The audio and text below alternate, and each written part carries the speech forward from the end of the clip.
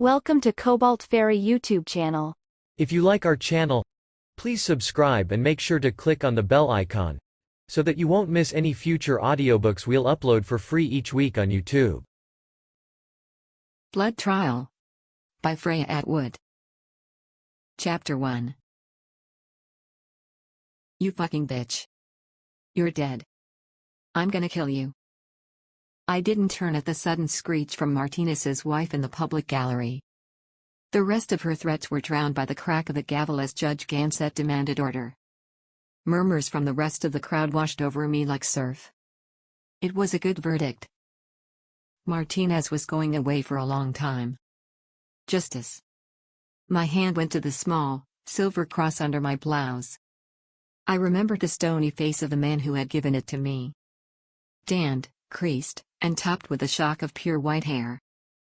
Philip Gove and Micah Harris, my trial team, sat beside me.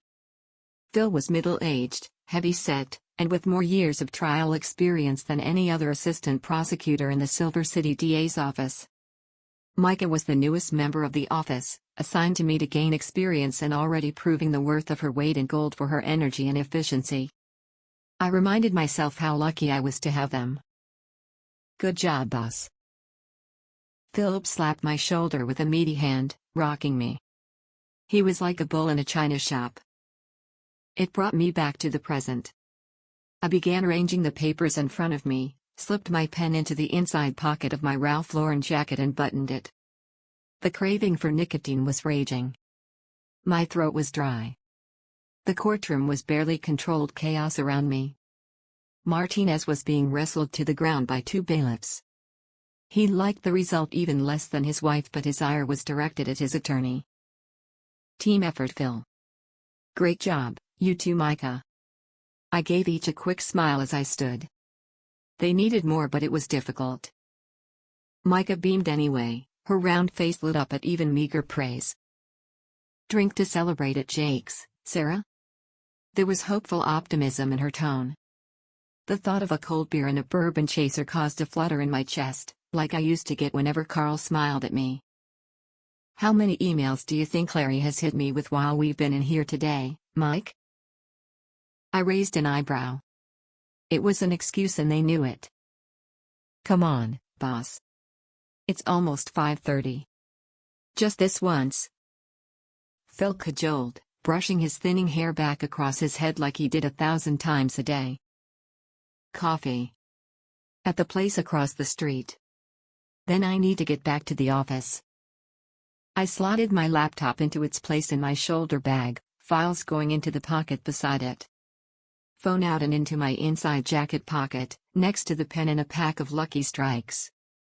Across the aisle from me, Mick Fleming, Martinez's expensive defense attorney, was waiting, looking like he had been sucking on lemons. He hadn't expected to lose. I took a step in his direction, extending a hand. See. Quit. I said. Fuck you. Southern California accent. We'll get you. I turned away, not hearing his response, glad not to have to look at his slick hair and overfed cheeks. There was a reason I had never sought a place in a private law firm, and Fleming was it. Defending scum like Martinez with loopholes and technicalities wasn't justice. All the people whose lives had been destroyed by the drugs Martinez sold had received justice today. Did you hear that? Philip sounded outraged. I was hardly professional myself. He's a snake. Micah put in. Forget him. He and his partners will go too far one day and they'll be the ones on trial. That's if Martinez's crew don't take matters into their own hands. Here's hoping. Philip said. My hand went to the pocket of my jacket, touching the soft pack of cigarettes and then taking the phone. As I left the courtroom, the smell of pine disinfectant and wood polish was strong.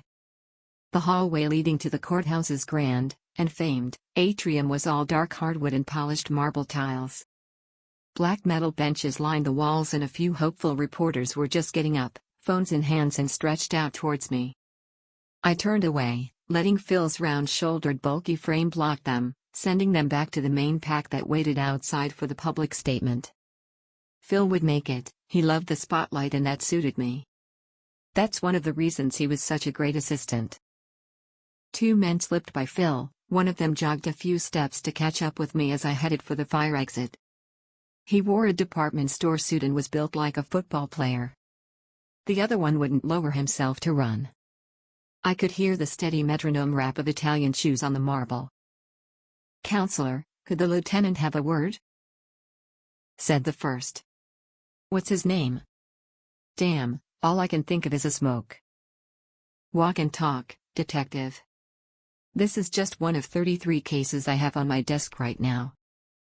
I led the way through the tighter corridors of the courthouse's back rooms. I could have done it blindfolded. At the double fire exit doors, Charlie Smith, one of the court security guards, stood waiting. He knew where I would be headed. He held one side open, having already disabled the alarm. He gave me a wink and a salute with two fingers glancing off his forehead. "Masterful job today, counselor. Good as I've seen in 20 years. He took a cigar case from the breast pocket of his uniform shirt and I made the metal cylinder disappear with the smoothness of a conjurer. "You've earned that, enjoy it." I smiled and it felt like it was the first in a long time that wasn't forced. "Thanks, Charlie." "Isn't that illegal?" came a deep flat voice from behind. The buff detective looked back at his companion, half a smile crooking his mouth. I stepped into the parking lot outside the fire exit and took out the cigarettes, taking hold of one in my mouth. I took the book of matches from my trouser pocket. 3 left, that dictated how many I could have today. That's the rule. I lit and drew in a long blue breath. The door closed behind us and I turned to face Lieutenant Lee Black. "I don't like crowds," I told him, choosing to believe the illegality he mentioned was opening the fire door, not the gift of the Havana. Lee was in his late 40s, about 7 or 8 years older than me. His short, dark hair was sculpted into a perfect side parting. His hazel eyes were creased at the corners but the rest of his face was smooth, giving him a round-cheeked boyish look. He was immaculate, as always. He looked less like a working cop and more like an actor playing a cop in some 50s TV show. Teeth too white, face too handsome. Always looking like he was laughing at a private joke. By contrast, I wore a gray trouser suit that disguised my figure, not that there was much to disguise. I was tall for a woman, almost eye to eye with Lee. My body was too straight, had never had enough curves to fit the view of the female form I had been programmed with. My blonde hair hung back from my temples almost to my shoulders. Out of court, I had shaken out the ponytail and clipped it in place with a pair of grips. "Micah, you don't need to hang around, you know that. I'll see you at the office on Monday." "Guess coffee's off then." Knew it was too good to be true. "Want me to give Carl a call, tell him you'll be late?" "You probably should, Micah," Black said smoothly before I could speak. He held out a card, a gold cufflink catching the late afternoon sun as he did. It was a glint amid starched white cuffs. "My number, if you need to get hold of her in the next few hours." Michael looked confused as she took the card. "I could just call her?" Black smiled and I thought of a shark. "Or me," he said. She needed rescuing, so I took the card out of her hand. "Don't worry, Mike. I'll speak to Carl. Ignore him. Midlife crisis." I turned back to Black, prodding his white-shirted chest with a corner of the card to get his attention. 2 minutes, Ulysses." I had discovered that Lee was short for Ulysses 5 years before. It wasn't common knowledge. The other cop spluttered and Lee took back the card with a broad grin. "You won't believe how much I don't bite at that one." "How? If I hear that name in the precinct you'll be directing traffic by next week." "What do you want, Lieutenant?" "Besides hitting on my colleagues." "A case. My boss has already talked to your boss. You've probably got an email waiting for you. I got the files, you can read them in the car." I had almost smoked the cigarette to the filter and needed another one. But the hook was in me now. I crushed the stub out beneath my shoe. What is it? Miranda Miller. I take it you know who I'm talking about. Of course. I thought Larry would be handling this one personally. Well, I assumed our DA wouldn't pass up such a high-profile murder case, but who am I to assume? We got you. Lucky you. Black put out a hand and a plain folder was given to him. This is Sergeant Grant, by the way, he said as he handed the folder to me. Okay, I said, taking the folder and beginning to scan. That's the best you're going to get from the Ice Queen, kid, Black said. Appreciate it. I turned a page and saw the crime scene photographs before I realized what I was looking at. I looked up so fast I could have given myself whiplash. Stomach rolled. Might have warned me, Lee. Yeah, well, now we're even. We're parked over there. Captain Morgan's turn told me to head over here to pick you up on our way to speak to a witness. Statement was taken from her at the time, but maybe you can get something we didn't. Victim had to be identified by dental records, by the way. Not much left of anything else. I had another cigarette lit and offered one to Black. Not in the car, not fair on my partner. He takes his health seriously. New to homicide, see? One match left. Should have spaced them out. Can't break the rules. I reduced the cigarette to a stub in a few long pulls, throwing away what was left and blowing the smoke out of my lungs before I got into the back of a dark blue sedan. Black and Grant got into the front. Grant was driving. I don't think I've ever seen you get behind the wheel, Lee. My great-great-granddaddy was a plantation owner in Georgia, and my mama brought us boys up to think of ourselves as displaced aristocrats. Even though Granddaddy George lost the farm investing in the only dead silver mines in this part of Nevada. So, it suits me to be driven. I wondered if the story was true. With Lee, you never knew when he was just spinning a tale. I was delaying and I knew it. Those pictures. I had to look at them, but the sight of blood had always been a problem for me. It triggered too many memories. I opened the folder again and forced myself to look. Looks like the entire top half of the head has just disintegrated, I said, reducing the images to plain facts by speaking them aloud. 13 shell casings were found. 7 entry wounds found in the torso and groin. The rest were discharged at the head, close range.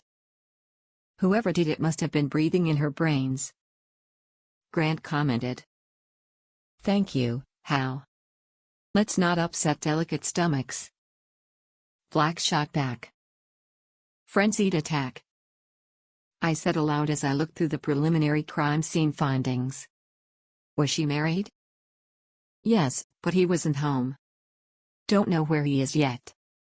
We're going to see the neighbor who called 911. A Miss Katie Halliday. A car shot out of an intersection against a red light. Grant swore and I had time to brace myself against the back of the driver's seat before it slammed into us side-on. The grinding screech of metal knifed my ears. I looked up and straight into the eyes of a man with a gun. Chapter 2. Black and red bandana. Shaved head and the muzzle of a gun pointing from an open window at me. I felt like I had stared down the barrel of that gun for an hour, but no sooner had the vehicle slammed into ours than they were away. The air filled with the stench of melting rubber and smoke hissed from the other car's rear wheels. Horns blared as they lurched into traffic and took off down the street. I didn't have time to duck. Grant was out of the car, firearm drawn and taking aim. Lee reacted just as fast, but he had a notebook in his hand and a pencil. Don't bother, Hal. Too many civilians. He tore off the page he had scribbled on. Here, got the license plate. Call it in. You okay? That last was directed at me. I nodded, hands shaking. Friends of yours? Probably the Martinez crew. My voice shook no matter what I did. I hated showing weakness in front of Lee. He had the good grace not to comment. Around us Clark Avenue continued to bustle, Drama over. Traffic went on its way and pedestrians jostled on the tree-lined sidewalk. I got out of the car and straightened my jacket, resisting the clamor for another cigarette. Grant had put the car half onto the sidewalk. Lee had walked around to the driver's side and looked it up and down lazily. "We still good to go, Hal?" Grant was leaning back into the car, speaking into a mobile radio.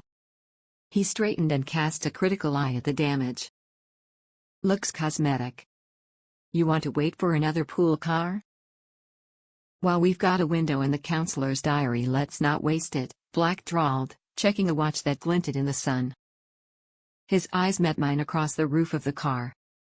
There was a momentary flash of genuine concern, quickly drowned beneath the customary smirk.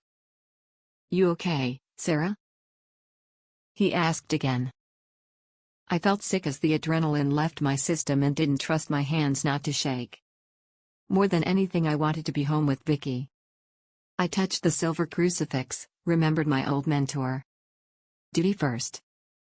"You bet. You'll need a sworn statement from me at some point. Want to make a note, Lieutenant?" Smirk bloomed into a white-toothed grin and he tapped the side of his head. "All filed." Miranda Miller lived in the Carson Heights suburb of Silver City. The road snaked from the plain in which the downtown area sat, alongside the Rio Seca, the river that divided Silver City. The road took us into the lush foothills that stood in the shadow of the Sierra Nevada. The houses were widely spaced and the gardens smelled of citrus fruit. Well-watered green replaced the brown of the desert visible beyond the city to the east. I digested the file as we drove, filtering out the chat from Lee in the front of the car. He liked the sound of his own voice. The craving for nicotine and alcohol was buried by the need to be sharp. I couldn't afford to lose focus. "Run me through the scene of crime one more time, Lee." Lee smoothly switched from whatever he had been talking about with barely a pause. 911 call made by Katie Halliday, 37, and neighbor of the Millers for 7 years. Call logged at 6:37 a.m. on the 29th of April. Says she heard a number of gunshots. Sounded like firecrackers was what she told the emergency operator. Patrol car arrived at 7:10 to find doors and windows locked. They broke in and found Mrs. Miller dead in her kitchen. Face down. Lee was reciting from memory. It was a neat trick he had that set him apart from most detectives. "Husband?" "Nowhere to be seen." Her car keys were in her hand but her car was gone. Was it robbery? Intruder got caught and panicked? It sounded wrong to me, the frenzied nature of the killing. But every avenue had to be explored. Can't rule it out. Lee was on my page, nothing assumed. But it seems unlikely, as I'm sure you'll agree. And plenty of valuables left in the house. Sexual assault? She'd had sex recently, maybe the night before. Signs of violence. House was locked up, any sign of forced entry? None. Neighbors neither heard nor saw anyone, other than the gunshots. No one else called 911. Neighbors on either side were awakened by the shots but weren't sure about what they heard. How recent is recent? Last night. You're making the husband for it. It wasn't a question. Got an APB on him. Looks like a prime suspect to me. Except that victim's phone has text messages implying he was in Carson City at the time. Hotels have been checked and he was booked into a motel there, and a man matching his description checked in at about 10:30 the previous evening. He could still have got back here. It's only a couple of hours by freeway. Sure is. That's why we're looking for him. I scanned through the file again, slower this time. Sunlight striped my face where it filtered through the trees lining the streets. Lee had turned up the AC and the back of the car was a fridge, which was how I liked it. He knows me better than Carl does. Carl still forgot how much I hate being warm. Or maybe he just doesn't care. I made notes into my phone to bring the swirling facts into some semblance of order. A message popped onto the screen. It was Carl. You were supposed to be picking up Victoria from piano practice at school. School tried to call you and then got me. I didn't bother replying but immediately texted Vicky. Hi, sweetie. Sorry, got caught up in work. Did Dad get you from school? I didn't have to wait long for the reply. Hi Mom, no sweat.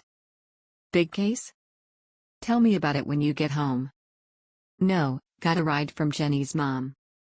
No sweat. Dad being a dick about it.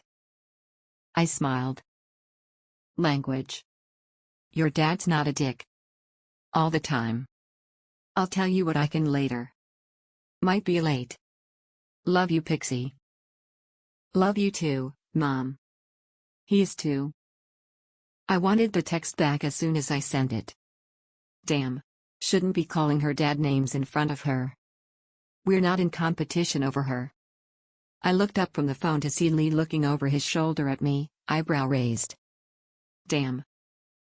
Still with us, counselor? I put the phone away without replying. Grant was slowing and turning into a driveway. A wood-framed house painted in pastel blues and yellows stood behind an immaculate lawn, kids' toys scattered across it. The drive ended in a double garage. White-painted wooden gates stood open, flanked by two tall, brick gate posts. There was a spill of crumbling brickwork and masonry from one of the gate posts, where a corner looked to have been smashed. A thick black tire mark curved from the damage into the street. The house opposite had identical gates, though these were closed and guarded by uniformed cops. Beyond the closed gates I could see the top story of the house beyond, also wood, though painted in bolder colors and looking as though it had an extra story on its opposite neighbor. There were 3 outside broadcast vans parked along the street, the logos of local TV networks on their sides. Is that the crime scene? Sure is. And this is the residence of Mrs. Katie Halliday. Lee answered. Looks like the lady's expecting us. Grant commented. A woman with blonde hair, tied back into a ponytail, wearing yoga pants and a baggy sweatshirt, had come out of the front door and was watching the car approach. She chewed her lip and fidgeted with her feet. She was beautiful, but it looked like a beauty that had been bought, cosmetic surgery, makeup, the best skin treatments. I rarely wore makeup. My best feature, a female friend had once told me, was my high apple cheeks and hooded eyes that apparently looked sultry. All of which, I apparently wasn't doing enough to emphasize. Compared to the deep tan, real or otherwise, of Katie Halliday, my pale skin must seem almost ghostly. Waiting for something? Lee said thoughtfully. Wonder what? Mrs. Halliday. Good to see you again. I hope we're not intruding. He greeted her warmly. You are. I was just about to go to a class actually. Sorry to disturb you. Night classes? Yoga. Katie Halliday looked from Lee to Grant, spearing a look for me as I got out of the car and plainly dismissing me. I told you everything I know. Routine, Mrs. Halliday. Can I call you Katie? No. Let's go inside, shall we, Katie? Lee said right over her. I suppressed a smile as he breezed past her and waited for Grant to open the front door. Mrs. Halliday jumped. Hey. You can't go in there without my permission. My husband's an attorney. You'd rather do this out here? I asked. Was it your husband who was in such a hurry to get out of here that he hit that gate post?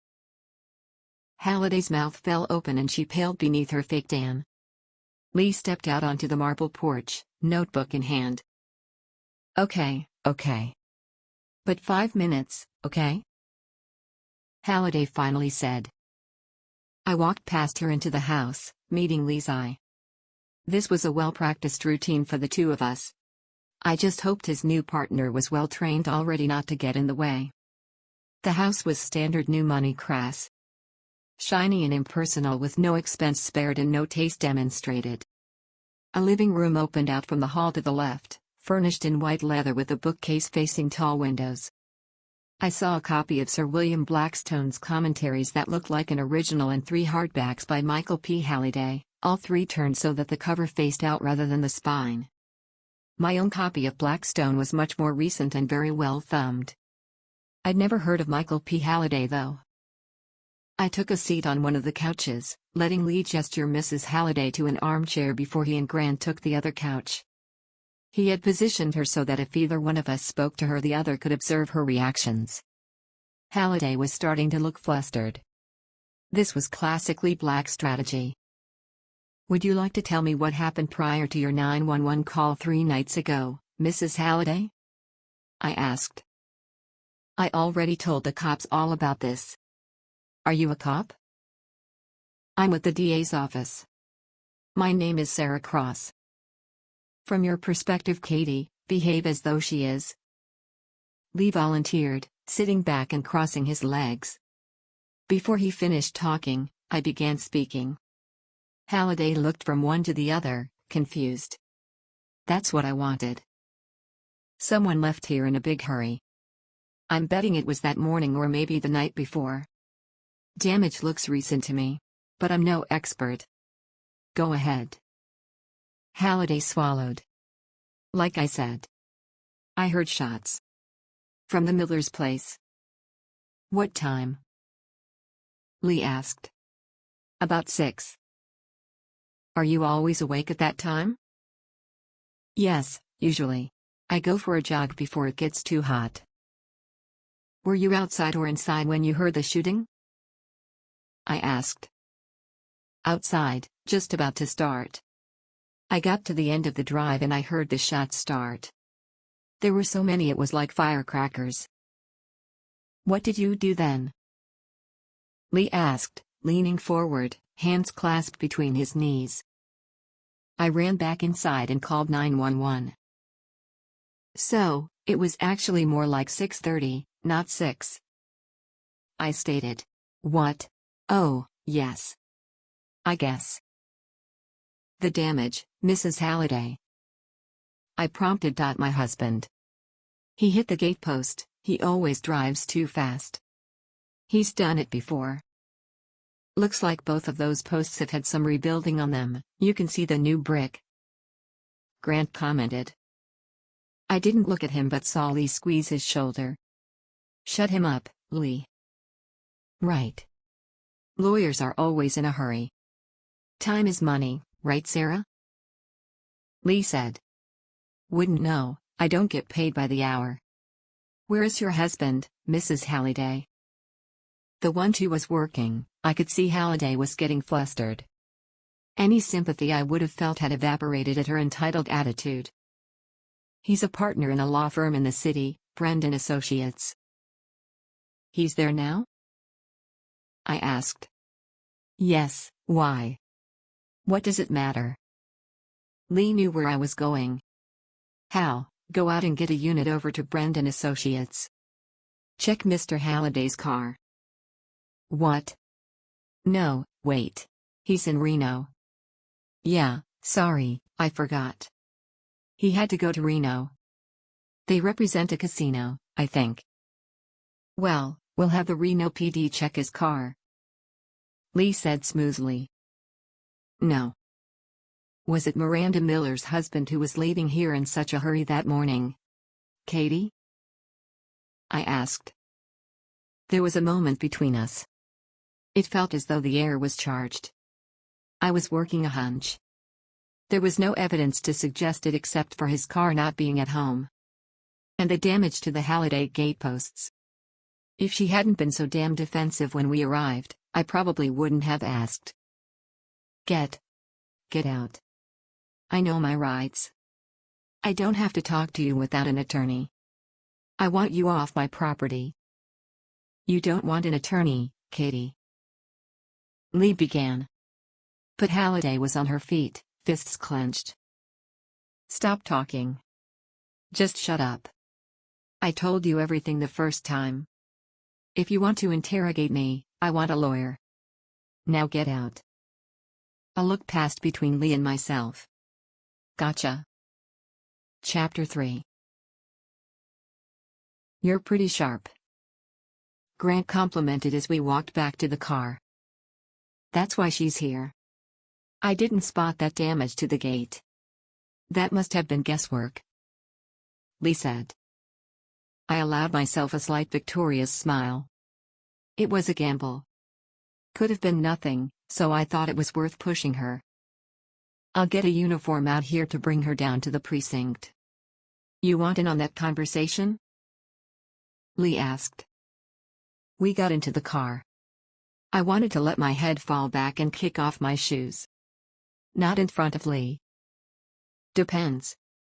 If you're bringing her in tonight, I need to get back to my family. In the morning I'd like to sit in. Suits me. It's shift change anyway. You want to check out the crime scene before we take you back to the courthouse? No, I want to get home to my little girl. Yes. I need to look it over. See what else you missed. Grant was turning the car and heading back out of the driveway. Lee flashed his badge through the windshield and the uniformed officer on guard opened the gates. A few reporters scampered forward, crouching to see into the car and snapping pictures. Grant barely slowed. I flipped open the file again as Grant pulled us up opposite the Miller house. Another uniformed officer stood sentinel at the front door, coming forward to check the badges of my escorts. We entered the house through the front door. Hardwood flooring and a staircase that split halfway up to curve away over our heads. A full-length mirror on the opposite wall gave an illusion of depth, a spider's web of cracks marred one corner. Caused by an impact. Scanning the floor around the mirror revealed a CSI tag. What was used to break the mirror? A ring. Miller's wedding ring. Lee said. No sign of forced removal, in fact I would say it had been on and off her finger a lot. No tan line and well worn inside. Living room opened on one side of the hall, just like the Halliday house. I could see the kitchen through an open door beside the broken mirror and a closed door to our right.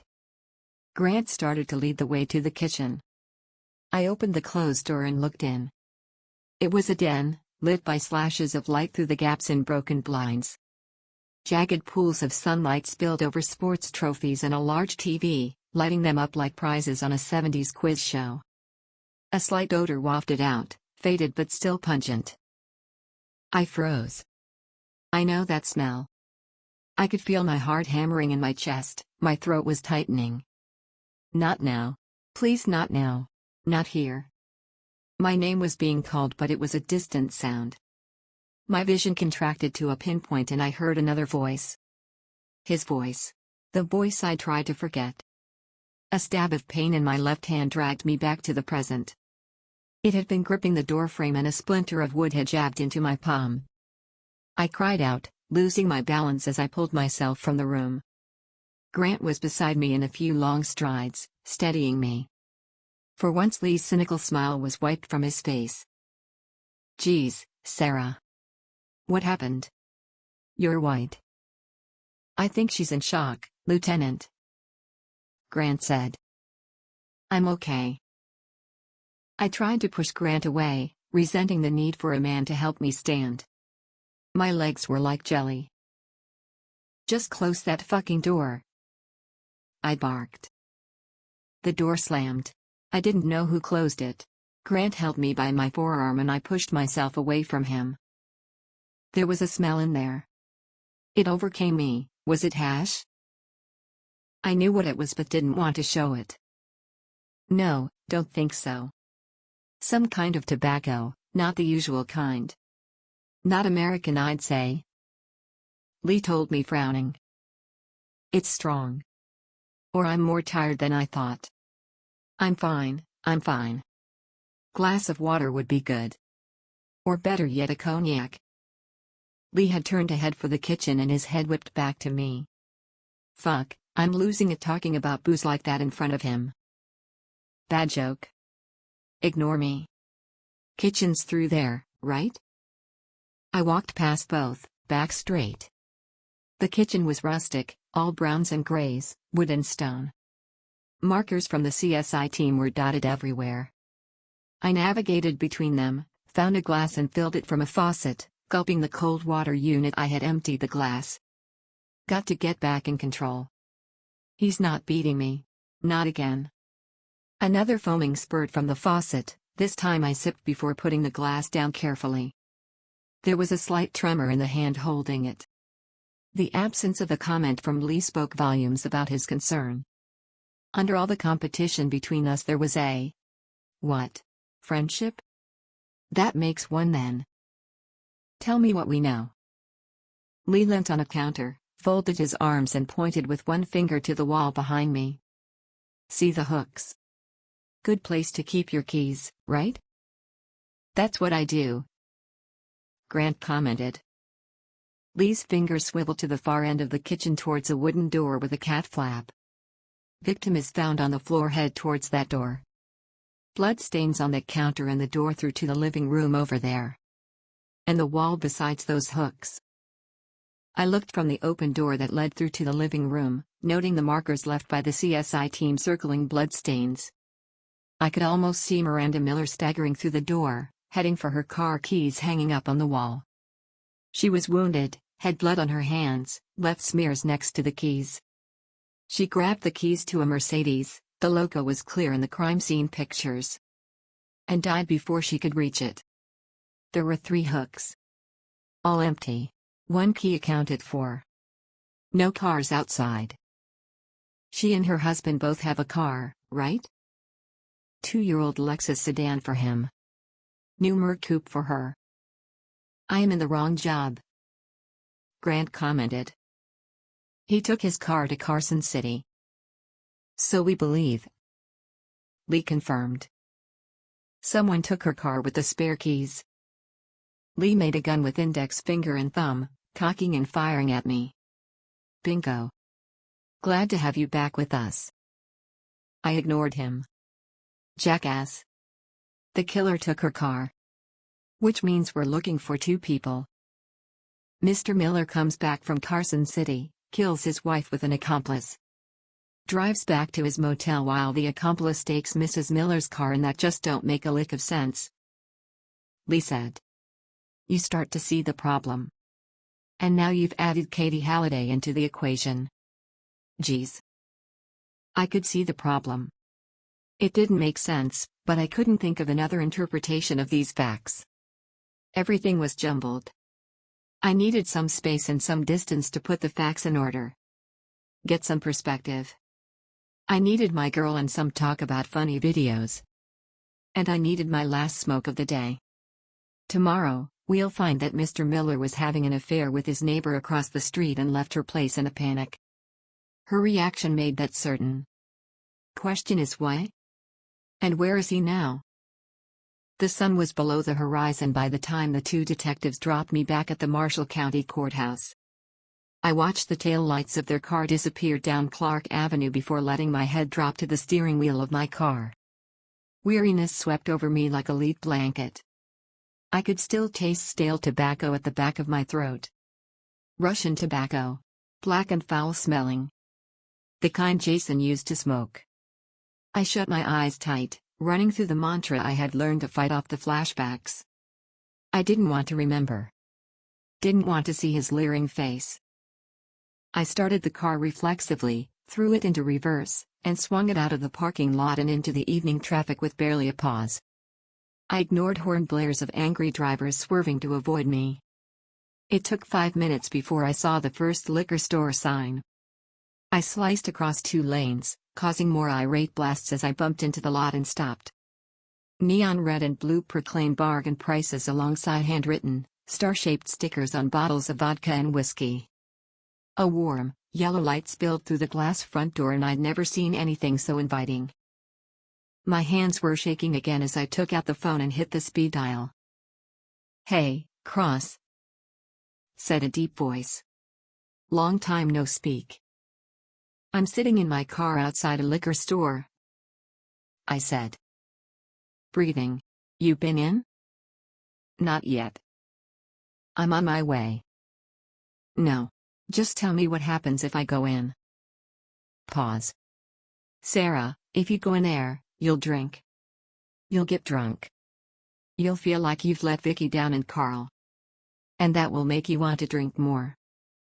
I had a flashback. When I was a kid. After my parents were killed. So write it out. It's over and Jason is long dead.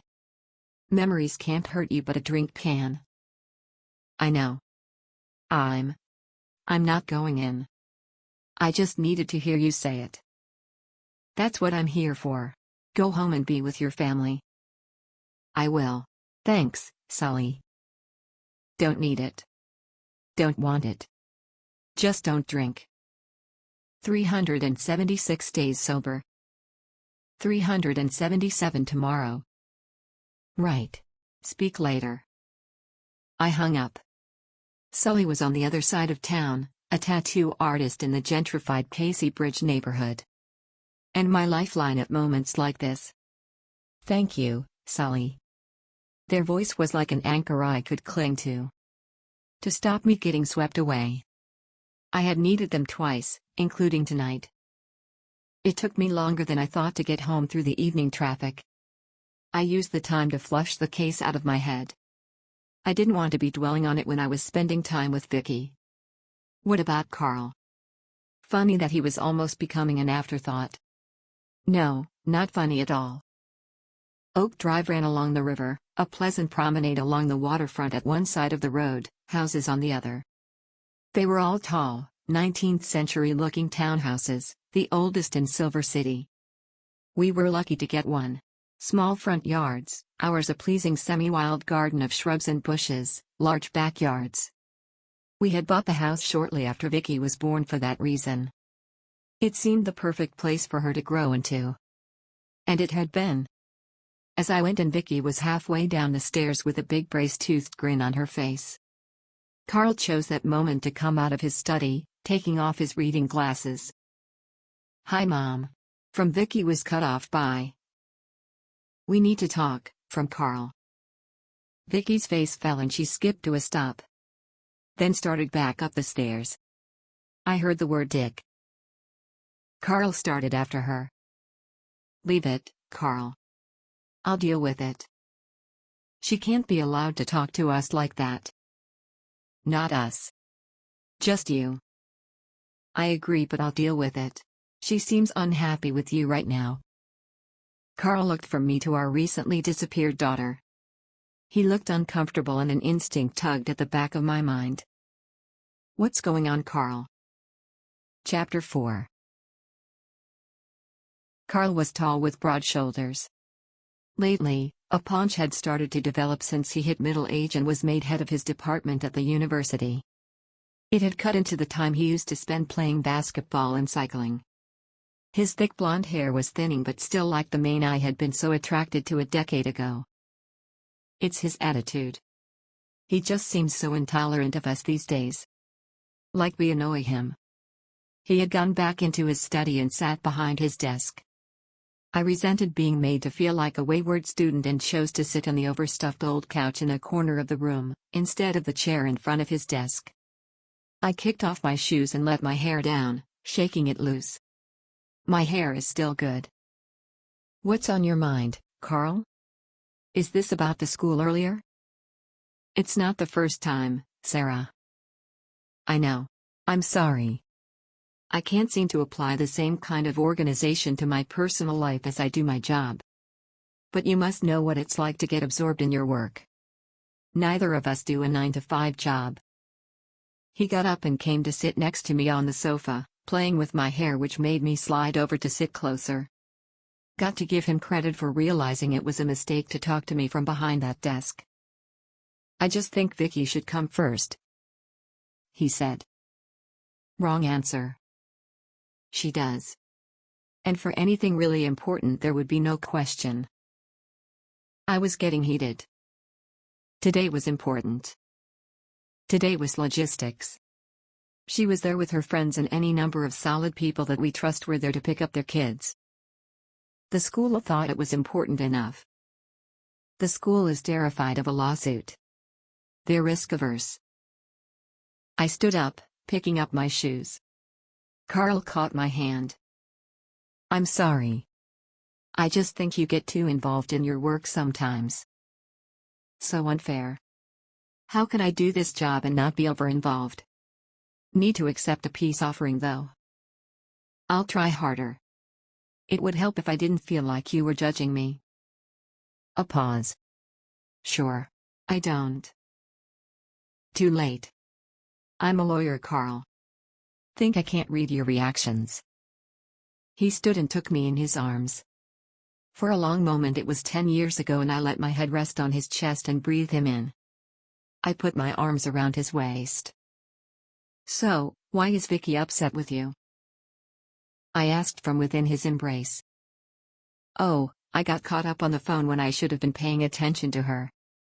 A few messages on the work group chat. Rookie mistake. An alarm bell was softly tinkling. Like the instinct I'd had over the damaged gatepost. No evidence. Just something. I pushed it down. Not here, not now. I need a chamomile tea and a sandwich. Think you could rustle that up for your hard-working wife? He smiled and kissed me. Sure thing, counselor. I followed him through to the kitchen, taking a seat on a counter stool while he fixed my favorite cheese and mayo sandwich on white bread. Unhealthy as hell, but got to be better than cigarettes and alcohol. So, what are you working on? He asked. Miranda Miller murder case. Heard of it? He dropped the knife he had been using to butter the bread. Yeah, I think so. DA has assigned me to the detective team working on the case. Why? I mean, you're not a detective. Why does he want an attorney working with the police? I frowned. Because I'm a state prosecutor. That means I investigate right along with the police if need be. Especially on a high-profile case like this. He didn't need this explained to him. Well, I just think it's an imposition. You're not a detective. Well, when you're DA you can change the policy? But you're not. And, on this case, I am a detective. He shrugged and I decided to take another gamble. Ever met Miranda Miller? I think the file mentioned she was involved with the university in some way. Can't really remember. He had put the sandwich in front of me and I took a bite while I was talking. Yeah. Yeah, I think I did, once or twice. At fundraisers. Okay, Carl, so now you've got my attention. We'll need to take a statement from you then, at some point. Why, can't I just tell you now? Has to be under oath. Trust me, as an attorney it's for the best. I was digging and I made myself stop. It was the prosecutor's instinct to ferret out the truth. It wasn't fair on Carl, he was probably uncomfortable having anything to do with a police investigation, no matter how peripherally. Most people were. Stop it, Sarah. Stop torturing him. Forget it, honey. We can do it at my office sometime. Not important. Just have to talk to everyone who knew her. Wouldn't say I knew her. Just met her a couple of times. I smiled, hopefully genuinely, and picked up my tea and sandwich. Don't worry. I'm going to talk to Vicky. What's for dinner? Lasagna. I'll drop in when it's ready. I grabbed a bag of chips as I left the kitchen and went upstairs, to the last room along and knocked. Come in, Mom. I went in. We'd given her the corner room when she turned 10, an upgrade from the box room at the back of the house she had when she was younger. It had windows on 2 walls, but I don't think Vicky ever actually opened the blinds. There was a smell of perfume in the room. Mine, she'd been trying it out again. And the walls were painted shades of blue, merged together along the middle of the wall to resemble crashing waves. Her idea. Her creativity frequently amazed me. Hi Pixie. Want some chips before dinner? She was sitting cross-legged on her bed, looking at her tablet. Sure. Sorry, Dad decided to be so heavy first thing. He's kind of a serious man. Has to be in his job. He's always serious lately. He's always on his phone. Oh, right. Well, Must be some important work going on in his department. Research or something. I picked up his phone when it rang and he yelled at me. I put my arm around her and hugged her close. No, I couldn't think of a good justification. Carl, you jerk. What are you up to? When was that, honey? A few days ago. And I just wanted to tell you about Minnie's new puppy and show you my new video. And he just ruined it. Well, you can tell me now, Pixie. Here I am. Well. Okay then. I had to laugh at her mock reluctance. And stop myself from digging again. That alarm bell was ringing again, louder this time. I shut it down and focused on my little girl. The cops at Culver Street Precinct called the little room, the cooler. A reference to an old movie I thought. I could never remember a movie after leaving the theater. Give me Robert Frost any day. It was the smallest of the precinct's interview rooms, and the one chosen when a detective wanted to make a suspect sweat. It was a good choice by Lee to put Katie Halliday in there. She had a lot of attitude to circumvent before we could get to the truth. The cooler was a box without windows. The lights were recessed into the ceiling, casting a diffuse glow. A mirror of two-way glass covered one wall. Was there anyone who came into this room that didn't know someone was watching through that? A simple desk occupied the middle of the room with some recording equipment and a few plastic chairs. It wasn't a large room, and with the four of us and no windows it felt crowded. Katie Halliday, her attorney, Lee Black, and me. Halliday looked belligerent and self-satisfied. Her attorney looked relaxed. Correction, he had looked relaxed until I had walked into the room. Now, he looked from me to Lee and back as though trying to assess who posed his client the biggest threat. Katie Halliday hadn't noticed. She thought she was golden now that she had a lawyer. After the usual introductions for the tape, Lee got in first, pushing some plastic-wrapped papers across the desk. Peter Miller, husband to Miranda Miller. Neighbors on either side tell us the two of them were volatile. Lots of shouting over the last few months. My turn. Miranda Miller's people have spent most of this year fighting rumors on social media about her personal life, castigating the tabloid media for prying. Blah blah blah. No smoke without fire, though. Halliday's attorney drew breath, but Lee took the baton. He checks into a motel in Carson City. Leaves his car there and rents a car. Odd, don't you think, counselor? Very odd, Lieutenant. Why does he want two cars? Motel reports a new, burgundy Ford was dropped off in their parking lot by a local rental firm. Traffic cameras on the freeway spotted that vehicle heading south on the freeway. Heading back here. He prodded the table. Missing his wife, do you think, Mrs. Halliday? I asked, arching an eyebrow. I was enjoying this. Do you have some specific questions for my client? She has denied having a relationship with Mr. Miller. The attorney said. Forensics is at your property now looking at that gatepost. They'll find paint after a scrape like that and we will match it to the rental car. We don't have that vehicle, but the rental company has identical models. With identical paint jobs. Lee went on smoothly. I leaned forward. So tell us the truth about why Peter Miller was leaving your house and when, Mrs. Halliday. So, we can eliminate you from the investigation. Lee finished. We were a good double act.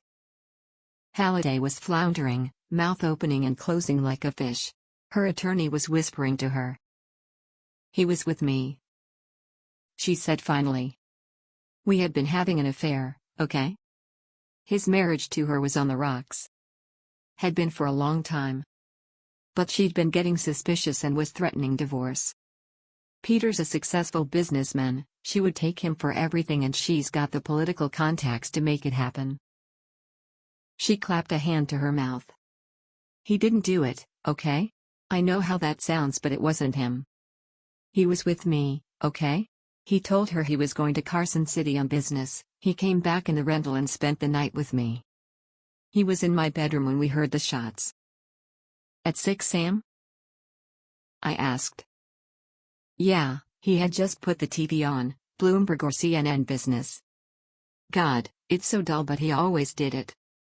A show had just started and we heard the shots. What did he do? Lee asked. Halliday's attorney was whispering to her again, gesticulating sharply with one hand, but she shook her head. I'm not letting these sons of bitches go after my PD. Shut up. Just shut up.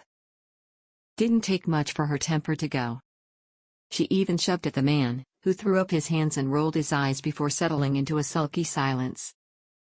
He ran straight out of the room and over to his house. I watched from the bedroom window. It looks right out front. We used to laugh that when we were together in my bedroom we could look out right at her bedroom. Good to have a sense of humor, Lee said dryly. What happened next? A man came out from around back. I thought it was Petey. He jumped in her car and drove away. Like tore off, you know? Then I saw Petey come out, ran straight back to me. He said she was dead, that he had seen a man in the house but he had gotten away. He was in a panic, but Petey is always cool under pressure. He calmed right down. He said that the police would be looking for him. He would be the prime suspect, so he needed to skip out. Find this guy himself. Said the police would be too lazy to look beyond the husband. Then he left. So, you're saying there was another man in the house? I asked, putting disbelief into my voice. Lee had skepticism painted across his face. It was all to push Katie Halliday, test her. I saw him. What did he look like? Lee demanded, leaning forward. I couldn't make out. It was too far. Blonde hair, I think. And tall. Slim. There was a knock at the door. Grant put his head in.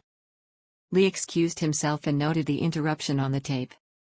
He whispered to Grant for a few seconds, then came over to whisper in my ear. We got Peter Miller. Chapter 5. Carson City PD had found Peter Miller trying to board a flight to Seattle. They had taken him in, holding him until Lee and I could arrive from Silver City to talk to him. The Carson City headquarters was a grand, white stone building with a colonnaded front and landscaped gardens. And it was thronged with the press. I heard Lee curse under his breath as we pulled into a visitor parking space and got out of the car. He could get through the reporters without comment, but not me. The Martinez case was high profile and recent. I kept my head down as the first reporters saw us. From somewhere in the throng I heard. Is that the Silver City DA? No, DA's a guy. She was on the Martinez case. I know her. Sarah. Then my name caught on, spread through the reporters like a wildfire. Questions were rapped out at me. I kept going, head down and not saying anything. A claustrophobic sensation started in the pit of my stomach. I heard Lee. Hey, get back. I'll have you on an obstruction of justice charge. Police business, coming through.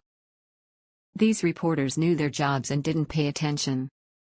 They knew it was bluster and there was no law to stop them harassing a public servant on public property. He waded in ahead of me. I found myself envying his physical presence, his height and breadth of shoulder, as I tried to push through in his wake. I had always been a skinny girl, but in college I had worked hard to build some strength for my own protection. Didn't work. I was still slender. Physical exercise wasn't something that came easy. I caught a sudden whiff of acrid Russian tobacco. It was in my head, but it was the crush around me, bringing on a panic attack. Goddamn vultures. By the time I was through the revolving doors into the building, I was sweating. Never gets any easier, I said by way of explanation.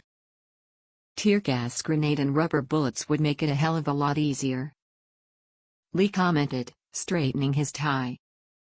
We were quickly shown to the interview room where Peter Miller was being held. It was a contrast to the room we had interviewed Katie Halliday in just a few hours ago. Airy, with lots of natural light. Same two-way mirror though, and same desk and chairs. Peter Miller sat at ease, legs crossed and arms folded. He looked to be in his late 40s, fair hair elegantly sculpted. Good skin and a Roman nose that gave him a patrician look. He was well dressed in casual clothes that screamed quality. The chunky gold watch on his wrist rivaled Lee's ostentatious display. His lawyer was equally well suited, attorney bought 3,000 churned out by the big law firms by the million. Introductions were made. Miller kept his eyes on me. I tried to decide if it was just because I was female. Lee tended to attract the attention in these situations, he drew the eye. My neutral gray suit and suppressed femininity was calculated to let me blend into the background until I wanted attention on me.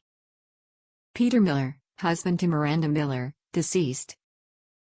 Lee asked as a statement. Yes, I am. Still looking at me. I looked back. Can you tell us what happened on the morning of your wife's death? Katie has told you by now, surely. Level voice, confident. I'd like to hear it from you. Lee replied. I heard the shots. I was in Katie's room having spent the night with her. I ran to the house. Front door was locked. I went around the back and a man knocked me over, coming the other way, out of the back door. What did he look like? I asked. Excuse me, counselor. Can I finish? I nodded. This one's not going to let us fluster him. I was on my back, winded. He hit me with his shoulder. Took me by surprise. All I saw of him was a flash of color. Think he was wearing a hoodie. Blue. I remember blue. And white. Sneakers maybe. Tall, short, fat, thin? Lee asked. Taller than me. What happened next? I asked. Miller shot me a look. Ah, chauvinist then. Don't like the woman asking you questions. I put my growing dislike aside, matching him glare for glare. I thought about going after him, but I heard the car. Realized it was pointless and I went into the house instead. Saw Miranda. He broke off, putting a hand to his forehead and looking down. Sham grief. This is a calculator. This is a calculating sociopath who's giving us what he thinks we want to see. Attorney Bot put a hand to his shoulder, murmuring, then turning to us. I want it noted that my client is cooperating fully despite being recently bereaved and suffering the immense shock of seeing his wife's dead body. Noted. Lee said dryly. Does he want a hug? Miller shot him a look that had nothing of the grieving husband in it. Doesn't like being challenged or made fun of. This is going to be fun. Why were you and your wife arguing, Mr. Miller? I asked. When specifically? When you argued loud enough for the neighbors to hear. So, every time then? I'll repeat my question. When specifically? Did she know about your affairs? I deliberately made that plural. Let's see if he notices. No. And yes, there had been more than one. That's not something I need to hide. I certainly don't feel guilty. Did she suspect? Lee inquired. How would I know? I hardly saw her. Between my business and her career. When did we see each other? It just seemed like she was always looking for a fight when we did. Always at me for some bullshit reason. Why would she take her wedding ring off? I asked it in a low voice while looking through the files I had spread out in front of me, almost as though I was thinking aloud. What? When? I looked up. Caught Miller darting a look between myself and Lee, then to his attorney. Gotcha, you supercilious son of a bitch. Lee yawned, apparently unconcerned, but that was a tell of his. The more disinterested he looked, the more excited he was. I ran with it. Her wedding ring had been removed and was found in the front hallway. It had been thrown into a mirror. And it looked like it came off really easily. Mine's been on for 12 years, I couldn't take it off without soap, I don't think. Why could she? Did you take off the ring and throw it in anger? Lee asked. Was she maybe cheating on you? I finished. Ouch, that's gotta sting for a man like you. Lee winced. Way to feel emasculated, right, Lee? I continued, ignoring Miller. I didn't. Miller yelled, getting to his feet. Right. I said, looking up at him and holding his stare. Sit down. Lee said, arms folding and pointing to the seat. We've got probable cause. We've got a witness that places you at the scene and circumstantial evidence to back up her testimony. We've got your statement that you were there. I ticked off points on my fingers. I didn't kill my wife. She wasn't cheating on me. Miller refused to sit. He was growing red in the face. I need a minute with my client, chimed attorney Bott. And I need a minute with Taylor Swift. Life's a bitch. Lee shot back. Sit your ass down, Miller. His native Georgia drawl came out at moments like this. The overdressed dandy with his two-tone shirt and gold tie pin suddenly looked every inch the detective. I think we've passed the evidential threshold. Enough to have Mr. Miller brought back to Silver City and held while we gather more evidence. I think we're done here for now. That was my coup de grace. Either it ended the interview and left Miller sweating until we wanted to talk to him again, or it jarred something new loose. I wanted to test this story he and Halliday were giving us, shake it till it either stood up or folded. Thank you, counselor. You're going to look so good in orange, Mr. Miller. Lee said with a flash of white teeth as he gathered his files together and stood, buttoning the pale blue suit jacket he wore. Okay, wait. Enough with the theatrics. Attorney Bott suddenly showed some humanity. I reevaluated. I'm sorry, Pete, I didn't want you to find out this way, but she was seeing someone else. Pete? Lee said, feigning confusion. You two buddies then? Yes, we are. The attorney said. I've represented Peter Miller and his firm for a number of years. Going to tell me what the fuck you're talking about, David? Miller hissed. The attorney sighed, taking out his phone and scrolling. I heard a whisper that Miranda Miller was seen at places. Bars, parts of town you wouldn't expect to see a state representative. I decided to put a private investigator on it. I didn't want to say anything to you, Pete, not until I knew one way or the other. I know how you feel about Miranda. I couldn't help laughing. Not strongly enough not to cheat inside of her bedroom. And your personal life is spotless, is it, counselor? The attorney asked pointedly. Spool on. Let's get to the meat. Lee shot back. I did love her. In my way. Miller sounded almost contrite. I need freedom that she wouldn't give me. I don't have to justify myself to you. Tell me, David, what the fuck? We found out about a place she was going regularly. A guy she was meeting. Here. I've just sent you the report we got from the PI. Officer, if you would give me an email address, I will of course share it with you. And with the Silver City DA, of course. I suggest looking for this man. Here is your killer, I believe. Chapter 6.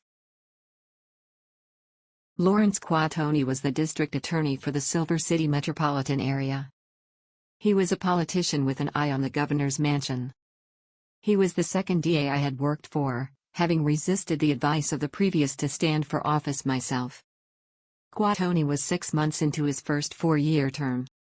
He was a whip-thin man with veins that stood out on the back of his hands and a head shaved to disguise balding. He took gum from a bowl on his desk and chewed constantly. I took a seat in front of the wide, glass-topped desk. I read your digest of the cases you're currently assigned. You're making good progress, but I want you to focus on the Miller investigation. I had been expecting it. With Martinez sentenced, it was the most high-profile case I had. Agreed. There's nothing in the rest that Phil and Micah can't handle with some support from one or two of the other APs. I think it's going to be important to get a quick resolution on this one.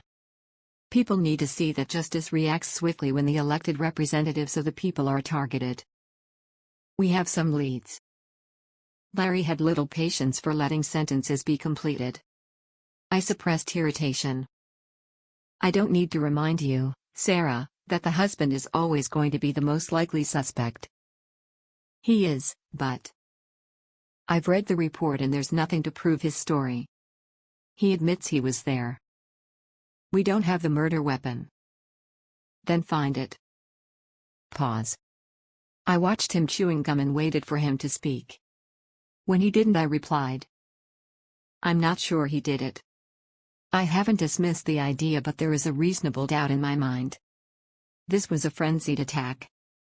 We know there was another person there, there had to be. One person to take her car and one to take the hired car.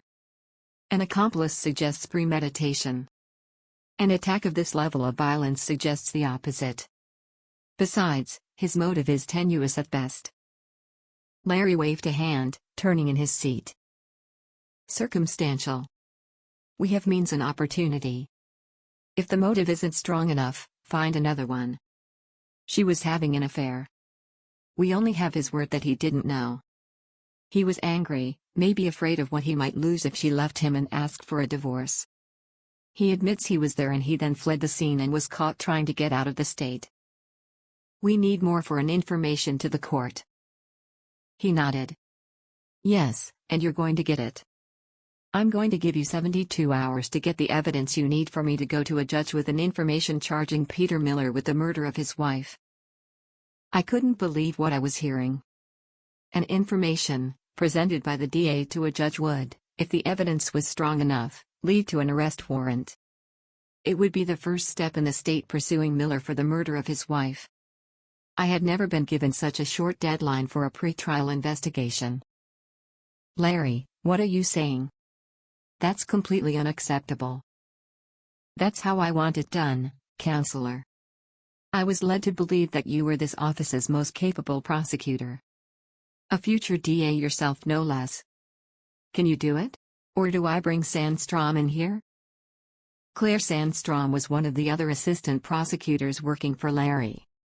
Promoted shortly after his election and already used more than once as a cosh to beat me. I'm not losing this case to her. I had never been a great team player, too much pride. No. I'll take the 72 hours and find the evidence there is to be found. I want draft information on my desk Thursday morning, first thing. He wasn't listening. I wondered what pressure was being applied from higher up in the state government for a speedy resolution to this case. John Marshall, Larry's predecessor, would never have allowed it. But John Marshall had been a true servant of the law. Larry Quatoni believed the law existed to serve his career. You'll have the evidence we have, I said stubbornly. How easy it would have been to just nod and comply with his orders. But I couldn't. And I watched him weigh the risks of taking the case away from me. My stomach clenched, but I didn't show any anxiety to him. My face was iron. I waited him out, daring him to do it. 72 hours. Don't give me anything in writing about this conversation. I wanted to hit him in the mouth but settled for getting up and leaving his office. A wide hallway was flanked on both sides by offices, discreet brass plaques announcing the owners. As I walked down the hall towards my own office, a door halfway down opened. A woman with long, dark hair, a trim figure, and a permanent pout came out as I passed. Claire Sandstrom always looked as though she had dressed for an event. I had a wardrobe of skirt and trouser suits which were practical first and foremost. A woman shouldn't need to use her sexuality to get ahead.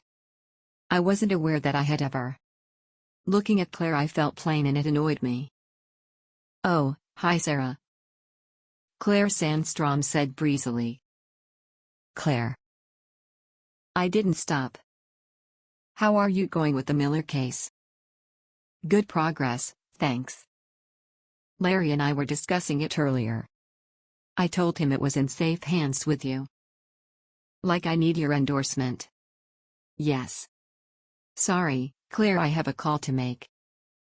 You know where I am if you need any help." I waved a hand in acknowledgement as I walked away, her last words spoken to my back. I heard her footsteps heading for Larry's office. I don't have an appetite for office politics. The two of you are welcome to each other. My office was on the far side of the building from Larry's. It was divided into two inside, Phil and Micah working in the first room in front of a window looking out over the business hub of Silver City, known locally as Dollar.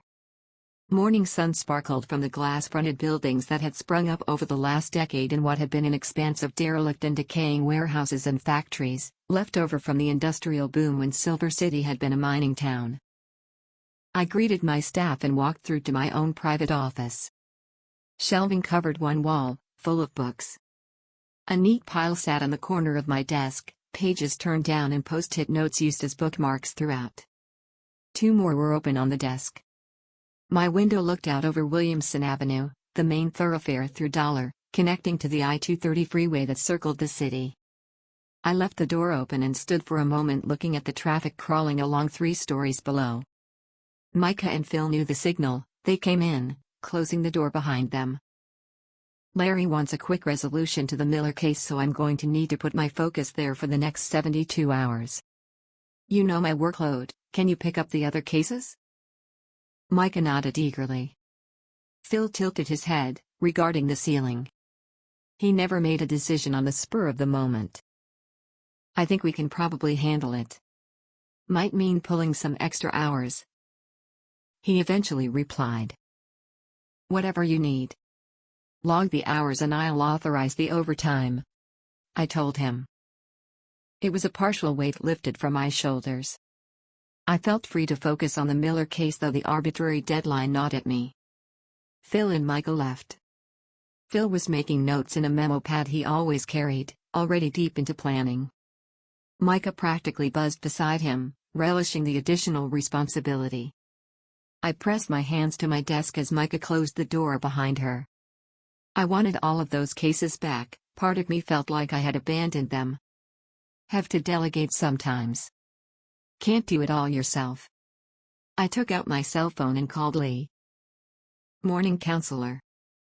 "Morning, Lieutenant. I have good news and bad news. Which do you want to hear first?" "Hey, it's me you're talking to. Course I want the good news. Not sure I want to hear the bad news at all." I could hear bustle in the background. He was at his desk. "Good news is Larry wants me to focus exclusively on the Miller case. So, as of this moment, that's all I'm working on." "Well, isn't that just peachy? Consider yourself deputized." "Bad news is that he wants it pinned on Peter Miller and fast. He's given me 72 hours to pull together enough evidence for an information he can take to a judge." Lee whistled. "I did say I didn't want to hear the bad news, didn't I? Don't tell me who Larry is thinking of giving the case to. You're the only one over there worth a damn these days." I felt awkward over the compliment. "Thanks. Where are we, right now?" "I'm taking it easy, putting my feet up with Peter Miller's business records. Hal is hitting the streets chasing down all of the dives Miranda Miller was seen frequenting. Boy oh boy, but she liked to slum it." "What about Miller's car? The Mercedes coupe?" "The Cap has worked his magic to get me some bodies from traffic. I've got 2 poor unfortunates trawling traffic camera footage looking for it. And I have 6 uniform officers for another 24 hours looking for the murder weapon. 3 in Silver City PD and 3 in Carson." My fingers drummed on the top of my desk. God damn it, Larry. Given time, both lines of investigation would give us the evidence we needed, but we didn't have that time. If we don't get something concrete, Larry is going to go after Peter Miller and do whatever he can to make it stick. "You think Peter Miller didn't do it?" There was doubt in Lee's voice. "I'm not sure. But I won't see this pinned on him without concrete evidence. Justice, Lee. That's all I care about." Pause.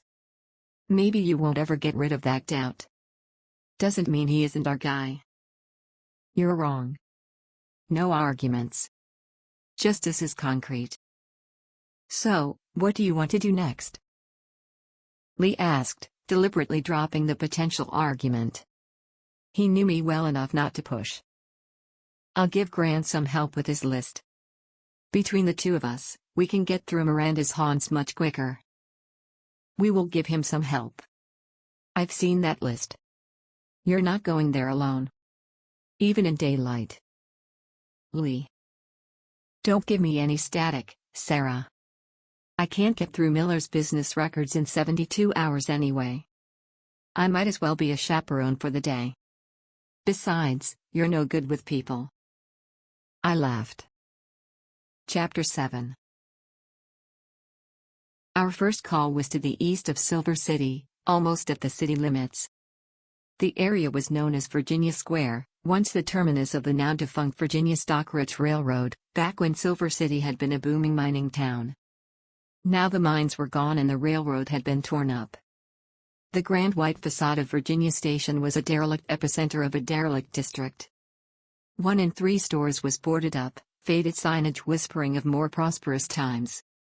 Vacant lots appeared in every block like weeds. There were housing projects here, virtual ghettos. And bars. Shakey's was our destination. Lee turned into an empty lot between a row of brownstone houses and an empty store, its plate glass windows boarded or broken. Washing hung out of windows above the stores and I noticed a narrow door tucked into an alcove. An entry to the apartments above. Music wafted from up there, the wail of a child and some briefly raised voices.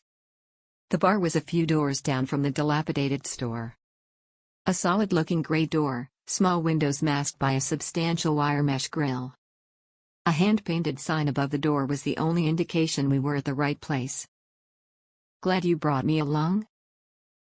Lee said, noticing the distaste on my face. I didn't answer but led the way inside. Any reputable place would have been locked up. It was just after 10:30 in the morning. The door was unlocked and there were people inside. 2 men in antique suits sat at either end of a formica-topped bar, nursing drinks. A thick-set man with tattoos scrawled over his arms and neck had been wiping the bar but now stopped, threw down the cloth he had been using and stared at us. In the back there was a pool table and beyond, some tables and chairs. There was a brief but intense flurry of movement between 2 men sitting at one of the tables. 3 more guys looked up from a table to our left, checked us out and went back to a game of cards. "Officers. I already paid this month," the bartender said in a broad New York accent. Right. Checks in the mail, huh?" Lee said. "No, the cash is in the pocket of every cop in the East Side precinct and on the shakedown. So, that's all of them. Now get out." I took a seat at the bar, Lee leaning against it, his back to the bartender. "Hey, Vinny. When you guys going to get the air conditioning in this place fixed? We're in the desert, you know." The man at the far end of the bar called out in a slightly slurred voice. "Shut your mouth," Vinny snapped. "Anyway, we're from the West Side.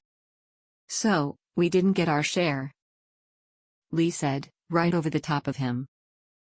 "Lee, please," I interjected. I took a picture of Miranda Miller from inside my jacket and held it up. "Have you seen this woman in here before?" "No. Didn't even look."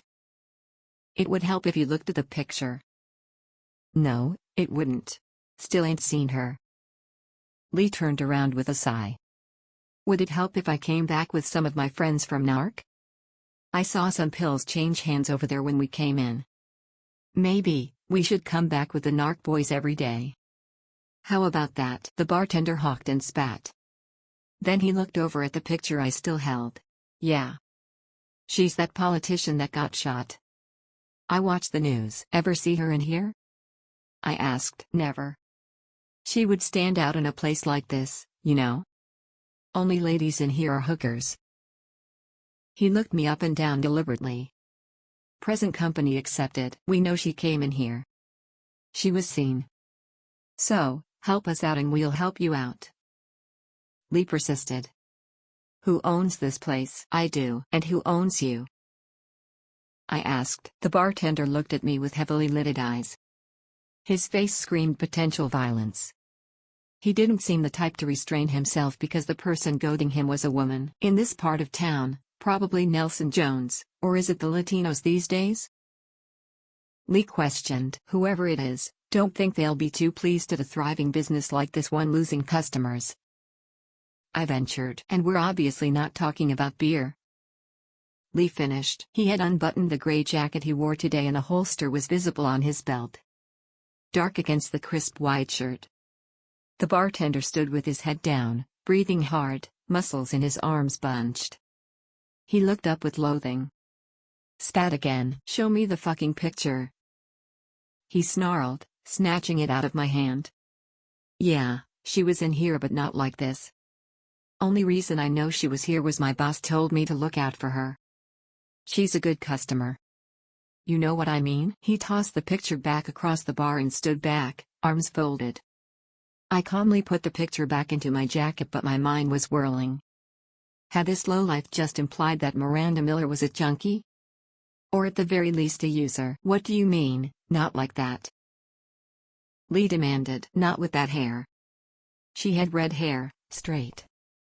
And she wore skirts that barely covered her ass. She looked like a fucking hooker. Do you want me to draw you a picture, pal? When was the last time she was in here? I asked. I don't fucking know. Last week I think. Yeah, Donnie Malone was in from Vegas. She came in here to see him. Was she alone? No, she came in with some guy. Not one of our regulars. Don't know him. Certainly ain't from this part of town. Thanks, that was almost helpful.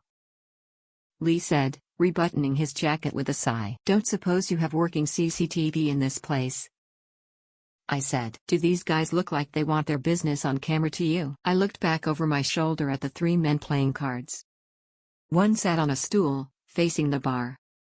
The other two had their backs to us. The one facing the bar looked at me, then past me. Something in the body language of the other two told me they weren't buddies. I turned back to the bartender and leaned across the bar, pitching my voice low. Not even to keep an eye on the card school over there? Cameras probably in the ceiling above the door, right where that AC unit is. The one that doesn't actually seem to be pumping out any cold air. We'll meet you round the back. Let you hand over the tapes where your marks can't see. Lee offered with a smile. Sure. Muttered Vinny. Always happy to help the police, right? We left. Out of the corner of my eye I noticed one of the old drunks at the bar looking after us with a quick movement, holding a phone to his ear. Fuck me. Lee explained as he led me around the corner and through the vacant lot to reach the rear of the building the bar squatted in. Did I just hear right? Miranda Miller, elected representative of the people, frequented a Virginia Square bar dressed as a hooker and looking to score? Has the world gone fucking crazy? I picked my way carefully across broken concrete. Lee stepped even more carefully. You know this Donnie Malone? I asked. Sure, I know him. He's a pusher. Not a bottom feeder but not upper echelon either. Gangland equivalent of middle management. Brings stuff in from mafia connections in Vegas. If he's in town, it meant a lot of people in this city were getting well, including Miranda Miller. Vinny was waiting outside a set of double doors daubed with graffiti and surrounded by cigarette butts and worse. He had a battered holdall which he shoved at Lee. Hope you held on to a VCR back at the precinct. We're kinda low tech. With that, he was gone, leaving us with the sound of bolts and locks being put back into place. We headed back towards the car. As we did, a sleek, black SUV prowled into sight and stopped beside Lee's car. He stopped, putting out a hand and motioning me back as he unbuttoned his jacket and unclipped his holster. A monster got out of the driver's door and walked around to the rear passenger side of the vehicle. His shoulders were massive and sloping, neck a solid mass of muscle emerging from a black bolo shirt. Keep walking and don't get in front of me, Lee whispered, voice tense. A slender man got out of the door that had been opened for him. His bald head gleamed as though polished and he wore a dark suit with an open-necked shirt. He stood on the sidewalk, feet apart and hands in pockets, facing us and clearly waiting for us. The driver flanked him and was joined by another equally big man. I could make out the bulges of holsters under their arms. "Glad to catch you," the slender man said. "It's lucky I was in the neighborhood when I was told you were here." I was thinking the same thing. "Can we help you, friend?" Lee asked. "No. I'm Israel. I work for Mr. Nelson Jones." I was right first time. "How about that?" Lee chortled. "You were asking questions about Miranda Miller, I believe. Do you have information for us?" I asked. We had reached the edge of the vacant lot, the width of the sidewalk separating us from Israel and his goons. I wasn't getting a sense that they intended us harm. This had the feel of a tableau. Theatrics. Mr. Jones has many business interests in this part of town. It's my job to protect those interests. I've been concerned for a while at the risk of exposure because of the behavior of a particular high-profile client. I realized that I had stepped in something unpleasant when crossing the lot and my patience thinned. "I'm done with cryptic bull. Just say what you mean, Israel, so I can deal with the shit on my shoe." Lee snorted with laughter. "Miranda Miller was a good customer, but she was too visible and was into some shit that wasn't good for business. Now, she's dead and you're sniffing around. That risk I was concerned about looks like crystallizing. Our interests rely on discretion." "I'm not here for you or your drugs," I told him, walking past him to scrape my shoe on the curb, grimacing with disgust. "Are you warning us off, Israel?" Lee asked. "Nelson Jones would be happy to offer any help he can to you solving this murder. Providing you aren't digging too deep into Miranda Miller's reasons for being in Virginia Square or looking for Donnie Malone. So, give us the names of the guy who was hooking Miranda Miller up with Malone and we'll turn a blind eye to anything we see on those tapes that we shouldn't." I felt soiled saying it, but this wasn't so much different to a plea bargain. Nelson Jones was a big-time gangster who had ruled the East Side for a generation. His family had connections to California and into Mexico and supposedly alliances with New York crime families. Israel looked slightly discomfited. He looked to Lee, who shrugged, right hand never straying far from his firearm. He was probably used to being seen as more intimidating, especially with the thugs he had brought with him. "Liam Cruz. I've already made some calls, put the word out. We'll hand him over. You'll tell us where he is. We'll pick him up," I said levelly. "Save you the gas," Lee offered helpfully. He offered a card which Israel took. I walked to Lee's car without a backward glance. "This go the way you imagined?" Lee asked of Israel as he followed me. I let out a long breath as we pulled away from the curb. "Good job, counselor. Keeping your cool back there." I took out a new soft pack of smokes and shook one loose. Then another as Lee put out a hand. "So, Miranda Miller was being supplied drugs by the Jones organization, and there was a Liam Cruz somewhere who was her supplier." A phone buzzed from within Lee's jacket. He opened it, holding one side out towards me. "Get that, would you?" The screen read Hal. I swiped down to pick up the call. "Sergeant Grant, it's Sarah Cross." "Morning, counselor. Lieutenant Black there with you?" "I'm here, Hal.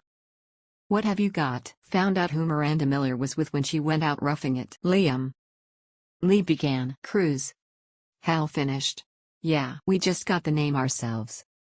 We need to find." "Already have, Lieutenant. He was pulled out of the Silver River last night. Liam Cruz is dead." Chapter 8. My mind was a fog as Lee drove us across town to the medical examiner's office. There were too many variables flying around in this case and too little time to bring it into some kind of order.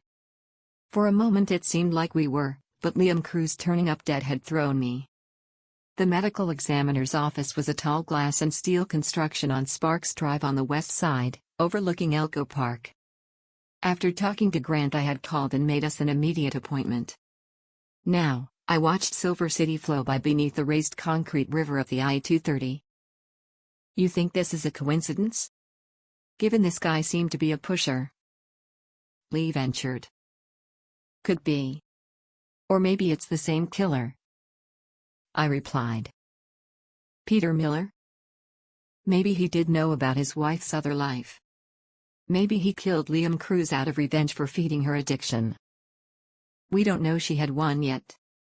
We think she was using and was also, apparently, into some kind of role play. Pretending to be a hooker." "Really?" I was skeptical. "I've heard of that," Lee said. "Have you?" I asked pointedly. "Hey, didn't say I'd done it. Just heard of it," Lee replied defensively. So, Miranda Miller is bored of her life. Starts going out into some bad areas pretending to be a hooker, for the thrill presumably. Also has a habit which Liam Cruz helps hook her up for.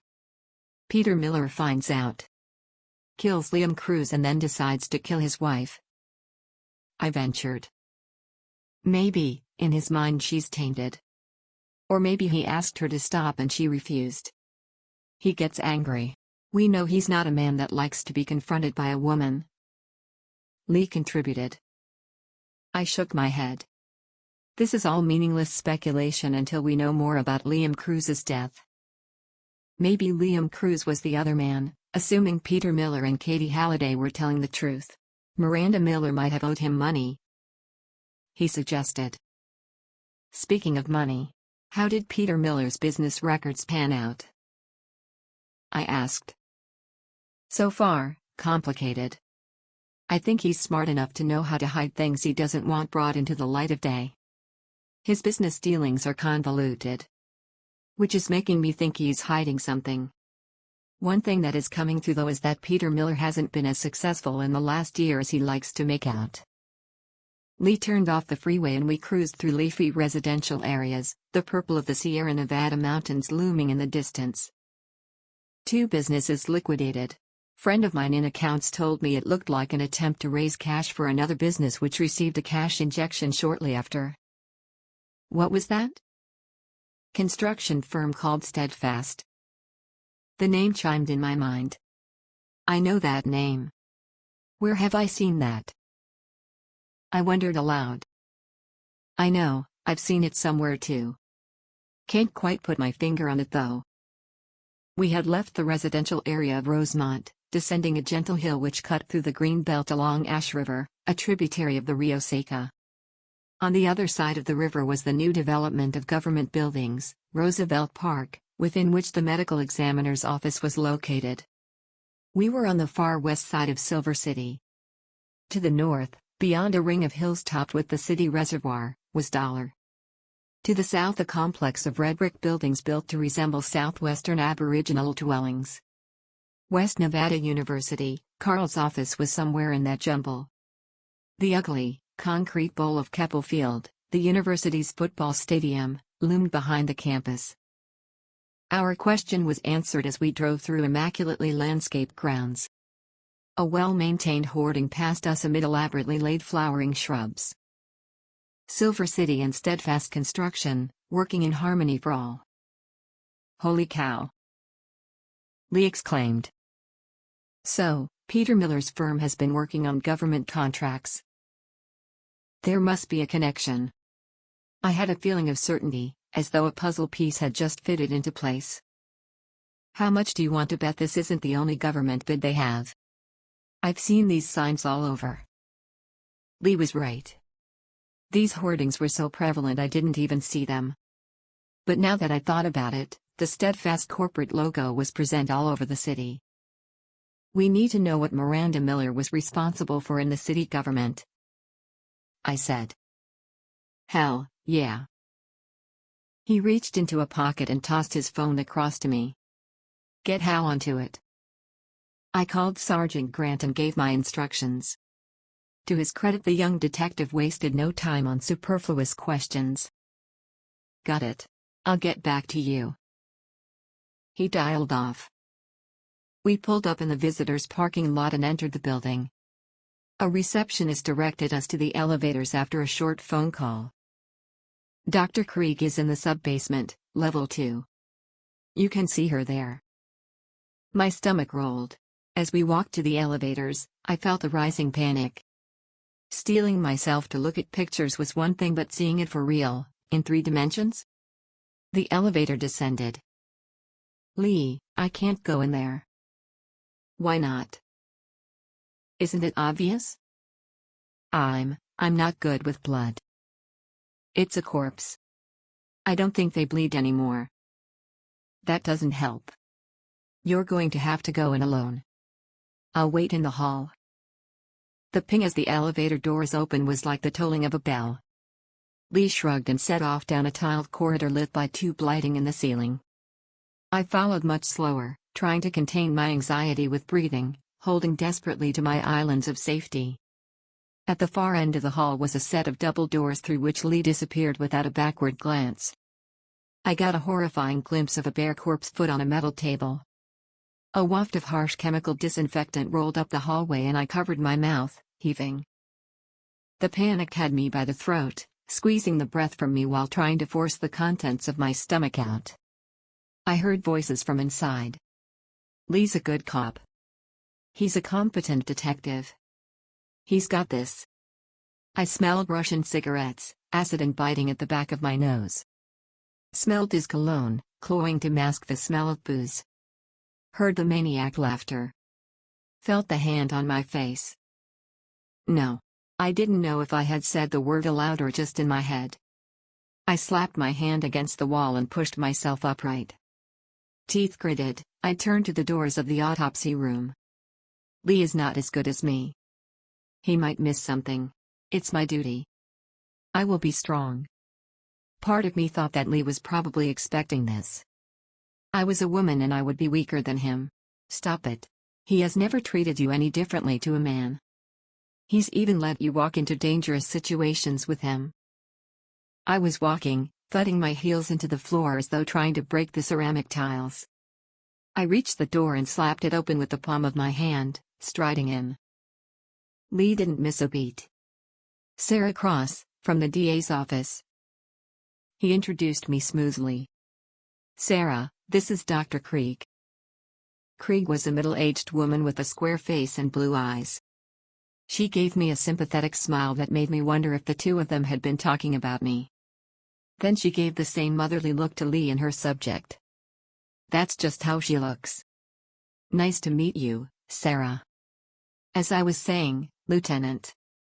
Cause of death appears, at first glance, to be massive head trauma as a result of multiple gunshots to the back of the head. I watched Krieg carefully, aware of the pale, naked corpse just on the periphery of my vision. Do it, Sarah. Look at it.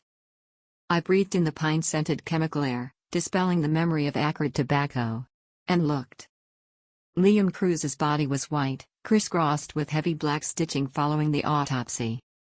His skin had a greenish tinge and in several places appeared to have been bitten. His eyes. Oh my God. At first glance, you mean they happened post-mortem?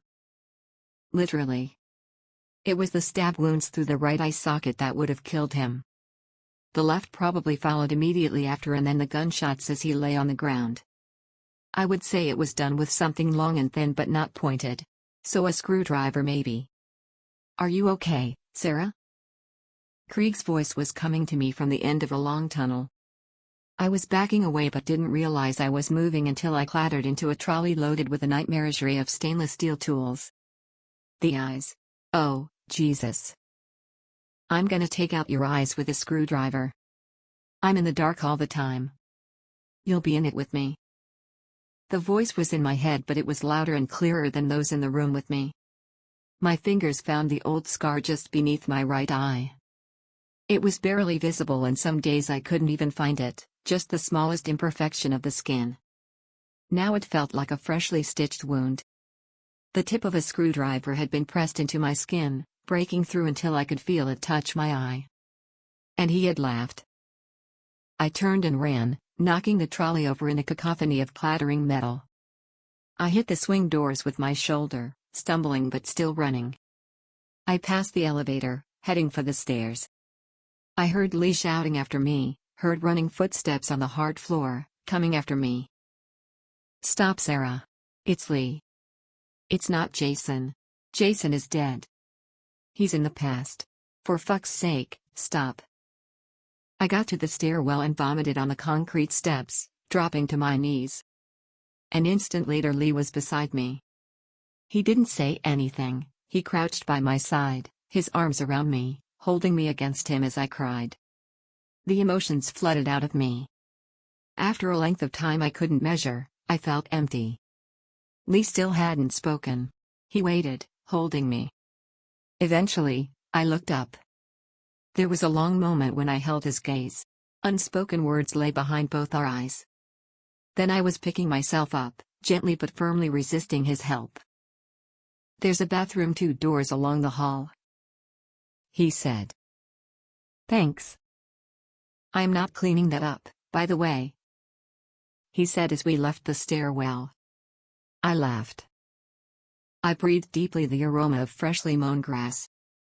The medical examiner's office loomed behind me, but in front was a well-kept lawn. The green of it was brighter and more vibrant than any color I had experienced. And it was an experience, too rich and too deep to be classed simply as seeing. So, I don't think that was just about being squeamish. But I'm not going to ask, Lee said carefully. "Thanks, Lee." It was the eyes. What was done to the eyes? With a screwdriver. "Is it an old case?" he asked. "Something like that. Can we park it for now, Lee? I don't want to relive it right now." My self-control was returning but felt fragile. Having to explain my troubled childhood to Lee now would destroy it. "Sure. You want to talk about this case?" Oddly, that was easier. I could remove myself from it, separate mind and body. It was the visceral that triggered the memories. Sights, smells, sounds. Logic was the dressing across those still raw wounds. It kept me whole.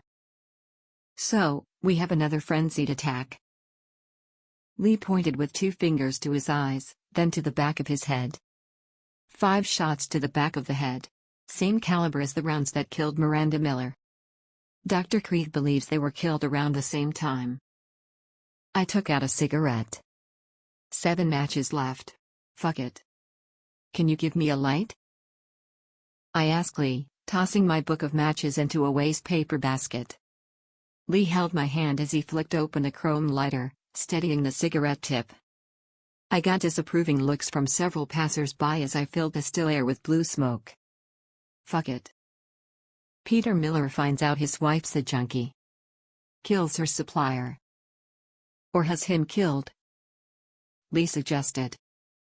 Except the violence used and the similarities suggest the same killer. And that it was Peter Miller. Pretty neat, Lee said. Except it doesn't explain the disappearance of her car. Someone had to drive it away and it wasn't Miller. He was found with his rental at the airport. Katie Halliday?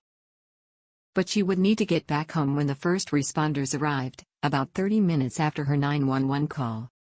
Drive the car somewhere and... what? Walk back. Junk back. Lee put in, now smoking his own cigarette. And you've checked the immediate area? Yes.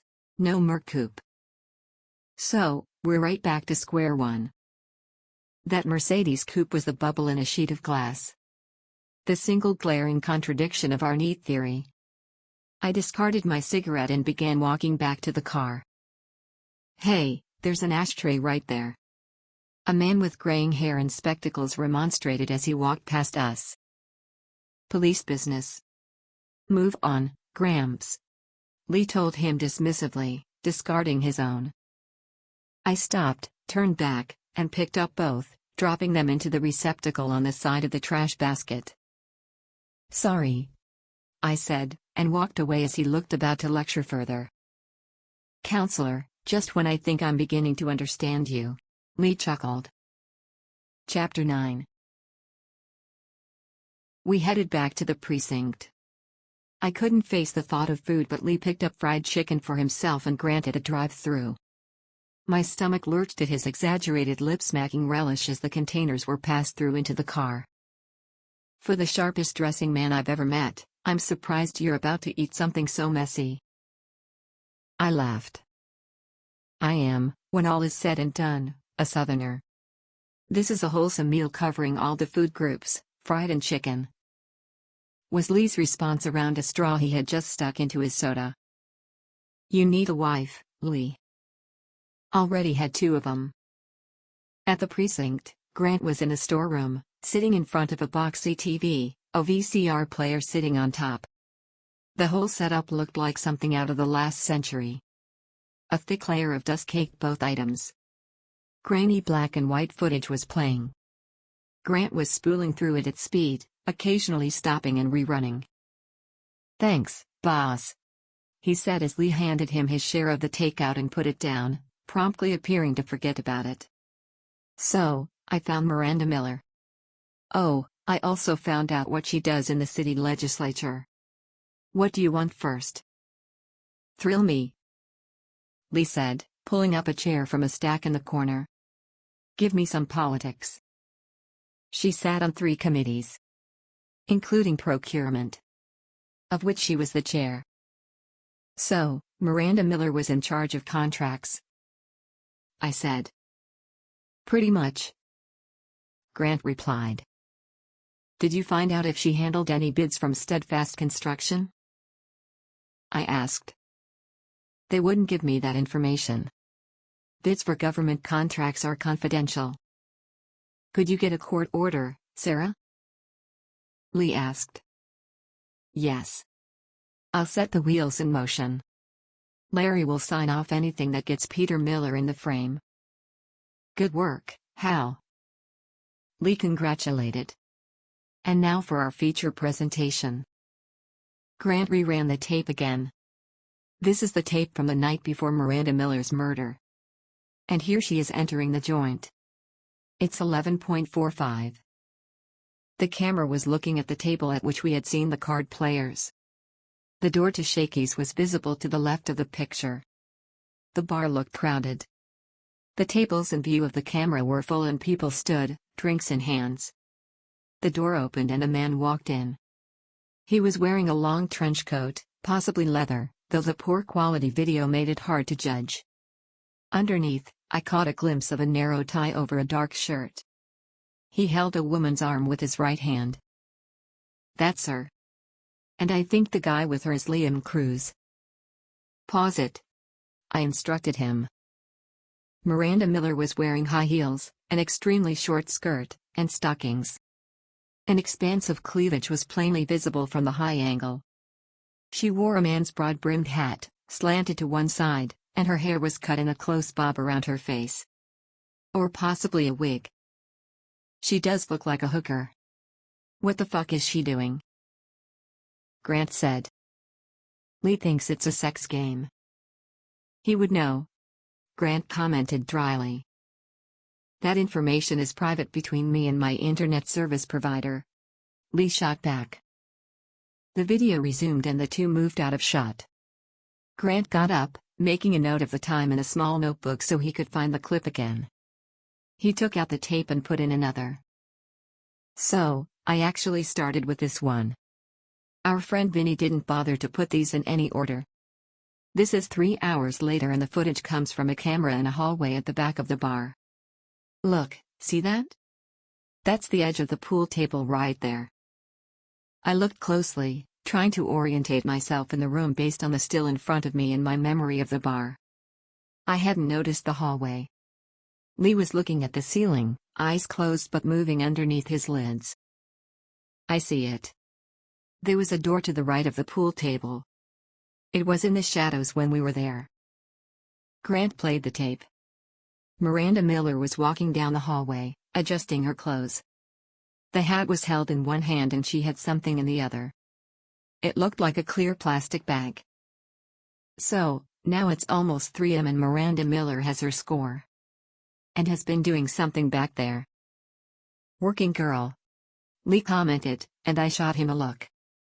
He held up his hands as though in surrender. "Shut up a minute. Watch." Grant was getting excited, forgetting himself. Lee raised an eyebrow. She stopped, looking back the way she had come. "I think someone is talking to her." She goes back up the hallway. Miranda Miller had put the bag in her hat, folding it around the package. She put a hand to her forehead as though tired. Halfway back up the hall she stopped, gesturing, and from the size and shape of her lips she was shouting at someone. She went a bit further, her body language all anger now, unleashing it at someone out of shot. "Wait for it," You see part of someone in a second. There. Grant paused the tape again. An arm had appeared on the right of the picture, one finger pointing at Miranda Miller. Looks like a leather jacket, Lee said, squinting closer to the screen. Black, and you can see one of those pointless straps they have dangling off them. Play, I said, hardly blinking. The pointing hand became a striking snake. It grabbed Miranda Miller by the wrist and dragged her half out of sight. My breath quickened. Her right side was visible and she was clearly struggling. She had dropped her hat and the bag had tumbled out. She thrashed and kicked, clearly trying to reach it.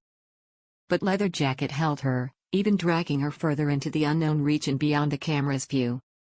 She came back into sight, all except her left hand, which was still held out of shot. She was dragged back and an impact made her head lash to the side. Another man appeared, from the left.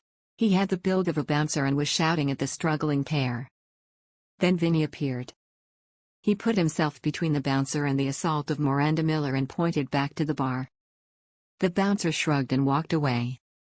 Vinny looked back over his shoulder and followed him.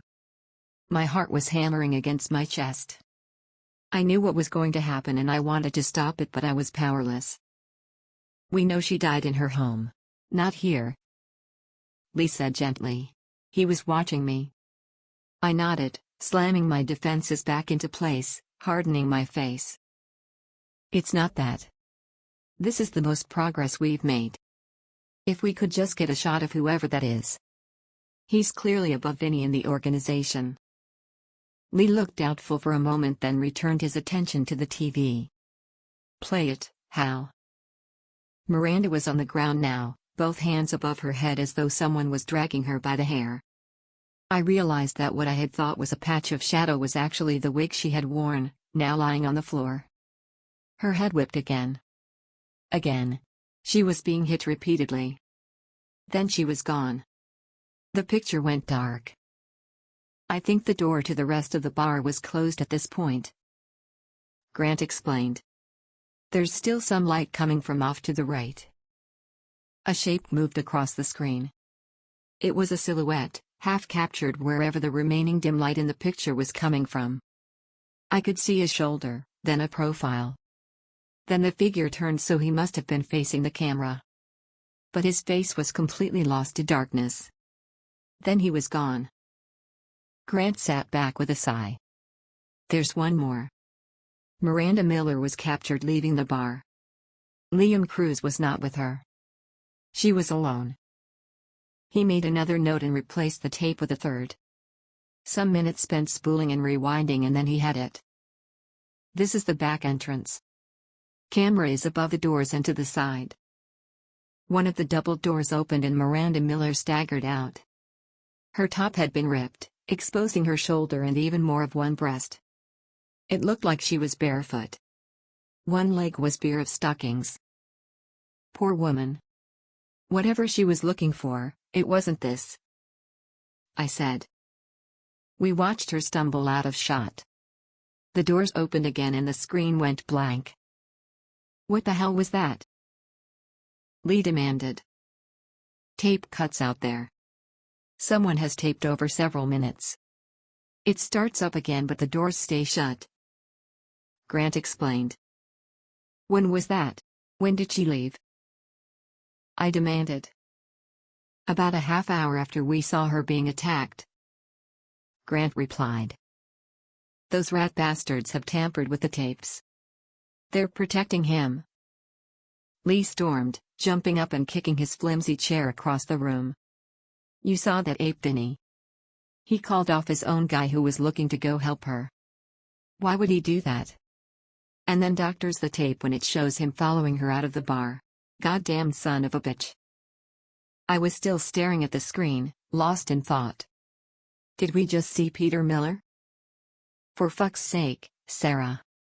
Do you see Peter Miller in the Nelson Jones crew? Do you see the country club asshole mixing with Vinny the bartender? That's ridiculous. Calm down, Lee. We need to think this through. We don't know who it was. So, We can't rule him out. Vinny knows. And he's going to fucking talk. Lee was seething. I wondered if it was the violence directed towards a woman. Lee was easily the most cynical man I had ever met and a confirmed bachelor. But maybe there was something chivalrous in his nature that he'd kept hidden. I stood up, pacing the room, which took all of 3 strides. There were no windows and a single bulb provided the only light. The smell of old dust was thick. We have a number of actions. Number 1. Vinny, whoever he is. He knows something. But he's not going to talk to us. Lee started to speak, but I just went right on over him. So, we go over his head. To his boss. That shut him up. Lee stared at me. Grant laughed, a single bark. Now, that's what I'm talking about. 2. We gather in every record, every tape from every camera around that bar and find whoever that was. He went in there, he must have come out again. And when she says we, she means you. Lee said to Grant. 3. The car. We bring in the stadies and even the feds. That car is somewhere and it might have physical evidence we need. My office is best placed to coordinate that. What about Miranda's computer and phone? Forensics are trying to crack both. It's only a matter of time. Grant said. Lee, as soon as we're in, we need to be all over it. What about cell phone records? They're being analyzed. There were hundreds of numbers. She was a politician, spent her whole day on the phone. Lee replied. Can you get on them? Lee nodded. I'll do it now. I sat down. Maybe we should go through the tape again. See if there's anything we missed. Lee sighed, opened his mouth to speak, and then thought better of it when I looked at him. Sure. He eventually said. I knew I was taking it personally, it was becoming a crusade. I had just watched something horrible and it had affected me. Or maybe it was seeing Miranda Miller's plight so soon after the episode in the autopsy lab. I had to eat. I had to get some distance, some objectivity. I knew where this road led. I had been down it before. Burnout. Breakdown. Bottle. Grant began the tape again. I caught Lee's eye, then focused on the screen. He looked worried. Chapter 10. Nelson Jones lived in a mansion high up in the Sierra Nevada foothills, looking down on Silver City like a king. It was a palatial structure of white marble and warm red terracotta, sprawled over acres of gardens and country, all enclosed by fencing and cameras. We waited at the gates for 10 minutes, security in plain black polo shirts and Ray-Bans staring at us from the other side. They carried holstered semi-automatic weapons. The day had been long. I was running on coffee and nicotine and craving a drink for the second time in as many days. In my lap I fidgeted with a pen, clicking the nib in and out in rapid succession. Lee put a hand over mine, grasping firmly. Relax. The son of a bitch is making a point, but you know he can't refuse to speak to us. I know.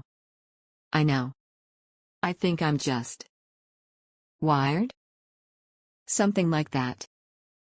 Lee tweaked the AC, jetting cold air from the dash. I let it play over my face, feeling some of the tension leave me. Do you want to tell me what's going on with you right now? Lee asked softly. No. He lit a cigarette, offered me one. I took it and waited for a light. You freaked at the medical examiners like a war recruit. And I've never seen you this desperate to make a case. Would it be so bad if the DA took it away from you? We'll still get our guy. I have to make sure it's done right. I won't have an innocent man getting the death penalty because I wasn't good enough. I'll still be on the case. It has to be me. It's my moral duty. Sarah, you're sounding too intense. The Sarah Cross I know is the most frigid bitch I've ever come across. And I've known a few. Something's changed. And I don't like it. The gates were opening. I didn't reply but kept my attention on the meandering drive that led us up to the main house. Nelson Jones waited for us in a living room with the floor space of my entire apartment.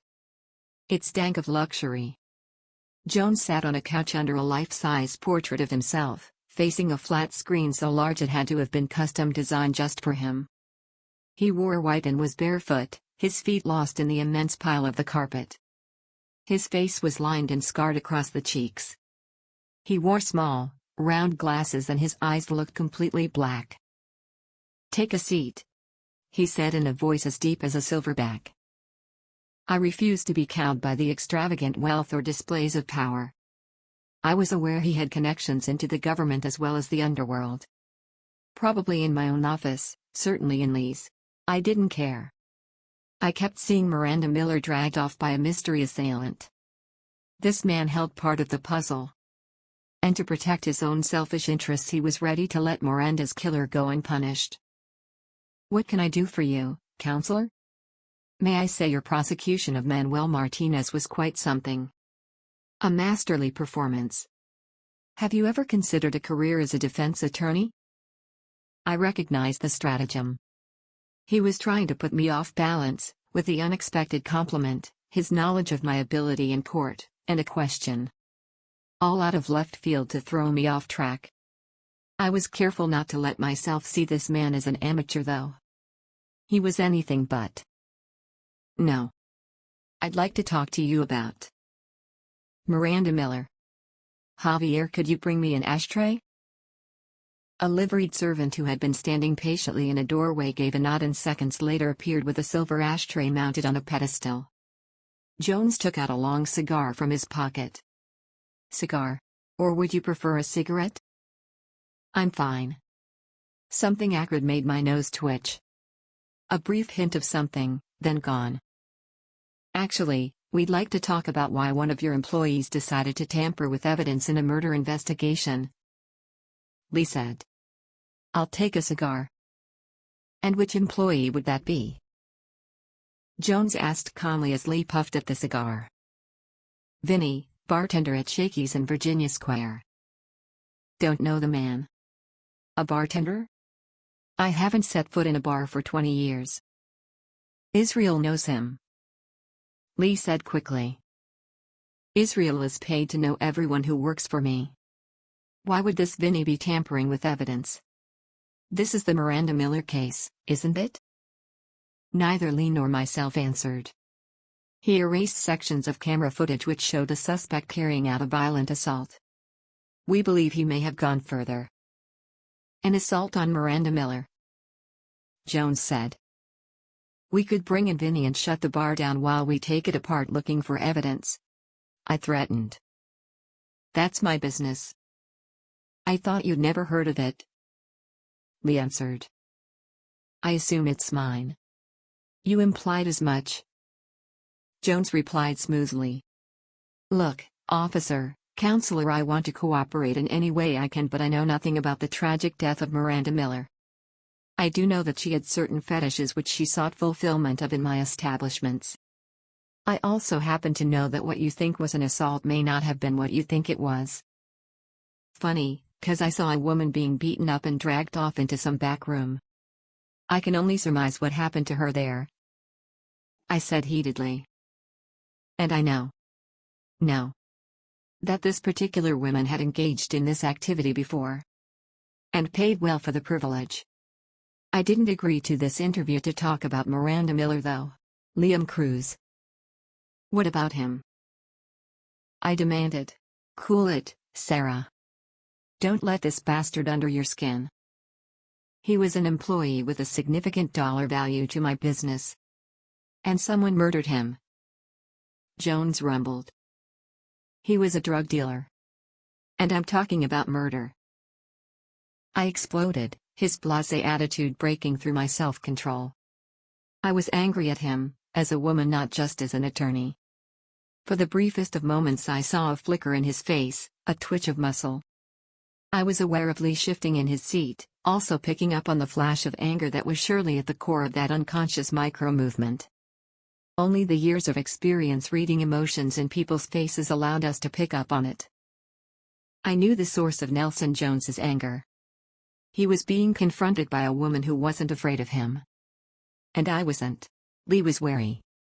Maybe he was afraid too, but I felt no physical fear. I didn't feel like a slender woman confronted by a large, powerful man. You say he was a drug dealer. I say he worked hard and made me money. And I say again, that bitch was a paying customer. For a moment the anger struck me blind. I felt like I had been slapped. My teeth clicked together as I snapped my mouth shut. Lee was reaching out to me, trying to calm me, but I was on my feet, out of his reach.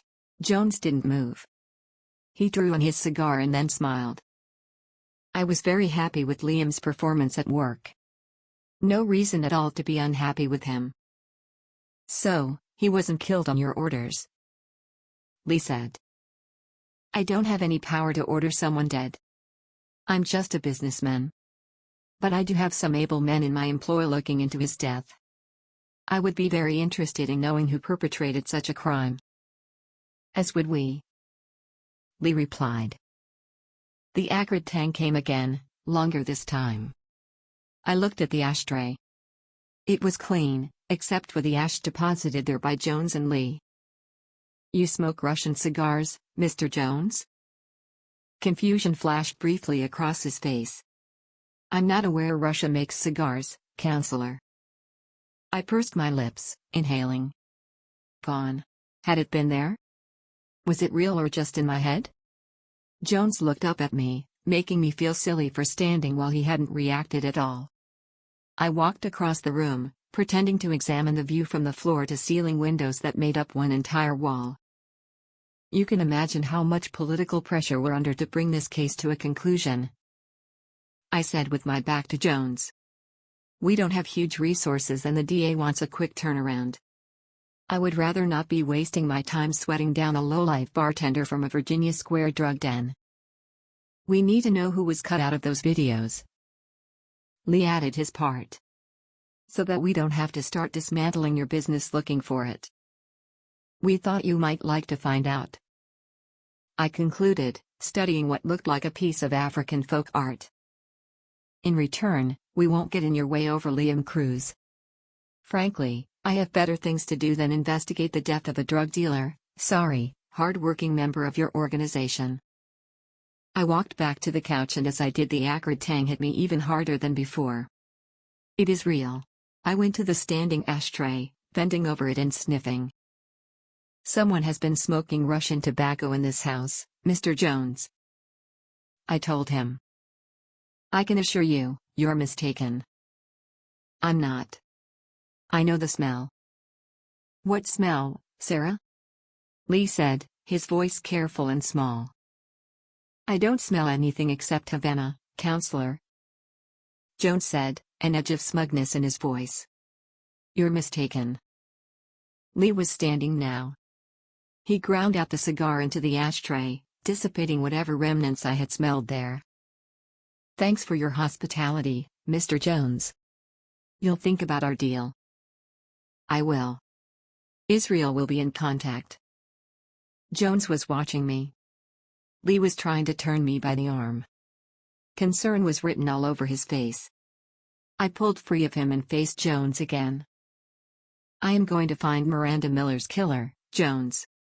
And if there is any connection to you, I am going to make sure you spend the rest of your life in jail. I turned and strode out. Chapter 11. What the hell was that about? Lee demanded as we got back to the car.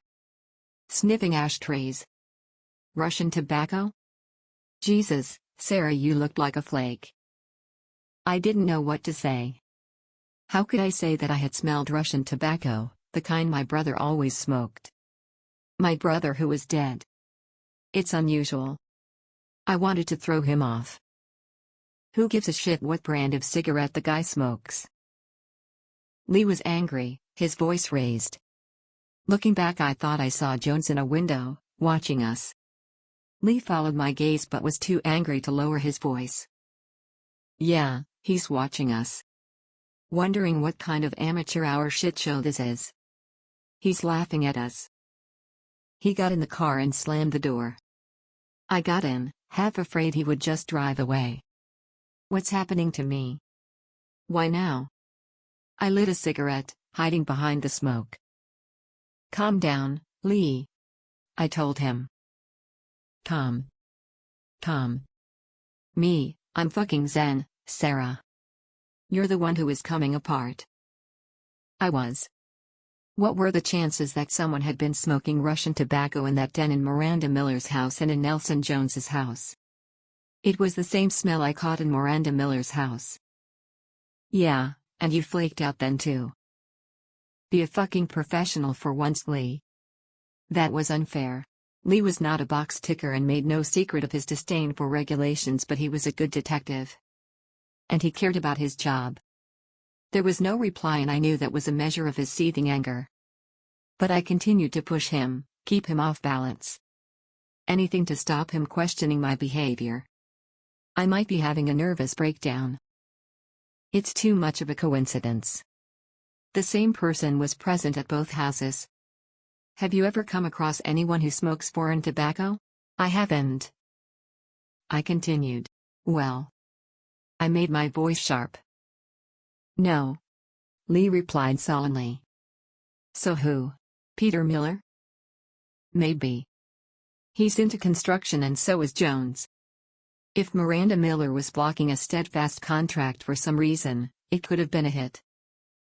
Lee laughed. So, it's a contract killing.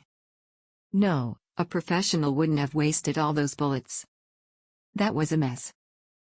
Maybe, sending a message? I don't know. I'm thinking aloud. I risked a look at Lee. He was frowning at the road ahead, but I knew him well enough to know he was thinking about what I'd said. Trying to puzzle it out. Which meant he wasn't dwelling on my odd behavior. Thank Christ. I didn't want to think about what was happening to me. I wanted to be absorbed into this case, find the killer and the evidence to prove their guilt. Anything else was peripheral. Maybe. Let's keep this simple. We're waiting for Miranda Miller's car and the information from her computers. You say there's a connection between Jones and the Millers. We need to find evidence. I needed to get out of the car. Get away from Lee and anyone else. Take some time to get my head back in order. I'd like to take a look at the Miller house again. Why don't you go back to Peter Miller's business records while I do that? It sounded lame to me and earned a questioning look from Lee, but he just nodded. He dropped me at the office and I resisted the urge to check on Phil and Micah. Instead I wrote a text to Vicky. It was almost 4, school would be done, but Vicky always had extracurricular activities. Debate club, the audio-visual club and others. I felt the need to hear her voice but stopped myself. I didn't want to burden her. Tonight would be soon enough. I left the message unsent and tossed my phone onto the passenger seat of the car and got in, heading out to the Miller house. As I drove through downtown Silver City, I reviewed the known facts of the case, using the checklist as a mantra to calm me. 1. Miranda Miller was murdered. 2. She was at a Virginia Square bar the night before and was in the company of Liam Cruz. 3. Liam Cruz is now dead. 4. There is an unknown male who attacked Miranda Miller. I paused, remembering what Jones had said but rejected it. 4. There is an unknown male who did attack Miranda Miller. 5. There was someone at Miranda Miller's house with her between the time she got home to the time she was shot. Peter Miller couldn't have taken her Mercedes and his own rental. As I recited the litany of facts, something in the rear-view mirror caught my eye. A red sedan, its driver wearing sunglasses. It had cut across 2 lanes of the freeway to get to the exit I was taking. I realized I could see the shape of at least one other person in the back of the car. As I made my way west towards Carson Heights, I kept checking the mirror. The red sedan was still there, maintaining an even distance between us. On a whim, and telling myself I was being paranoid, I took a left, driving through a residential street at speed. The car followed, picking up speed to keep me in sight. My breathing picked up. I took some random turns, left then right, left. Each time the red car appeared again in the mirror. It was being driven faster now, getting close as though the driver knew he had been spotted and no longer cared to be discreet. The neighborhood around me became commercial properties, low buildings set within their own parking lots. Offices and factories. I was reassured that there were still plenty of people around. The lots were starting to empty, traffic building as workers made their way home. but I realized I was working my way further and further towards the outskirts of the city. I had lost all sense of direction. Eventually, I would be out on the highway, alone with whoever was following me. I caught a glimpse of the tumbling red brick buildings of the university in the distance. It gave me some perspective. I was heading south, somewhere east of the river. I reached for my phone, dividing my attention between the tailing car and the road ahead. I had dialed half of Lee's number when the patrol car emerged on my left. I had been looking at the phone and hadn't seen the stop sign I had been approaching. Now I was through it and the road ahead filled with a black and white police car I was about to hit broadside on. I slammed on the brakes and swerved to the left. My car's right fender glanced off the tail of the cop car, the impact lashing my head forward. Another bump threw it back as the left wheel hit the curb and rode up onto it. The car stopped. I was breathing hard, some of my hair breaking free of the ponytail I kept it in, falling across my face. My hands were white-knuckled on the wheel. Two uniformed cops were getting out of their car, glancing back at the damage to their car as they walked towards me. The red sedan pulled up behind. I could see the predatory grin on the face of the driver. He had fair hair. No. I threw the car door open.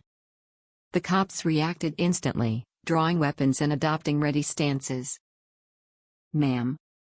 Please remain in your vehicle," one of them demanded. "I'm a state prosecutor with the DA's office. My life is in danger," I shouted as I got out of the car with hands raised high above my head. The cops moved apart, one of them keeping me covered, the other cautiously approaching. "My ID is in the shoulder bag on the passenger seat. You can contact Lieutenant Lee Black at the Culver Street precinct to verify. That man has been following me, I don't know why." "I think I recognize her, Al," said the cop covering me. "From the courthouse." I stepped away from the car, still with my hands in the air. There was some activity in the red sedan, movement in the back. The other cop, a stocky veteran with a tanned face and streaks of gray in his hair, had found my license and quickly looked from me to the picture. "Sarah Cross. There's an ID here too.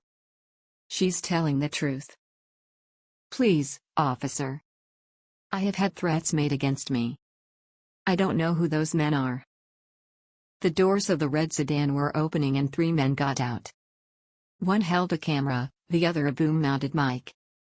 The driver was still grinning and held his phone out in front of him as he came towards me. Reporters. Fucking reporters. The relief washed through me, turning my legs to jelly. I lowered my hands, turning away to hide my emotions. "Mind telling us why you fellas were following this lady?" said the veteran cop. "I'm Christian Holler from the WKRC News," said the fair-haired man. "We were hoping to get a quote from Counselor Cross on the Miller case." He was still approaching but the cop stopped him, raising a hand and stepping in front of him. "Well, it looks to me like she doesn't want to be interviewed. Counselor, have you had anything to drink today?" Holler called out from over the cop's shoulder. The barb dug deep. The sheer audacity of the question. Anger flared and I rounded on him. "What are you talking about?" I demanded, barely reining in my anger enough not to swear. The camera was pointing at me. "You are a recovering alcoholic, aren't you? And you just ran a stop sign." My life has been threatened more than once and I noticed a stranger following me. I was frightened and distracted. "You caused this accident. Ma'am, have you had anything to drink?" the first cop said. He was a young man with a round-cheeked face and a good-natured smile. "No." I bit back between gritted teeth. "Even so. I would appreciate it if you would allow us to verify that." "What?" It was only then that I saw the breathalyzer the officer held. "I need to ask you to blow into this, please, ma'am." His good-natured smile had become fixed, there was a hardness now to his dark eyes. His partner had begun advancing towards the reporters with arms wide, ushering them back. "Okay, fellas. This ain't cops. Get back in your vehicle before I decide to write you up for causing an accident. Counselor Cross. Is the stress of dealing with such a high-profile case driving you to drink? Shouted the reporter. You can do it in the car if you prefer. The young officer suggested kindly. I refused. The optics were even more hideous. The camera still had a shot of me. If I got into the car, that would be the clip that made the 6 o'clock news, and it would look like I had been arrested. I turned to block the view with my body and blew into the breathalyzer. My breathing was still fast and shallow from the accident and the anger at the vultures who had driven me to it. T registered 0, of course. Can I ask where you were headed, counselor? The young officer asked. Carson Heights. We'll give you an escort. Make sure you get there. There was a patronizing quality to his voice now, which I resented. I wondered if he would have offered an escort if I was a man. I noticed the quick up and down glance he gave me as I turned to head back to my car. I wanted to slap his face. The reporter was still barking questions, kept from approaching by the other cop. I ignored them and got back into my car and lit a cigarette. The police moved the reporter and his camera crew on before going back to their car. I followed them north towards Carson Heights. Chapter 12. I needed to take some time before going into the Miller house. When we were just around the corner from the house, I signaled to the escorting cops that I was pulling over. There was a gas station and a row of expensive car dealerships. I pulled into the gas station and parked. The cops disappeared down the street. I rested my head on the steering wheel, fighting back tears. It's too much. It's all just too much. My phone started to chime. The ringtone was one I used for Vicky. Wiping my eyes, I accepted the call. It was a video call and the screen was immediately filled with Vicky's beaming face. Hi, Mom. Hi there. This is an unexpected surprise. Are you in the car? Yes, but I'm pulled over. I just stopped for gas. Okay, Dad and I were just out in the backyard playing tennis. Carl appeared on the screen behind her. Waved. Who won? I asked. I did. I think Dad lets me win. Vicky replied. In the background, Carl nodded but stopped before Vicky turned round. Can I show you what I learned today in music, Mom? Sure, honey. Vicky went with her phone to the electronic piano keyboard we had set up in the living room. There was a moment of dizzying perspective shift as she set her phone up facing her and sat in front of the keyboard.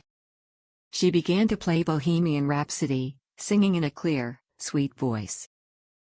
I joined in, then saw Carl behind her, hands on her shoulders, and heard his off-key tone-deaf voice joining in. Vicky started to laugh at how awful he was. She reached the point of the song where the ballad became operatic and stopped, reaching the limit of her playing ability. I continued singing. Carl joined in and, laughing, so did Vicky. We fumbled our way through half-remembered lyrics until the rock crescendo. With my family I headbanged, untying my hair and letting it fly. The tension left me, the unbearable sense that events were slipping beyond my control. The feeling of being on the edge of another breakdown. Vicky's smile through my phone warmed me. That was fun. I have to go now, honey. But I'll be back soon.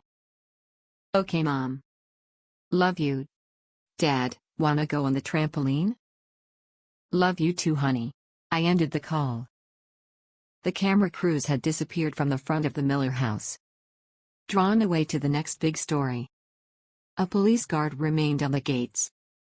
They waved me through on seeing my DA's office ID and I pulled up to the house. For a moment I sat in the driveway, looking it over. It looked lovely and yet had been the scene of a horrific act of violence. I didn't know what it was I was looking for. There should be nothing I could find that hadn't already been covered by the CSI. But I wanted to try and understand Miranda Miller more, to walk through her home, examine her possessions. I couldn't explain it, but it was a compulsion. My perception of her had been transformed through the revelations of the case so far. I just wanted to get some kind of insight. The front door was unlocked. I went in and immediately found myself drawn to the door on the right. The door to the den. A window had been opened and the smell had faded. There was a faint acrid taint, on the edge of perception. But nothing to trigger the flashback I had suffered last time. It was a man's room, clearly. A large leather recliner in front of an oversized flat-screen TV. Sports memorabilia. A large oak desk that was way bigger than it needed to be, given what it was being used for. A corporate throne. I took out my phone and switched on the voice recorder app. Examination of the Miller property. Present Sarah Cross, Prosecutor, District Attorney's Office. The smell has gone from the den. It smelled like Russian tobacco. A distinctive odor. Pause.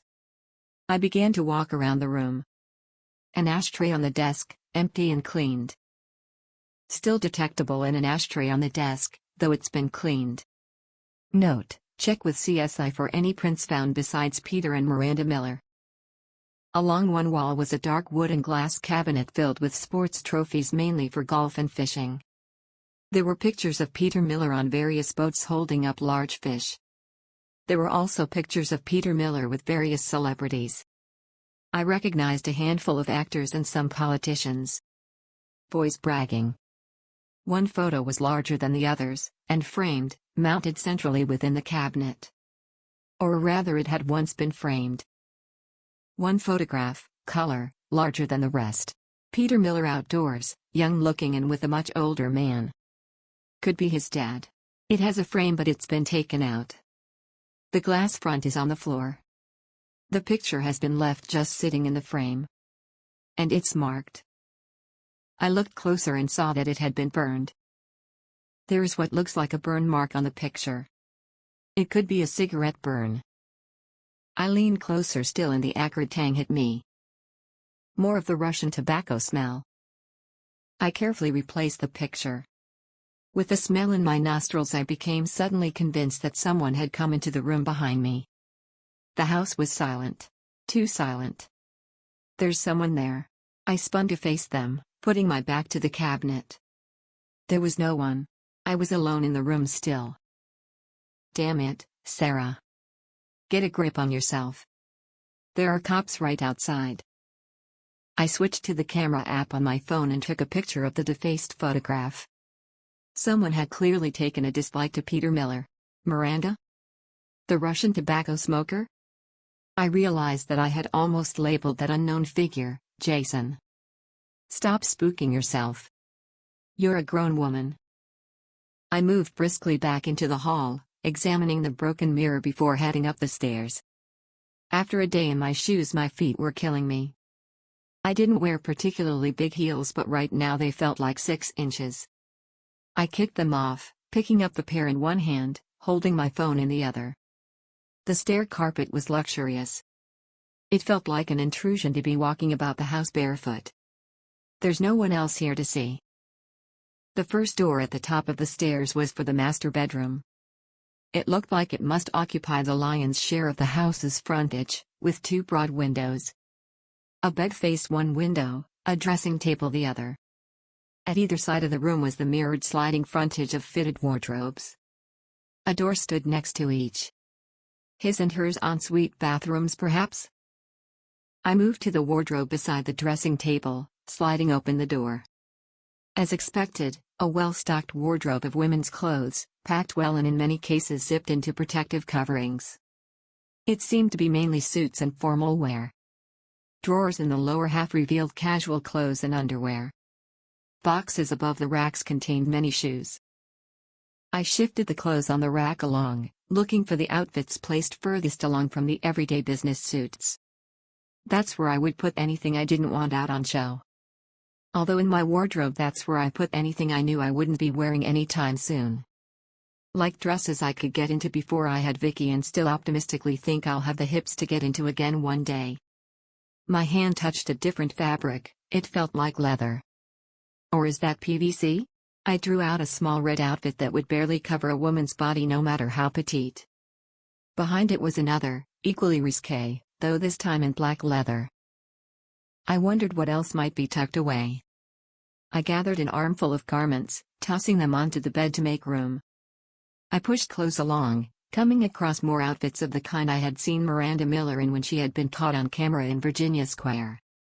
Eventually, I had cleared a space at the furthest point of the wardrobe from the sliding door. Using my phone as a flashlight, I shone it inside. Nothing. The unit of drawers occupied only half the wardrobe space, the other half was empty below the hanging rack. The floor was neatly carpeted. Pushing the door to its fullest extent, I squeezed past the drawers to stand in the other half, crouching to examine the floor. This is nuts. What am I expecting to find? My left foot touched something. If I had my shoes on, I would never have felt it. There was a small bump in the carpet. I moved my foot over it, reaching the edge of the carpet with my toes. It was raised slightly. Awkwardly, I twisted in the restricted space to bring my phone to bear, crouching as low as I could to take a picture. Then I extricated myself carefully and went across the room to the window, opening it. "Officer," I called down to the 2 cops at the gate. "I need some help in here." The 2 cops spoke, and then one of them jogged up the drive and into the house. Seconds later, he came into the bedroom. "Officer, my name is Sarah Cross. I'm a prosecutor for the DA's office. You saw my ID when I came onto the property." "Yes, counselor. And I remember you from yesterday too," the cop confirmed. "I'm taping this conversation for evidence. Could you state your name and the date and time as verification, please?" My heart was racing, but I kept my face and voice cool. This had to be done by the book. "Officer Chet Michaels, Culver Street Precinct." He confirmed the date and time. "Officer Michaels, please take a look in the wardrobe there, at the floor on the far side, and confirm what you see." The officer looked in, leaning over the drawer unit to get a good look, unhooking a flashlight from his belt and shining it down. "Looks like some carpet there is raised. Like there's something underneath. Could you take it out, please?" Michaels did so. It took some effort, but eventually he emerged holding a large brown envelope. It seemed to be stuffed with photographs. "Could you empty that onto the bed, please, officer?" Michaels did so. He whistled. No wonder these were hidden away. Not exactly Kodak moments. For the benefit of the recording, I said, "The envelope contains about 20 or 30 pictures, about A4 size. Color. Miranda Miller is in all of them. They are sexually explicit and all clearly taken by a third party. There's a date and time stamp in the bottom corner of each picture. I think these must have been printed from a phone or digital camera." I scanned the dates, arranging the photos with the pen and a tissue, trying to get them into some chronological order. The earliest seems to be dated 6 months ago. The latest is a week before Miranda's murder. The most recent picture was taken by a man standing behind a naked woman who resembled Miranda Miller. The woman was lying face down across the bed across which her pictures were now spread. The angle of the photograph was high enough that part of the mirrored wardrobe opposite was visible. And so was the man taking the picture. I stared at it. The face was obscured by the phone he held up to take the picture, a bright flash further disguising his face. But I didn't need to see his face to recognize him. "Okay, Officer Michaels. Thank you for your help." From my shoulder bag I took a wide, clear plastic evidence bag. "For the record, I am taking these pictures as evidence." "Yes, ma'am," Michaels confirmed. I waited until I heard the front door close behind him and then reached back into the pack, extracting the picture of the man I recognized. "What are you doing?" "This is evidence." I stared at the picture in my hand, horrified at what I was contemplating. But equally as horrified at the reason for it. I slipped the photograph into my trouser pocket. My hand rested for a moment on my leg, over the picture. If I left the house with the picture in my possession, if I didn't surrender it to the police with the others, I was committing a crime. I left the house, striding briskly to my car and locking the evidence bag in the trunk. The officer raised his hand as I drove through the gate and I waved back before heading for home. It was after 7 by the time I pulled into the driveway of my house. The early evening air was still and warm. I walked in. "I'm home." There was no answer as I went through the front door. "Carl? Vicky? Anyone home?" I heard voices from the backyard and went through to the kitchen. The garden was long and wider than the house. Most of it was lawn, divided into 2 tiers and framed by shrubbery beds. Neither Carl nor I were gardeners, so we'd had the garden planted with the hardiest of plants to survive our ignorance. At the far end was a trampoline on which Carl was trying to get to his feet while Vicky bounced and leapt, laughing hysterically. He was red-faced and laughing with the breath he had left, trying to trip Vicky as she flipped and jumped over him. "How can you destroy this? Is he a bad man? Really?" I touched the photograph in my pocket as I walked down the garden. I felt like an executioner. I have to do this now before my nerve goes. I have to know. "Hi, Mom," Vicky called, waving from mid-bounce. "Hi, honey." "Help," Carl called out. "I'm trapped. I can't get off." I didn't smile. Vicky didn't notice, but Carl did. He crawled to the edge of the trampoline. "Hi, Sarah. How was your day?" "Not great. I need to talk to you." "Mom, watch." "Watch what I can do," Vicky said enthusiastically. "Not right now, honey," I told her. "I have to talk to your dad about something important." "But Mom, watch." "Not right now, Vicky," I snapped. I could see from her face she was hurt and I took a breath. It's not her fault. "Sorry, honey. Tough day. Tell you what though. You want takeout for dinner? You choose." Vicky shrugged, not letting me off the hook. "Guess." "Well, go and pick something." I held out my phone to her as she clambered out of the trampoline. "I've got a phone, Mom," she muttered as she walked back up the house. "What the hell's gotten into you, Sarah?" Carl demanded. "You work late without telling me and then come back like this." I reached into my pocket and held out the picture to him. "How long were you sleeping with Miranda Miller?" Chapter 13. Carl's mouth opened and closed. He looked from the picture to me, then turned away. I stepped closer, grabbing the front of his shirt and putting my face inches from his. My teeth were bared. "Don't you dare fucking look away from me. You can face this like a man. Tell me." It was a couple of months. It was nothing, Nothing, Carl. This was taken a week before she was murdered. Look at it. I hissed. "I don't need to look at it," Carl replied with heat, finally meeting my eyes. "Don't you dare get angry with me, Carl. You have no right." "Well, did it ever occur to you to wonder why?" "Of course it fucking did. Jesus Christ, that's all I can think about since I found this." "Are you sure about that, Sarah? Didn't you think about how you were removing evidence from a crime scene or how you might get taken off the case?" Now, it was my turn to gape. I hadn't expected him to go on the attack and couldn't believe he was trying to shift the blame to me. "It did, didn't it? Even with evidence of me cheating, you were still thinking about your career. That's the problem, Sarah. You're a suspect now, Carl." My voice was rising, my anger overcoming my control. "I'm a cheating husband. Any other woman would be thinking of that. But not you." He stalked away from me towards the house. I was left flat-footed.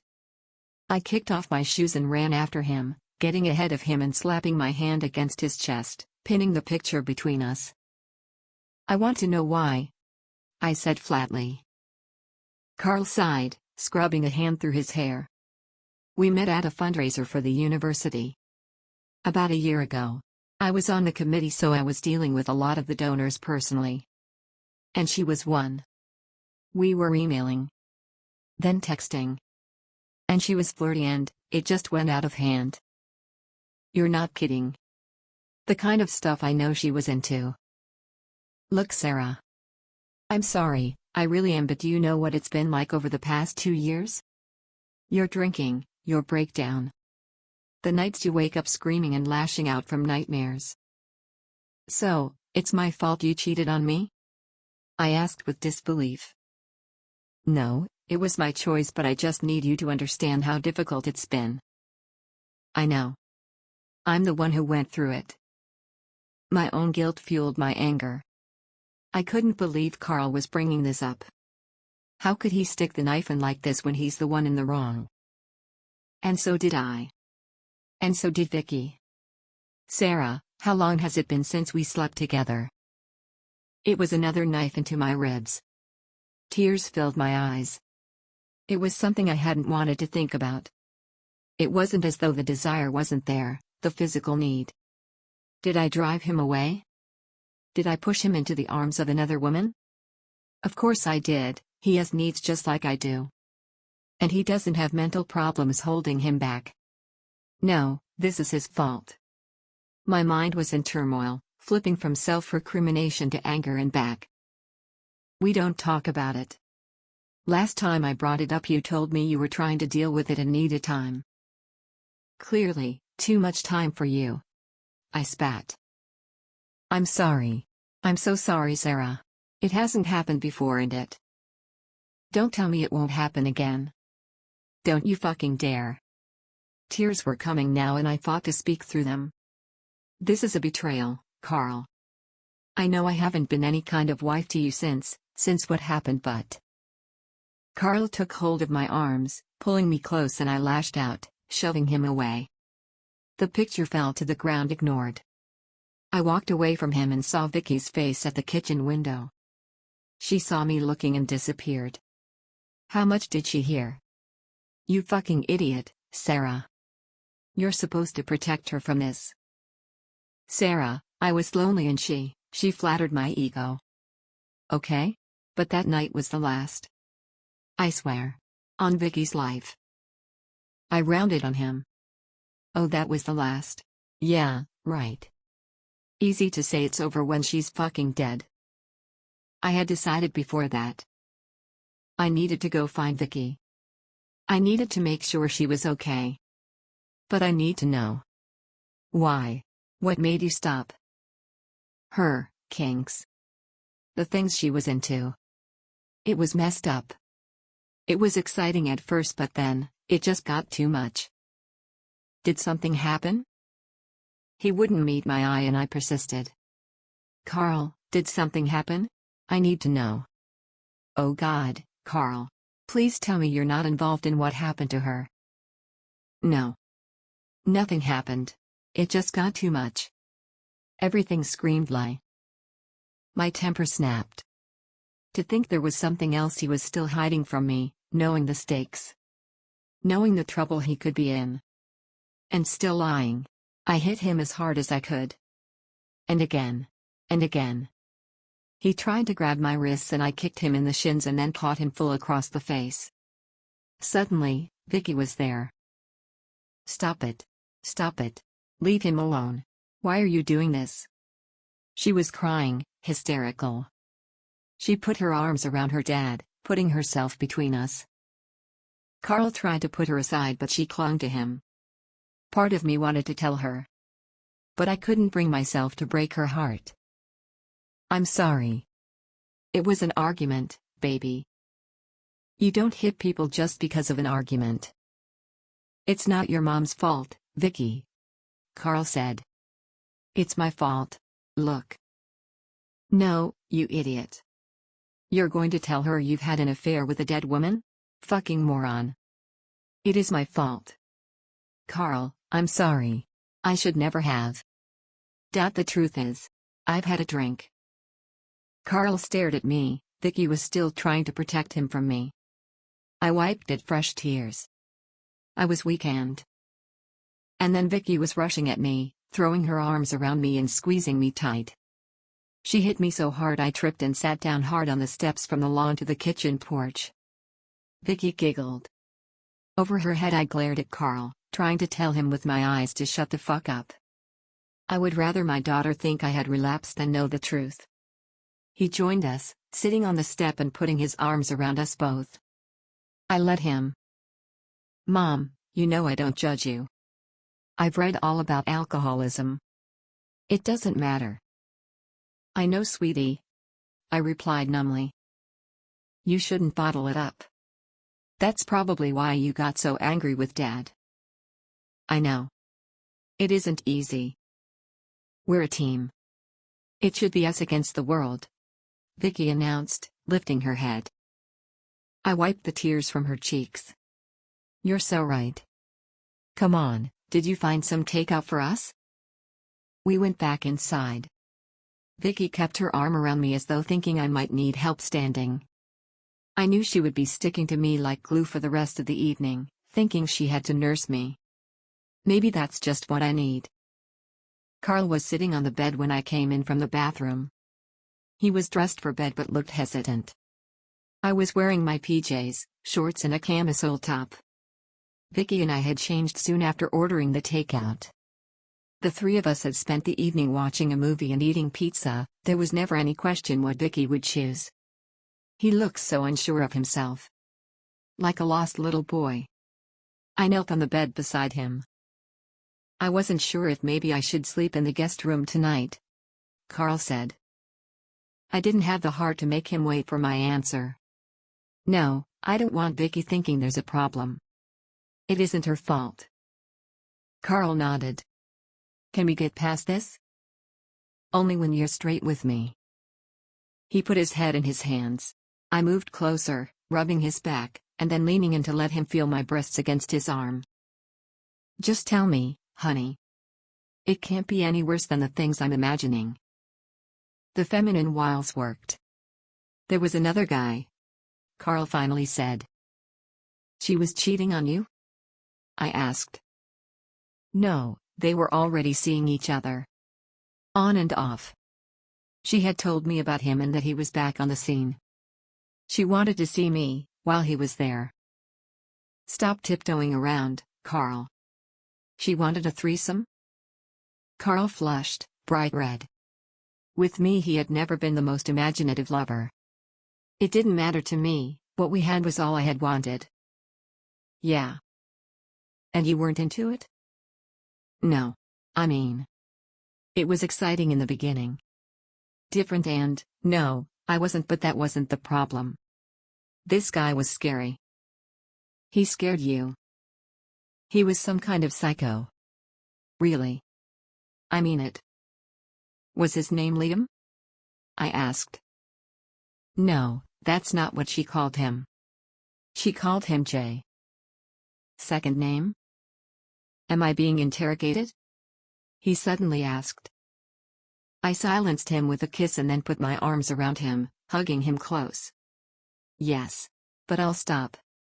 But, I am going to want to know a lot more. Just not right now. There was a feeling of relief. I had confronted him and in the course of that realized I still wanted to be with him. It wasn't just for Vicky's sake. He had made a terrible mistake, but then so had I, more than one. He was my husband and I still felt like he belonged to me. Am I maybe beginning to be forgiven? He asked, stroking my back under the camisole. Not yet. He stopped. But, you're going to have to make a promise. On Vicky's life. I pulled back from him to look him in the eye. I promise. You'll be nothing but honest with me from now on. You know I can tell when you're lying, Carl. I want to be able to trust you. I swear. He said simply. I let him kiss me then. Long and tender, an intimacy I realized we hadn't shared for a long time. You can share my bed, but I'm not ready to just kiss and make up, I told him firmly. He played with my hair, nodded solemnly. Sarah, I really am sorry. I know. I climbed into the bed and let him put his arms around me. I found that I enjoyed the feel of his body against me. I turned in his embrace to face him. Gave him a quick kiss. Put the TV on and find me something funny to fall asleep to. He smiled and reached for the remote. I settled myself against his chest as he flipped through the channels and tried to put the case out of my mind. Chapter 14. I come bearing coffee, I announced, as I walked into Lee's office carrying 3 large paper cups. Where's Sergeant Grant? We found Peter Miller's car.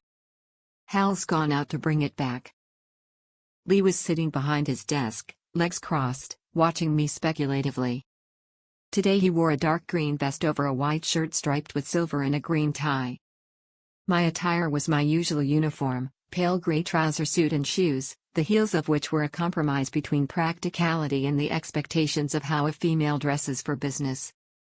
As usual, I felt underdressed next to Lee's peacock style. His desk was covered in files and more stood in an unsteady tower next to his chair. There wasn't much in the room to personalize it, but then I had never known Lee Black to set much store by that. Neither did I.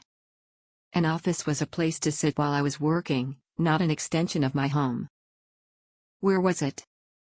I took the only other chair in the room, putting a coffee down on his side of the desk and taking a sip of my gingerbread latte.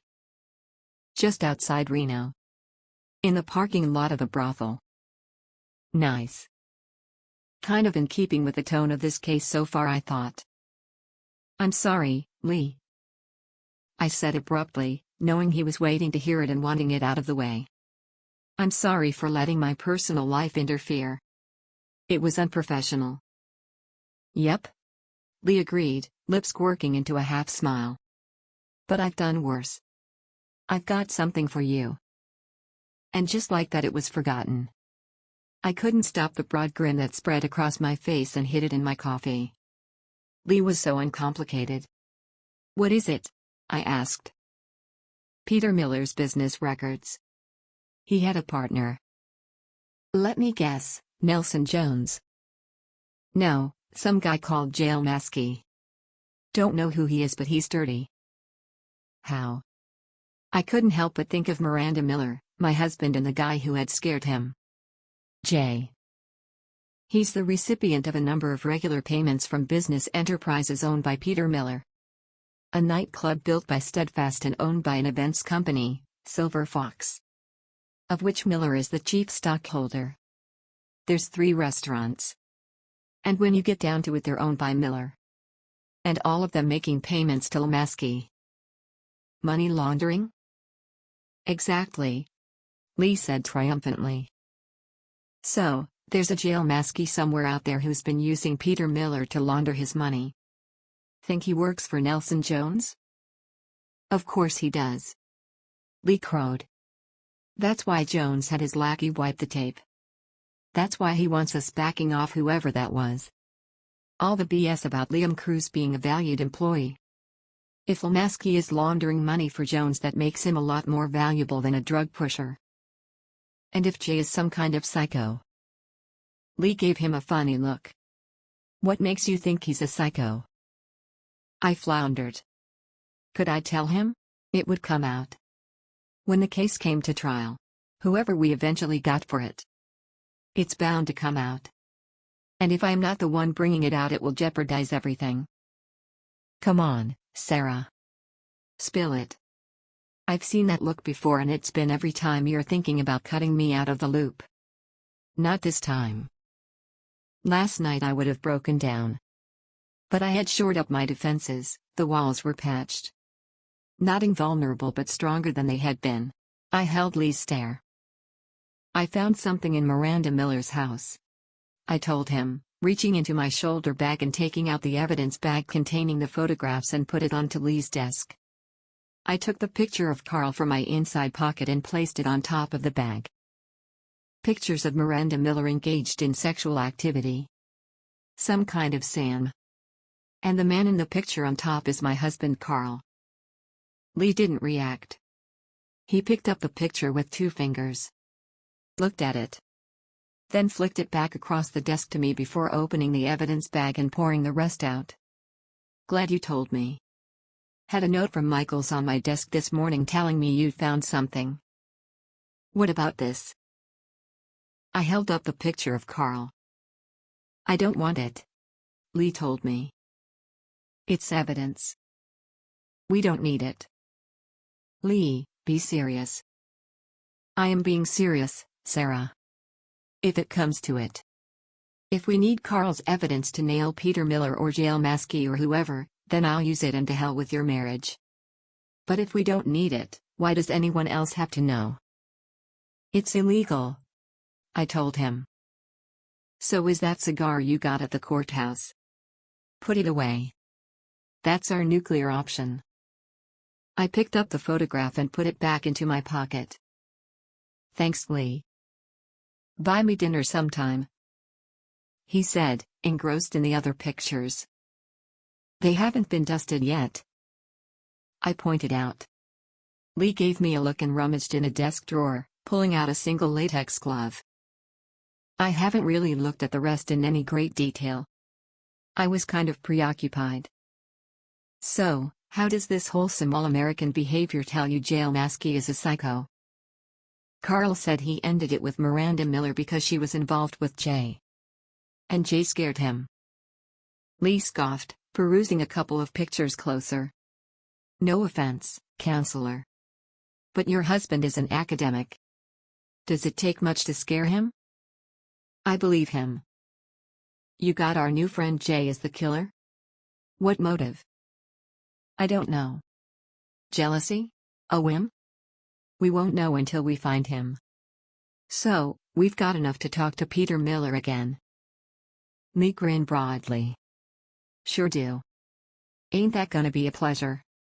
I call being the one to tell him his house is going to stay locked down for the foreseeable. I want to get CSI back in there. I nodded. The more I thought about it, the more it seemed odd that my discovery hadn't been made in the initial sweep of the house. It hadn't been that well hidden, certainly not from a professional forensics team. I must have had a certain look on my face because Lee picked up on my train of thought. Problem, counselor? Why didn't they find it the first time around?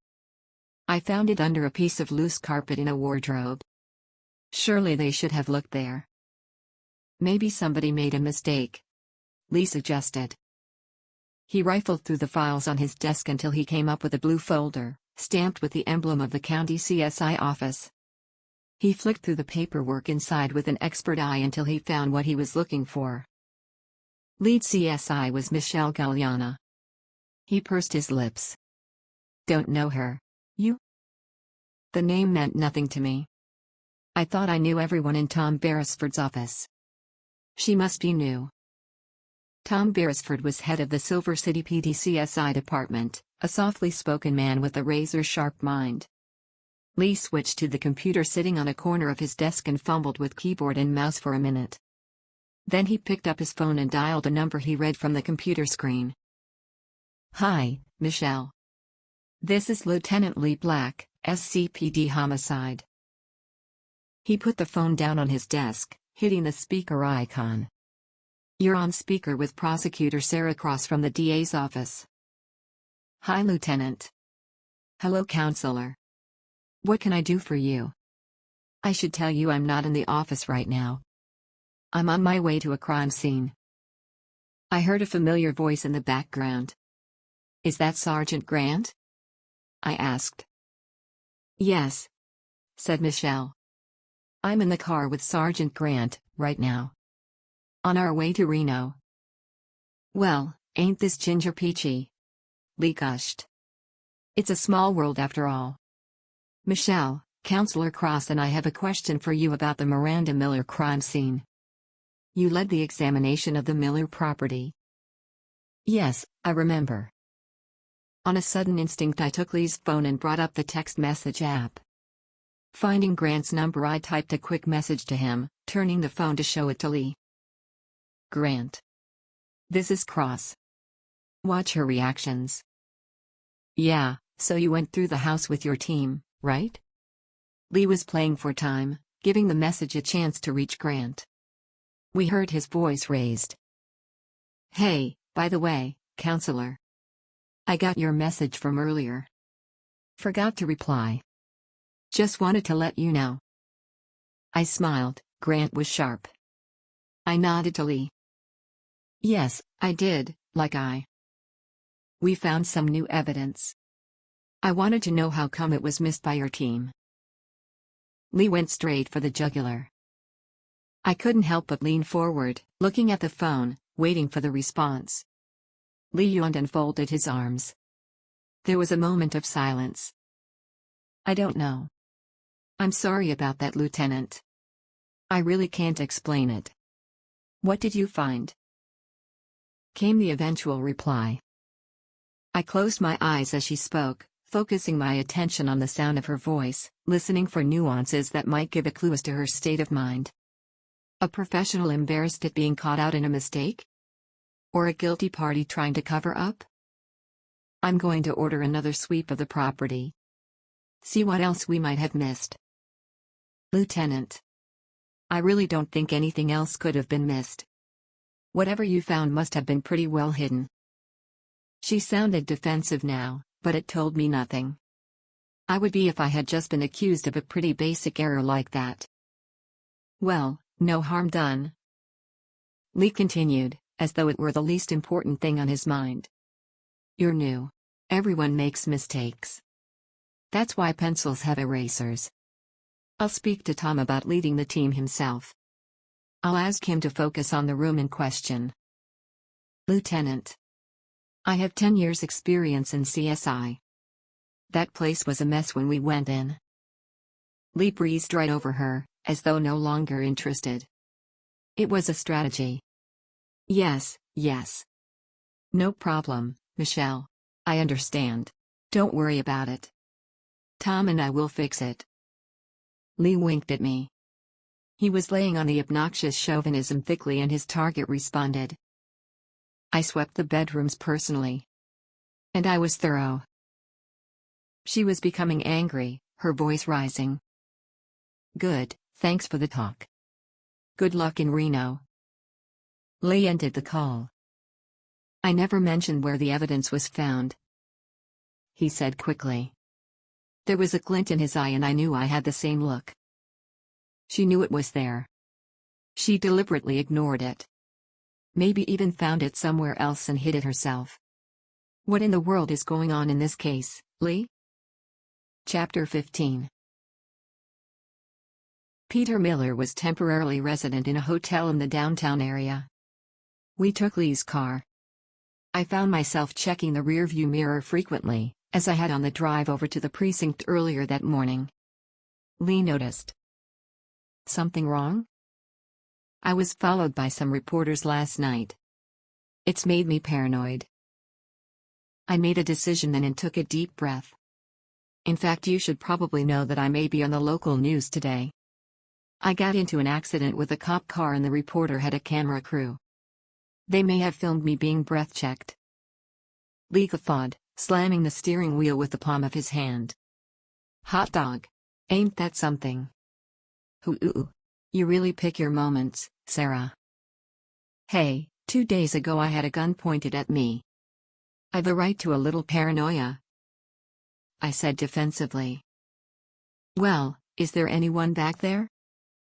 I don't know. Too much traffic. I thought maybe there was. No. Probably not. I had thought I had seen the same car behind us for a while. But this was the tail end of rush hour through the Silver City business district. I was being paranoid and it would become a distraction. I went through my mental checklist, sorting the facts of the case in my head to restore some order and some calm. Lee offered me a smoke and I took it gratefully. The matchbook I had carried to limit my nicotine intake was long since discarded somewhere. I had a lighter in my pocket now. One thing at a time. Downtown Silver City was a network of interconnecting canyons, the walls made of soaring towers of glass and steel. The architecture was modern, eschewing the mostly traditional styles of the rest of the city. Successive Silver City mayors had wanted to raise their city's skyline to match the instant recognition of Las Vegas. We passed the headquarters of state and regional banks, savings and loans and insurance companies. Many preferred to base themselves in Silver City than the state capital because business rates were kept low. It had led to a rush to the city and a downtown that had spent the best part of a decade in a state of constant rebuilding. Even now cranes towered above the skyscrapers, raising new steel skeletons to the sky. Peter Miller had taken a suite at the Wayne Grissom Hotel on Grover Street. We parked in a back street down the block and approached on foot.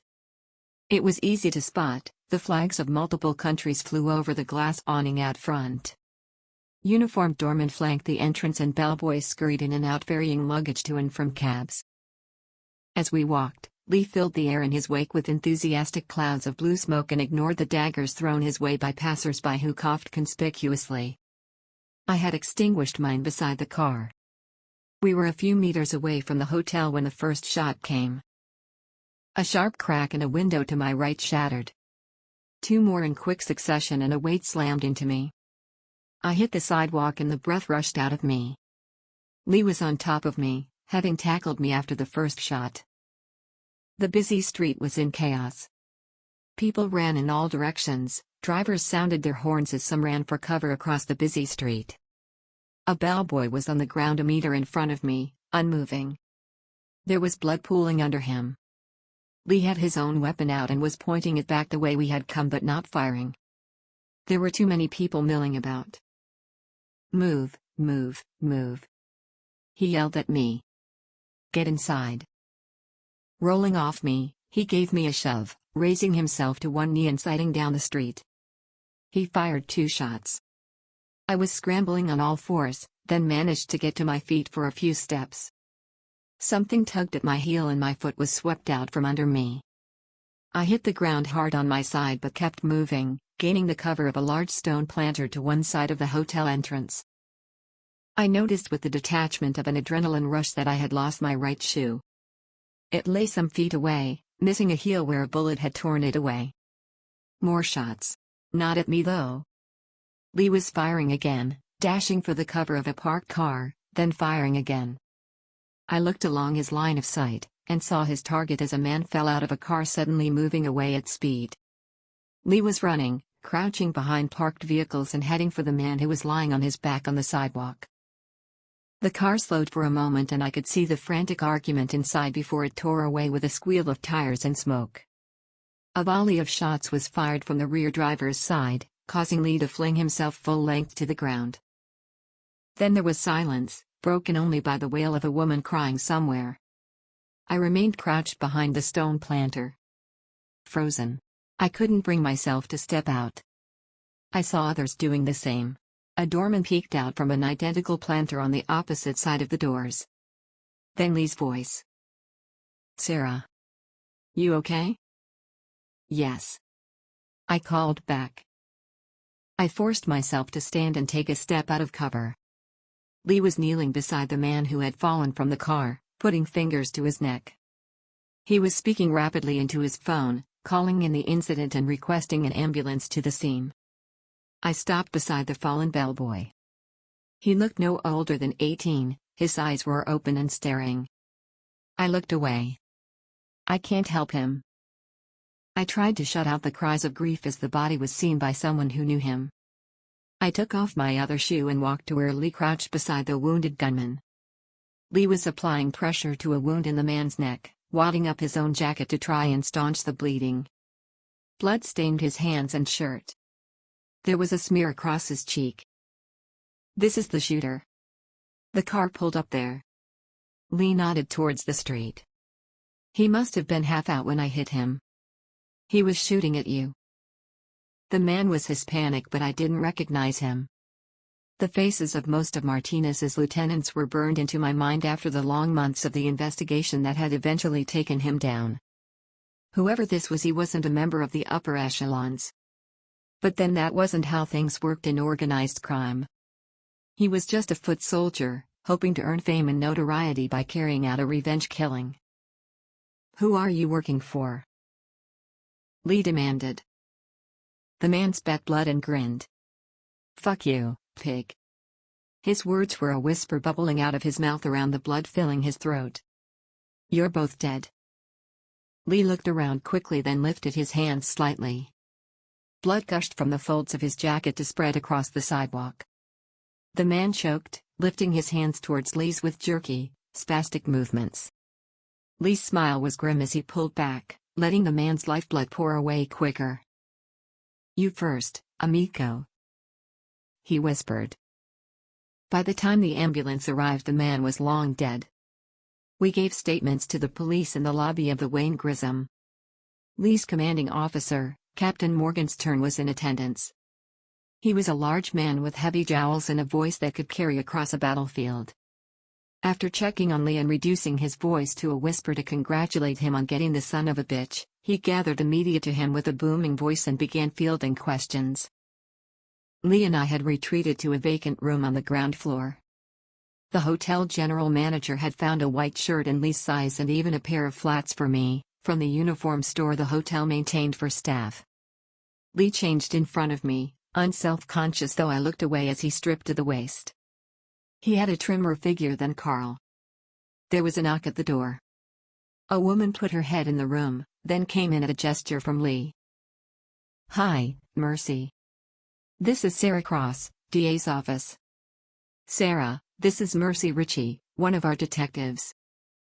Mercy looked to be of an age with me, with long dark hair tied back and a pleasant, oval face with full cheeks. She smiled, offering her hand. "The captain has put me in charge of the case, but I understand it's linked to one of yours." Lee was examining his new shirt critically in a mirror. "Yes," I told her. "I think this was a hit from the Martinez crew. They've made a threat to my life once already." "Do you mind going over things with me again?" Mercy asked, sitting on the bed next to me. I went through the events and gave her the background to the previous threat. I quickly outlined the basic structure of the Martinez hierarchy and who, in my opinion, would now be calling the shots. Mercy took quick notes into a small notebook and asked intelligent questions. She kept quiet until she needed to talk. I liked her already. When she left, I rummaged in my jacket for a cigarette. "I don't think smoking is allowed," Lee told me. "Sue me," I shot back. I felt an urge to hit the minibar, which I had spotted underneath a bureau in a corner of the room. I saw Miller in the crowd in the lobby. "Before the police cleared everyone out," I said. "I saw him too." I told the manager not to let anyone leave and I saw Miller step into an elevator. "He should be back in his room." "Correction, sweet," Lee replied, still looking in the mirror. "What do they make this stuff out of, coal sacks?" I laughed, recognizing it as an important step in regaining my mental balance. I rubbed my feet against the room's lustrous carpet. It reminded me of Miranda Miller's house. The adrenaline was leaving my system, and I had a headache which the cigarette wasn't helping. My hands were beginning to shake. I got up, heading into the bathroom and discarding the cigarette into the toilet. I called Vicky. Pure luck, it was recess. "Hi, Mom." Her voice alone was enough to soothe me. It was a comforting blanket. "Hi, sweetie. How's school?" "The usual." "How's work?" "Crazy." "The usual." I thought about telling her what had happened and rejected the idea. She would just worry and it was unlikely she would hear about it. It's not as if Vicky would be checking local news headlines. "Just got a quiet minute to myself and wanted to hear your voice." "Everything okay, Mom?" An edge of concern in her voice. I thought about the events of the previous night. She has a right to be concerned. "Not what you're thinking, kid." "Okay? I'm fine. Just wanted to check in, that's all." "Okay. Did I tell you about Crystal Channing?" "She's one of your friends, right?" "No, Mom. Crystal is not one of my friends. She's a bitch." Language, Victoria. "Sorry, Mom, but she is." "What did she do?" "I posted something online and she made a bitchy, sorry, mean comment. Like, totally unnecessary. Anyway, India called her on it and then she tried to make out that because she put a smiley face on it that made it a joke. But it totally didn't." "Of course it doesn't." I agreed wholeheartedly. I know, right? So, then Carter was saying mean things about India. Because he likes Angel, who's Crystal's best friend. But that was so two-faced because he'd always said Crystal was, well, he didn't like her. And now he does? Totally. It's so fake. I hate that. Don't you? I do, honey. I get it all the time. Criminals lie. Is there anyone in your office like that? Yeah, there is.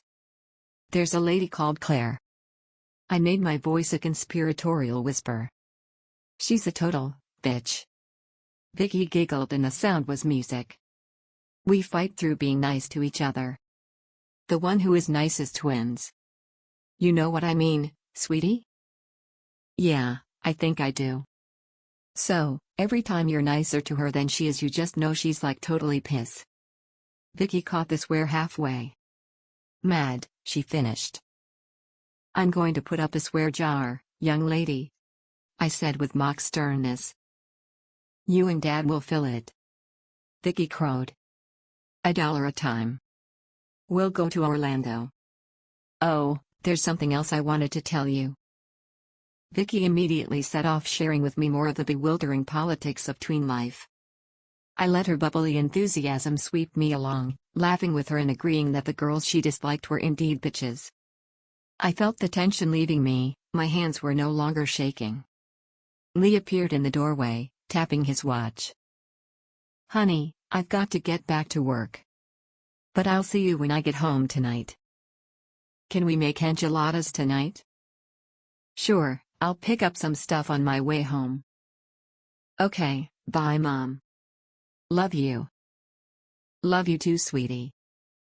I ended the call and faced Lee. I was ready. Let's go find out what Miller knows about money laundering, I said. Chapter 16.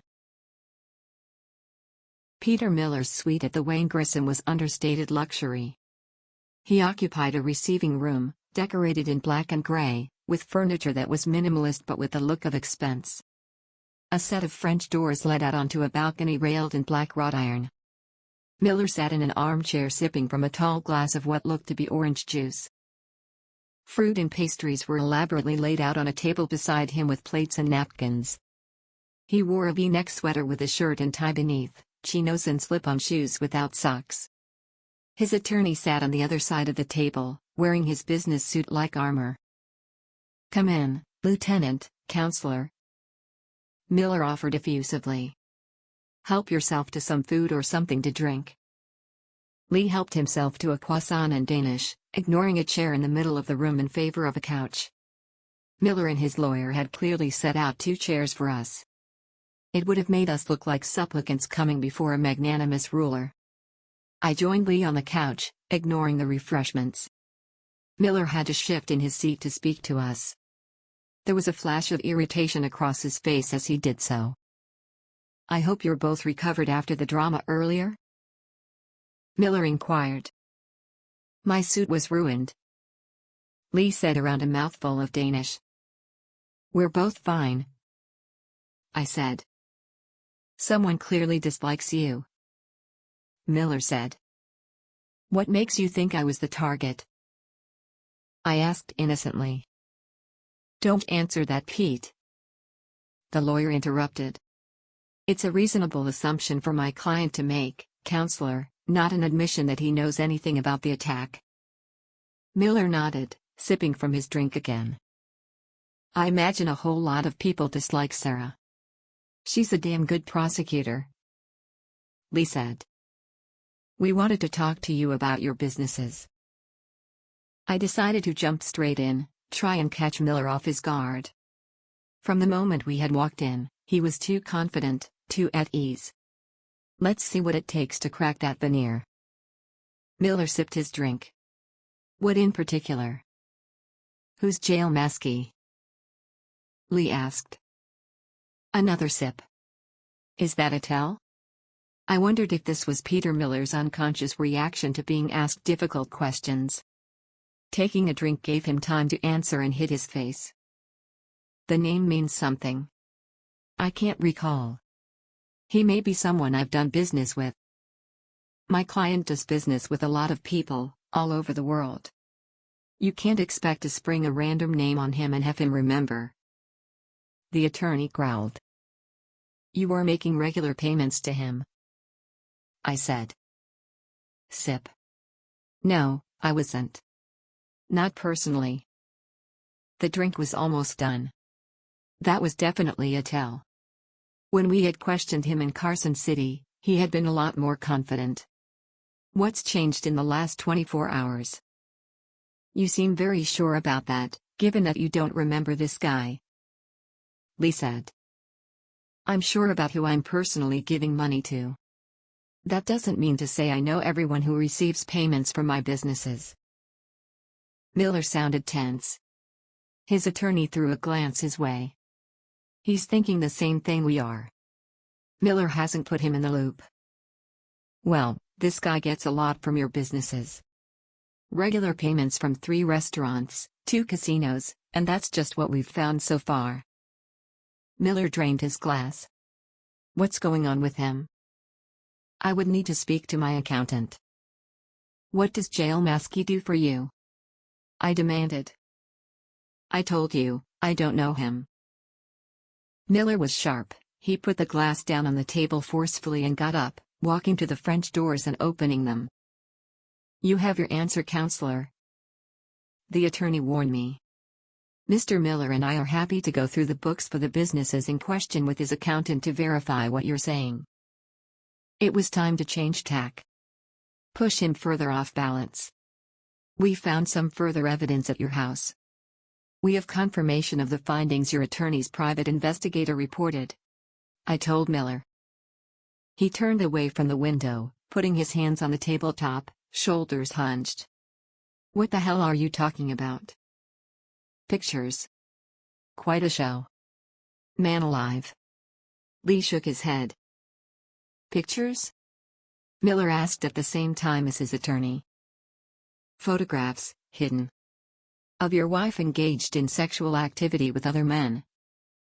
I told them. Did you know about these pictures? Lee asked.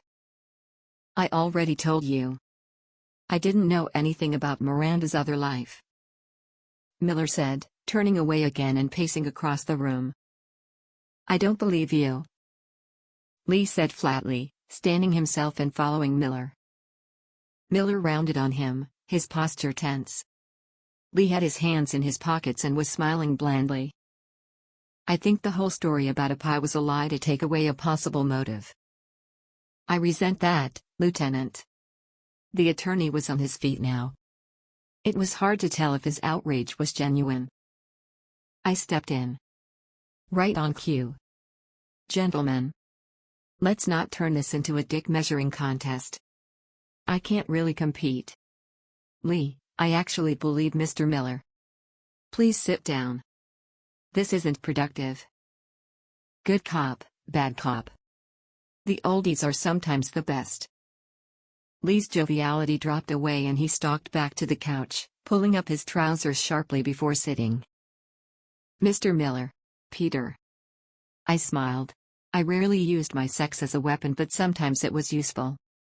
I didn't see myself as the kind of woman men go crazy for. But I was slim and blonde and knew that flattery counted for a lot with a certain type of man. This man we're looking for, Jail Maskey. We have reason to believe he's dangerous.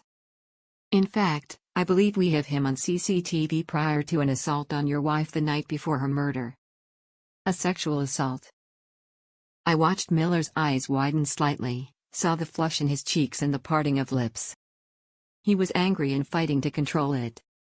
That's why we're so keen to find him. He is becoming our #1 suspect. The attorney was watching his client, a faithful hound waiting to be let loose. If Miller was telling the truth about not knowing his wife's fetishes, maybe this approach would make him angry enough to give up Jail Maskey. There was a moment I thought Miller was about to give us what we wanted. He shook his head and went back to his seat, running his hands through his hair, shoulders slumped. Like we said. My client has no knowledge of this man, but we will endeavor to find out. We are keen to help in any way. This guy is a psycho, Miller. Lee barked. Died in the wool. We have an eyewitness to that. He may have murdered your wife. Yours. I can't understand why you're not helping us find him. What's he got on you? Lieutenant, I must protest. The attorney squawked. Was he involved in the Steadfast project that Miranda blocked? I asked. Miller's head came up fast. Miranda didn't block. Peter. The attorney warned. Committee meetings are all minuted and permissions given or refused are public information. It was the literal truth, though the implication was that I had seen all of that publicly available information. That was the lie. Okay, yes. I knew about it. Miller said, throwing up his hands. But like we said. Started the attorney. Yeah. We get it. Lee interrupted, focusing on Miller. Miller was licking his lips, eyes darting from me to Lee and back. He had the look of a man trying to decide whether to take a gamble. I think this guy may have been an investor on that project. It was a casino complex. Out in the desert. Hotel, bar, restaurants. Biggest of its kind outside Vegas. She turned down permission on the grounds of environmental protection. Some bullshit about protected habitats. There were a lot of investors on that project. I can't remember them all. But, maybe. And if he's as dangerous as you say, maybe. Ever do business with Nelson Jones? Lee threw another curveball to keep him on the back foot. Not knowingly. Miller hit back. But you do know who he is? I said. Of course I do, Miller replied. And that's not an admission. Nelson Jones is an infamous gangster, his name is well known. I think this little talk has gone on long enough. We keep coming back to the same point and my client and I have given our response. Do you have any other questions? I stood. No further questions for the moment. We have people going through the financial records to trace the monies paid to Jail Maskey. Maybe, we'll find him first. I turned to go. Oh, and we found your wife's car, Mr. Miller. Really? So? Miller replied sullenly. He was regaining his self-composure, sitting back with one arm across the back of his chair. I shrugged as though it was of no consequence. And we're carrying out another forensic search of your property. Lee volunteered. Now, Lieutenant. My client has a right to know when he will be able to return to his home. The attorney began belligerently. Sure. We'll call you. Lee replied as he walked out. We left the hotel by a staff door at the rear of the building.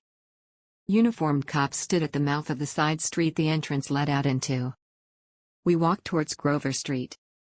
The cops saw us leave the building and watched until we were close enough to identify, then turned away.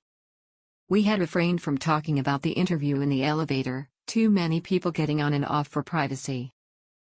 Well, what do you think? Lee asked. I think he's lying. He knows exactly who Jail Maskey is. I agree. And he's scared. Think Maskey is putting pressure on him to keep quiet? Or Jones if Maskey works for him. He sure bit fast enough when you gave him that out about Maskey being a nut job. Lee stepped out onto Grover Street without hesitation. I found myself a step behind, feeling exposed as I left the side street for the busy thoroughfare. Lee noticed. No one is going to try anything again here. And not so soon. I know. I caught up. By the way, I've asked the captain to give you police protection. You'll have an escort home and a patrol car outside the house. Until the budget runs out. I was going to tell Lee that it wasn't necessary. But it was. I'm no hero. Someone tried to kill me. Give me police protection. I wondered if Jail Maskey smoked Russian tobacco. J could be short for Jason. Stop it. Jason is dead. He can't hurt you ever again. This is all just coincidence. Seriously, Sarah. You're safe, Lee said with concern. I gave him a smile, walling up my feelings. I know. Thanks, Lee. It makes me feel better. You want to tell your face that? Lee said with an arched eyebrow. Grover Street was still cordoned off around the hotel entrance. Lee lifted the tape for me and we walked through the crime scene, careful to avoid the areas marked by CSI. On the other side was a group of cameramen, press, and TV reporters. A reporter recording a piece to camera turned in our direction, then pointed. She and her crew moved towards the tape as Lee tried to usher me through. Sarah. Ashley Daniels, Channel 3 News. Do you have a comment about the story where you were caught drunk driving yesterday? I pushed past Lee, stepping up to the mic being stabbed at my face. Yes, I do. I had a car accident yesterday and was breathalyzed as a matter of procedure. My blood alcohol was 0. Okay? 0.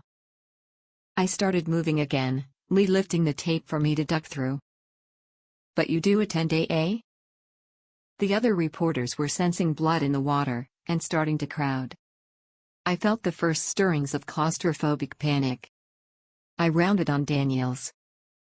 I did. I haven't needed to go to a meeting for a number of months. The district attorney and the head of HR at the DA's office are fully aware of my alcoholism. And my 0 blood alcohol reading is on file with the SCPD. Was it the pressures of the job that drove you to drink, Sarah? Was the next intrusive question. Do you think it's appropriate that you should be heading up such a high-profile investigation as the Miranda Miller murder? The DA has complete confidence in me. I have the best trial record in the state. And if you broadcast those opinions as anything other than baseless speculation, the DA will sue your network. And I will sue you, personally. This last was delivered almost nose to nose with the reporter who would have backed away, but her own camera team was blocking her retreat. I stalked through the rest of the pack, ignoring the shouted questions. Lee hurried after me. Sure, told her. Fucking vultures. He turned the corner into the alley we had parked in. I stopped. My eyes had fallen on an object that had been placed under the windshield wiper. It was small and dark but stood out clearly against the glass. Lee saw it too. He approached slowly, bending to look closely without touching it. It's a cigarette, he said. An icy fist had clenched in my chest. My breathing was short. I knew what it was. And I didn't need to get close to know the smell. It was a black, Russian cigarette. Chapter 17. Before she comes in here, I need to know what's going on, Lee demanded. We were back in his office, waiting on Detective Mercy Ritchie, who wanted to ask me questions about the cigarette left on Lee's windshield. It was clearly a message and it was too close to the events outside the Wayne Grissom to not be connected to that. You freaked out yesterday over the smell of this shit. He held up the evidence bag containing the small, black cylinder of paper and tobacco. And now you look like you've seen a ghost. Not to mention chain smoking half a pack on the way over here. Tell me or I can't help. Telling Lee my fears was the last thing I wanted to do. Opening up that basement at the back of my mind and looking into the darkness it contained was the very last thing I wanted to do. I was terrified that I wouldn't be able to deal with it. That I would dive into a bottle. It must be the Martinez case. Martinez? What does he have to do with Russians? What in the hell does this even mean, Sarah? I don't know. Really? Well, I don't believe you. It means something to you and the person who left it knows it too. I feel like I've got one hand tied behind my back here. It's got nothing to do with our case. I protested. But I was in denial and I knew it. Of course it does. It's all tied up. Tell me what's going on. Or I request this case be assigned to someone else in the department. You bastard. I spat. Terror had me in its grip. I wasn't being rational. All I could do was lash out, vainly trying to beat fear with anger. You want out of this case, then go. I don't. But I'm sick of being out of the loop. We're partners. We're supposed to trust each other. I hesitated, opened my mouth to speak but couldn't make the words come out. Lee stood up and strode to the door. Fine. I'll go see Morgenstern and ask him to reassign the case. Fuck this. Wait. Goddamn you, Lee, for putting me through this. Sit down. I'll tell you. I felt like I was shrinking in on myself, withdrawing away from the cold world I found myself in. I waited for Lee to sit down again.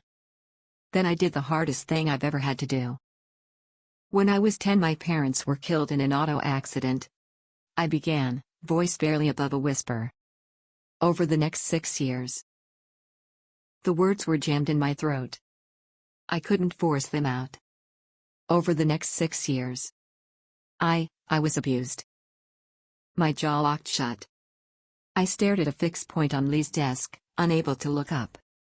My right hand was locked in a death grip on my left forearm, which was trembling. With an effort of will, I moved my eyes up until I met Lee's.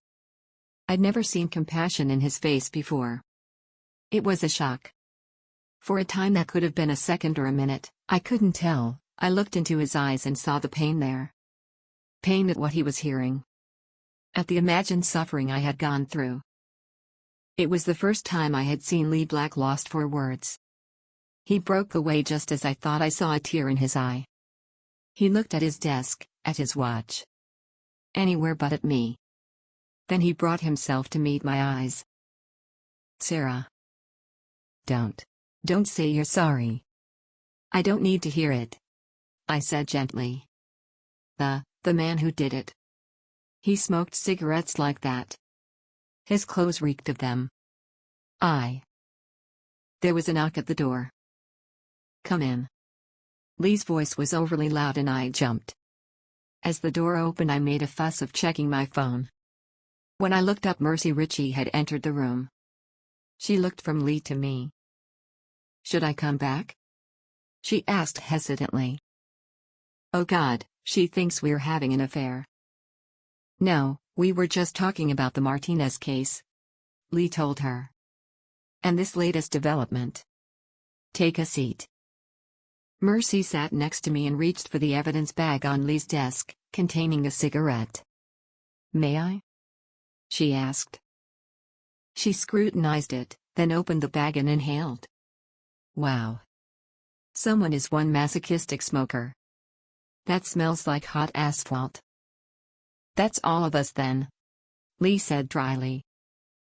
I'll have the CSI team analyze it, check for DNA. I'd like to get swabs from the two of you in case we find any of your DNA. Yes, that's fine. I said quietly. Lee nodded. What's the significance of this? And how do you believe it ties in with my case? Mercy asked, looking from one to the other. I don't know the significance of the cigarette. I said quickly.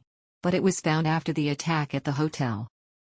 We think it's too much of a coincidence for the two not to be linked. Mercy nodded thoughtfully. But if it's a message, well, what's the point of sending a message if the recipient doesn't know what it means? It's a little cryptic. There is a potential link to our case, Lee said. Sarah detected the odor of this tobacco at our crime scene and at another location. We think maybe the person that left this message was at both locations and is using the Martinez crew to get to Sarah. You think he or she is your killer? It's a distinct possibility, Lee answered. And neither of you saw anyone who may have left this? Both of us shook our heads. My phone chose that moment to chime. I apologized as I took it out of my jacket to check it. It was Larry. I rejected the call and switched the phone to silent. I can't handle him right now on top of this. All I wanted was to get home. I had one day left to give Larry the evidence he needed for an information. And it was looking like I would fail. The case would be reassigned. I had never had a case taken away from me. Larry's predecessor had called me the best prosecutor in the state, if not the entire western United States. The professional failure on top of my exposed weakness was too much to bear. I wanted to crawl away somewhere and hide. Mercy waited for me to hang up the call. And you didn't recognize anyone in the car carrying the gunman? Again, we both answered in the negative. Do you maybe have a name? This person you believe may be trying to kill you? She asked me. Not yet. Lee interjected. We have a suspect that we're tracking down. And he is? His name is Jail Maskey. I told her. We think he's been laundering money for Nelson Jones. If Mercy was impressed by the name, she gave no sign. Lieutenant, I have 2 detectives assigned to my team for this case. But maybe it makes more sense to pool our resources. Have the whole team working together. Under me, Lee said firmly. Well, you'd be senior, but I hope we could work together. Lee looked distracted. Sure. I'll get the cap to approve it. Could you get someone at CSI to take a look at that cigarette in Lincoln with Sergeant Grant? He's been checking over a missing car up in Reno. See if the same tobacco has been found and compare any DNA found. Mercy stood and left the room. Lee seemed to hesitate for a moment, beginning to stand and sit at the same time. Then he moved, closed the door and took the seat Mercy had been using. Suddenly, he took one of my hands in his. His skin was surprisingly soft, his grip firm. He looked me in the eye. Forget all the BS and the posturing. Forget the case. Forget everything. You can trust me and I will always be here for you. I have no idea what that actually means, but I don't know how else to put it. He looked so earnest and helpless I couldn't help but smile. I clung to my walls, more fragile than ever. The effort of maintaining a professional demeanor in front of Mercy had almost finished me. Lee squeezed my hand and it felt like he was holding me close. I'll be okay, I assured him. You've been thinking this is the same guy as back then, Lee stated. Yes, but it's impossible. He's dead. I stabbed him when I was 16. It was self-defense. I stabbed him and left him to die. So this is just a horrible coincidence. One of the reasons I believe in God, and hate the bastard, Lee said. I spluttered, half laughing, half crying. Oh God. I need a Kleenex, Lee. I'm a guy. We don't carry them. You're a cop. Can't believe you don't have a pocket square. I zinged back. I did. It's in an evidence bag somewhere covered in scumbag blood. I settled for wiping my eyes and nose against my hand, feeling like a 6-year-old. On impulse I leaned over and hugged Lee tightly, kissing his cheek, and breathing in a lungful of Hugo Boss cologne. He brushed a stray tear trail from my cheek. For a moment our faces were inches apart. Just kiss me. My phone chimed again. I turned away to answer it. Lee didn't move and for a moment longer, held my hand. Then he got up and went back to his own side of the desk. I answered. Larry. Sorry, I was in the middle of a briefing. You need to get over to my office now. I just saw that cockamamie video of you taking a fucking breath test. Be here now. The call ended. Jesus. That's all I need. Problem? Lee asked, sitting back with legs crossed. It was like he knew we had come too close and was rebuilding the distance again. Larry just found out about the fender bender and the breathalyzer test. I have to get over there to face the music. If you get fired, I'll put in a word for you with the captain, Lee said, attempting his usual dry wit. It felt hollow, but I gave the rote response of a smile. On the drive over to the DA's office I saw a liquor store. This time I didn't call Sully. This time I pulled over and went inside. I came out again with a bottle of whiskey in a brown paper bag. I stashed it under the driver's seat and drove on. Night was falling over Silver City. The stars were coming out only to be shot down by the sodium orange glare of streetlights which began to spring into life. It was as though the city had realized with horror how close it had come, at the transition between day and night, to allowing some of the natural world into its environs and was racing to blot it out. I drove too fast, racing the desire to open the whiskey and chase away consciousness. When I walked into Larry's office, Claire was sitting there. Her skirt was too tight and too short. She wore makeup that accentuated her cheeks and her eyes. As I sat, I caught Larry darting a look at her legs. She had a legal pad perched on her knee, legs crossed. Larry took a piece of gum from the bowl on his desk. "What the fuck have I been watching, Sarah? Is this a reprimand, sir?" I asked. "If so, I would like to request that a HR rep be present and she not be." Larry looked at Claire, letting his eyes travel to me via her chest and legs. "No," he said finally. "No, this isn't a reprimand? Or no, I may not have a HR rep and Miss Sandstrom removed? No, this isn't a reprimand." If Larry was flustered by my defensive attitude, he didn't show it. "A friend of mine over at WKRC gave me a heads up. You're going to be on the 10 o'clock news. I would still like Miss Sandstrom to leave the room." "No way. Now, you are skating on very thin ice already." "I know about." Larry began belligerently. And everything came to a head. The terror of the attempt on my life, the insecurity from the discovery of Carl's cheating. The moment I had wanted to cheat on him. I stood. Straightened my suit. Looked Claire Sandstrom up and down with contempt. Then looked at Lawrence Guatoni, District Attorney for Silver City. "Larry, fuck you. I quit," I said flatly. I strode out of his office intending to get drunk. Chapter 18. Stop. I ignored Larry's desperate shout until I heard it a second time. By that time I was halfway down the corridor. I turned and saw him standing in his doorway. "Sarah. Come back. Please." I hesitated. The call of the whiskey in my car was loud. "I'm sorry. That was unprofessional of me." I was angry. I started back towards him, stopping in the doorway.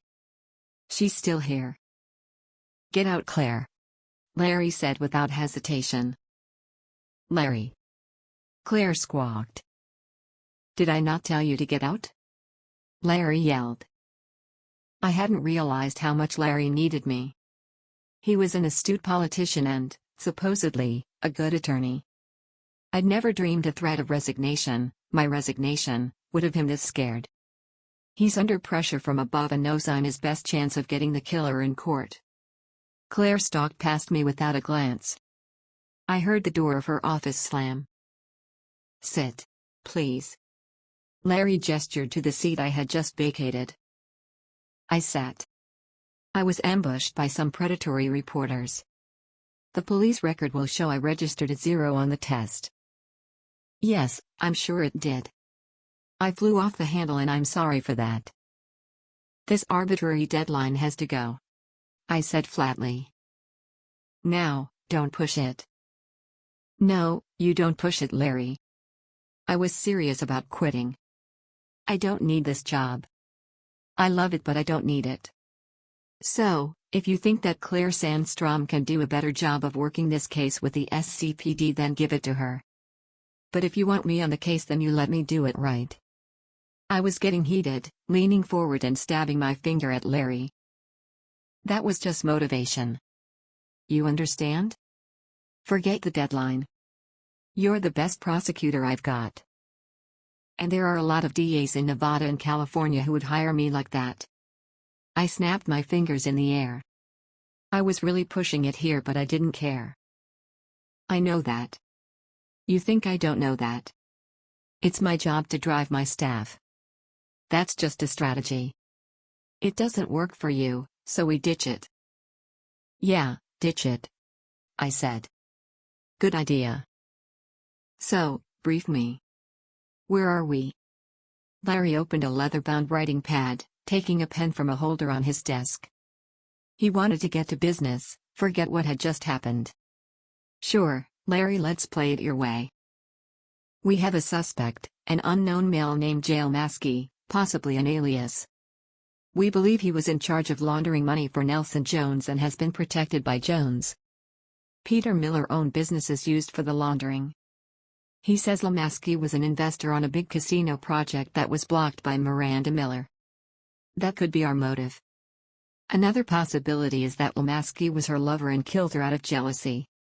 Another man, a dealer named Liam Cruz, was also murdered. He may also have been involved sexually with Miranda Miller. Larry was making rapid notes, nodding occasionally. So, you're moving away from Peter Miller as a suspect. We can't rule him out. But, I think if he's involved, it's as an accessory. Larry reached for gum, frowning. Would have made a nice neat case. He grumbled. I said nothing. Okay, it is what it is. Carry on. Just like that. Back on the case and all is forgiven. I made up my mind to quit as soon as the case was solved.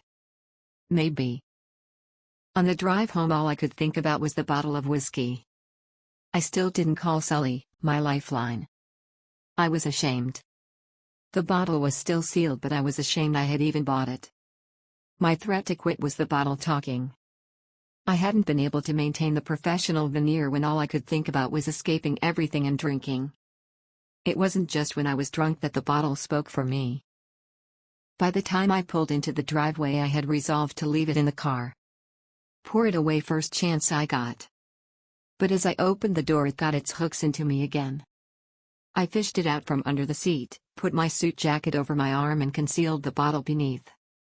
When I got into the house I quickly stashed it in the hall closet, behind some old rolls of wallpaper we had bought 6 months ago and not gotten around to putting up. I could hear the staccato hammering of a keyboard and knew Carl was at work in his office. Strains of operatic arias were seeping out. It meant nothing to me. Vicky was a fan of Motown. I heard voices upstairs, laughter. 2 or more girls. Vicky must have friends over. I opened the door to Carl's office. Hi Sarah. Thought I heard you come in. Carl greeted me. How was your day? For a moment I just looked at him.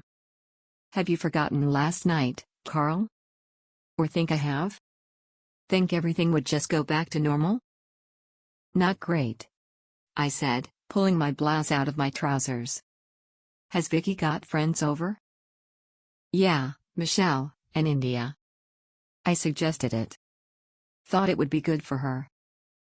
He left unspoken the words after last night. I nodded tiredly. I wouldn't intrude on Vicky's night. I couldn't impose my misery on her happiness, though at the moment all I wanted was to be with my child. Carl frowned. You okay? I thought that I didn't have the energy to be angry. I was wrong. No, Carl. I'm not okay. I haven't forgotten what you did. Things I never thought you were capable of. Things you've certainly never asked me to do. Why is that? If you have a need to do stuff like that, why not just ask me? I don't know. I just thought. You could have asked me if I would like to be tied up, or spanked. Or whatever else you did with her. That she let men do to her. You're not into that stuff. No, I'm not. But I would have tried it for my husband. If you told me it was something you found attractive. I think at some point I would have been willing to try most things. For you. He took off his reading glasses and ran a hand over his face. How dare he have the cheek to look tired? Like this is an old argument he's sick of hearing. Have the decency to look ashamed, you asshole. I can only say I'm sorry so many times. While you were getting over the drinking while you were cold towards me. It's like you had room in your life for you and Vicky and that's it. I was lonely and... Fuck you, Carl. I don't want to hear your justifications. I want you to work late and then sleep in the guest room. If Vicky notices or asks you tell her you didn't want to wake me. Understood? My tone was harsh, but he deserved it. Whatever, was his response and the anger flared in me hot and bright. Only the sound of the door upstairs opening stopped me from throwing something. "Hi, Mom." Dad said it was okay to have India and Michelle over for dinner. Vicky had come out of her room and was leaning over the stair rail. "Can we get some chips and soda?" "Sure, sweetie. I'm coming up. I'll bring it up for you. Anyone up there want some real food? Like a sandwich maybe?" "Nah. We had McDonald's." "Chips will be good though, Mom," Vicky said with a grin. "Hi, Mrs. Cross." Came a pair of voices from Vicky's room. "Hi girls. Room service will be with you in just a moment." "Thanks, Mom," Vicky said, skipping back to her room. I closed the door of Carl's office and retrieved the bottle, again concealing it under my jacket. I took Vicky her chips and 3 cans of Coke Zero. I wasn't going to indulge her far enough to give her full sugar soda at this time of the evening. I put the bottle in the linen closet, in the ensuite bathroom attached to the master bedroom, having first locked the bedroom door. As the bath filled, I stripped off. For a moment I stood in front of the bathroom mirror. My breasts were small, but even after almost 40 years they were pert. My stomach was flat and my thighs still shapely, though not quite enough. Was there something here that Carl just wasn't attracted to anymore? Lee? The thought excited me. My skin was too pale, my lips not full enough. Lee had a pouting mouth. What would it be like to kiss him? As the mirror steamed and my reflection was hidden, I went into the bedroom and laid on the bed. Carl was right about one thing. It had been a while. For some reason now I was aware of it intently. Maybe it was the moment Lee and I had shared. Or knowing the things Carl had done with Miranda Miller. Was that just him, or did all men like that? Does Lee? The thought gave me butterflies. There was a time when I would have shut down a thought like that. I felt reckless. I didn't care. Not right now. For once, I wanted to let go. The sheets were cool against my bare skin. I spread my arms and my fingers, enjoying the sensation. For a moment I allowed myself to recall that moment in Lee's office. The smell of his cologne, the feel of my hand in his. I closed my eyes. I should be making Carl move out. I should be asking for a divorce. But it was too exhausting to think about. I barely had the energy to stand, let alone confront him. I wanted to surrender. To become a physical form with no thought. To just be. To just feel. Carl, the case, it could all wait. My phone lay on my dressing table. On a whim I got up, picked it up and went into the bathroom.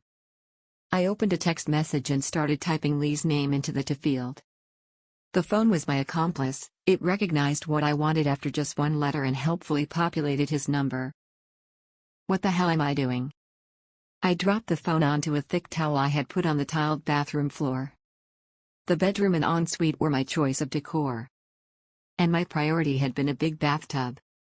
A delicate shade of pink in the glazed tiles and an old-fashioned, white, roll-topped bathtub. I added a bath bomb, breathed deeply of the fragrance and then got my bottle.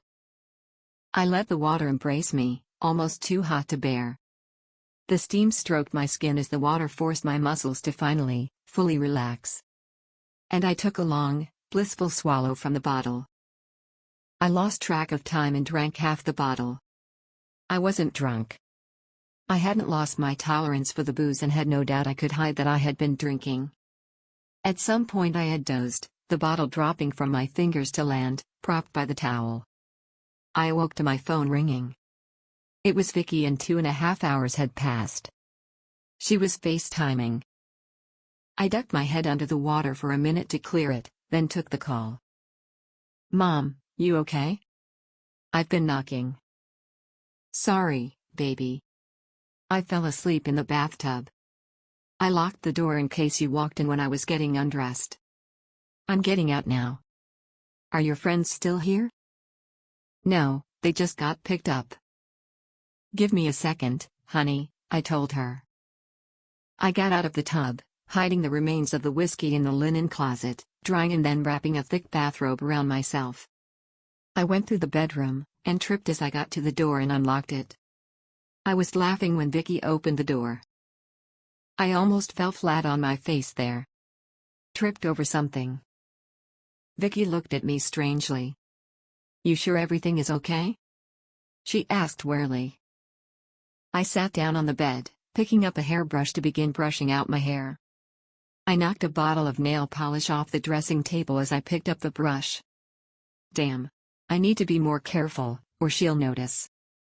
Why am I so clumsy suddenly? Phew. Honey, could you go and turn down the thermostat for mommy? It's a little hot. Say, what was that music you girls were listening to when I came in? I liked that. It had a good beat. I didn't notice that Vicky hadn't moved. I rambled on as I brushed my hair and she just stood there. Suddenly, she was close, taking my face between her hands. "I can smell it," she said. "Oh, Mom. You've been drinking." "I haven't." I protested loudly. "How dare you?" "Mom, you're drunk," Vicky accused. She actually stamped her foot. "Where? Where is it?" "It's in the linen closet," I said, defeated. As Vicky was about to go get it, Carl called up the stairs. "Everything okay?" I heard raised voices. Vicky froze. As I opened my mouth to speak, she went to the bedroom door. "It's okay, Dad. Mom has a headache and I was making too much noise." "Well, I think it's bedtime, young lady. Time to be settling down." "I know, Dad. We're both really tired. Mom asked me to watch a little TV with her though. Is that okay?" "Sure. I'm going to be working late anyway. I'll go to the guest room so I don't wake you. Sleep tight, sweetheart. Come down here and let me give you a good night kiss." Vicky went down and then came back up. I'd never been so proud of her as she closed the door and gave me a big hug. "It's okay, Mom. I won't tell Dad." And just like that, I was forgiven. She went to the bathroom and I listened as she poured the remains of the whiskey into the bathroom sink, hiding the bottle back in the closet.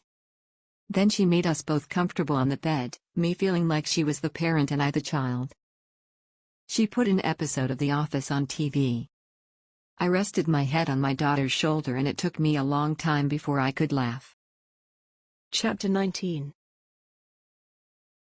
The next morning Vicky and I made breakfast. Carl emerged from the guest room looking like a bear with a sore head. Is he still feeling sorry for himself? He barely acknowledged me and Vicky noticed. "Have you two had a fight?" she asked bluntly, sitting up at the kitchen table with a bowl of cereal. "Yes," I said at the same time that Carl said. "No.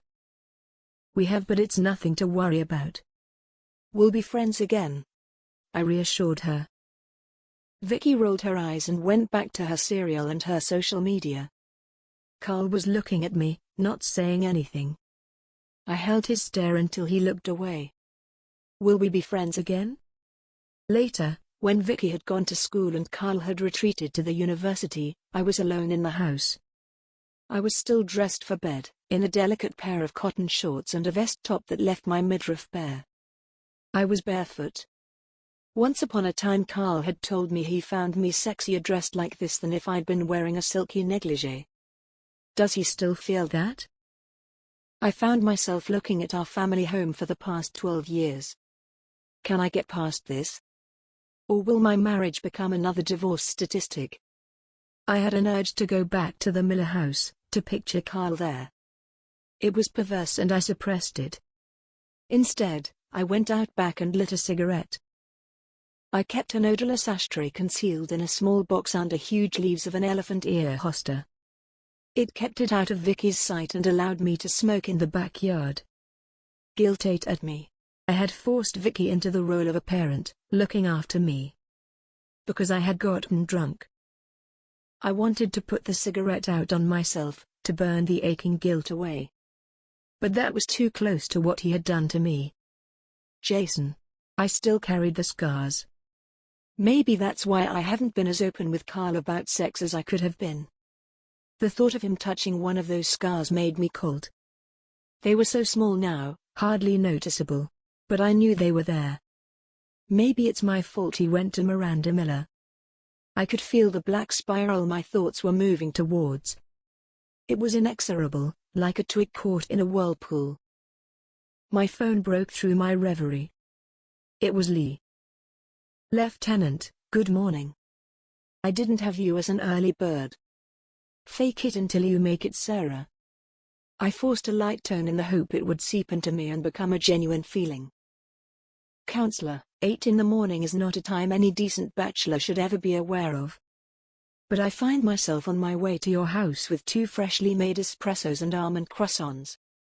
I think I must be hallucinating, I'm still dreaming. To what will I owe the pleasure?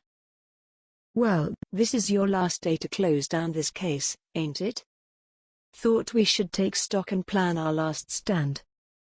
"Don't worry about that. I had it out with Larry and he's scrubbed the deadline." "Hallelujah.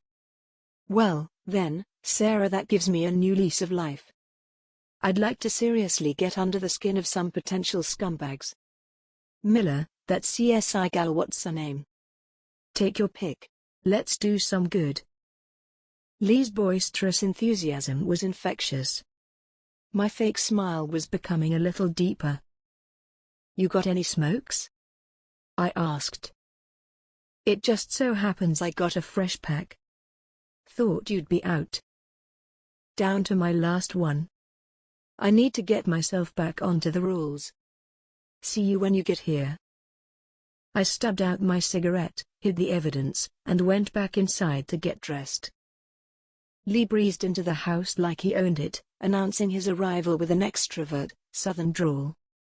Today, he was almost dressed casual in a woolen vest and an open-necked blue shirt. No jacket either, despite that he still managed to make me feel underdressed in comparison. Grant was with him, quiet beside his gregarious boss.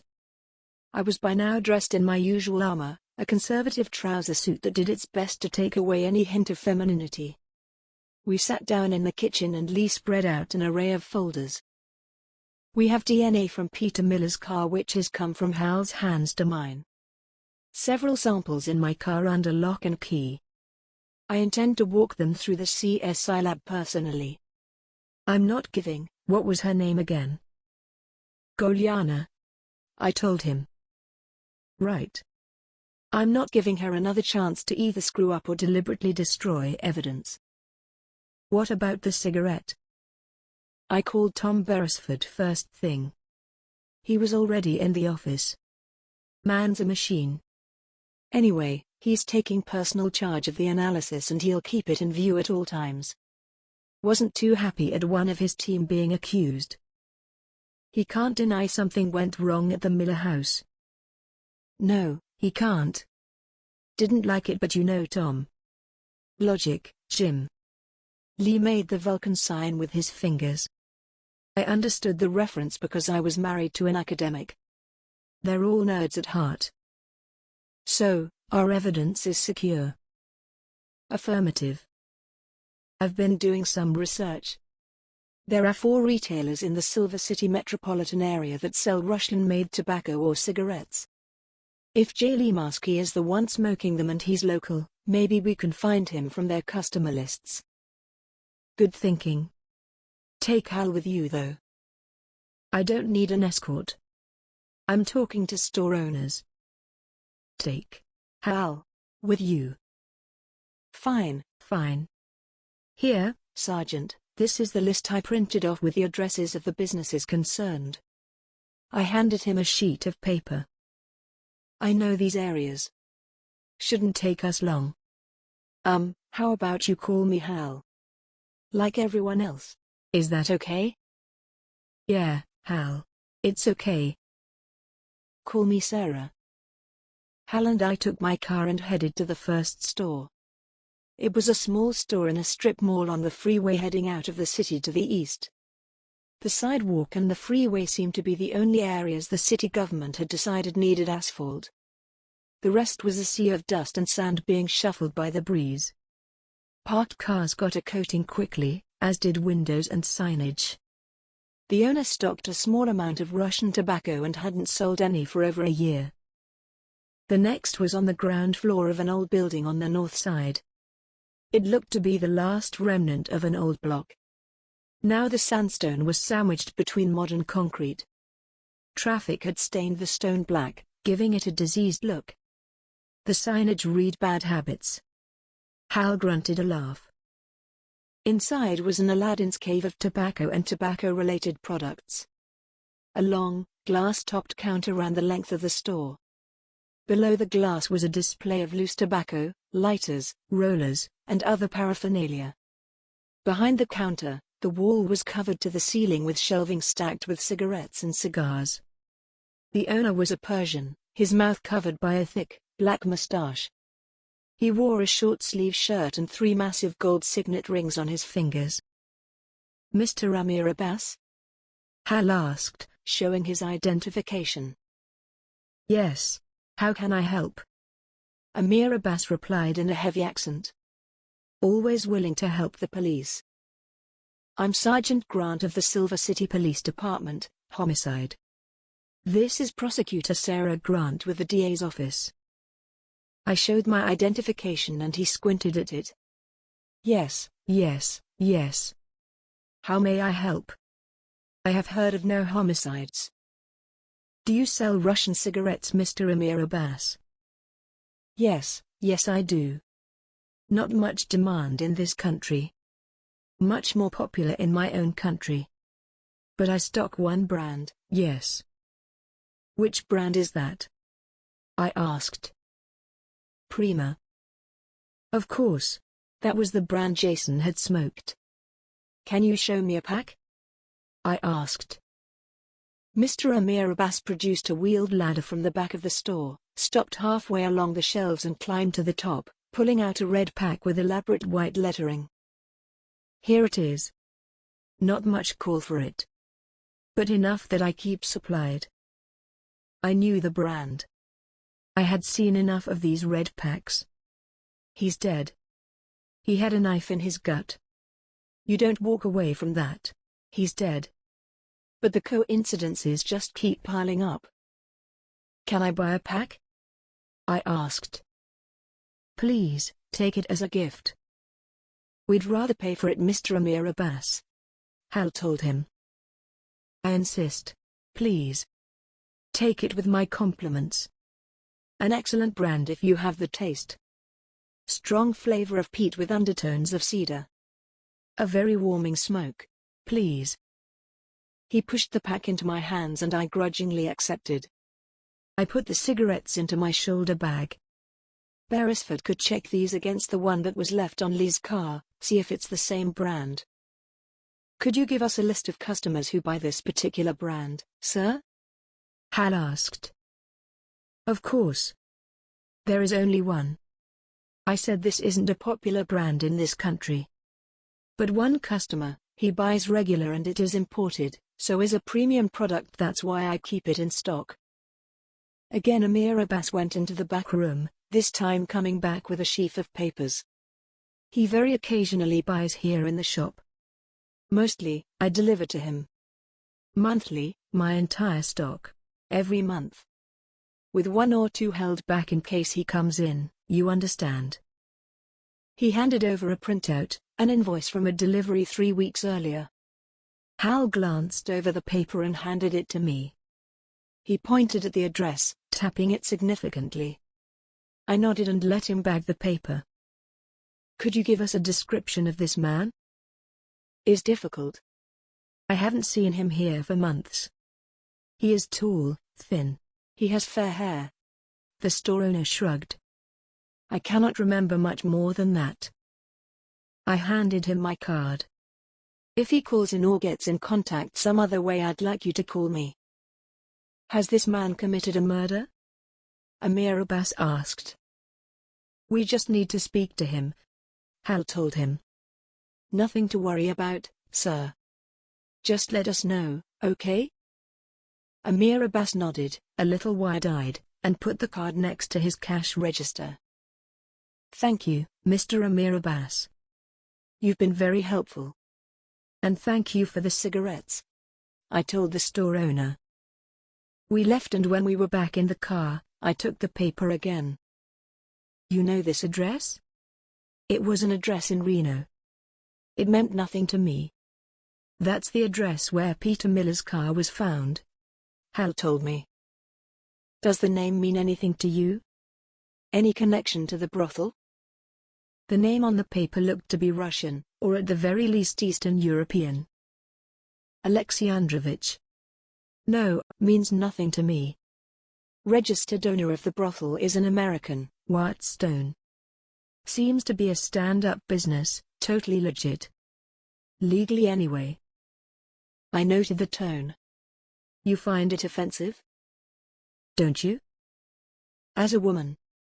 Yes, but it's legal, and regulated. Safer than letting those girls work the streets. My pastor has spent a long time campaigning against the legalization. I have a hard time with it. I hadn't realized Hal was a Christian. You picked the wrong state, Hal, I told him. Tell me about it. Lord, watch over my soul in this den of sinners, he said in a joking tone. I'm sure he was only half kidding. So, you're about to suggest another trip to Reno, right? Yep. As we drove, I texted Phil at my office. I asked him to look into the name Alexandrovich, to check with the FBI and the Treasury. There was a man out there with a taste for Russian cigarettes, and he was our prime suspect. I was determined to find him. Chapter 20. Reno was close to 200 miles south. The journey took almost 3 hours. Hal was good company. Away from his gregarious boss, he talked. He put on a jazz station on the radio, and his enthusiasm was infectious. I had never listened to it before but found myself enjoying it. He tapped the steering wheel in time with the complex rhythms and pointed out subtleties that otherwise I would have missed. The highway took us through scrub desert on one side and wooded hills on the other. Dust and greenery. Life and death. He turned up the AC and I let my head rest back and enjoyed the frigid air on my face. So, what kind of music do you like, Sarah? Hal asked me. I'm easy. Not really a musical person, I admitted. Come on, now. Everyone has something they like. Let me guess. He glanced at me, pursed his lips. You're a rocker, am I right? Lawyer by day, mosh pit by night. Tell me I'm wrong. I laughed but couldn't completely disagree. Kind of right. A long time ago. I was into metal, stuff like that. I knew it. Everyone has something. Me, jazz all the way. Especially guitar. That's my instrument. My dad taught me and his dad taught him. Django Reinhardt. That's my man. Gypsy jazz. I have literally never heard of him, I said. So, who do you like now? Slipknot? No, like I said, that was a long time ago. I don't really listen to music. If the radio is on, fine. But I just don't. How come? Seems an empty world without music, if you don't mind me saying it. Maybe. It used to be a big part of my life. When I was a teenager. Pantera, Slayer. I was surprised the names were still there. I hadn't thought about bands for a long time. At one point it was all I had. After my parents died. Hey, I'm sorry. Didn't mean to rake anything up for you. It's okay, Hal. You're just making conversation. It's the past.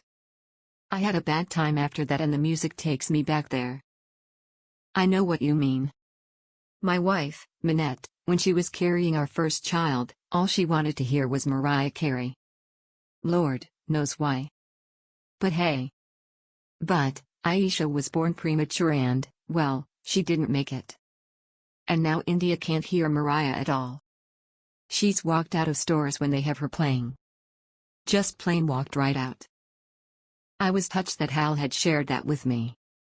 He had been there in the background throughout this case but hadn't even been on the periphery of my attention. Typical Sarah Cross. That's why bitches like Claire call you Ice Queen behind your back. You don't see people unless you can use them. It wasn't true, not entirely, but I knew how hyper-focused I was on my job. Knew what demons I was keeping back with that hyper-focus. It was my brother's music. I picked it up from him. But he was very angry. And when I was young he took that out on me.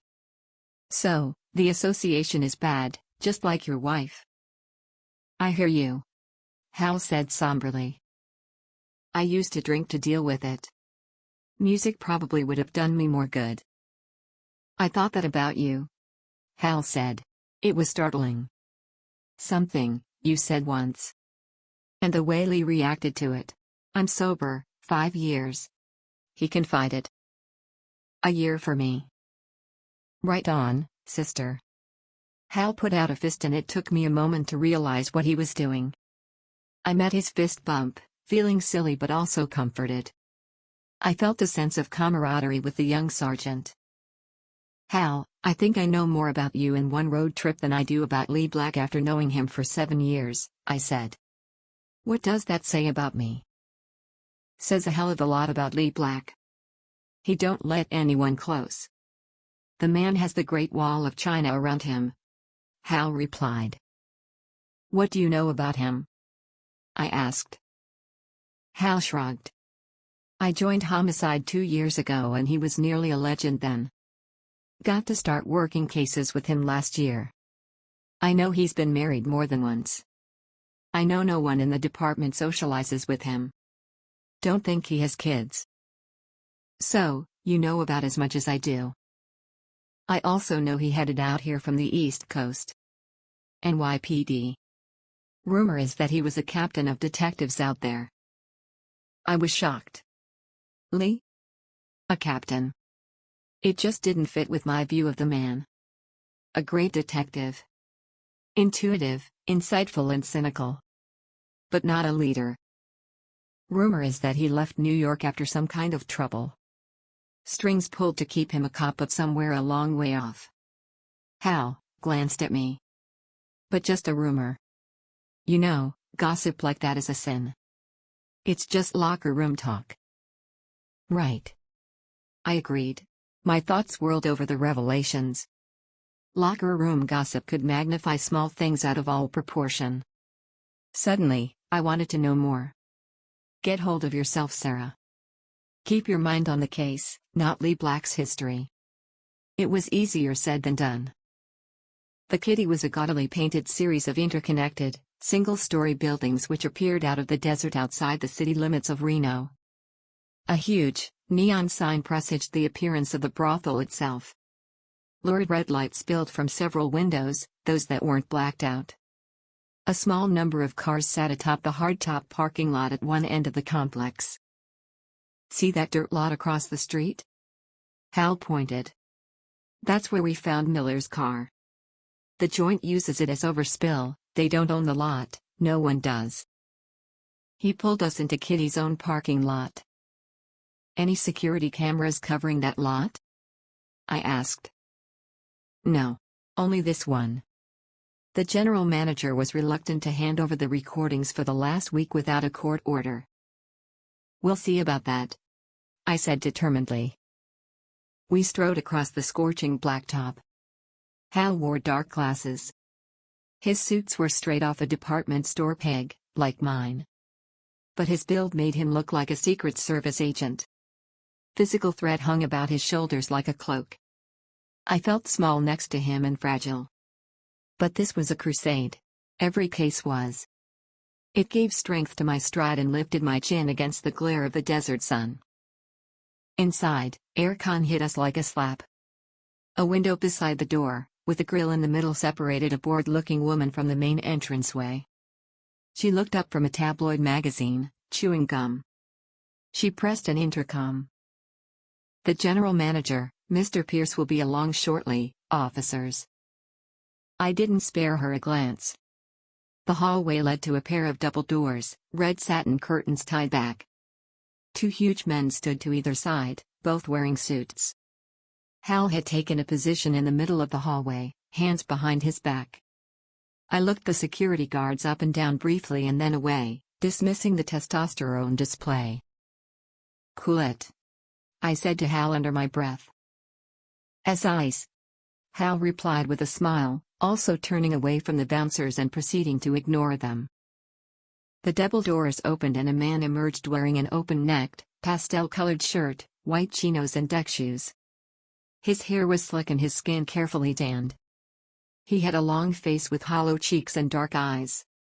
He may have been handsome, in a silent movie matinee idol way. But a superior smirk seemed a permanent expression. "Officers. Sergeant Grant. Back so soon." He addressed himself to me. "I'm Peter Pierce, General Manager."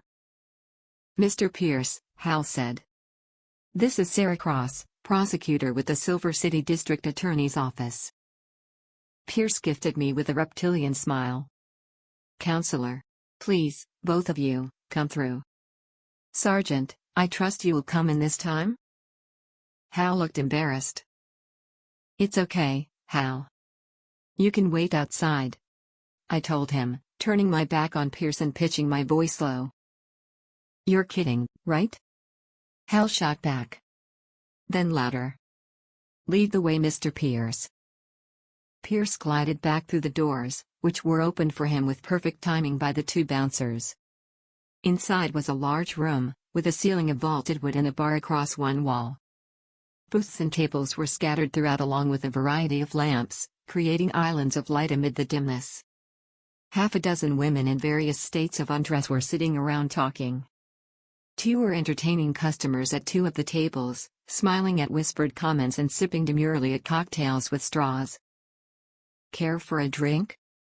Pierce offered, showing us to a vacant table. "Little early for us," I told him. "And I guess you wouldn't want to risk being stopped again," Pierce said with a predatory smile. "Quite embarrassing." I gave him an unflinching stare. So he'd known who I was before I walked in. He had been told to expect me. "Detective Grant asked for your security camera tapes." "I asked for a court order," Pierce replied. He gave a gesture over his shoulder towards the bar. Then sat complacently, watching me. "We'll have it."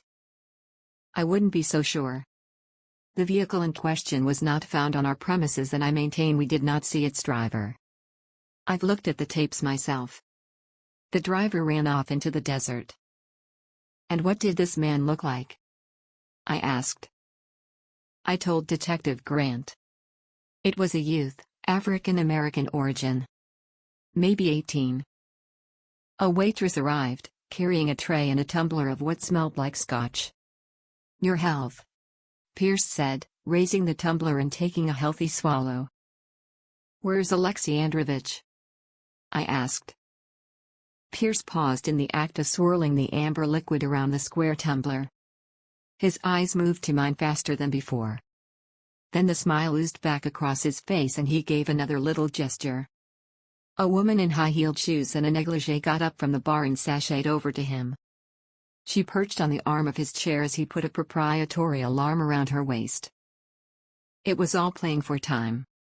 A power game that showed whose turf we were on while giving him time to consider his answer. "Forget him," I said as Pierce finally opened his mouth to reply. "When was the last time Miranda Miller was here?" Hal, to his credit, never took his eyes off Pierce, whose mouth stayed open for a fraction too long. "Your murder victim," he stated. "Our murder victim." "Yes," I confirmed. "What makes you think she was here?" he asked. Was that a hint of unsteadiness in his voice? Any second now he's going to dismiss the girl. He can't afford to be distracted. A second later, Pierce sent the girl on her way with an irritated wave. What a scumbag, he's got those women trained to respond to a movement of his hand. As if they were dogs. Because of Alexei Androvich. And because she had some kind of courtesan fetish. Where else would he bring her? I don't. Your evasions are just making it more likely a judge will give me my court order. I could get Reno PD to send out a squad car to keep an eye on you until I can get the court order? Look. I don't know who left that car out there. I'm not talking about a car, Mr. Pierce, I said icily. That was Sergeant Grant's inquiry. I'm interested in Alexei Androvich and Miranda Miller. I don't know any fucking Alexei Androvich, Pierce said, almost yelling. Girls and patrons looked up at the sudden noise. He gets his cigarettes delivered here, Hal pointed out. I sat back in my chair, taking my own cigarettes from an inside pocket and lighting one, blowing smoke in Pierce's direction. There's no smoking. He began to splutter. I took a long drag, savoring the soft sound made by the burning embers as my breath pulled air through the tip.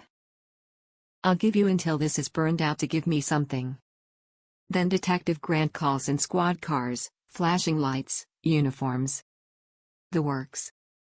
I held the cigarette languidly between two fingers, letting it smolder away. A ribbon of blue smoke idly reached up between us. That's intimidation, Pierce began. I wasn't going to let him finish. Prostitution was legal in Nevada and maybe these girls were better off in a place like this than on the streets. But I couldn't believe they were here by choice or free to leave whenever they wanted. As a woman, I couldn't look at a human being reduced to a piece of meat. I know. I'll also take it upon myself to interview every single member of your staff. Thoroughly. These girls are all Americans, right? Pierce looked paler now, beneath his tan. You can't do that, he muttered. Yes, I can, I told him, flicking ash from my cigarette onto the expensive-looking hardwood floor. Now, one last time. Alexei Androvich. He'll kill me, Pierce pleaded, leaning across the table and hissing in a hoarse whisper. If I talk to you, I'm dead. Chapter 21. I waited. The glowing ember of my cigarette reached for my slender fingers. Pierce was waiting for me to say something, but I didn't care to. In the car I had told Hal to follow my lead but to stay silent if I was. I let the weight of that silence weigh heavily on Pierce. His discomfort was tangible. Not here. My office, he said finally, standing. I took my time standing, taking another leisurely drag on the cigarette before dropping it into Pierce's glass. Hal stood with me.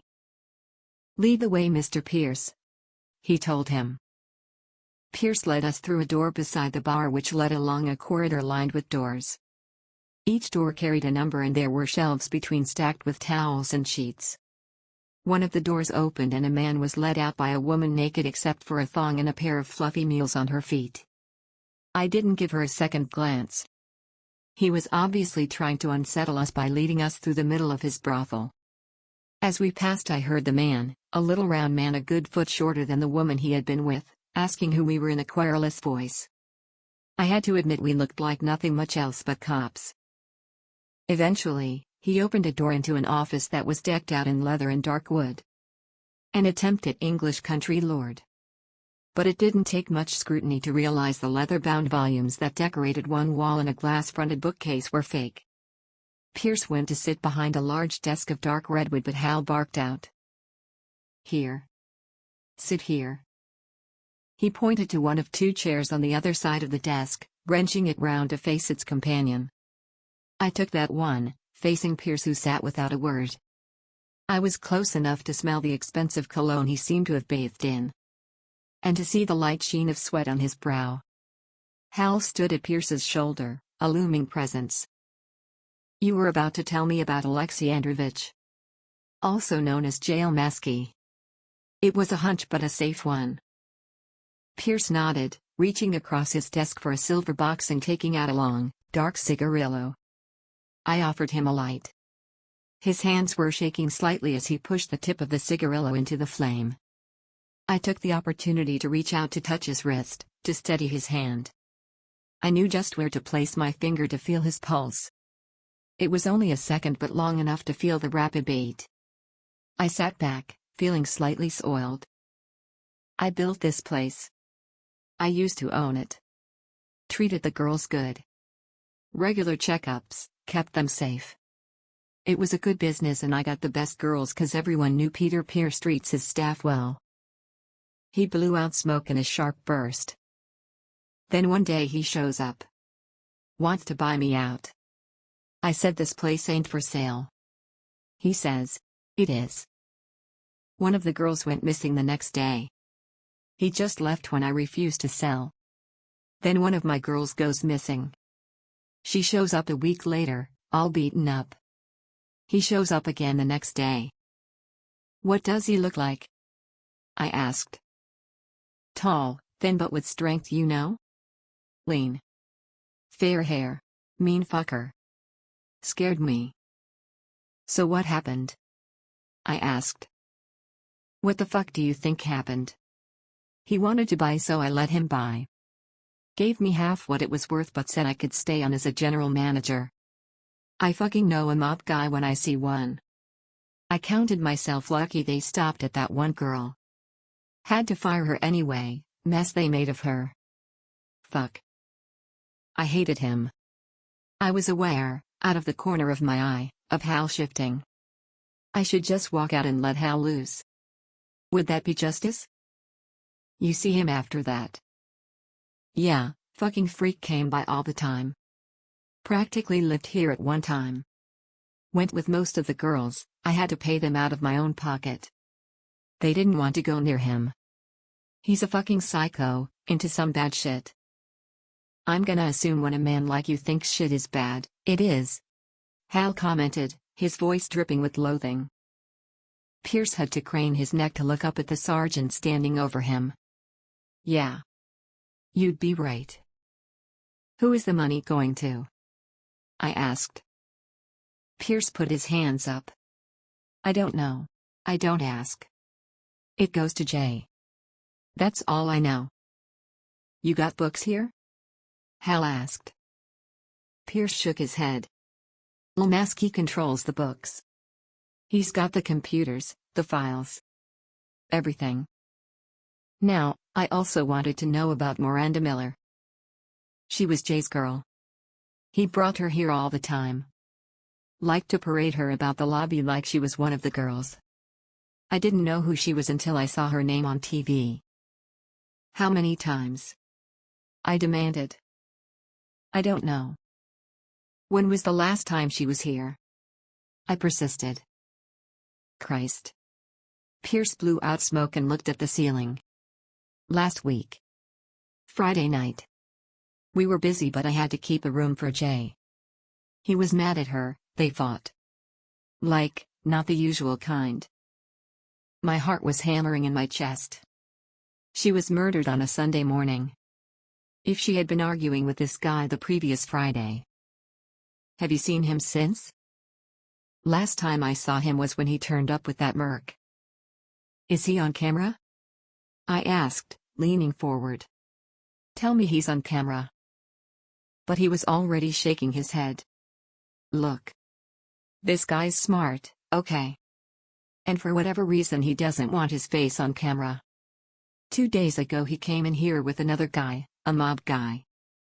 And they cleaned out the security office. I mean they took it all. Computers, flash drives, backups. Everything. That's when he took the books, all the records. I sat back, feeling as though Jail Maskey was still one step ahead. Man like you, can't believe you don't have some kind of insurance against someone like that. Hal commented. Pierce reacted, he looked up then back at me, then tried to hide behind his cigar. So tell me about the tapes he didn't know about. Hal said, leaning in. Yeah. Pierce said finally. Yeah. I got some secret cameras he didn't know about. In the rooms. I got him with that woman. The one who got killed. I wanted to punch the air. Hal and I exchanged looks of triumph, he was fighting to contain a broad grin. We both kept our cool in front of Pierce. I want those tapes. Every one. Every camera. As far back as they go. I told Pierce. But your secret cameras, you don't keep those files with the rest. Hal said, it wasn't a question. Hey, quid pro quo, right? Pierce said. I'm talking. I'm helping. I need something from you. Protection. Hal said. Right. The guy's a killer. Pierce said desperately. How do you know? Maybe this is some mob lowlife, likes to throw his weight around. Hal suggested. I know he's killed. Pierce said. Who? I asked. We couldn't be this lucky. No way, this toad was a witness to the Miranda Miller murder. This has to be hearsay. A dealer from Vegas. Works for Nelson Jones. Some Irish Mexican. Whoever heard of an Irish Mexican, for Christ's sakes? Cruz? I asked. Yeah. Liam Cruz. And how would you know that? Hal said scornfully, leaning over Pierce, his thick arms on the chair's armrest. I hear things. And I got the gun. I played for time, taking out another cigarette and lighting it. I watched Pierce silently through the curtain of smoke. How? And where? I asked. Last time I saw Jay. He dropped the car, told me to say it was a black kid, boosted it and abandoned it. Then he went out into the desert. Lots of it round here. Good place to bury things. Only, I followed him. And I dug it up again. He sat back with a smug smile. He almost seemed to have recovered the swagger he'd had when we first met him. And where is it now? I asked. No. I've come this far. I need guarantees. Security footage, gun. You get it all, but once I'm safe. I'll arrange police protection, I said. I need it in writing. Pierce insisted. He was openly sweating now, wiping it with one hand and leaving a smear of cigar ash across his forehead. DA won't do that on this evidence, I said unconcernedly. I need something concrete. Well then, fuck you, lady, Pierce said, stubbing the cigar out in an ashtray on the desk. I'll just say everything I told you was bullshit to impress you and try and get in your pants.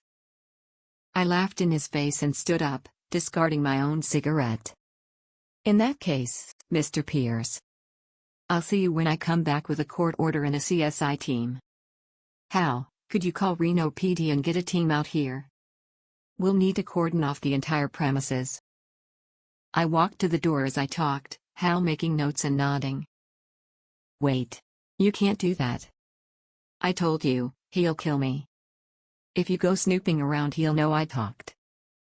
Maybe you can tell him you were lying to get into my pants, I said acidly. I opened the door. There was another girl coming down the hallway, leading a customer by the hand. I opened the door wide enough that she could see her boss sitting there sweating.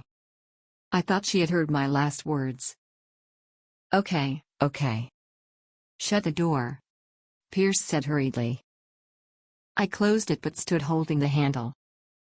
The camera footage is in a bank in Stubbville. It's about 50 miles east of here. There's only one bank in the place. County Bank. Here. He undid the top button of his shirt and fished out a gold chain that hung around his neck. A key was threaded through. He unhooked the chain and let the key drop onto Hal's outstretched hand. Locker 2369C. Password is Clement. He sounded utterly defeated. How long had he been holding onto this in fear of jail Lasky? Maybe planning to get out from Lasky's reach. He had collapsed with the slightest pressure, like the substance of his body had already been eroded over time. I wondered at how dangerous Lasky was to inspire such terror. Sergeant Grant and I will leave and let your staff see us go. But we'll only head a mile down the highway, south. You give yourself 30 minutes and then leave, give yourself a good excuse. Meet us down the road and Sergeant Grant will take you to Reno Police Headquarters in your car. We'll put you in protective custody, I assured him. Then we'll check out this safety deposit box. Just give me a piece of paper from your DA and I'll tell you where the gun is, Pierce said, not looking at me. He stared at the floor between his feet, hands clasped in front of him. Praying? I couldn't feel sympathy for him. If you're telling us the truth, you'll have your piece of paper, Mr. Pierce, I assured him. We laughed, containing our excitement until we had pulled out of sight of the kitty. Then Hal whooped. I laughed, drumming my feet on the floor in excitement, punching the air. Yes, yes, yes, yes. Oh yes, I yelled. Then my usual inhibition eased and I whooped along with Hal. Find somewhere to pull over, I told him. We should be far enough away. My phone chimed and I knew the ringtone meant it was Lee calling. Lee. You won't believe it, I said enthusiastically. We're in Reno and I think we've got jail masky. That's great, Sarah. I got some news for you too. Lee sounded subdued. A lead weight settled in my stomach. We got the DNA results. They don't match anything currently in the National Police database. But it's a close match for one of the control samples.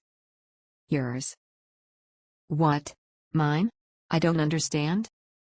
My brain was fogged, I couldn't connect the words Lee was saying to facts. We found samples of Miranda Miller's DNA.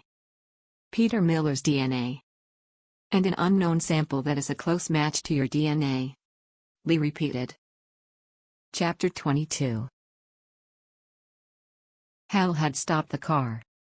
We were pulled over where a rutted, dusty track peeled away from the highway and disappeared into the desert.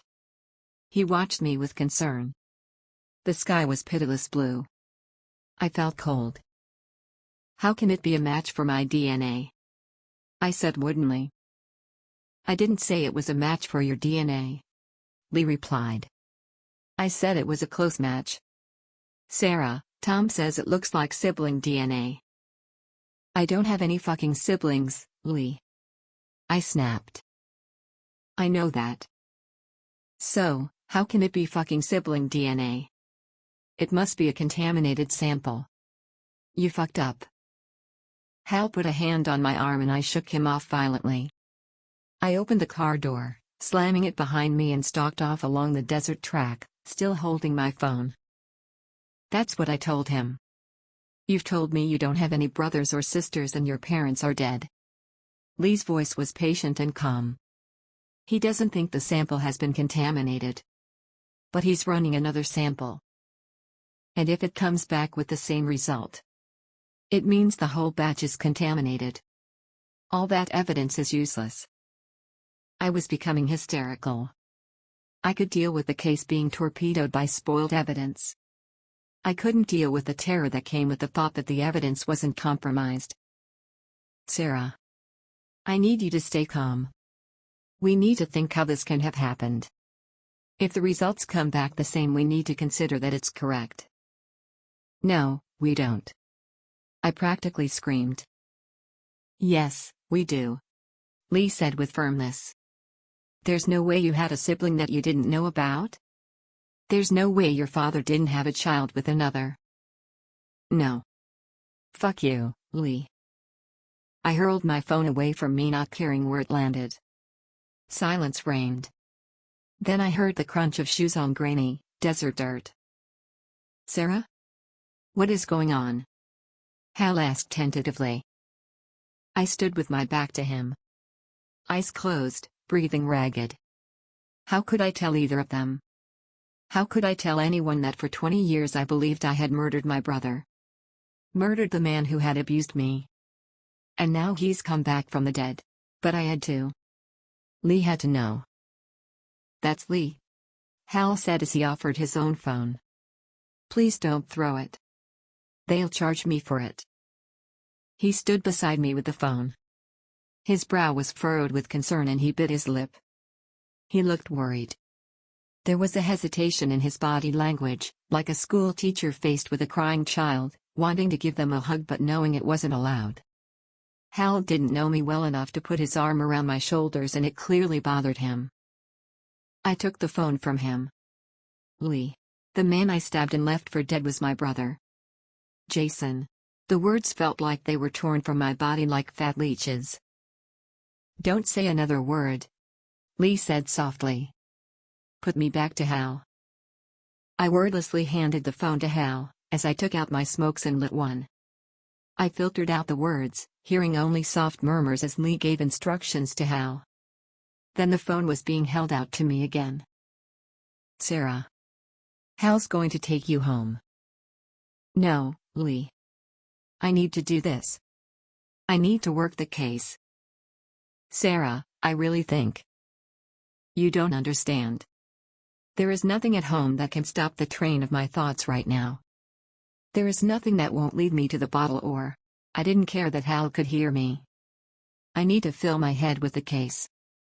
And deal with this later. Understood, Lieutenant? Silence. A sigh. Understood, Counselor. There was hurt in that tone, but I couldn't afford to care. Lee's compassion would kill me. What I needed was ice in my heart. Sergeant. Brief the lieutenant on our progress and next steps. I'm going to wait in the car. I threw away the cigarette half-smoked and walked stiffly back to the car, refusing to let tears blur my eyes. As I pulled open the passenger door, I saw another car approaching and slowing to pull in. I recognized Pierce in the driver's seat. I closed the door and walked around to the driver's side. Take him back to Silver City. I'll make calls to the DA to set up protective custody. I'm heading to Stubbville for the security tapes. I rapped out orders to Hal, and not waiting for his reply, slammed the door and gunned the engine. I saw Pierce lift a hand against the dust raised as I pulled away, and Hal began to move him back towards the car he had just gotten out of. Hal was talking into his phone and looking in my direction. I blanked them from my mind. As I drove, I made the necessary calls. In clipped tones I explained the situation to Larry, and he assured me he would lay on the protection Pierce needed. I called the Stubbville County Bank and explained what I needed. The manager had a deep voice and the accent of a Midwest farmer. I gave him the password and he assured me the box would be waiting for me in the vault as soon as I arrived. I then called Phil. Hi Phil. What have you found out on Alexei Androvich? It's an alias. No question. No trace of him anywhere it should be. The FBI have tagged him in a couple of cold cases. So have the DEA. A peripheral player. Not important enough to take down. Do you have a picture? No, oddly enough. He's a name to them, but no one seems to know exactly what he looks like. Not with any certainty. This gentleman is like Kaiser Sose, his name is known but no one's ever actually met him. I got a computer-generated image from a DEA case file. Pieced together from a couple of witness statements. I'll email it to you. I've got an alias. Jail Maskey. Yeah, the DEA have that too. And James Lanton and Jason Connor and Richard Dean. Well, Maskey is only a suspected alias, no confirmation. Well, I have a witness who says they're the same man. Okay. The DEA will be happy to hear that. I'll let them know. Sarah, there's something else you should know. Phil suddenly sounded uncertain. What is it, Phil? I asked, dread that I'd not been able to bury very deeply now rising again. I got hit with a question from a reporter. They called the office for you. They asked about you being involved in. Look, this is so ridiculous, but this was one of the good reporters, Abigail Gentry. If it had been anyone else, I would have dismissed it. Just tell me, Phil. I said, and the heat must have been evident in my voice because Phil stopped talking for a moment. She asked about a murder charge when you were a teenager. Some guy got stabbed. The world seemed to shake. I only managed to stay on the road because it was a straight desert highway. How? Where did she get that from? I asked. Anonymous source. Phil told me. They never give their sources though. But she told me she got a tip-off from a man. She doesn't know who he was, but he had a lot of detail. Sarah, do you need to brief me? No, Phil. I don't. If there are any more bullshit questions like that, you shut it down. I shouldn't need to tell you that, for fuck's sake. Another bridge burned. Phil would take deep offense, but I couldn't contain the sudden flare of anger. I stabbed at the red icon to end the call and then switched it off. What the fuck is happening? Who knows about me and Jason? Someone is trying to destroy me. Me knew. Did he tip off the press? Why? This is insane. He's no more likely to hurt me than Vicky. I felt the case slipping away, the facts becoming blurred, no longer fitting together in my mind like pieces of a jigsaw. I began my mantra of facts, fighting for control. But the emotionless internal voice, dryly listing facts, kept being drowned out by flashbacks. Jason's leering face. His greasy blonde hair and acid smell of sweat and cigarettes. His pinching, crushing hands with their ugly spider-web tattoos across the back. The paralysis that always swept through my body. Every time. Which made me his object, his plaything. Until the last time. Until the time I had broken free of the paralyzing fear and struck out with the knife I'd put under my pillow. Stabbed and then ran. He's dead. If he weren't dead, he would have come after me. But he is coming after me. The next few hours were a blur. I must have managed to look the part of a state prosecutor because the manager of the Stubville County Bank had no qualms about letting me open Peter Pierce's safety deposit box. I arrived at the town, drove to the bank and took out the contents. But I didn't remember any of it. I found myself in a room. A motel room. My laptop was on the bed. The box at Stubville County Bank had contained a flash drive, nothing more. I had plugged the drive into my computer and found an array of folders, all dated and labeled with titles like JL's Room, Candy's Room, Hot Hub, Sauna. It disgusted me. It stank of voyeurism and sickness.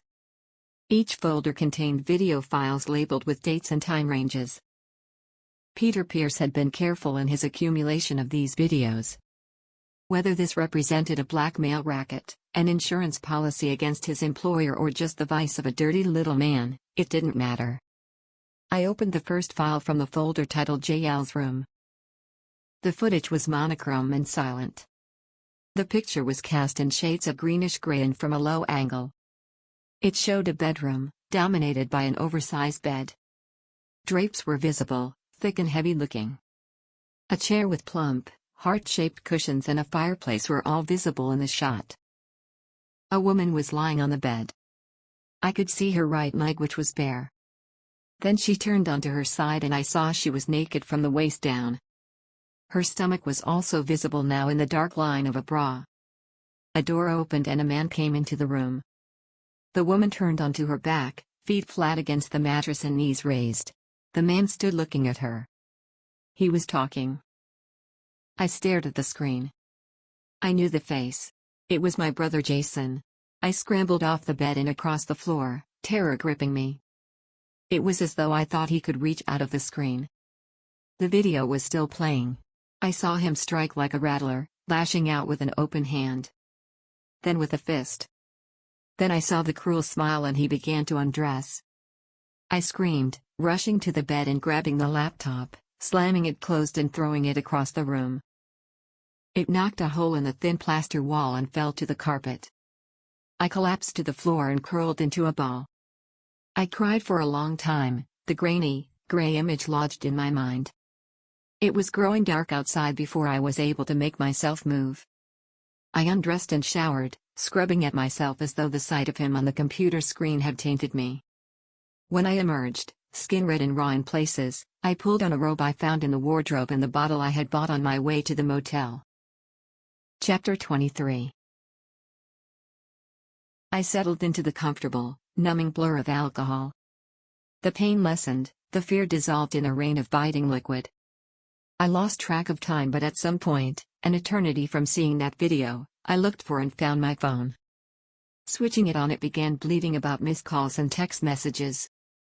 I saw Lee, Phil, Carl. I took another deep draw from the bottle. Fuck them. I wasn't going to let any man spoil my buzz. And Carl? You like that kind of slut, you go find one. I toasted him.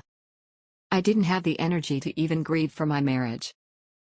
I scrubbed at my cheeks, suddenly angry at the tears I found there. No tears for him. Then another name appeared. Vicky. Her name lanced through the fog of booze like a laser. I fumbled the phone awake into the screen. I needed to call her. It was late, after 11. She answered after 3 rings. Mom? Hey, honey. Did I wake you? I said, enunciating carefully. No need to let her know I've been drinking. Mom? Where are you? Why are you in a bathrobe? I was video calling her. I giggled hysterically. What an idiot. Hitting the video call icon without realizing. It's work, honey, I said blithely. I'm staying over in a motel in some town up north. It's called, I can't remember what it's called. It's okay, honey. Everything's fine. Mom, you've been drinking. No, I haven't. I promise. Mom, I can see the bottle beside you. It looks empty. Smart girl. So sharp. Wow, you'll make a great detective one day. Just don't be an attorney like me. Nah. It's not as good as it looks.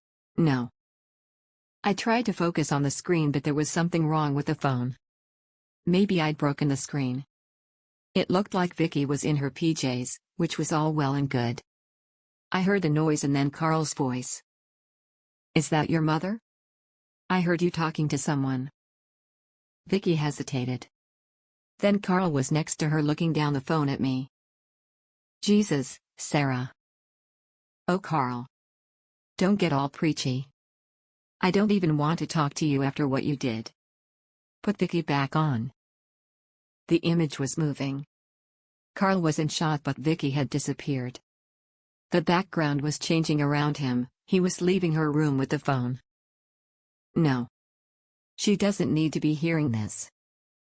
Let me talk to my daughter, you son of a bitch. You motherfucker. I raged at him, taking a swig from the bottle without even realizing what I was doing. Shut up, Sarah. He snapped. I'm not letting you talk to her while you're in this disgusting mess. What the hell are you doing, saying that in front of her? What am I doing? Me? I'm not the one who fucked a whore. No, not a whore. A whore has no choice about what she does. She doesn't like what she does. That bitch Miranda Miller actually chose. She wanted to sleep with my brother. I mean, that is seriously fucked up. A door slammed. What?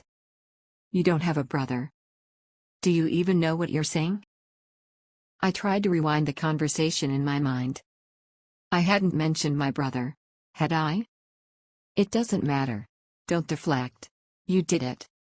You're in the wrong. I'm not talking to you about this when you're drunk. You should be ashamed of yourself. And I'm not letting Vicky be exposed to this. Have you been drinking here? Am I going to start finding empty bottles stashed around the house again? Vicky running around trying to cover up for her drunk of a mom. Am I? His words were lashes, flaying me to the soul. I wanted to cower from the blows. Tomorrow morning I'm taking Vicky to stay with my folks. Schools are out in the week anyway. No. You're not taking my daughter away from me, you bastard. I shouted. Yes, I am. I'm her father and this is for her protection. When you're sober she can come home. Get some coffee and get rid of whatever's left in that bottle. Fuck, Sarah, you're so out of it you video called our daughter with a bottle of booze. What kind of mother are you? The screen went dark. The call was over. I just lost my child. I screamed in rage and pain. The bottle hurtled across the room to smash against the door in a shower of foul-smelling brown liquid. I grabbed for its twin and threw it. It smashed into a mirror but didn't break. It bounced, intact, off a table and onto the thin carpet, rolling towards me before coming to a rest. I crawled for it, picking it up and breaking the seal. My fingers fumbled at the cap and then I was breathing in the sickly sweet fragrance. My phone was speaking again, chiming out its messages. I looked round, hoping to see Vicky. It was Lee. He was calling. I drank deeply and ignored him. The phone went dark, then lit up again. Lee. Dark. Light. Him again. Finally, I reached for it, swiped up and put the phone to my ear as I drank again. Sarah? Sarah, are you there? I'm here, I said. Thank Christ. I've been to every bar in Silver City looking for you. Where the hell are you? Doesn't matter. Drink. It does matter. Nope. Drink. It matters to me. A lot. Lee's voice was softer. Just tell me where you are. Or I'll get a trace put on your cell phone. Lee. It's late. Don't worry about me. I'm good. Really. I'm good. I'm not. So, just tell me where you are. You don't want to see me. I've been drinking. I broke at that admission. Saying it aloud, the words came with an explosive sob and fresh tears. I drowned them with another long swallow. I don't care. Tell me where you are and we'll get drunk together. I laughed and sobbed at the same time. Lee, you're so bad for me. You're not supposed to say things like that to a drunk. It's called enabling. I could almost hear the shrug from Lee. I'm bad for a lot of people, so what? I realized then how much I wanted him there with me. If you come here I may make a pass at you, I said. Feel free. Get some revenge on your husband. Just tell me where you are. Are you just saying that to humor me? I asked suspiciously. Tell me where you are and you can find out, he said casually. I'm in a Motel 6. I can't remember what the town's called. Look around the room, there'll be something with the motel's address on it. Stationery or something. I got up, the bottle still clutched in one hand. I realized that my legs were none too steady. I bumped the bed, almost falling, then sat heavily on it. I peered over at the phone on the nightstand. There was a tray of business cards next to it.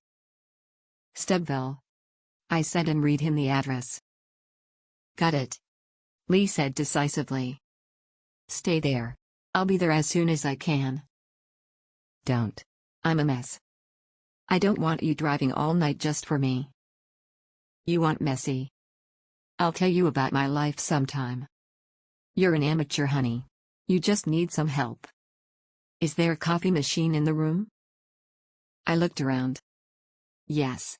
Lee, I feel sick. Lee laughed, deep and genuine. That's okay. Go throw up and put some coffee on. I'll be there soon. Then he was gone. I looked at the bottle clutched so tightly in my hand. It should be Carl on his way here. He could have taken Vicky to his parents and then come for me. Any decent man would. Any man who cared for me. But he was probably asleep by now. Dreaming about her. I had the bottle to my lips before I knew what I was doing. It was as though my hand moved without any conscious thought from me. I let it drop, reaching for the nightstand and missing. The bottle tumbled to the floor, spilling. I left it and stood, my bare foot immediately getting soaked in spilled whiskey. I started to prepare coffee but the sickness overwhelmed me halfway through. I ran, stumbling and falling to the bathroom. Lee was going to find a room stinking of booze and vomit. I was surprised to find that it mattered to me.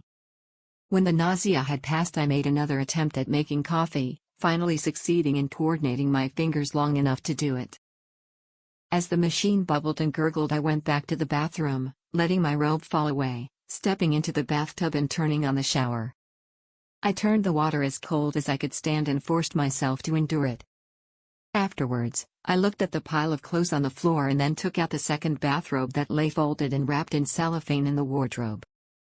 It felt fresh. I looked at my face in the mirror. I was pale and my eyes were red. My lips looked thin. I considered putting on makeup. What are you thinking? You're not trying to seduce him. You're married.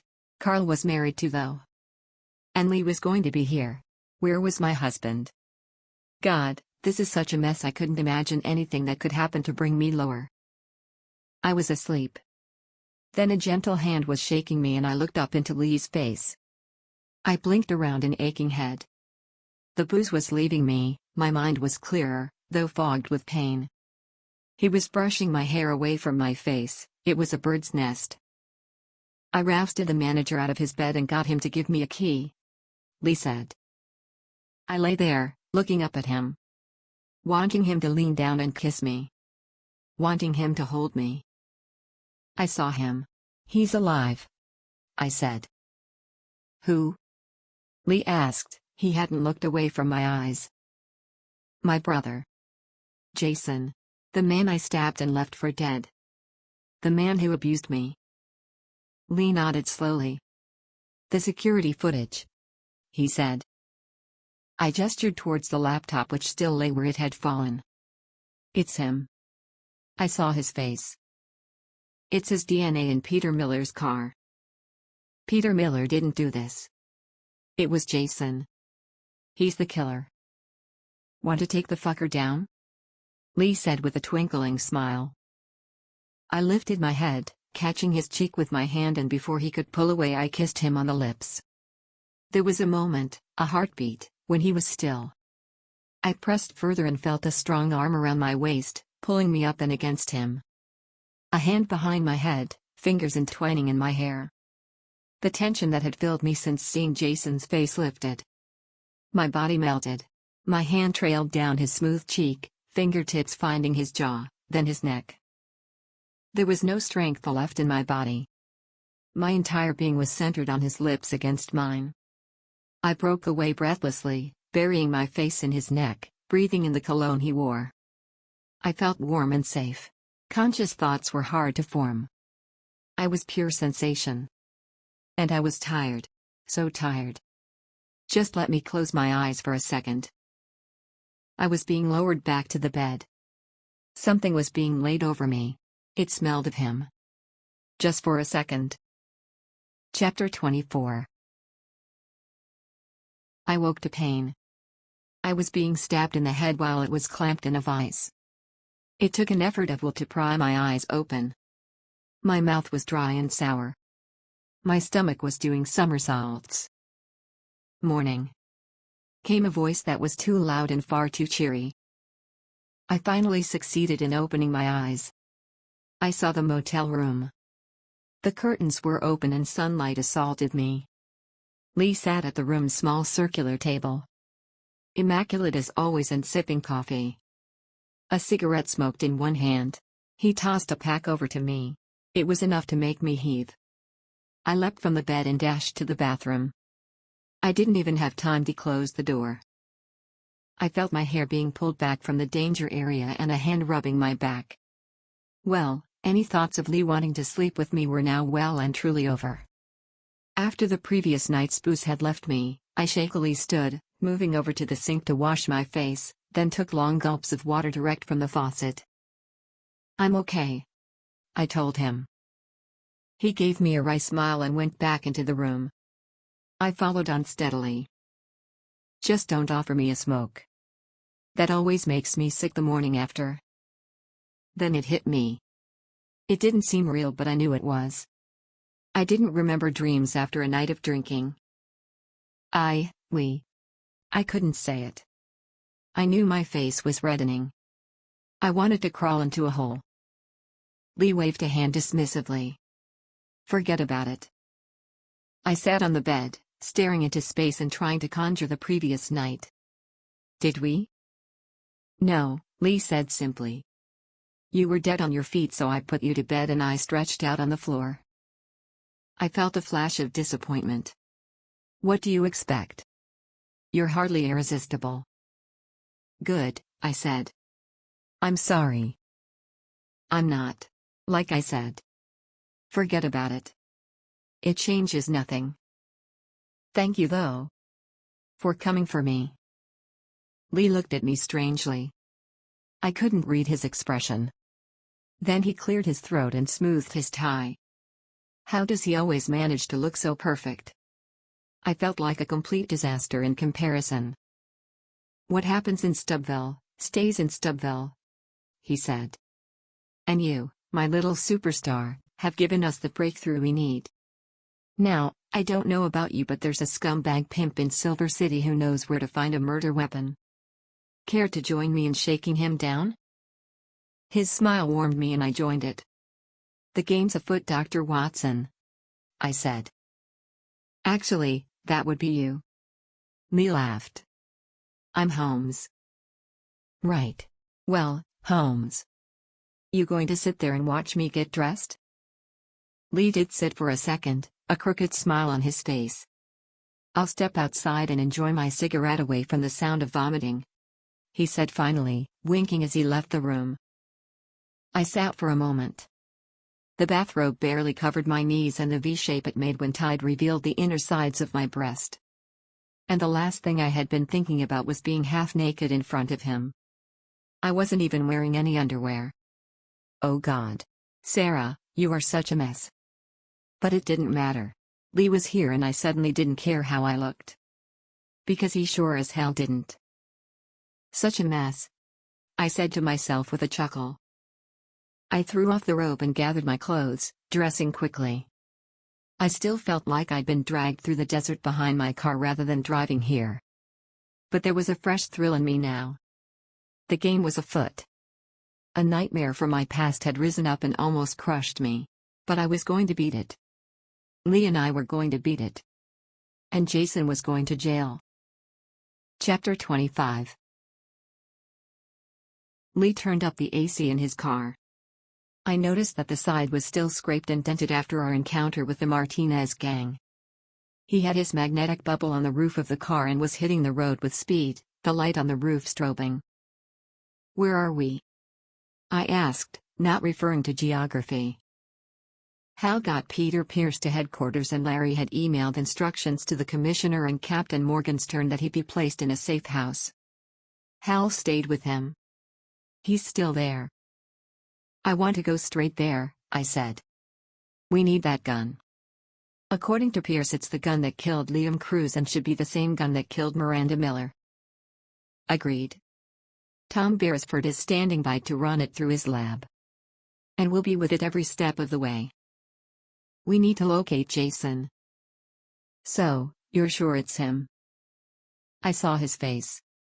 He's older, but I'll never forget that face. It was a poor quality tape, presumably. Are you actually? He looked at me and saw the fire in my face. You are actually sure, alrighty then. Well, we'll get his face off the videos and get an artist out to Pierce for a description to go with it. You think he's part of Nelson Jones's organization? I shook my head. We can't prove it. Not without the books from the kitty. With that we could follow the money. Maybe connect it to Jones. But without it we have to treat Jason as a lone operator. What was he into when you knew him? Lee asked. Drugs. He bought and sold. He always threatened to do the same to me. For a moment I was quiet, lost in the past. Then I brought myself back. There had been a time when the thought of facing Jason again had given me panic attacks. His dead had been the mantra that I used to crawl back from the edge of madness. The thought, no, the certainty, that I would be facing him again still frightened me, but this time I was the one with the power. You and I will have to do all the work from now on. I want Hal by Pierce's side 24/7. I said. There are other officers we can trust. Lee put in. No, I trust you and I trust Hal. It'll be tough on his family, but it's necessary. We know they can get to law enforcement people. They got to that CSI officer. Lee nodded somberly. Hey, dirty cops. He muttered. It triggered a memory, something Hal had said. I suddenly wanted to ask Lee what had driven him out of New York. What had cost him his captaincy and sent him to the back end of Beyond. I opened my mouth to speak but stopped myself. If he wanted me to know about his past, he would tell me. It was his story. Just like my past was mine. I found myself hoping he would want to tell me. Lee drove a convoluted route to the safe house. I didn't know where we were going, but I could tell he had doubled back on himself and circled around several times. You think we're being followed? I asked. Haven't made anyone. He answered. Doesn't mean there's no one there. Just being careful. He took us through an underground, public parking lot beneath a mall. Then out again. Eventually, we pulled into the driveway of an ordinary-looking house close to the river on the south side of Silver City. Not an affluent neighborhood but not deprived. Anonymous, one of thousands of similar streets that could be in any American city. Hal came out of the front door, wearing three-quarter-length shorts, a t-shirt, and a do-rag on his head. He waved and opened the doors of a garage at the end of the drive. Pierce's car was already there and Lee pulled in alongside. "What's with the fancy dress?" he asked as we got out. Cap said civilian dress. "So, I got a uniform to run by the house and drop some of my clothes." "They didn't bring it to you here?" I asked sharply. Hal gave me a patient look. "They took them to the precinct and the next shift brought them in for me. Cap has 2 officers here with me, working 24-hour shifts." "Well folks, ain't this nice? Shall we get inside before the curtains start twitching?" Lee said archly. We went into the house. In a front room 2 cops sat watching TV. Pierce was in the kitchen, beside a filled ashtray. "Whoa." Lee waved his hand in front of his face, screwing up his features in disgust. "Man alive, it's stale in here." Pierce gave him a dirty look but didn't say anything. He was wearing a sweater and shorts, looking like a refugee. His tan was marred by stubble and there were dark circles under his eyes. Consciously, I was still wearing the same clothes I had worn the day before. I took a plastic chair at the table beside him, sitting closer than convention dictated. "You got your piece of paper. Where's the gun?" I said. "It's in a safe deposit box at the airport," he muttered. "Key?" I demanded, putting out my hand. "Jacket," Pierce said. "In the bedroom, my jacket. It's got a pocket sewn into the lining." Hal was already out of the room and heading for the stairs. Moments later he came back, a linen jacket in one hand, its electric blue silk lining ripped. He held out a small locker key. "South Terminal. 2245. Pierce said. I took the key and left the room without another word. Lee followed, gathering Hal up and talking to him. I heard an affirmative response from him and knew Lee had told him my instructions. And Hal accepted them. He's a damn fine officer. The airport was out of town to the east, sitting amid salt flats. It didn't take long to find locker 2245 in the South Terminal. Inside was a faded blue holdall. Lee picked it up, feeling at the contents. He nodded as his hands encountered something small and hard. Put it back, I instructed him. We need to document this properly. Security footage will show us finding the bag, but I want a witness when we open it. We found airport security and showed our identification. A few minutes later, a shift supervisor working for the airport and a uniformed police officer were with us, having witnessed us removing the bag from the locker and carrying it unopened through to a back office. I found myself holding my breath as Lee carefully unzipped the bag and pushed the sides down. A plastic bag was inside, wrapped with duct tape around an object. The size and shape were suggestive. Producing a small penknife from his pocket, Lee made short, precise cuts to the tape and pulled aside the plastic. We were looking at a gun, an automatic. We had our murder weapon. Chapter 26. The laboratories of the Silver City Police Department CSI team were located in the basement of police headquarters. It was a series of rooms, glass-walled, in which an assortment of people worked, none looking like they were employed in law enforcement. Tom Beresford was a soft-spoken man with short cropped hair peppered with gray. He had the deep natural tan of many Nevadans and sharp blue eyes. Lee and I had been signed into the secure sublevels housing Beresford's CSI team and escorted to a lab in which he was leaning over a microscope. A pretty, dark-haired woman sat next to him talking a language I recognized as my own but words that I could make no sense of.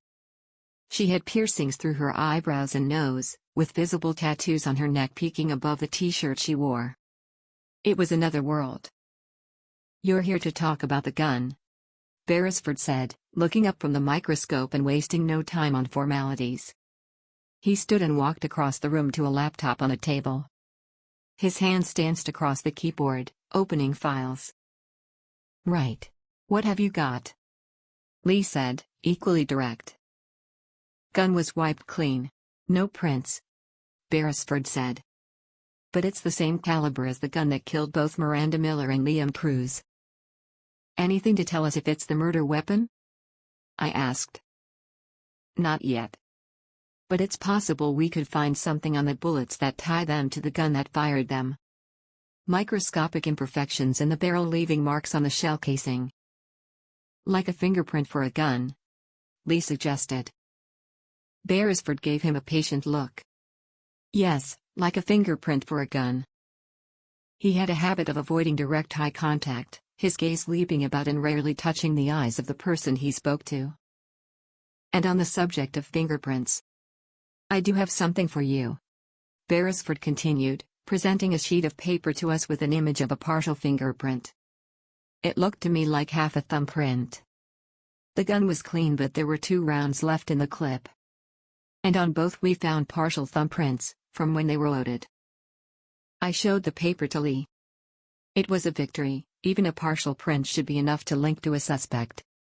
And when that print was on a bullet loaded into a gun that had killed 2 people, that partial print became even more significant. Any matches to the print? Lee asked. Nothing so far. Beresford replied. It's always going to be difficult to find a match for a partial.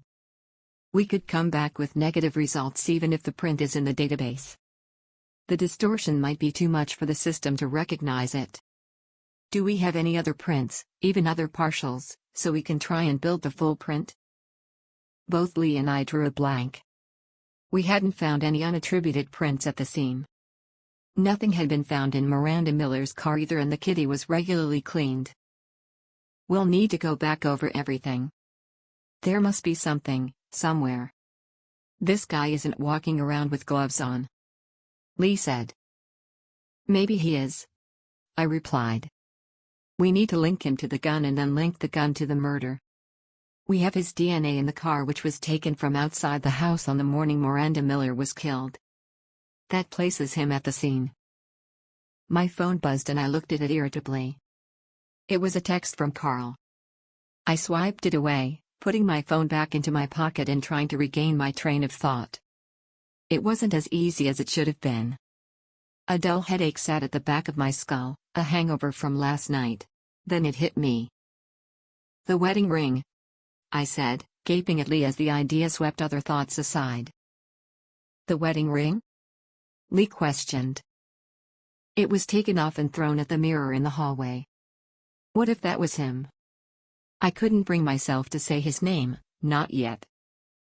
Lee reached out and mimed taking off my wedding ring. He pulled his hand back sharply as though wrenching it off and preparing to throw it. He stopped, looking at his hand. He had used his thumb and forefinger. The imaginary ring would have sat against the pad of his thumb. We looked at each other. Beresford was with us too. Any number of ways someone can remove the ring. And if it was a quick, violent movement, the print might be compromised. He said as he dove back into the computer. Yes, we got a partial from the ring. An image of Miranda Miller's wedding ring was on the screen. A smudged fingerprint had been circled with an alphanumeric code added in notes made. Abruptly the print was magnified, then replaced with an entirely digital image, the background of the ring removed so that it sat in bright green lines against a black screen. More keyboard wizardry from Beresford, and the print was sitting next to another. The two moved, rotating and gliding around the screen according to Beresford's direction. Eventually, it settled into a configuration in which the print from the ring was partially overlaid onto the print from the bullet. Even to my eye it looked as though the print from the ring had filled in some of the blank from the partial print taken from the bullet. Is that going to be enough? Lee asked skeptically. It still doesn't look like much. We'll find out, Beresford said, calmly, punching keys.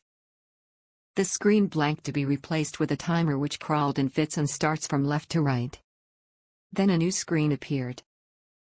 We have a match. 53%. Beresford announced. Good enough, Lee said, leaning in to look at the information that had come up. I leaned in too. There was a cold dread in the pit of my stomach.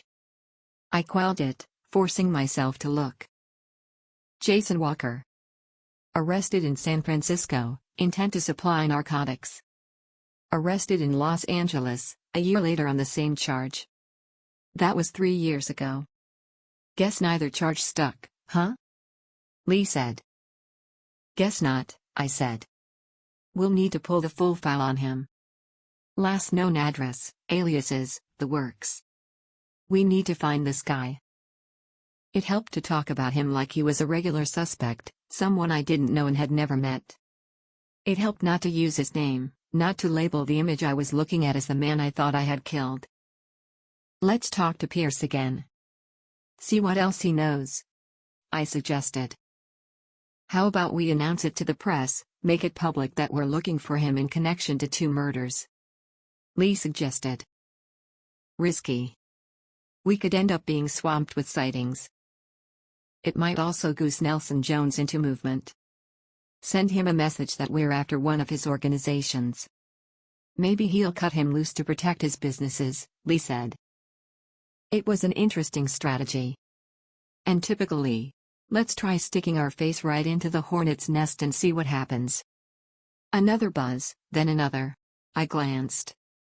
2 more texts from Carl, and from the preview line it was about last night. Fuck you, Carl. I've got nothing to say to you right now. But what about Vicky?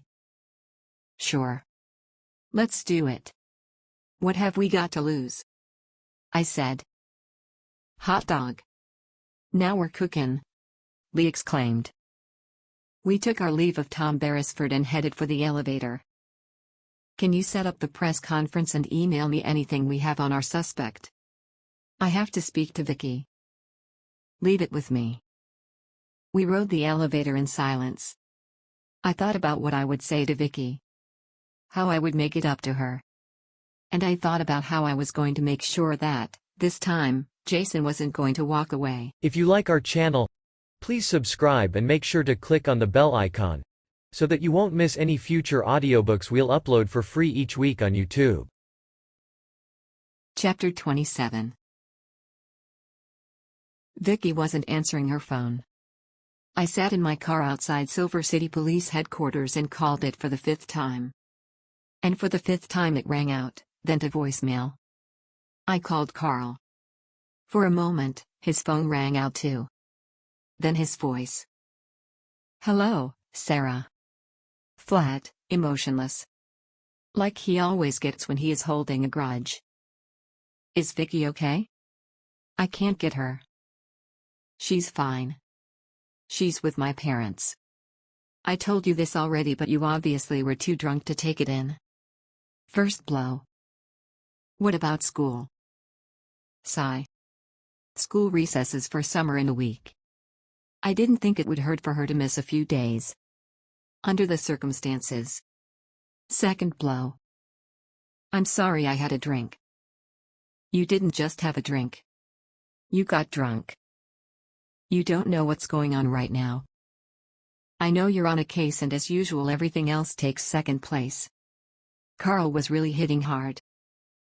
That's not it. Remember, I told you once about. I tailed off. I couldn't go through it again. I hadn't told Carl the whole story, or even as much as I'd told Lee. And I didn't have the energy right now. It doesn't matter. I'm going to see Vicky. Don't. I don't want her upset. Carl said belligerently. You've caused enough. Fuck you. Don't tell me when I can or can't see my child. Look, Carl, I'm sorry that I get too involved in my work. And I'm sorry that I have baggage that I just can't deal with sometimes. We all have baggage, Sarah. What you did. Shut up and let me speak. I yelled. Right now, I can't see past what you did. And I'm dealing with some pretty tough shit from my past too. I'm sorry I'm not fucking perfect, but all I care about right now is Vicky. At this point I can't summon the energy to even begin to deal with whether I want to stay married to you. Silence fell between us like a smothering blanket of snow. "Well, at least I know where I stand," Carl said, his words caked in martyrdom. "I don't even know where you stand, Carl," I said wearily. The anger had flashed hot and then burnt out, leaving me empty. "I'm heading out to Cedar Point now to see Vicky." "What are you going to say to her?" Carl asked. Some of the control had left his voice, there was emotion there now. "I'm going to tell her why I got drunk and ask her to forgive me." "Why did you?" The question was plaintive, a lost little boy struggling to understand why he was hurting. "Carl." The words hovered at my lips, the explanation that would bring him inside, show him what had been gnawing away at me all these years. The reason for the therapists, the breakdown, the drinking. "But, can I trust you anymore, Carl? Is it something to do with that reporter?" he asked. The words disappeared. An ugly train of thought materialized. "What reporters?" I asked. "I got a call from a reporter.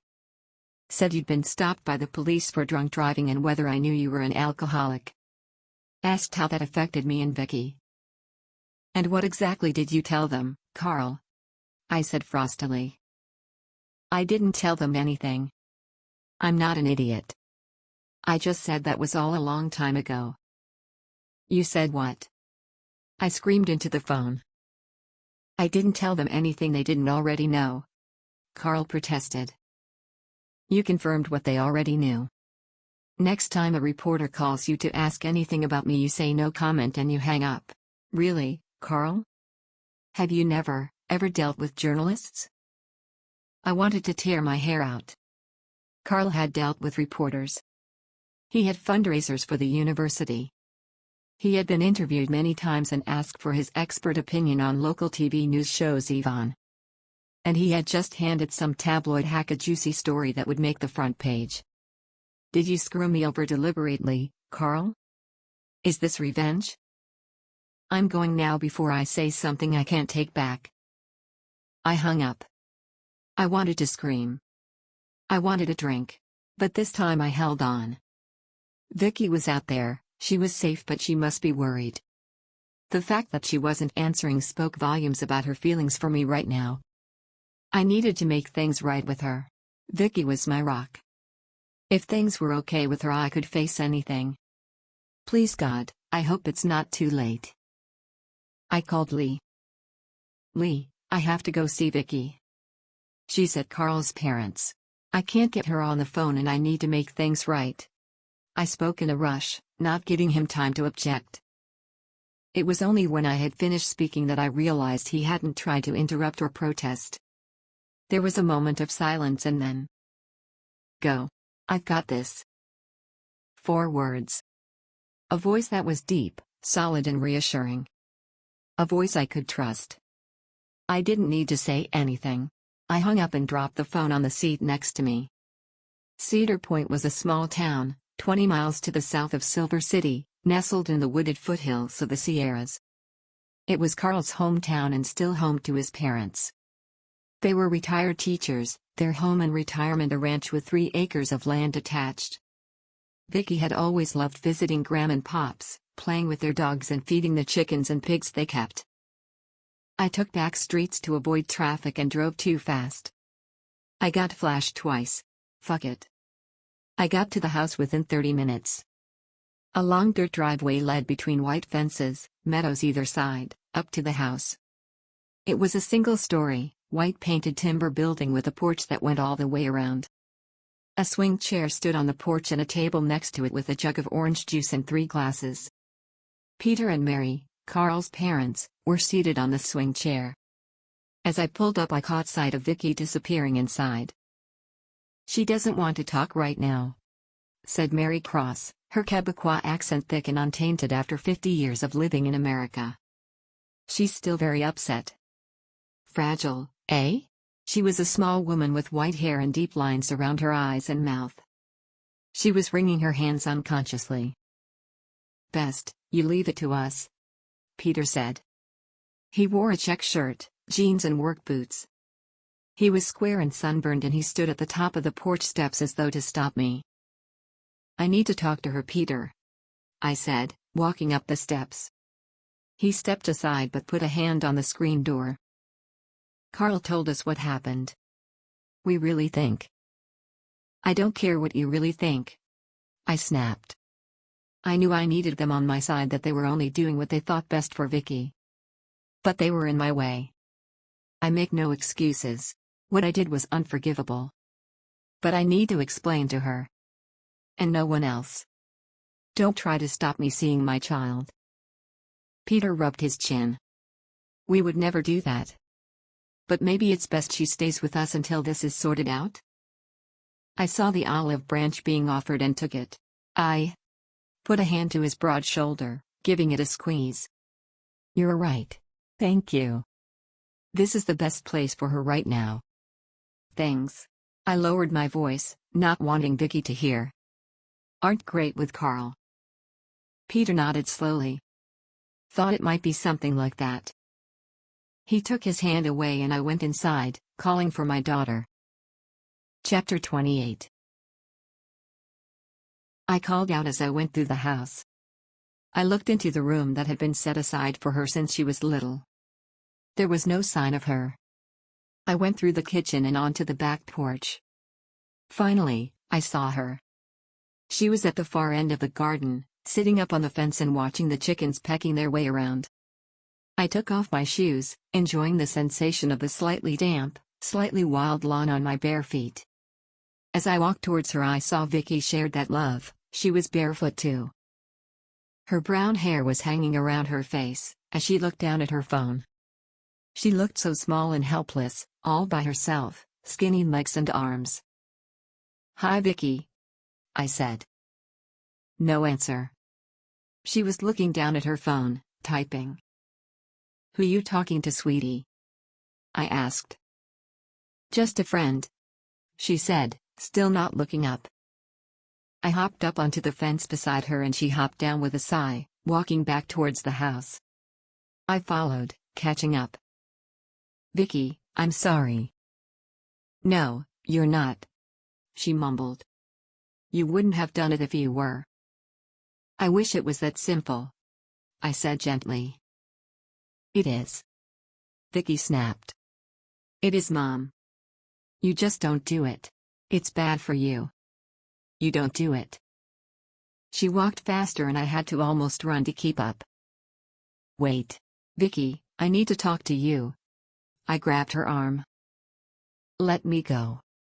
She snarled, pulling free and running up the porch steps. She slammed the door behind her and the sound startled the chickens. I followed and got into the house in time to hear her bedroom door slam and the sound of an 11-year-old girl flinging herself onto her bed. I knocked on the door, which was painted pink and had her name on it in untidy childish letters. She had chosen the color and painted her name on it when she was 5. Without waiting for an answer, I went in. I don't want to talk to you, Vicky yelled from her pillow. She lay face down on her bed, face buried in the pillow and turned to the wall. I sat on the bed and plucked stray strands of grass from her feet. She lifted them out of my reach. Well, I want to talk to you. So, I'm going to be selfish. You need to hear this whether you want to or not. No answer. A lot has been happening in the last few days. Yeah, like your career. That was Carl. She was throwing his words back at me. No, actually. Something bad that happened to me when I was your age. She lowered her feet, allowing me to pick off the last grass and rub at the green stains. What? She muttered. My parents died when I was younger than you. You knew that. I went to live with my grown-up brother. I didn't know that. She was looking at me now. I knew my voice sounded strained. No amount of therapy had helped me to openly talk about it easily. Yes, and he hurt me. He was a bad man, I said. She slowly sat up, watching me intently. I reached up to let my hair down, shaking my head to free it. I was stalling, it was too hard. How much to tell her? She needed to understand. And last night I found that he has killed someone. Didn't you report him, before? Vicky asked in a small voice. She was a clever enough kid that she knew about the word abuse, even if she didn't know exactly what it meant. She knew kids were vulnerable sometimes and not all adults were kind or well-meaning.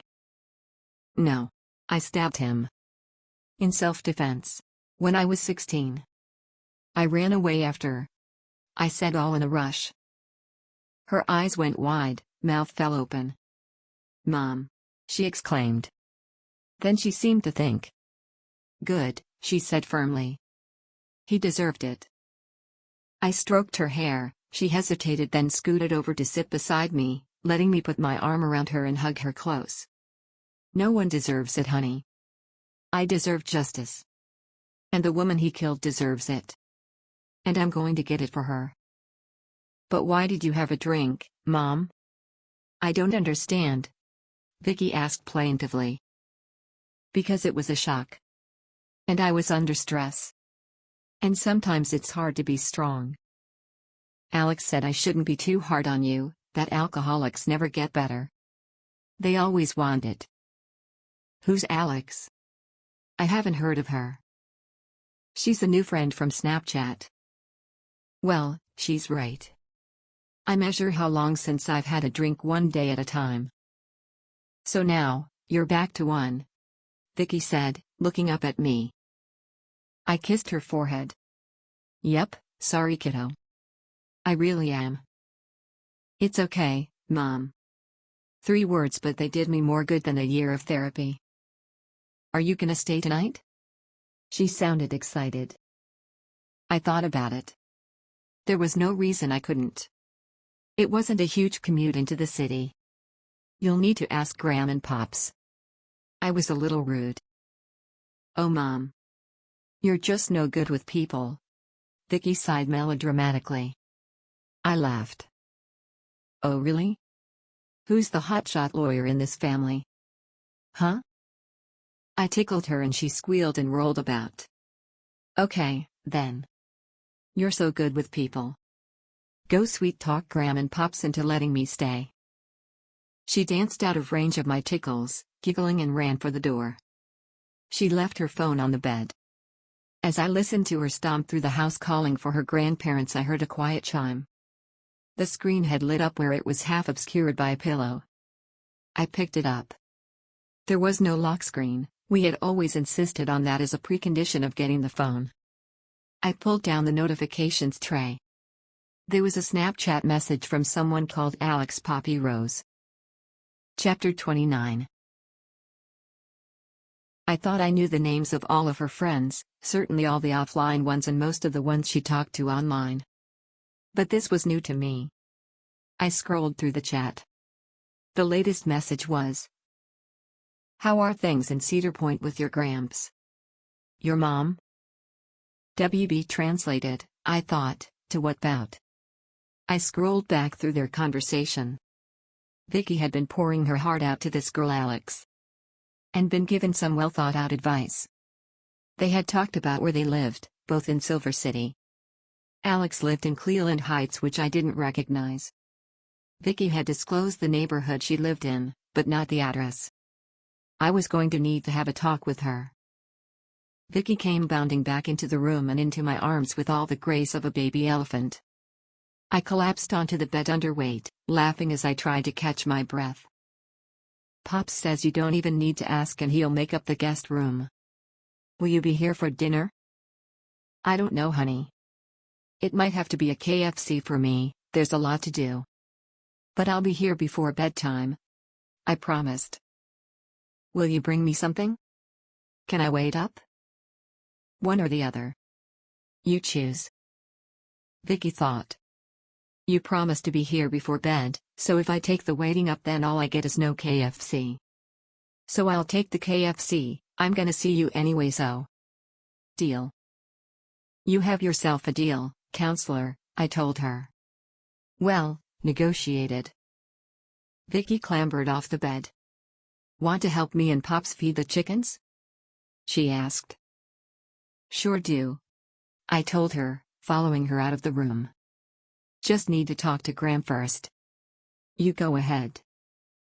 Mary was making coffee in the kitchen. She ruffled Vicky's hair with a smile as she breezed past on her way out to the backyard. "You want coffee, Sarah?" "Yeah. That would be great." I sat in a white-painted wooden chair, at the large table that dominated the room. The kitchen, the whole house in fact, looked as though it was frozen in time. A large, black iron range stood against one wall. The table, I knew, was older than me, as was most of the utensils. Mary handed me a mug of coffee and a coaster. "I wanted to ask if you knew anything about some new online friend, Alex. Has Vicky mentioned her?" I asked. "Yes, she has actually." "What kind of things?" "She seems to be who Vicky is talking to at the moment, that's all. Kids these days, I struggle to keep up with all the friends Vicky makes on that thing." She was referring to the phone. "I haven't heard of this one.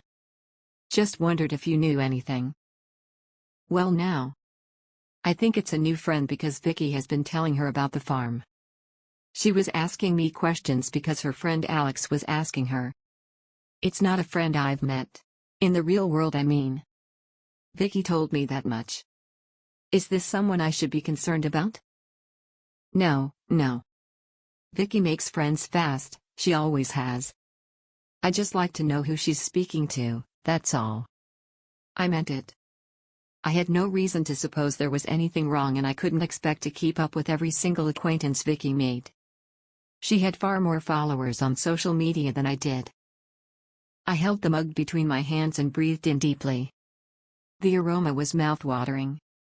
"I've missed your coffee, Mary. And I'm sorry if I was a little abrupt with the two of you earlier." The older woman waved the apology away. Never come between a mother and her child. If I'd been in your shoes, I would have socked Peter right on the nose. "And thank you for letting me stay." "Things really that bad?" she said quietly. "Yes," I said, watching Vicky through the window, scattering chicken feed across the yard and gathering a following of fowl as she did. "Well, I won't pry. You're a daughter to us. Vicky has said some things though." "Like what?" "Like, she thinks her dad has been seeing another woman." "Jesus!" I exclaimed. Mary winced. "Sorry, Mary. But I couldn't finish." "She's right. But I didn't think she knew." Hard to keep a secret from a child. Especially one as smart as our Victoria. That Mary's vocabulary wouldn't allow her to express her anger. "Boy," she finished, shaking her head. I found myself wanting to defend him. After everything, I still had feelings for him. It's not been easy for him. I've not made it easy. Don't make excuses, Sarah. Infidelity is infidelity. It's a sin. Just let that boy say anything to me about you staying here. Just let him. Her voice was heated. I had rarely seen Mary Cross angry, but those occasions had all been something to do with Carl. "Well, it's good to know I've got your support. And Peter too. I'm going to take this outside so I can spend a little more time with Vicky before I go back to the city." I went back out into the yard, smiling as I watched Vicky chase the chickens and be chased by them, while her pops stood back and watched with a smile that I'm sure was a mirror to my own. The sun was shining and I felt warm and safe. I had expected a fight when I got here, and maybe to be taking Vicky back with me against the wishes of Mary and Peter. A knot that had been in my stomach since Carl brought Vicky here finally untied itself. I realized I wanted to be done with the day so I could be back here. The aching need for a drink was still there, but it was muted. I could control it now. I spent as long as I could with Vicky, then said my goodbyes and was reminded of the deal for a KFC. I walked back to the car, shoes in hand and skirt smeared with dust and chicken feed. I would need to go home first and change. These were the same clothes I had been wearing yesterday. As I drove back along the dirt track that connected the Cross farm to the road, I saw a black SUV seemingly parked across the entrance. As I approached, it moved off suddenly enough to throw up dust as its tires momentarily fought for traction. I got a glimpse of the license plate, a Silver City plate. It disappeared in the opposite direction to the one I was taking. I said the number aloud a few times. Probably someone lost trying to get their bearings. Lee could run the number for me. Just in case. Chapter 30. As I headed back to Silver City, I called Lee. "How did the presser go?" I asked. "Pretty good. You know I like being on TV. We got his face and aliases out there. He's not going to have anywhere to hide. What if Nelson Jones is protecting him?" I wondered aloud. Then this sends a message about how serious we are. Maybe it will make Nelson cut him loose. "Are you heading back here?" "No, I'm going home to get some clean clothes," I told him. "Good, how about you meet me at the safe house and we can talk to Pierce again. See what else we can shake loose. I've sent Hal to show some stills from the security footage at the Kitty to Katie Halliday and Peter Miller." "So, how was Vicky?" It felt momentarily jarring to hear Lee talking about something other than a case. Our relationship had always been so compartmentalized. Now the lines were blurring. I didn't know how to feel about that. But it was not a thought for now. "She's over it. I've made up with her and I've agreed to stay with her at Carl's parents' farm tonight." "With Carl?" "Carl won't be there," I said flatly. I wondered if his question had a tinge of jealousy and felt a brief but definite fluttering at the thought. I panicked and shut the conversation down. "I have to go, Lee. I have to call into the office. I'll talk to you later." I ended the call, a little breathless. That's all I need. Keep yourself in check, Sarah. I didn't make any further calls. I should have touched base with Larry to brief him about my decision to hold a press conference. I should have called Phil to apologize and assure him he was doing a great job, as always. I should have called Carl and tried to figure out how we were going to get through this. But it was all too much. There was no room in my head for it. The rugged landscape of the Sierra foothills passed blind eyes as I followed the winding highway down towards the plain in Silver City. Green branches dappled the sun across my face and I stared through them. I had enough for Lee to make an arrest and hold Jason. But did I have enough for the information Larry wanted? Not without talking to Jason. I had to interview him. Had to sow the seeds into whatever cracks his story held. And there were always cracks. No lie was seamless, ever. Sow the seeds and let them crack him wide open in court. Assuming he pleads not guilty. Of course he will. I knew it with a sick dread, knew the ordeal that lay ahead. It filled me with terror, the almost overwhelming need to run away and hide. Just like when I was young. But there was something new alongside that feeling, trying to be heard above the noisy fear. It was a hunger for blood. A thirst to get him in the witness box and tear out his black heart for the jury to see. I'm the strong one now, Jason. I'm the one with the power. A black and white patrol car was parked across the street from my house. 2 officers sat within. As I pulled into the driveway, one of them got out and jogged across the street and up to my car. "Ma'am? Mrs. Cross?" He was a boyish-faced young man with serious eyes and a slim body. "Yes. That's me. Do you need an ID?" I said, reaching for my bag. "No, ma'am. I recognize you from your picture." He tipped his cap in salute. "Just checking." "Okay, thank you," I replied. He jogged back to the car and I saw his companion hand him something from a paper bag which he waved away as he took out a notebook and began to write. I went in through the front door and called for Carl.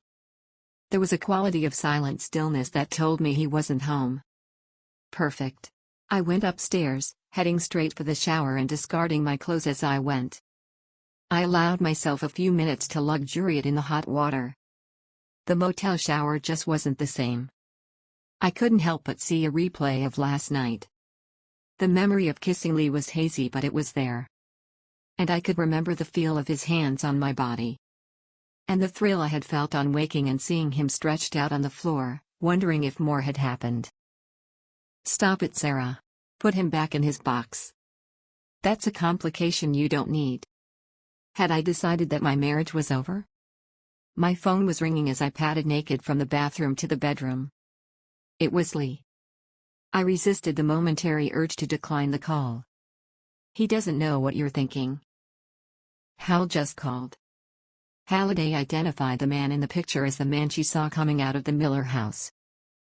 I started to reply that the defense would just argue she would say anything to clear her lover and that she hadn't picked Jason out of a lineup.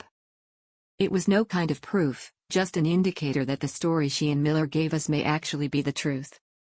All of that evaporated from my mind as I opened the bedroom door. The room had been ransacked. A black and white picture had been pinned to the wall. It was a grainy shot of the Cross farm with the words Alex Poppy Rose scrawled across it. Chapter 31. I was chain-smoking.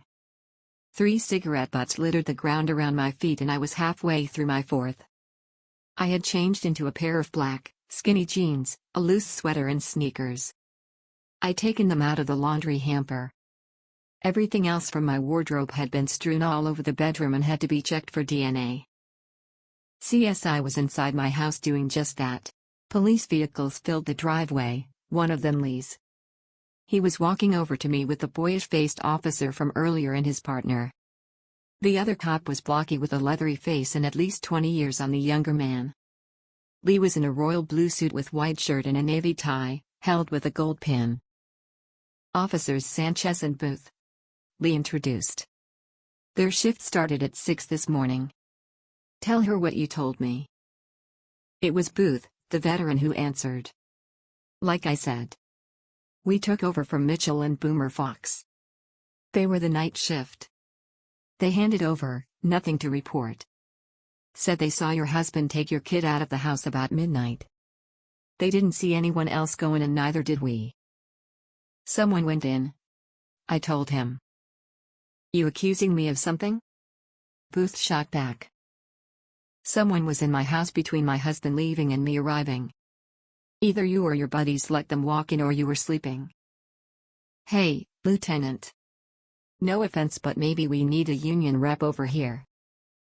So which is it, officer? Lee asked, hands in pockets but face hard. Dirty or just lazy? Excuse me, sir. I'm neither.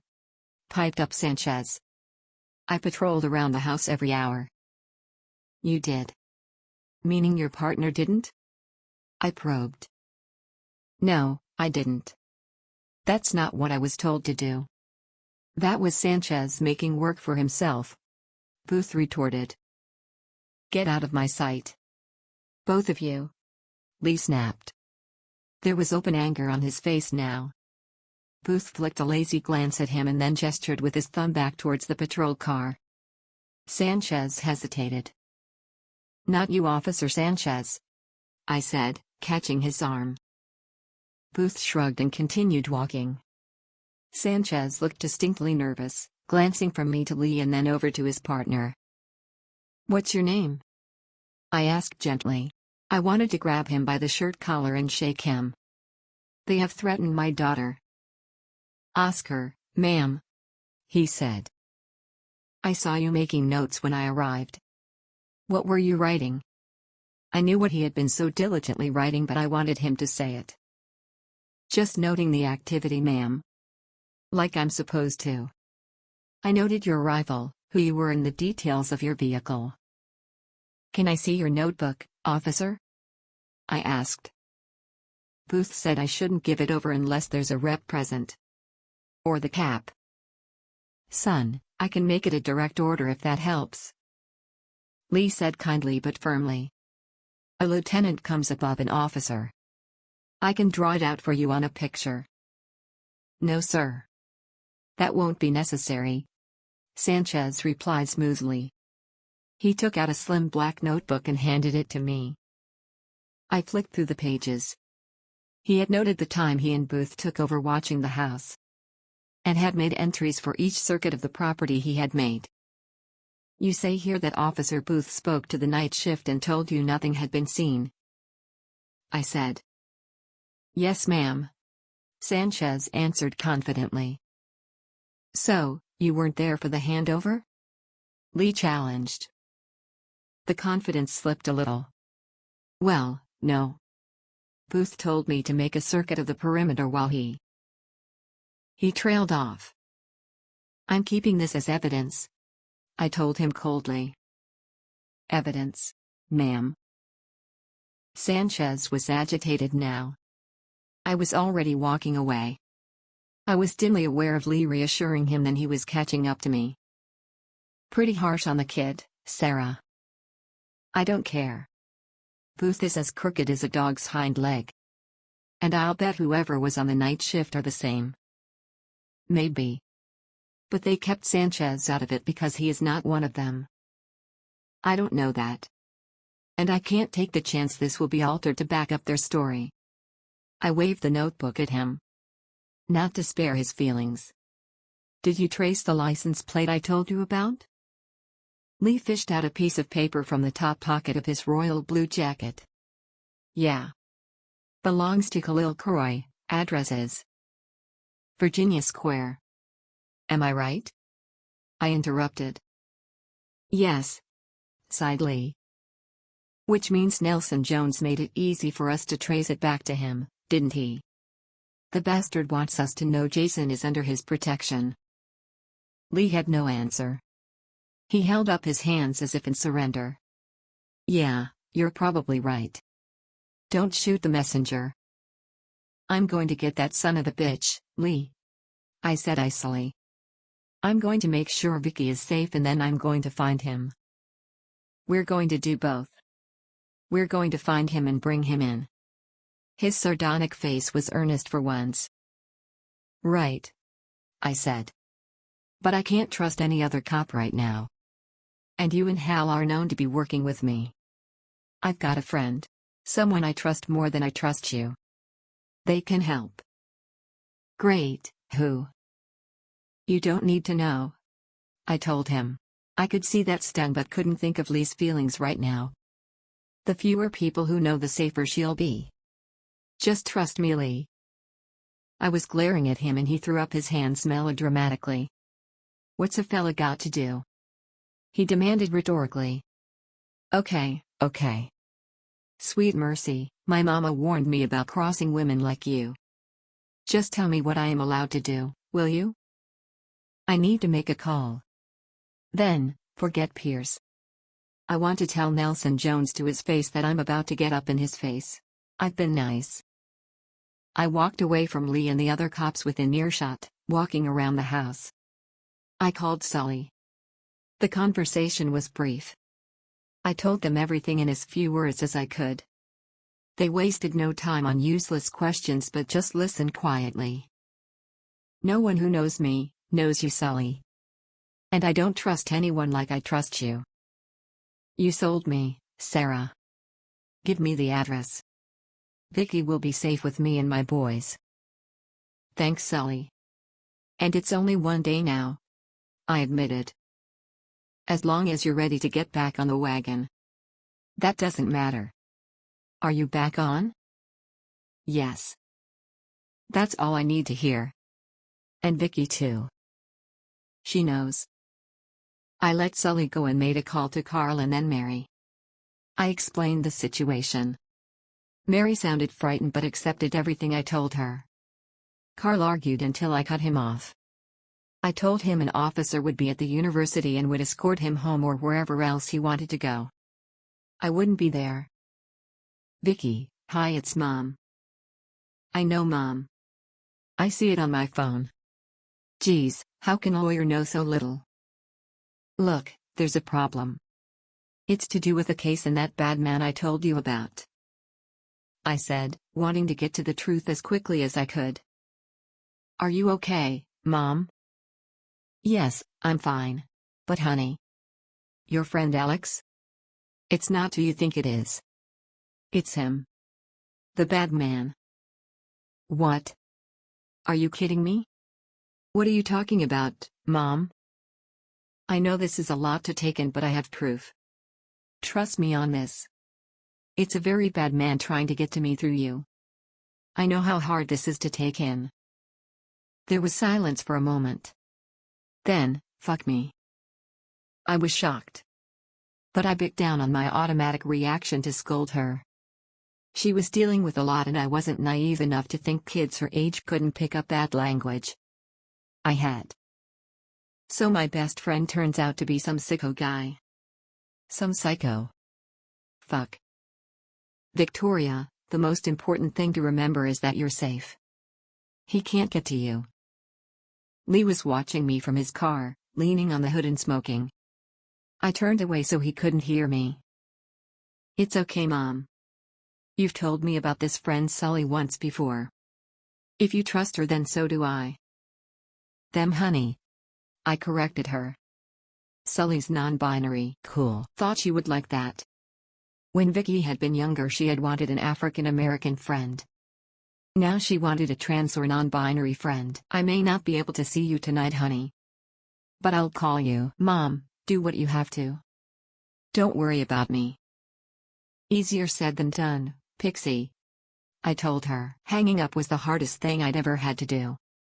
But Lee had taken out his own phone and now was running towards me. We've got him. He's just surrendered himself at headquarters.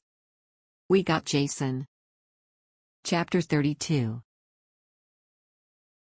The next few days passed by in a blur. We interviewed Jason. His lawyer read a prepared statement and Jason refused to talk. Larry had already presented an information to a judge and been granted an arrest warrant. Jason was arrested and a bail set of $1 million. The bail was paid. The lawyer came from an expensive Vegas firm. I knew they also represented at least one mafia family. The preliminaries rushed by like whitewater rapids. I rode the turbulence with an enforced calm, keeping a tight hold of myself and speaking to Vicky for hours every night via video chats. I ached to hold my child, to just be in the same room. I felt tainted by association with Jason, defiled in a way no case had ever made me feel. I had prosecuted sex offenders and child molesters. Men and women whose actions were pure evil. But no one had ever made me feel like this. Lee had practically taken up residence in my office, both of us giving up on the suits and facade of professionalism in favor of comfort for the long hours spent poring through evidence, witness statements, crime scene reports, building our case. It was strange to see Lee black in a Joe Namath shirt and jeans. It was a glimpse into a home life that I knew next to nothing about. But realized that I wanted to. It was a thought I had brutally pushed aside early on. My focus was on two things, the case and the safety of my child. Even Carl had taken a back seat. His police escort meant he was safe and he was staying at a hotel outside of the city. Maybe he's got a woman there. I realized the first time I had that thought that I didn't care. Maybe I would. But right now there was no room for it. It was almost midnight and we were still in my office. I had sent Micah and Phil home. Lee and I were running through the evidence for how many times now? I had lost count. Documents littered the office as well as pizza boxes and cardboard coffee cups. A complex array of paper was tacked to the wall, mapping out the sequence of events and the evidence linking Jason to it. It all comes down to his alibi, Lee said. His hair had worked its way free of its usual styled perfection. He was putting his hands through it too often. On the night of Miranda Miller's murder he puts himself in Reno. He has dinner with his accountant. At a restaurant owned by Nelson Jones. After the meal he and his accountant go to a hotel and spend the night together. He goes to the kitty early the next morning. That's when Peter Pierce sees him, arriving in Miranda Miller's car. Which he says she loaned to him. If we can break that alibi, I think we could convince a jury beyond a reasonable doubt, I said. But how? We've interviewed this accountant on 3 separate occasions. Her story doesn't change. Not a word. Which is what tells me she's lying. Course she's lying. She will be getting paid by Nelson Jones to protect his money launderer-in-chief. Lee sounded exasperated. I put my feet up on the desk, leaning back in my chair and sucking on a frap through a straw. She's a credible witness. No criminal record. Glowing reputation in her firm. We could subpoena her bank records. If she's being paid off, we can find the evidence, Lee suggested. No. I shook my head thoughtfully. The straw gurgled against the bottom of an almost empty cup. Without a word, Lee leaned over and took the cup, dropping it into the garbage. You just discovered one of my pet peeves, he said by way of explanation. So, why now? I think it may be better to go to the source. Nelson Jones himself. You want to call him as a witness? Lee sounded incredulous. No, I want to go talk to him about his support for Jason. He's a businessman. He has no loyalty to Jason beyond that. Threaten his business and he may just decide to have you whacked, Lee pointed out. He's already tried. You think that was him? Mercy has evidence that came from the Martinez crew. I think that gives him the perfect cover. So when do you want to hit Jones? Lee asked. What time is it? Just after 11. You don't want to do it now? I did. Chapter 33. I waited until we were on the road before calling the number that Nelson Jones had given to me the last time we had spoken. It was the cell for his attorney, and I knew my brief announcement would set people in the Jones organization in motion like a kicked anthill. I had no intention of making an appointment as much as the high-priced lawyer insisted. Nor did I care if I disturbed Jones at whatever he might be up to. This was all about shaking people up. I didn't expect to achieve anything tonight, but I wanted to sow the seeds.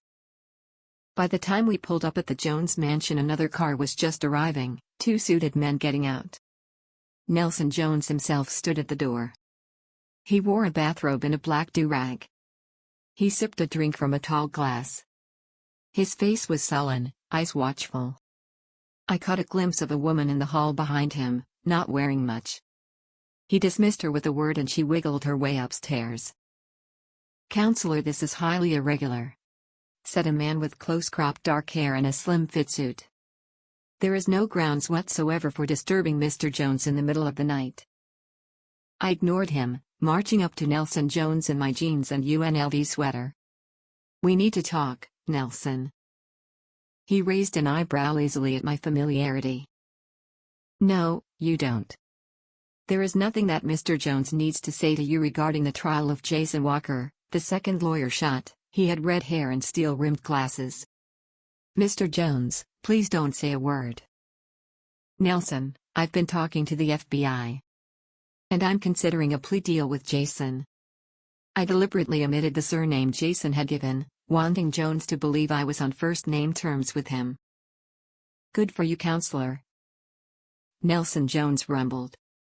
Jason's innocent and I don't think you have a chance in court. Nelson. The first attorney warned. He raised a wide hand and the man stopped. You'll be paid for the hour. Now shut the fuck up. Are we gonna talk about this on the doorstep, Nelson? Lee asked brightly. Kinda chilly. Jones's smile never touched his eyes. He stepped aside. Welcome to my home. Come freely, go safely, and leave something of the happiness you bring. He said, dead smile never wavering. Lee looked at him oddly, but I knew the reference. It was a quote from Dracula. See yourself as the Prince of Darkness, Nelson? I asked archly as I followed Lee inside. From somewhere behind a lawyer squawked. Was that a racial slur, counselor? Did I not tell you to shut the fuck up? Jay. Once rounded on the red-headed lawyer. Then turned to the other. Coda, put a muzzle on your colleague or I'll do it. He followed Lee and I into the house, passing us and leading us into a study. It was ultra-modern, a huge flat screen dominating one wall opposite a desk of glass and chrome. There were 3 monitors on the desk and 2 tower PCs beneath. Abstract artwork covered most of the wall space. He neither took a seat nor offered one. He stood in the middle of the room, drink in hand, feet planted wide apart. Tell me about this plea deal and why I should give a fuck, he said with hostility. Lee was walking around the room with thumbs tucked behind the waist of his jeans, examining the artwork. I didn't know you had such good taste, Nelson. This is a Delamure and that's a green. Originals, I bet. I love Delamure, the use of seemingly conflicting primary colors. Jarring at first but then seeming to fit. Conflict and intimacy. Course I can't afford originals on a lieutenant's salary. Something else I'd never known about Lee Black. Now he's an art critic. Jones was appraising Lee as well. I like my art to have energy, Lieutenant. My personal preference is Stanley Hollis, but his stuff don't come up on the market too often. Hollis? Like gold dust. More expensive than gold. You want to talk about art or the plea deal you're about to get fucked by? I interrupted. Jones turned to me slowly, face going still. The ice in his drink tinkled. I don't like foul-mouthed bitches. And I don't like gangsters with delusions of grandeur threatening my family. That was a mistake, Nelson. That made it personal for me. And I know you put Jason up to it. I don't know what you're talking about. He's laundering money for you and you want that operation protected. But he's desperate to avoid jail and he's willing to make a deal. And the FBI wants you. White folks always want to put a brother in his place. Jones replied. I stepped closer. I don't care about your skin color. The FBI wants me to make a deal.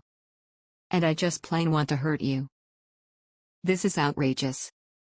You cannot. The second attorney said, outraged and seemingly unable to contain himself any longer. Jones moved surprisingly fast for such a big man. He grabbed the lawyer by his tie, pulled him forward and smashed his glass onto the side of the man's head. The lawyer's knees folded and he collapsed to the hardwood floor. Get him the fuck out of my house before I kill him, Jones rumbled. The first attorney didn't say anything but began hauling his colleague out of the room.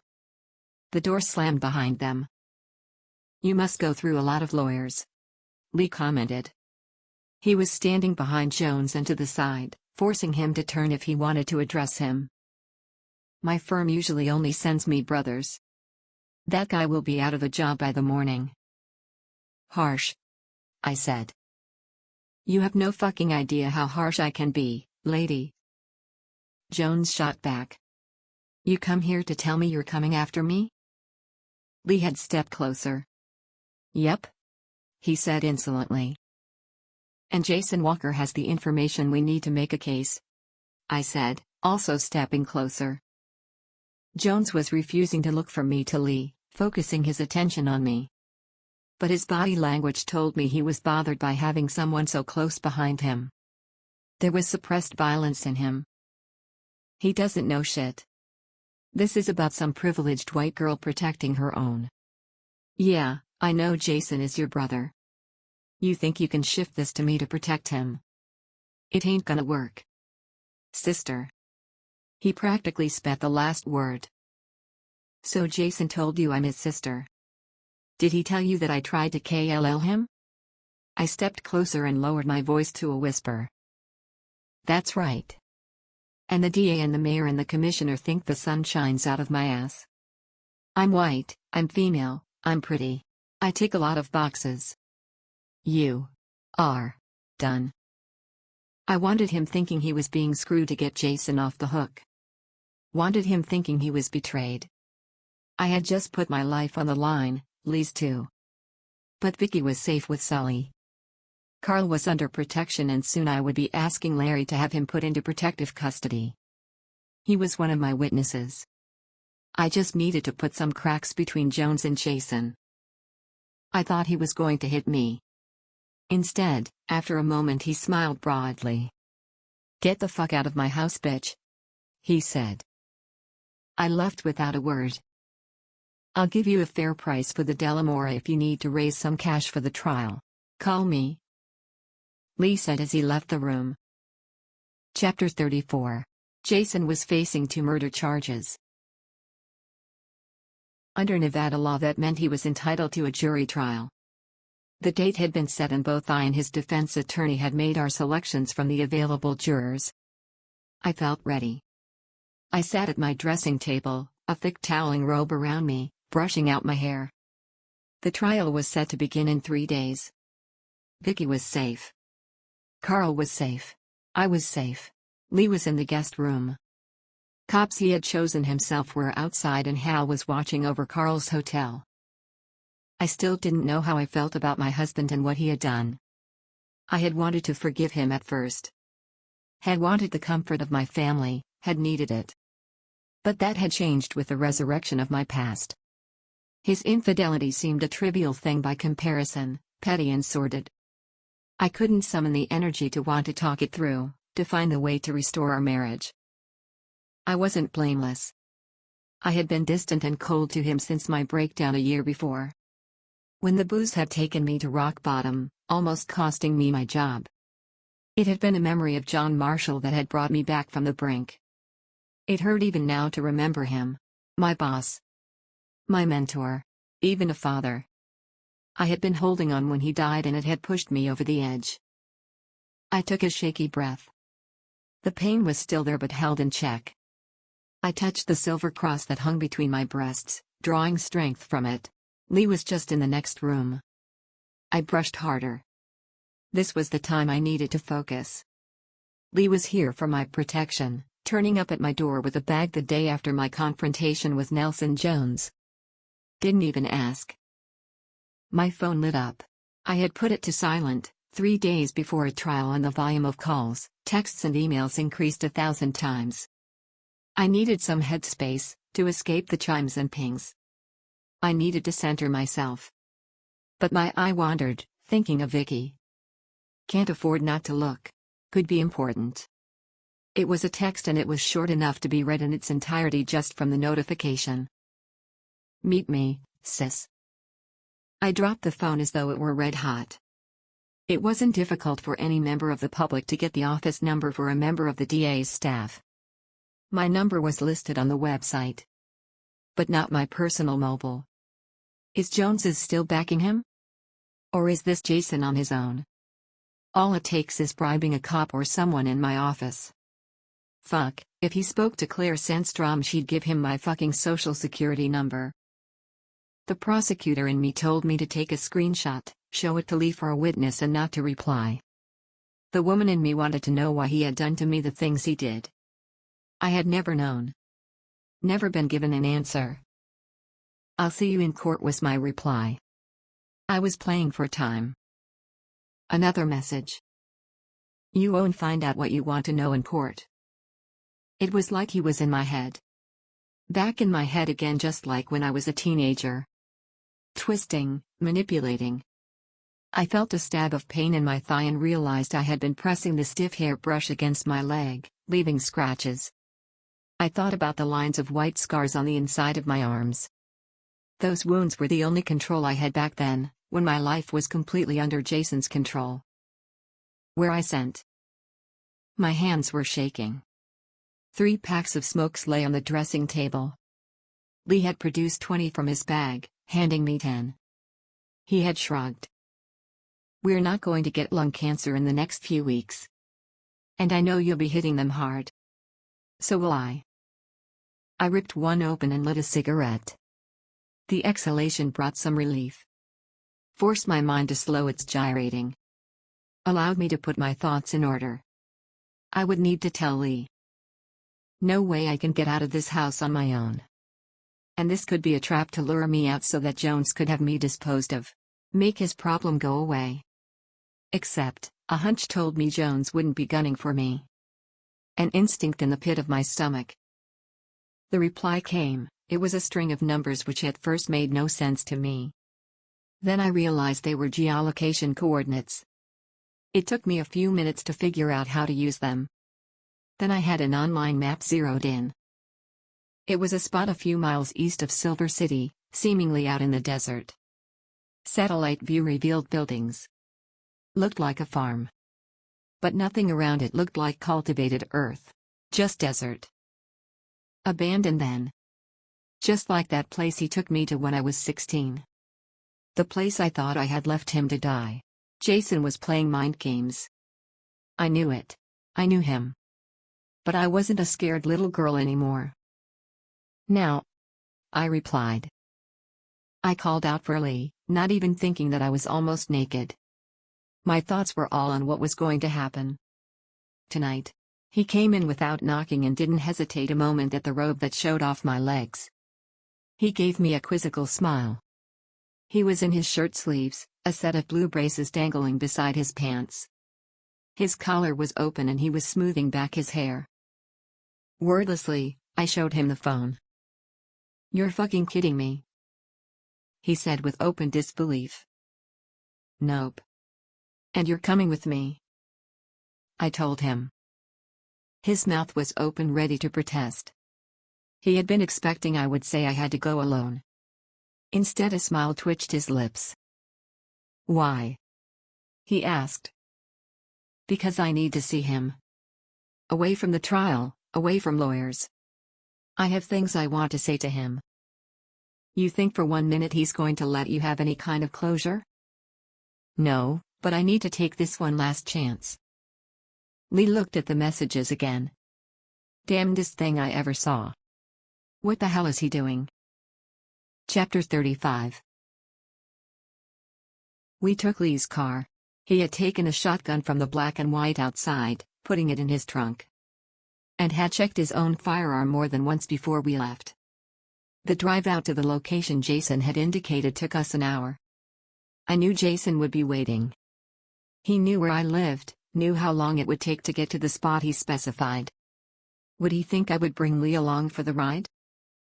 Lee voiced the same thought. "If he thinks you'll come alone, he's an idiot." "No, he's intelligent. But he's arrogant. When I was a kid, that was part of the abuse. He was a control freak and he liked to think that he knew everything. Nothing I ever did or said escaped his contempt." "You want me to hang back and let you walk in there alone?" Lee's voice told me I should put the thought out of my head if it was there. "No, I want to see his face when he sees you. He doesn't like to be challenged and I think he really will expect me alone." Lee's face was lit by the glow of the dash. Streetlights were sparse on the desert highway. I could see the merest baring of teeth beneath a tight smile. "Right," was all he said. Then for the 1000th time, "What does he want?" I didn't answer. I had given Lee my answer the first time he had asked that question. Jason wanted to stir things up, to show he could still manipulate me. He wanted to play games. He read The Prince by Machiavelli. He liked to make a thing of that. How educated he was. How good at manipulating people he was. Used to say that he could be a psychologist if he wanted to. Just never wanted to, Lee said with a wry smile. Right. I'm surprised he's as well connected with Nelson Jones as he seems to be. Jason was always full of what he could do, never achieved anything though. So, he wants to show off how successful he is. Ever think that maybe he just wants to kill you? Yes. But he wouldn't.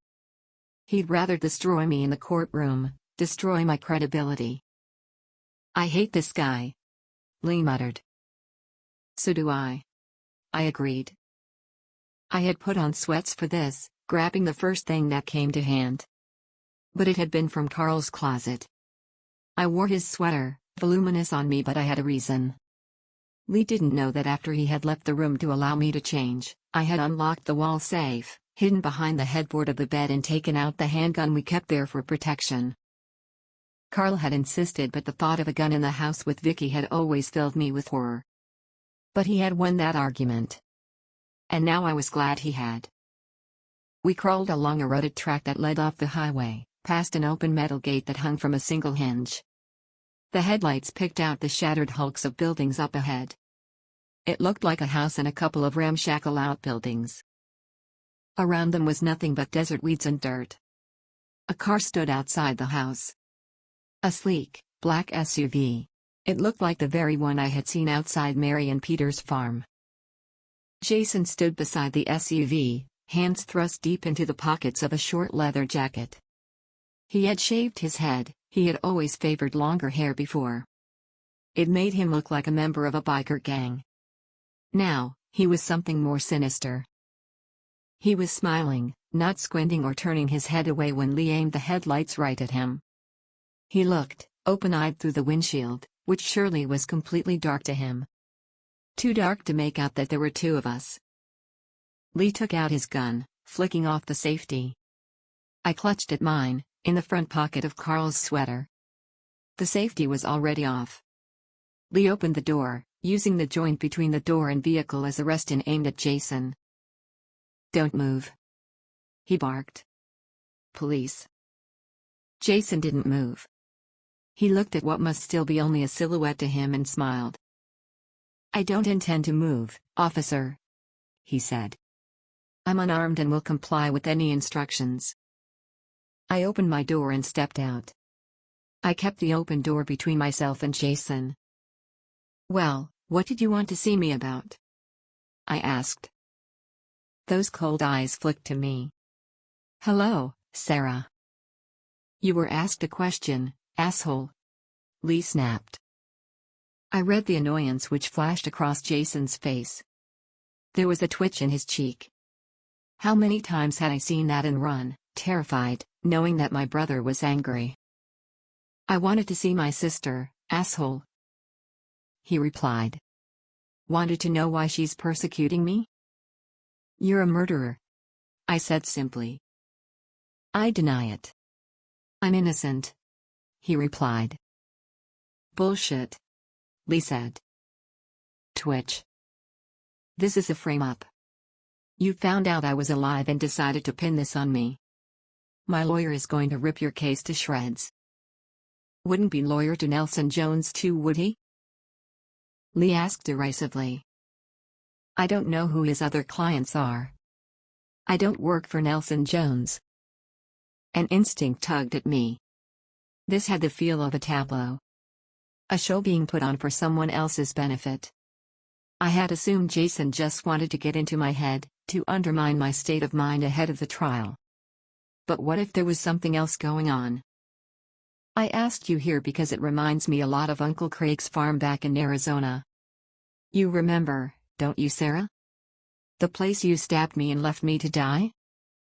"It was self-defense," I said. "Sure it was. I know I wasn't the best brother to you. God knows. But I was hurting too. Messed up, grieving for my parents, for our parents. A victim of abuse." He let that hang in there. I know I didn't get it right. But I didn't deserve that. This was pure theater. I looked around, wondering who this performance was for. The lights from off to one side hit us then, lighting us up and blinding us at the same time.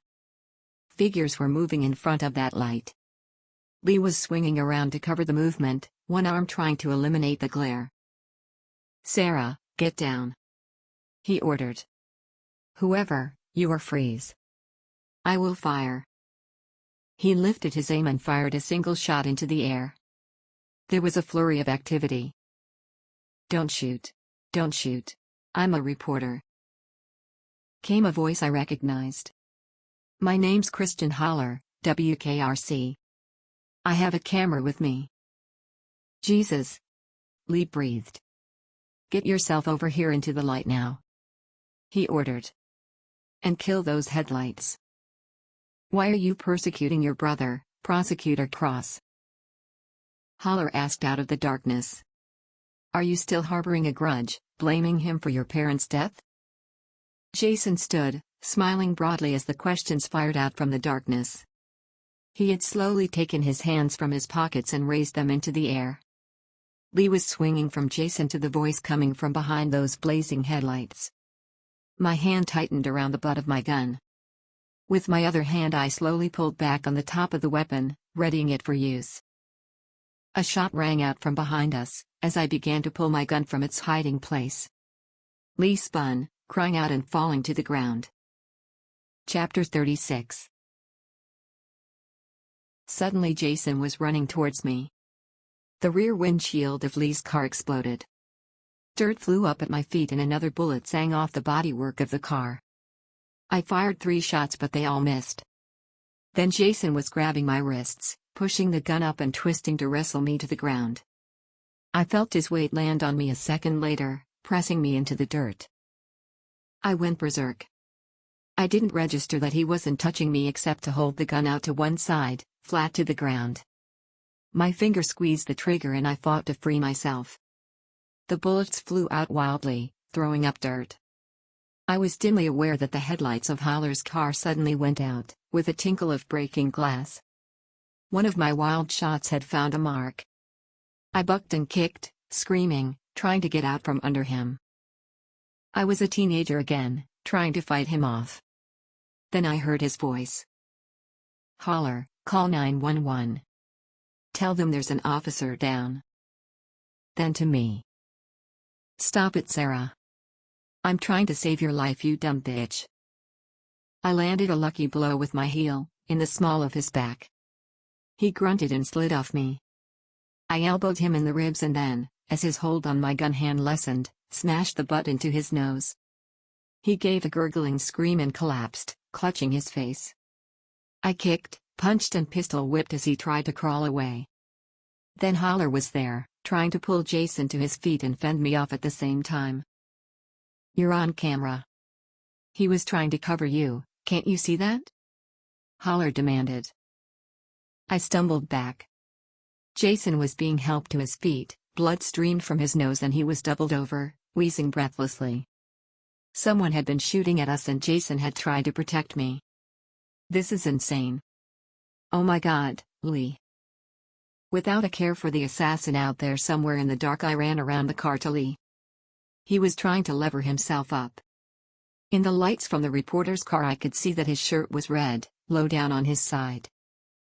He had a hand pressed to the wound and pain warped his features. "I'm okay," he gasped. "Flesh wound only. It went straight through. Thank Christ for love handles." I helped him to sit on the driver's seat, pulling off my sweater and wadding it against the wound. I could feel the blood seeping through. "You're bleeding badly though." "I've had worse." Sirens were audible now, close by. Red and blue lights appeared in the dark. I had some units follow us far enough back that you wouldn't see them. "Christ. That hurts." "I'm glad you did," I whispered. Terror gripped me. It was like the feeling I'd had on finding the identity of Vicky's friend Alex Poppy Rose. Lee was an anchor. It was nothing to do with the Miranda Miller case, nothing to do with his ability as a police officer. He could be unreliable and was always unpredictable. I knew almost nothing about his personal life, but despite all of that he was an unchanging rock in the middle of the turbulence of my life. I could always rely on Lee to cut through the bullshit with an acerbic put-down. To give me a crooked smile that said he was laughing at the whole world, but not including me. The sight of the spreading blood, his pale, pained face was enough to make me cry. "Just hold on. Ambulance will be on its way." "Fuck, Sarah. Wish I'd stayed in bed," he said, attempting a smile which deteriorated into a pained grimace. "Jason set this up," he breathed. "Not to kill me. He wants me to look like I'm victimizing him and that I'm unstable. Fuck, I think I just gave this fucking louse of a journalist enough to make it look like exactly that. They could have had sharpshooters close enough in this dark that they would have killed us both with 2 bullets. They weren't aiming at us. This is all a fucking show." Lee hissed. "I know," I agreed. "He's playing to the jury already." "Prosecutor Cross. Could you tell us, for our viewers, why did you attack Mr. Jason Walker after he risked his life to save yours?" Anger surged in me. Lee grabbed my arm, squeezing hard. Holler had followed me, cameraman at his shoulder, and he was thrusting the mic at me. Lee shook his head, eyes tight with pain. "I have no comment to make. Can't you see we have a wounded man here? Attempts have been made on my life before, and now a respected police officer is seriously wounded." A police officer formerly a captain of detectives in New York City. According to rumor, implicated in corruption within the NYPD. Is this a case of police abuse of power? I stood, pointing the gun at the reporter, holding it inches from his face. Back off, right now. I yelled. Fuck. Now, I've really done it. Chapter 37.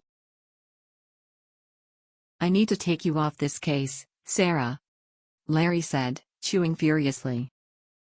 Claire Sandstrom sat next to me in front of his desk. She was showing a good deal of black stockings and had a self-satisfied smile. But I was ready for this. I had been expecting a call from Larry the moment the news got back to him. And I knew what my plan of action had to be. I think, you're right, Larry, I told him. Last night I had been played. Jason had set me up and I knew his defense would be ready to use the footage shot by Holler to make me look unstable, a woman out for revenge. A woman who blamed her brother, unfairly, for the death of their parents. There was plenty of evidence of my instability as a teen. But nothing about what he had done to me. There was nothing official, no reports or records. It would be his word against mine and the jury would see me attacking him. Would see his attempts to be reasonable before a lone gunman tried to kill me and he risked his life. It was smart. It may cost me the case. But there's no way I was going to sit back and let anyone else lose it. Jason Walker knew exactly how to hurt me, professionally. I played into his hands. The defense will make capital out of it and he may be acquitted because of it. But if I take over, the state will have distance in this case. Or you, Larry. Claire put in. I'd be happy to assist if you want to take over. Larry reached for more gum, turning away to look out of his window so that he didn't have to answer. And to hide the obvious reluctance he had. When was the last time you were in a courtroom, Larry? Let alone prosecuting a case? Despite everything that's happened, Jason Walker is still my brother. I know him better than anyone in this room. I know him intimately. This case is going to hinge on putting him on the stand and breaking him open for the jury to see. And Claire. I gave her a frosty smile. You can't do that. I think you're being unfair. Claire started. Larry, Sarah is compromised. Maybe permanently. Bitch. Claire's right, Larry. I interjected. I may be. And if I lose this case I will quit. Larry seemed to brighten. He turned back to face us, his chewing slowed. You'll resign? He said, tentatively. I pulled an envelope from an inside pocket and put it on his desk. That's my letter of resignation. If we lose you can publish it. You pointed a gun at a reporter. Claire said acidly. Your position is untenable. She has a point, Sarah. How can I justify keeping you on this case? Larry said, looking as though it pained him to say it. Larry, Jason Walker murdered an elected official.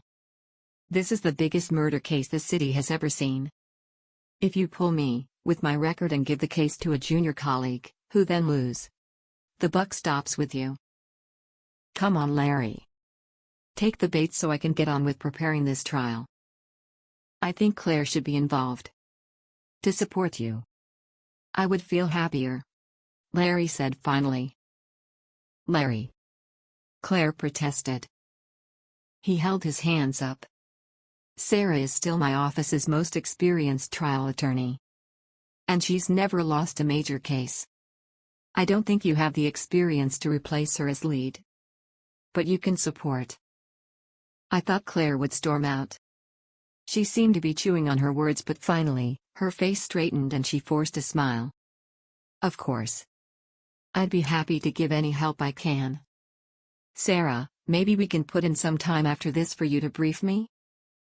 I would give her access to the carefully prepared trial reports I and my team had put together.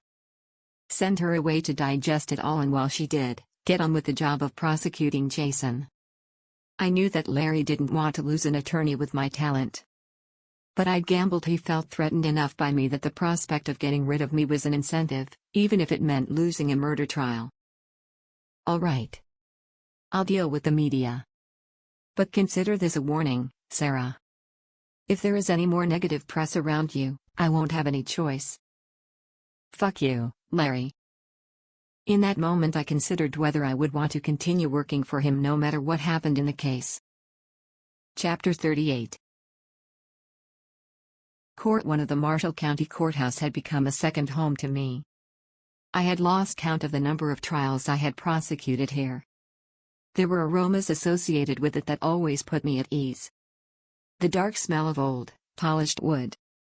The artificial, almost antiseptic tang of a government building scoured clean of any organisms except humans. Tall windows dominated one wall, looking out over the Clayton Garden, named for the courthouse's architect. Long, strip blinds obscured the lush grass and hedgerows of the private garden, for the use of judges only. The jury would sit opposite those tall windows. They were being admitted to the courtroom.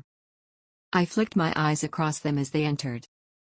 A woman in her mid-30s who worked in child protection services was one of my keys. An elderly man, retired but formerly an Air Force officer who still conducted himself with a military bearing and wore a harsh buzz cut. Another key for my case. A young woman in her 20s, unemployed and tattoos swathing her neck and piercings on her face. A man of nondescript appearance who wore polo shirts and slacks and was a Baptist minister by profession. I picked out the others, recalling the mental tag I had applied when memorizing their details earlier. At specific points in my opening and closing statement and my examination of witnesses, I would speak directly to those individuals, and through them exert an influence on the wider jury. In Nevada, felony murder required a unanimous verdict or a mistrial would be declared. But 12 people represent an edifice, which has to be chipped away at. Those key people were the cracks through which my arguments would spread. Directly opposite the jury was a large flat-screen monitor, connected to a laptop in front of Phil. The defense had been offered the use of the facility at Judge Gansett's orders. They had declined with barely concealed contempt. It told me a lot about them. They looked on audio-visual props as beneath them. It was a common attitude amongst the larger, more corporate firms. It told me there was money behind Jason's defense. His own or Nelson Jones's. Phil and Micah flanked me as usual. It allowed either of them to hand me notes discreetly, without having to reach and draw the eyes of the jury to them. Juries' minds could be shifted on the most trivial-seeming pivots: an attorney receiving too many notes from her assistants and looking like she was out of her depth, or passed at the wrong moment and looking as though it was a ploy to disrupt the opposite counsel. Across the aisle was an identical table, topped with an embedded dark green, leather blotter and gleaming under the recessed lights above which were a concession to modernity. My opposition was an attorney I didn't know. But he was from out of state and he looked expensive. He had 5 assistants seated behind him and 2 at the table with him. Jason sat beside him, the attorney between us. When the jury was shown in, Jason's face went to stone. He looked down, folding his hands and moving his lips soundlessly. He looks like he's praying. Do they think anyone's going to fall for that? Micah whispered in a voice I could barely hear. Quiet. I snapped, silencing her with my eyes more than the word. I was taking no chances of anyone hearing Micah supposedly criticizing a man praying. Micah looked suitably abashed. I'll apologize later. There's no room for that now. We know there's at least one evangelical in that jury. Can't afford to turn them against us, Phil whispered. I glared at him and he gave an almost invisible shrug, barely lifting his shoulders. I ignored the pair of them. Jason was wearing an expensive suit and looked haggard, circles under his eyes. Has he lost weight? He looked unwell. I noticed several of the jury noticing. Of course he's the first one they look at. And he looks sick. His attorney was too good at his job to spare me a glance at this stage. He exuded confidence. The stage was almost set. I stood with the rest of the court when Judge Gansett came into the room. He looked swamped by the black robes he wore, a small man with a pointed face and close-cropped white hair. He looked like a kindly grandfather. He summoned me in my opposite number to the bench with a beckoning motion as he settled himself into his chair. Now, you will remember our conversation in my chambers, he said in a thick New York accent. He looked at us both with equal sternness. He knew me, but probably not the out-of-state attorney. You wouldn't know it from the equality of his looks. I will not tolerate any dirty tricks, attempts to influence the jury outside of what is allowed. We will all conduct ourselves with proper deference and respect to the law. He dismissed us with a flick of his fingers, banging his gavel as we walked back to our tables. It was the same speech he gave at every trial. A pre-trial admonishment in his chambers, listing the behaviors he considered unacceptable. A reminder before the bench and in sight of the jury. Or as he was wont to put it, in sight of the law. He was old-fashioned, and I thought I could use that to my advantage. In a courtroom everyone could be used. I would like to hear the opening statement for the state. Counselor, announced. I stepped forward and the trial began. Chapter 39. I counted my steps, each one ringing loud against the antique wood floor. Each as regular as a metronome. 10 steps to stand directly in front of the screen and facing the jury. I met the eyes of each, letting them know I was talking to them personally. One man in his 30s shifted in his seat, setting his shoulders and maybe holding in his stomach, momentarily thrilled at the eye contact.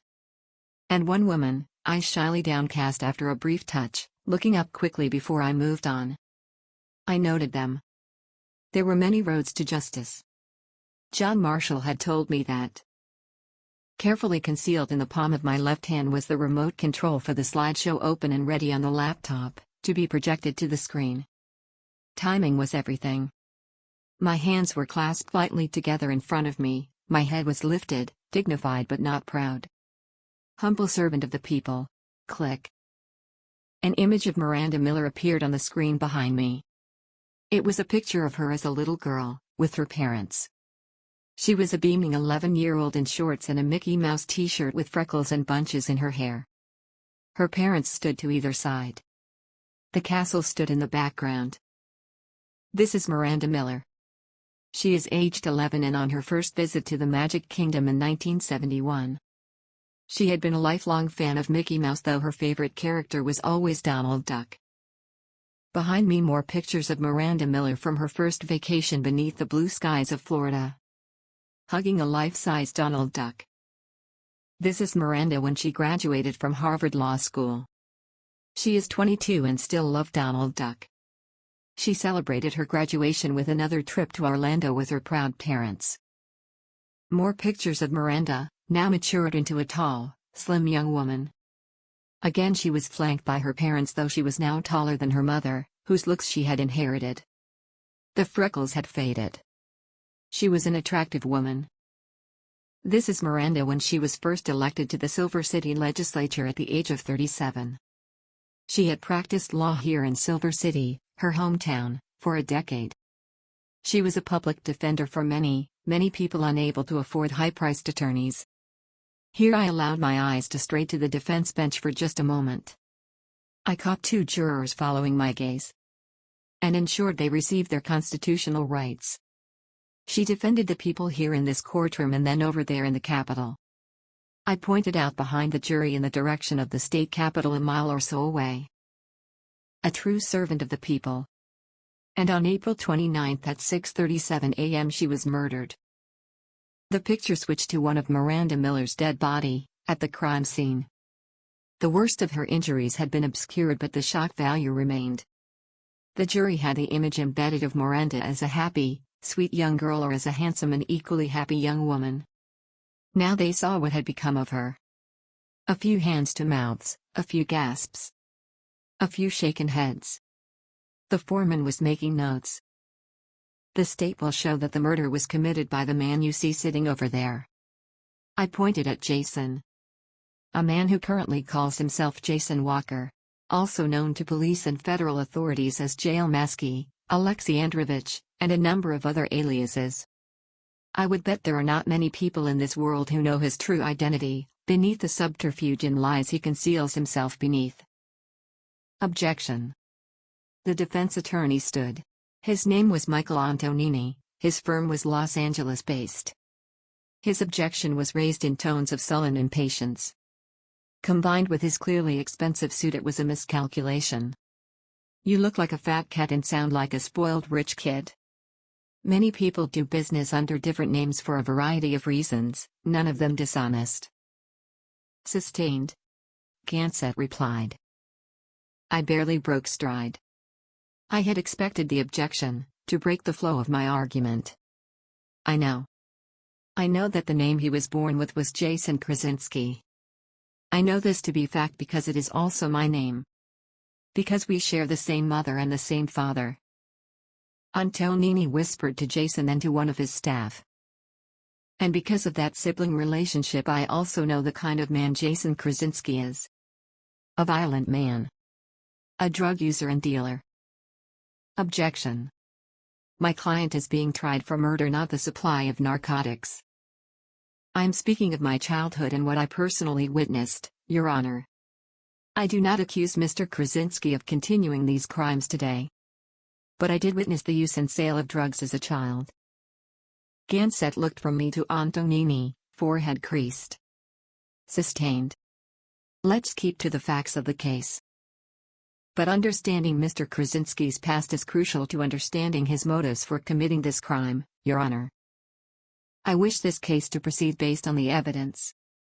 A person can change, and we are not here to prosecute any previous crimes this man is alleged to have committed. Thank you, Judge Gansett. He had just helped sow the seed in the jury's minds that Jason had indeed committed crimes in the past. Very well. I am the sister of the accused.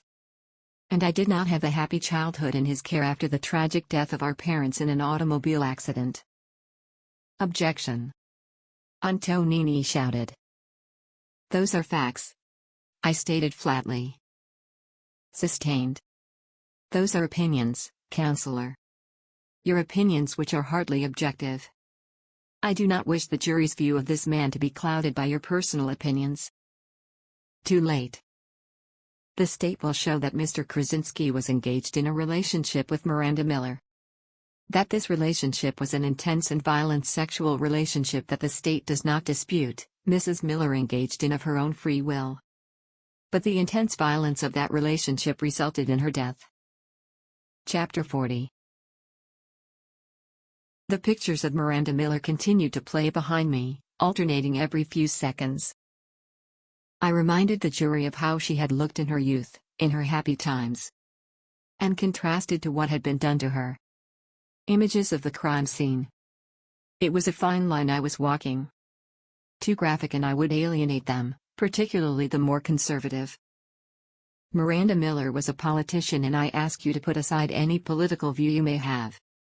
Search your heart for any prejudice you may feel when I tell you she was a lifelong Republican. If you disagree with that party affiliation, put that aside. Her voting in the Capitol is a matter of public record. She was a woman of conscience who voted according to the needs of the people she served. This was not always along party lines. There was a nod from the foreman, barely discernible, but it was there. I knew from his social media that he was a supporter of the GOP. She was shot 13 times. 7 times to the body and 6 to the head. So many rounds were poured into her head from such a close distance that it destroyed everything from the mouth up. Disintegrated. This was a frenzied attack. And the state will show that it was perpetrated by a man with a violent temper who could not control it.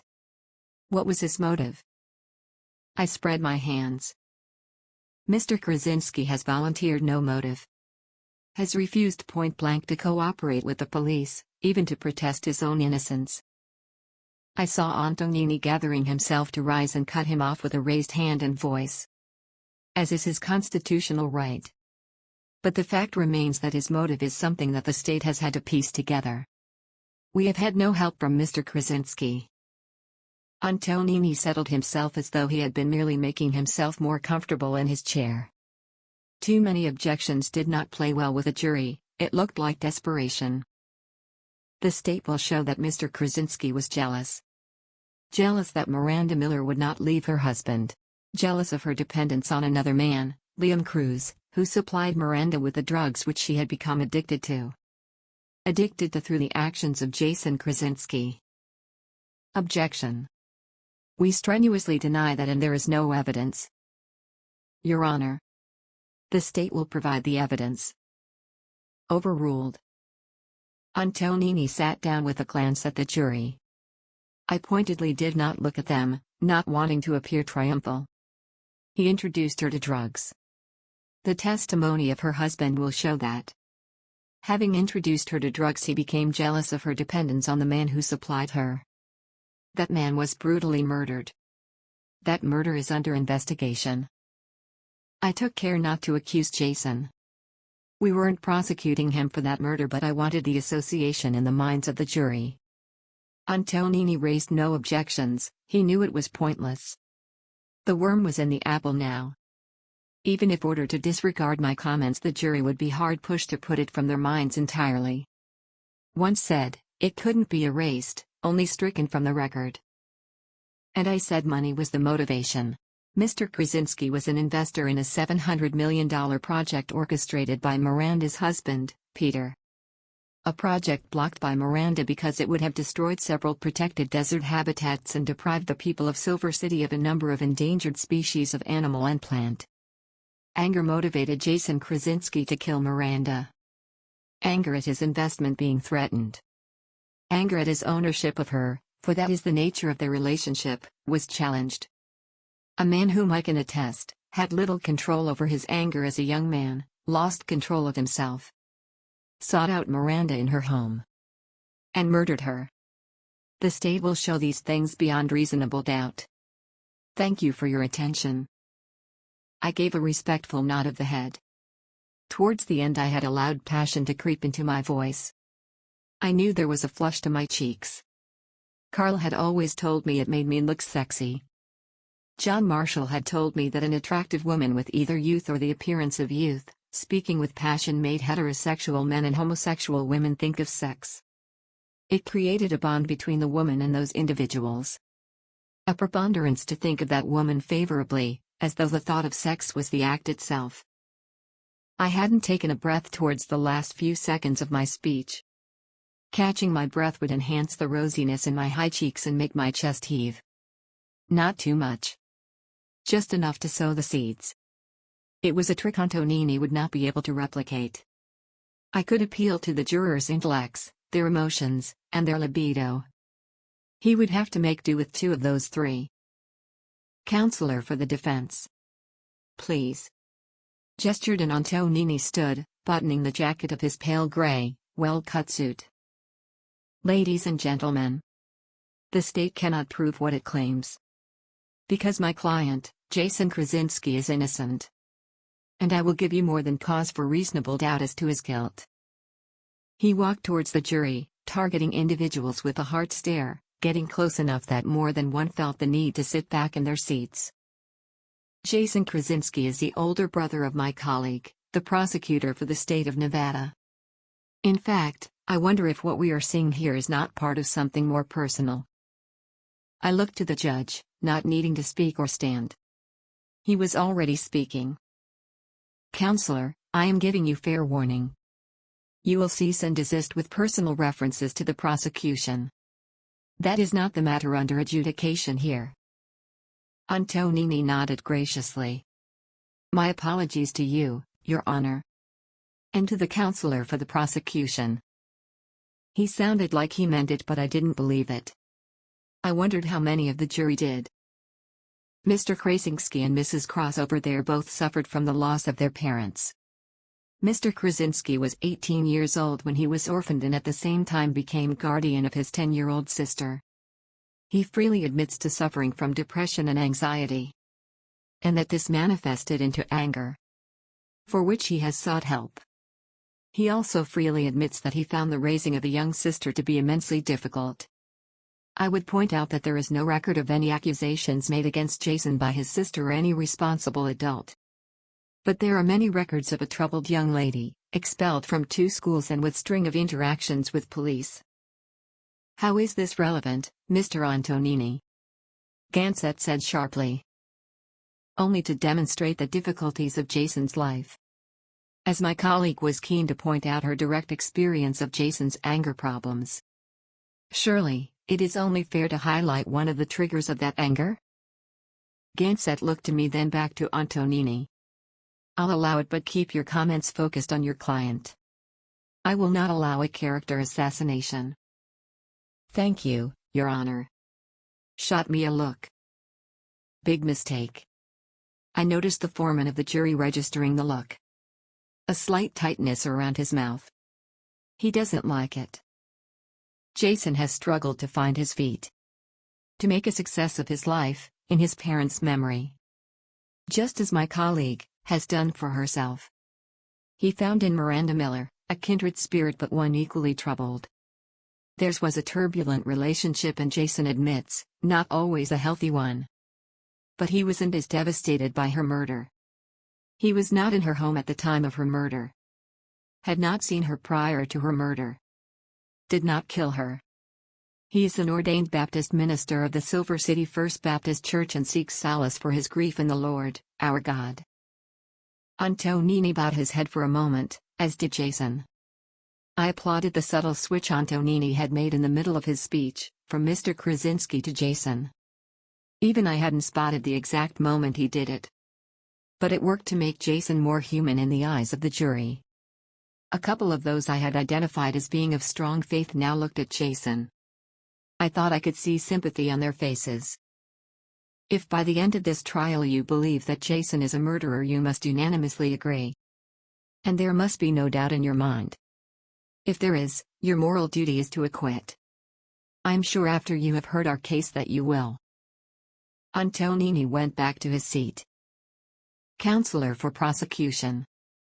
You may call your first witness, Gansett said. Chapter 41.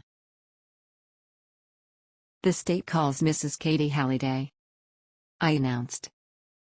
Katie had been reluctant to testify, not that she had a choice as a material witness. The fact that her testimony would require her to admit her infidelity was the sticking point. Before the trial, however, Grant Halliday, her lawyer husband, had been raising his profile as a commentator on numerous nationwide TV and radio networks. No comments directly on the case, but he seemed to be regularly asked to provide opinions on issues arising out of the trial. His newfound celebrity seemed to assuage any reservations Katie Halliday had. She was conservatively dressed now, but still more suited to attendance of a race meet than a courtroom. A cloud of perfume followed her to the witness stand and she carefully removed a hat, patting her hair as she took the oath. Mrs. Halliday, could you tell the court what connection you have to Miranda Miller? I asked. Sure. I'm her neighbor. Across the street. And I was sleeping with her husband. There were chuckles throughout the courtroom, to which she responded with a smile, preening under the spotlight. And can you tell us your recollection of the events of April 29th? When Miranda was murdered? Sure. And I were in bed. No, he was out of bed to turn on the TV to watch the business news. I was still in bed. There were shots. It sounded like firecrackers. Ran to the window. It looks out over the Miller house. Then he ran out. He told me to stay in the house and I watched him from the window. Who is Petey? I asked. Peter Miller. Miranda Miller's husband. Thank you. What do you remember next? I watched Petey run down the driveway and across the street to his house. He tried the front door, but it must have been locked. Didn't he have his key? I asked. No, he left it in my room. Anyway, he ran around the back of the house. A few seconds later, a man came around from there and got into Miranda Miller's car and drove away. What did the man look like? Tall, slim, fair hair. And what was he wearing? Blue jeans or sweatbands? A hooded top? Sneakers. I call the jury's attention to Exhibit 41C, a pair of sneakers retrieved from the home of the accused. Forensic examination revealed traces of blood, matched to Miranda's DNA. A court orderly handed a plastic wallet to the foreman. Contained within was a photograph of the sneakers recovered, as well as the CSI report detailing the match of DNA. Your witness, I told Antonini. Your Honor, may we have these blinds opened so we can see out? Gansett gestured impatiently and the blinds were drawn apart to reveal the garden. Beyond could be seen a wrought iron fence and then a row of buildings, offices, and stores. At this time of the morning the street was busy, a number of coffee shops and bakeries were doing a brisk trade. Mrs. Halliday, could you tell the court how far from your bedroom window the Miller driveway is? That is where you saw this man with fair hair and sneakers, isn't it? Yes. I don't know, 100 yards? 242, Your Honor. Said. With the court's permission, may I bring Mrs. Halliday to the window? Get on with it and stop showboating. Gansett snapped, taking a sip of water. Antonini solicitously escorted Katie Halliday to the window. Could you describe for me any of the people you see across the street, please? He said. Katie squinted, then shook her head. Can't really describe them clearly. Whatever she had been about to say next, Antonini had heard enough. Thank you, Mrs. Halliday. You can return to the stand. Your Honor, ladies and gentlemen of the jury. That street out there, Stewart Street, is 123 yards from this window. Too far for Mrs. Halliday to describe anyone passing by. And yet she is able to accurately describe a man she saw running more than twice this distance. Running the short distance from a house to a car. I stood.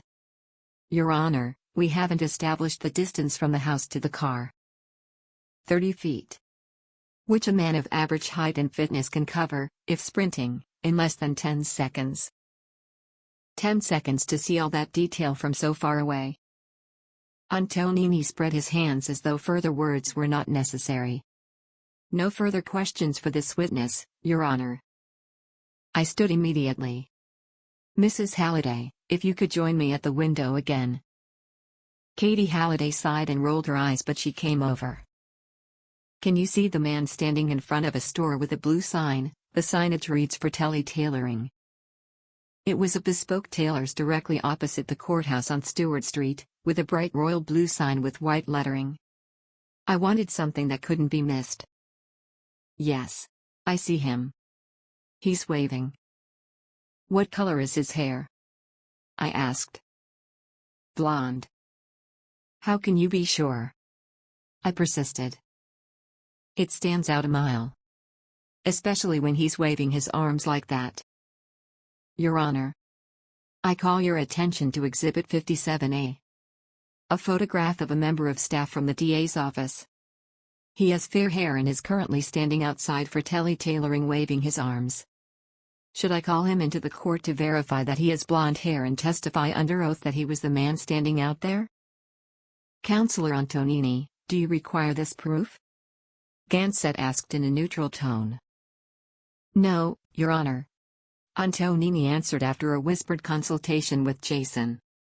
I saw Jason's hands disappear under the desk and knew he was clenching his fists. His face was tight with anger. I think we have sufficiently established that Mrs. Halliday, when her eye was drawn by something out of the ordinary, as it surely must have been by seeing a man running from the scene of gunshots, is able to pick out details such as hair color. White sneakers and blue pants would stand out equally as well, if not more so. I need not point out to the jury that Mr. Krasinski has blonde hair and we have recovered white sneakers from his property. Sneakers on which we found traces of Miranda Miller's blood. No further questions for this witness, Your Honor. Chapter 42. Peter Miller was the next witness. He was a key witness to the events of Miranda Miller's murder, and I had spent a long time with him preparing, ensuring his evidence would be as effective as possible.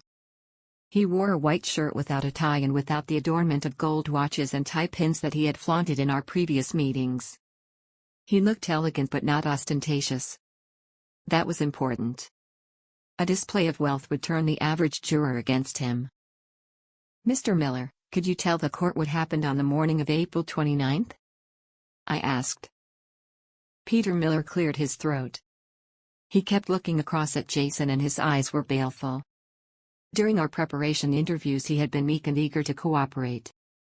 I now saw why that was. He loathed the man he believed had killed his wife. But not, I suspected, out of love for Miranda. I had spent the night with Katie after telling my wife I was staying in Carson City for a business meeting. I got a rental car back to Silver City in case Miranda saw me arrive. The next morning around 6 we were in Katie's bedroom and we heard shots. "What did you do?" I prompted. I panicked. I should have called 911 but instead I ran to the house. Didn't even think to grab my keys. "You stopped to put on clothes?" I asked. I was wearing sweats. I had been downstairs to make a coffee and Katie doesn't like me walking around her house naked. "Rein it in, Peter. We have some conservatives in this jury. Don't alienate them." "Quite. You stopped to put on shoes?"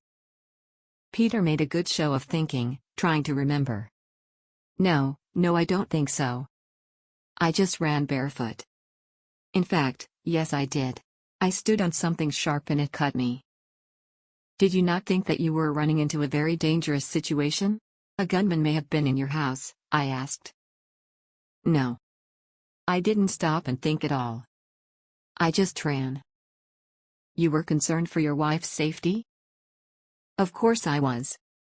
We had our differences but she was my wife." He emphasized the "my." He was angry and it wasn't faked.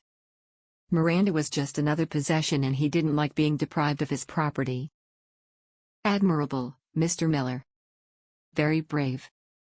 I felt a twinge of discomfort. Peter Miller may be a brave man but I had a hard time believing any of his actions were driven by pure motives.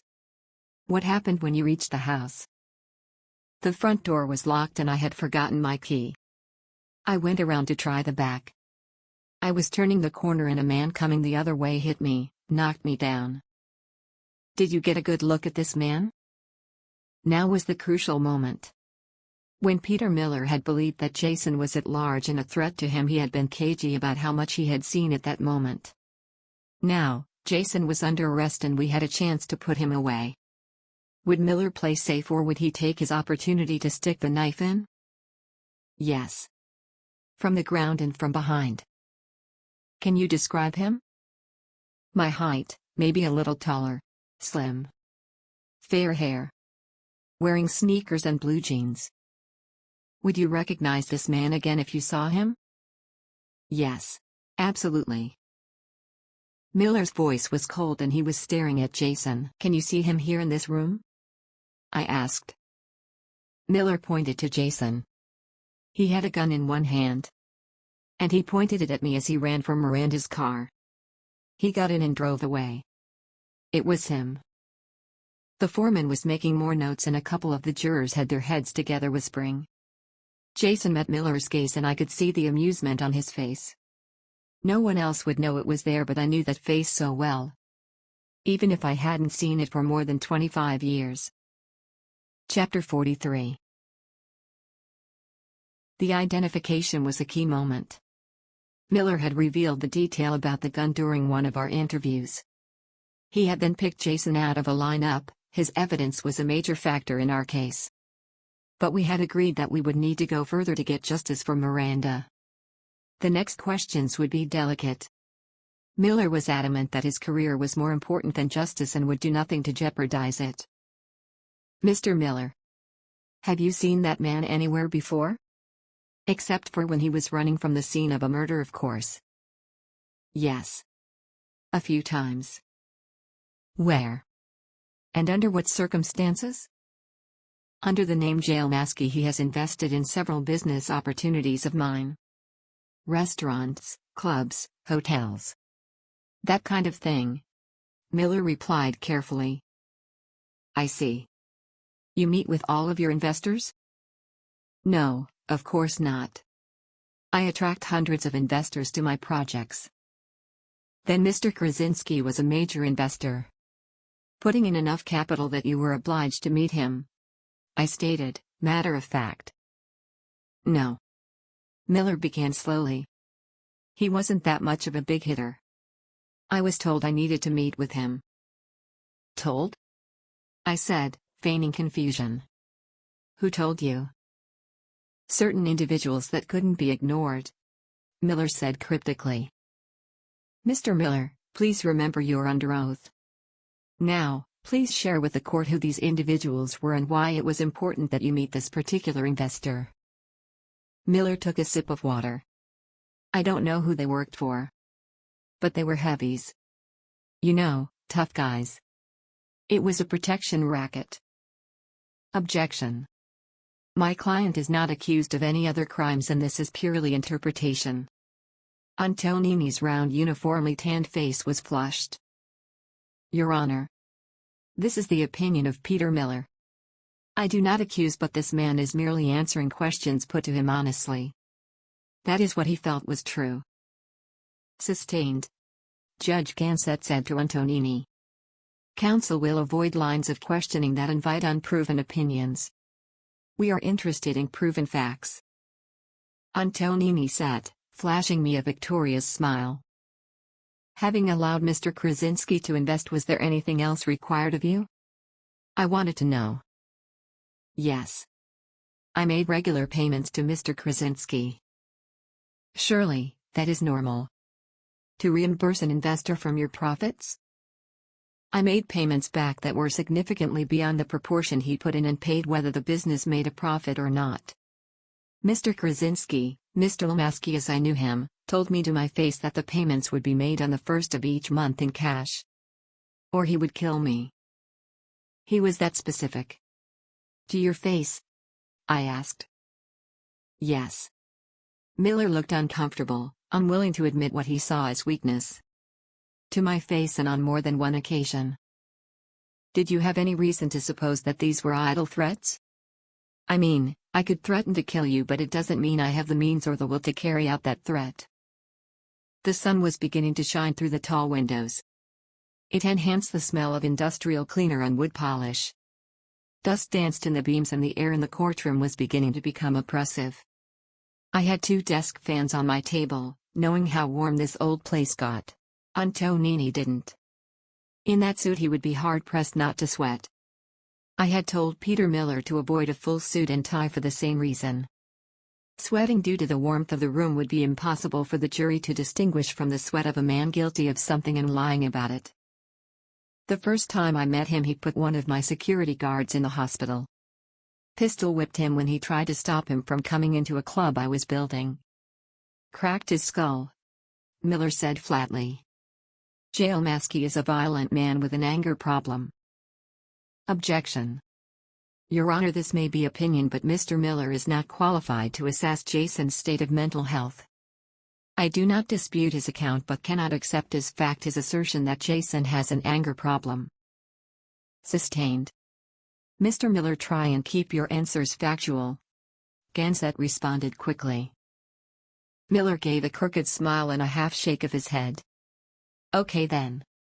I witnessed a sudden act of extreme violence when he was challenged. In many other meetings he lost his temper, lost control of himself very quickly. Great, now shut up. Thank you, Mr. Miller. Did you know that Jason Krasinski was having an affair with your wife?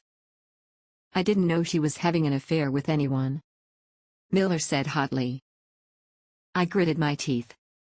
We had talked about presenting the talk of Miranda Miller's infidelity and he had agreed to keep his cool. It did our case no good if he couldn't control his anger. Your witness, counselor, I said as I resumed my seat. I clasped my hands in front of me and fought to control my anger. I was seething at Peter Miller's lack of control. He had effectively ended my questioning of him. His anger meant that questions I would have asked about his relationship were now too risky. As a witness he was wasted. His anger would be seized on by the defense to try and cast blame to him, and the jury might go along with them. Chapter 44. Antonini stalked Peter Miller. I wrote calmly on a legal pad and pushed it to Phil. Plan B. I wrote, and Phil nodded his agreement. Mr. Miller. Did you have a good marriage? Asked. Objection, Your Honor. What is a good marriage? That could mean anything. Sustained. Rephrase please, Mr. Antonini. Let's be crystal clear. Agreed. Was your marriage a happy one? Antonini said after a brief moment's thought. No. Miller said without hesitation. In what way? You seemed quite upset about the fact of her murder. I've been married twice before. After marrying Miranda, I came to the conclusion that I'm not suited to monogamy, Miller said matter-of-factly. I risked a glance at the jury. No sign yet of disapproval. So, you didn't particularly want to stay married to Miranda Miller, Antonini stated. In some ways, yes. The sex was good. And she was good company at times early on. She liked to party and so did I. A shaken head in the jury from one of the Christians. Damn. Did you argue? Antonini asked quietly. Yes. Frequently. Miller was seeing the avenue he was being led down. His face was closed suddenly. What form did these arguments take? Antonini asked, getting closer to the witness stand. What does that even mean? Miller said with a hint of exasperation. Raised voices? Thrown objects? Violence? Asked, leaning with his hands on the wooden rail around the witness stand. We shouted. Things got thrown. Miller said woodenly. And did you ever strike your wife? Miller hesitated. You are under oath, Mr. Miller. Did you ever strike your wife? Antonini pressed. Yes. Miller said finally. He wiped his forehead with one hand and opened a button on his shirt. Antonino leaned closer, smelling blood in the water. Could you tell the court about the Mirage Sands project, Mr. Miller? Antonini said, moving away from the witness box and putting hands into his pocket. He acted as though the question were mundane, something of little importance. Miller looked taken aback for a moment, not seeming to know how to answer. Antonini had thrown him with a sudden change of tack. Miller's credibility as a witness was crumbling fast, but there was nothing I could do. It was a project to build a casino, hotel and retail complex on the Mirage Sands area of the desert to the east of Silver City. A large-scale project? Antonini asked. Yes. Miller answered. He was digging his heels in now, being dragged reluctantly but inexorably down a road that would cast doubt on his character and maybe even make him look guilty. How much was Mirage Sands going to cost? Antonini asked, a predatory look on his face. Several million. Several tens of millions? Yes. And how much was it projected to generate? Bear in mind, please, Mr. Miller, that I have seen the corporate prospectus your firm produced to promote the project to investors, including your business plan. A conservative estimate was $500 million in the first 3 years. But I knew I could do better. Miller sounded as though he were bragging. He can't help himself and he's playing right into Antonini's hands. Shut the fuck up. But I knew he couldn't. The only way out of this blind alley was to lie, and that would be found out and Miller destroyed as a material witness. When did you find out that your wife had blocked the project to build a casino complex on the Mirage Sands region? Antonini asked quietly. I found out when Miranda told me. She wanted to break the news before her committee made its findings public. And when was that? I can't remember exactly, Miller said evasively. The committee which Miranda Miller chaired. The committee which ruled the Mirage Sands was too important environmentally to be developed, was due to make its findings public at a hearing on May 1st. You must have known sometime before May 1st, by your own testimony. Yes, Miller said woodenly. Do you know who replaced your wife as chair of the committee? Antonini asked innocently. No. Miller was lying and I wanted to shake him, slap his face. Paul McHale. A man you spoke to 32 times between April 29th and May 1st. According to your cell phone records. In fact, you had 12 separate conversations and exchanged 37 text messages with him on the day of your wife's murder. Friend of yours? Miller's jaw firmed, his lips were drawn tight. Was that a direct question? He said between gritted teeth. Yes. Antonini shot back, moving swiftly back to the witness stand and positioning himself as close to Miller as the barrier allowed. I wouldn't call him that. An important business contact then. After all, he was in the position to decide if your wife's decision would stand. A decision that could potentially cost you a lot of money. Yes, Miller replied, meeting Antonini glare for glare. He looked ready to launch himself. He could see where this questioning was going as well as I could. How did you take the news, when your wife told you she had decided to block the Mirage Sands project? I wasn't happy, Miller replied. Were you angry? Yes. Would that have been on the evening of the April 27th? Antonini asked innocently. I don't remember, Miller replied. Because police were called to a domestic disturbance on the evening of April the 27th. Neighbor reported raised voices and the sound of breakage. Does that refresh your memory? Yes. Cops came to the house. And your wife had a bruise on her left cheek, did she not? You know she did. Attending officers reported that she did. Did you hit her? Antonini asked, still with the tone of mock innocence. I don't remember, Miller said. Was hitting your wife such a common occurrence that you don't remember specific incidents? Inquired. Objection. Your Honor, we have heard no proof that Mr. Miller hit his wife, and counsel is implying that there were multiple incidents in the past.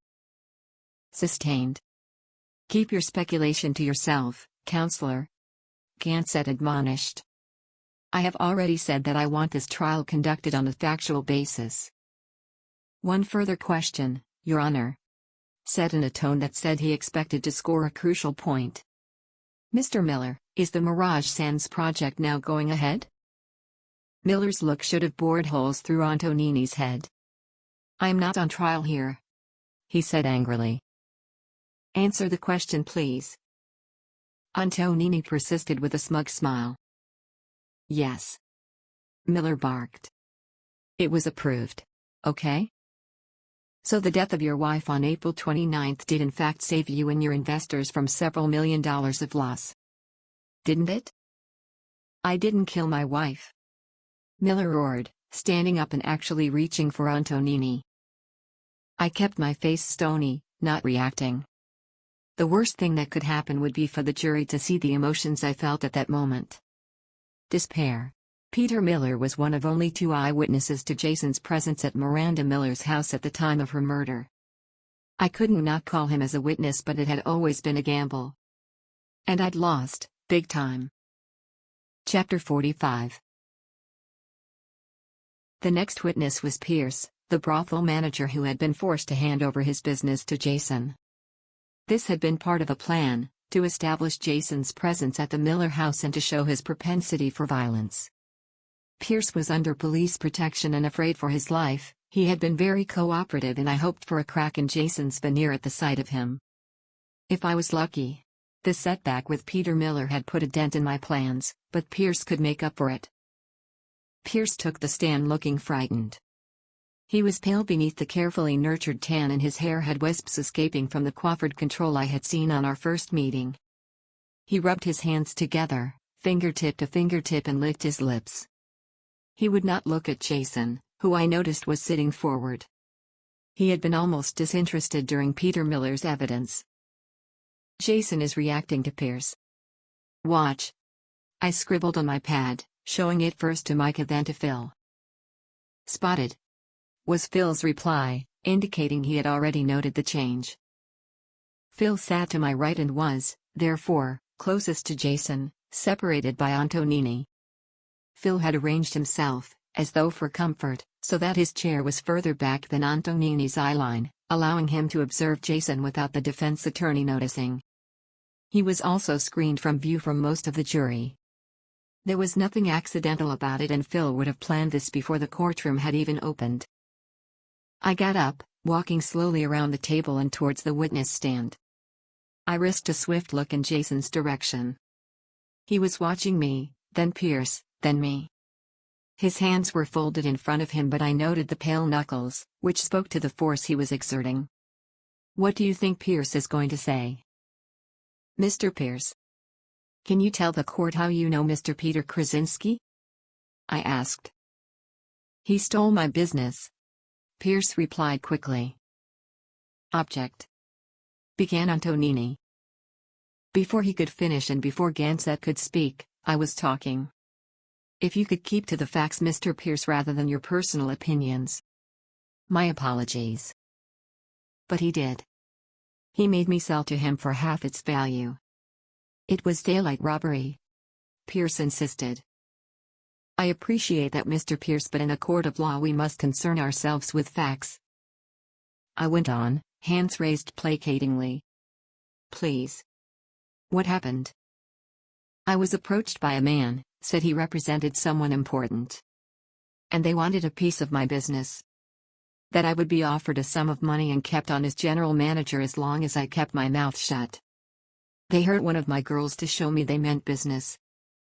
And how does Mr. Jason Krasinski fit into that, Mr. Pierce? I asked. He was the buyer. I don't know if he works for someone else. I don't want to know. You hear? He looked at Jason. I don't want to know. You're bad enough. What did he do or say that would make you hand over your business? I asked. I told you already. He hurt one of my girls and told me another would go the same way. Threatened me personally too. The jury had already heard Jason accused of running a protection racket. Now that was being reinforced. It would seem to lend some credibility to Peter Miller, which he badly needed. So what did you do, Mr. Pierce? I asked. I did what he told me to do. I signed the business over to him and took the deal. Carried on running it as a general manager. Even though he treated the place like his own personal harem. I used to turn a nice profit from those girls, and treated them right too. Kept them safe. Not like him. So, Jason Krasinski didn't treat the women who worked for you well? Can you tell the court the nature of the business? Yeah. Pierce looked with scorn at the jury, anticipating a reaction. It's a brothel. So, that makes me a pimp, but I was legal and the girls were legal. Everything done right. How did he mistreat them? I asked. He beat on them when he was angry, which seemed to be the norm for him. I turned to the jury, holding up the remote control in my right hand and clicking it dramatically. The screen came to life and the video started to play. It was monochrome and there was no sound. Jason was clearly identifiable. It was a high-angle shot of the room containing a bed and not much other furniture. A naked woman was present and Jason was also naked. I let the video play as Jason slapped the woman several times, knocking her to the ground and dragging her back to her feet. Your Honor, Exhibit 72. Footage taken from the kiddie brothel just outside Reno, Nevada. An establishment once owned by Mr. Pierce but now belonging to Mr. Jason Krasinski, through one of his aliases of Alexei Androvich. Someone in the jury made a noise as another blow landed. Someone else flinched. In the video, Jason was clearly shouting, his body language was one of uncontrollable rage. The woman was cowering now and he was brandishing something in her face. My team and I had scoured dozens of hours of footage to find this. Note that Mr. Krasinski is holding an object in his right hand. I said. By the way, I presume the defense is happy to accept that the man in the video is the accused? Jason looked to his attorney, who didn't look back but merely shook his head. Jason slammed a hand to the desk, a pen he had been holding cracking audibly. Thank you, Jason. Bring on the anger. I have had this video enhanced. Click. In this still you can see it is a Phillips screwdriver. Note the threatening way this tool is being used. Note the proximity to the eyes of the poor woman who is sharing the room with him. Her name is Sonia and she is 23. I was 13 when Mr. Krasinski used a screwdriver to pierce my lower eyelid, leaving a scar which I still have to this day. Objection. Your Honor, this is unacceptable. I am trying to characterize the accused to the jury as a man of extreme violence. Which I believe he is. I protested. I have direct proof that he is. If you would care to look closely, I can show you just one of the scars he has given me. It allowed me to mirror Antonini's, raising my voice and giving it passion. Regardless, you should know better.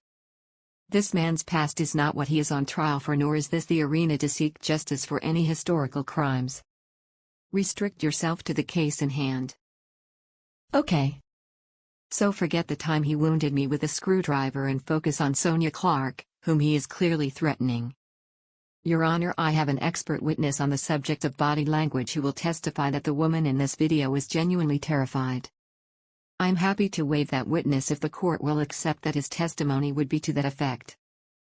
Mr. Antonini, would you like to cross-examine Mrs. Cross' proposed expert? Gansett asked. Antonini stood, shaking off Jason's hand from his sleeve. No, Your Honor. Defense is content to accept the state's word for it. He sat again, head tilted as Jason whispered furiously. I rubbed at the scar on my eyelid, letting the jury see it, playing on the image they had just had planted into their minds, objection or not. Chapter 46. An instinct was telling me that with this witness the case was turning my way again. Jason was clearly uncomfortable with what Peter Pierce could reveal. Something told me it wasn't the revelations of his own peccadillos, but rather the anticipation of something else. Something to do with Miranda? I would also like to call 17 women who work at the Kitty and whom have spent time in company with Mr. Krasinski. I made sure to emphasize that I was using a euphemism, letting the jury come to their own conclusion as to what spending time with Jason entailed. All will testify that while they were with him he had a predilection for aggression and frequently left them with bruises and minor injuries. Mr. Pierce, would you also confirm this? Yes, certainly. Absolutely. None of the girls wanted to go with him, and the ones that did, had to take time off to recover. The video was still rolling. Jason was on top of the girl, hands around her throat. He slapped her hard enough to whip her head to the side sharply. I clicked. The video stopped on that moment. Jason's face was blurred but clear enough to make out the snarling, savage smile on his face. Antonini was on his feet again. This time Jason actually caught his sleeve, but the attorney tore himself free. Your Honor. There is no need to call 17 witnesses who, I'm sure, will all say the same thing.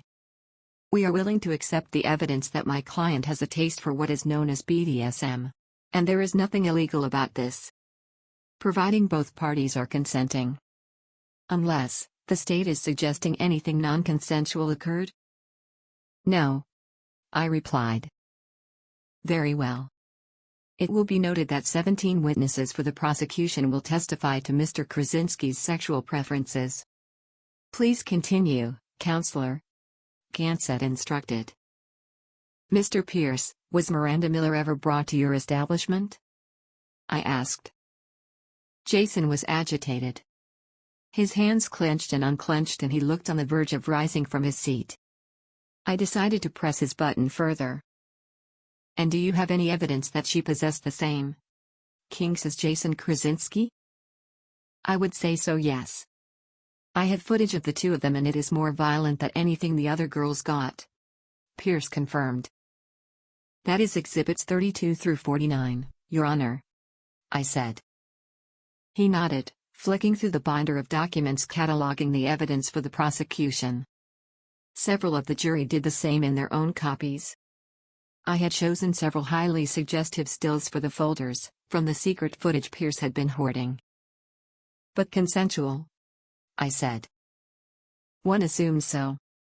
She kept coming back, Pierce said. I gave Jason a long, hard look and clicked to start the video of Miranda Miller and Jason together. Jason came out of his seat. Fuck you, Sarah. Get that off the screen. She was an angel. Get it fucking off. Gansett was hammering his gavel. The jury was a sea of gasps and murmurs, as well as the public gallery. Order. Order in my court. Mr. Krasinski. You are not permitted to speak unless you are called to the stand as a witness. Mr. Antonini, restrain your client. He sounded appalled. I hadn't stopped the video, allowing the remote to fall from my hand as though in shock. I had stepped back, as though to gain space from Jason, one hand halfway to my mouth. A defenseless woman standing before an angry and violent man. "Come on, Jason. Do it." His face was red and distorted into spitting rage. Court orderlies were moving towards him implacably and his attorney was trying to get into his face, talking in a low urgent tone. "You're going to regret this, you bitch." Jason snarled at me. "You tried to kill me once and now you're trying to destroy my life again. You'll regret it, you fucking bitch." "Clear the court," Gansett bellowed. "Take down the accused and put him in a holding cell to calm down. We will recess for 1 hour." The court was a kicked anthill now. I scooped up the remote and stopped the video, walking past Jason without a backward look.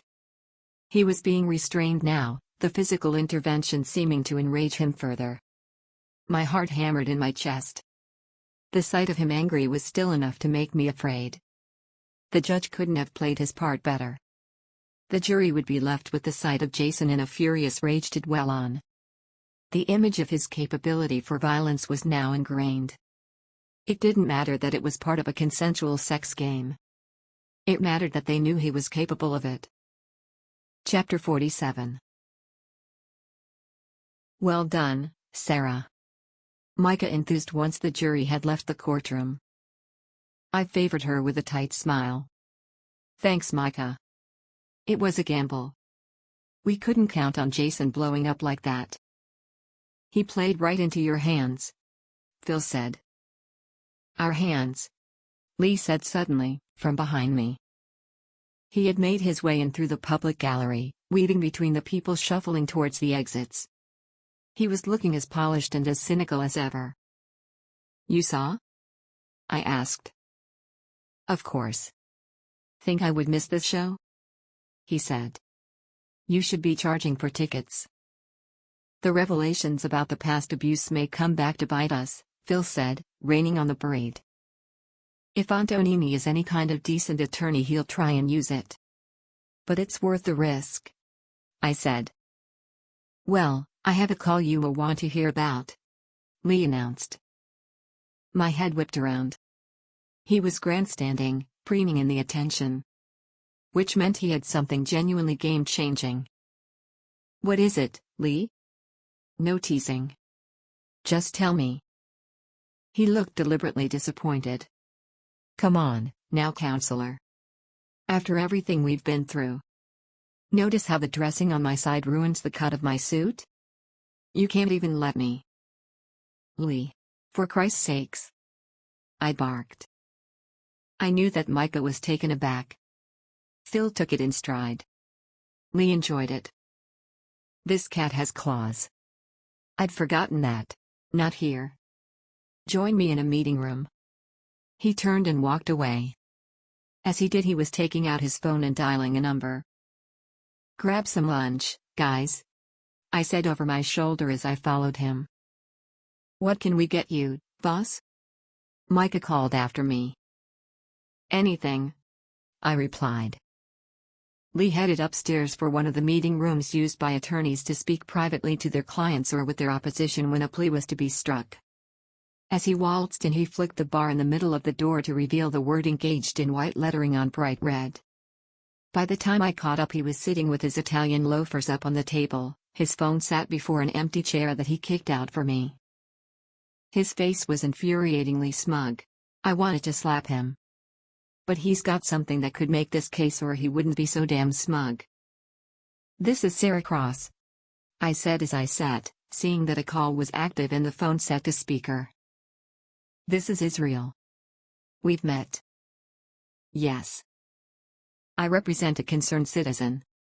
It has come to my attention that there is in existence certain videotapes which may have bearing on the case you are currently prosecuting.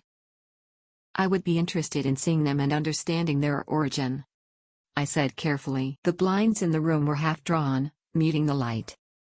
What did enter the room came in thick bars, full of dancing dust disturbed by our entry. There was a slightly musty smell to the air. Lee waved a hand in front of his face indolently and yawned. Like I said. A concerned citizen. And why are you sharing this? I've had no cooperation from any concerned citizens so far? I asked. Because the individual you are prosecuting has been detrimental to the interests of the community. Does he have a relationship with your concerned citizen? I asked. That is not relevant. He is his own man and he is hurting the community that he had previously been embraced by. Does that make it clear, counselor? Crystal, I said, barely suppressing a grin. Lee didn't even bother trying. His smile split his face from ear to ear. He was tossing a lighter up and catching it with one hand. I've emailed the footage we have to you. How you use it is up to you. One more thing. Yes? The threats and attempts on your life had nothing to do with us. But they could have been. You get me? I do. The line went dead. Hot dog. Come on now. Hoo-oo.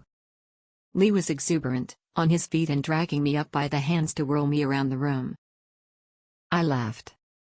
We don't even know what he's got yet. I protested. Come on now. You're too good an attorney and I'm way too good a detective not to be able to guess. Nelson Jones has just cut Jason loose. And whatever evidence he was sitting on for insurance purposes is now on its sweet way to us through the ether. Lord have mercy, but I live for moments like this. I broke away as a series of pings rang out from my phone. Notifications of emails received. I sat down, rifling through the messages. All were from an anonymous-looking automated mailbox. I had no doubt the message had been bounced through several VPNs to disguise its true origin. Each message contained video clips, each titled with an address. Lee read from over my shoulder. Those are Virginia Square streets. I'll bet $1 million in my left nut those are CCTV locations. I opened the first. A high-angle shot of a street. A woman staggered into view. Miranda Miller. She looked the way she had when we had seen her leave the Shakey's bar. Bedraggled, torn and beaten. A figure in a long leather trench coat hurried across the street to intercept her. He took her by the arm, speaking to her with his head lowered to hers. He began guiding her towards a car. Liam Cruz, I presume. Lee crowed. It matched what I remembered of the man we had seen escorting Miranda into Shakey's bar, on the footage we had bullied the manager into handing over. As they reached the car and Liam opened the door for Miranda, Lee suddenly exclaimed. Would you look at that? He's got his hand on her ass, sweet Jesus, he's practically touching her. Yes, Lee. I can see. I said impatiently. Another figure appeared now from across the screen. He was running. It was Jason. As he approached, Liam Cruz thrust Miranda behind him and reached into his coat. But Jason was on him before he could pull out whatever it was. Jason was lashing out at Liam's head, punching furiously and in a frenzy. Miranda wavered listlessly and then slumped against the back of the car. As we watched, Liam was thrown to the ground and Jason reached for something from the small of his back. He produced a gun and pointed it at Liam. The other man scrambled away on all fours, then turned to hands and knees and ran off screen. Jason kept the gun on him before turning to Miranda, putting the gun back into the waistband of his jeans. He pushed her into the back of the car and got into the front. He drove away. Chapter 48. The new evidence that had come to us needed to be shared with Jason's defense attorney. I called Phil and Micah, bringing them up to the meeting room and showing them the new evidence. Then I called Judge Gansett and set the wheels in motion. Antonini was quick to react upon receipt of the damning video. Within an hour Gansett had allowed a further recess for the rest of the day and Antonini, Jason, and I sat across a table from each other. Jason glowered, simmering with anger but clearly under more control now than he had been.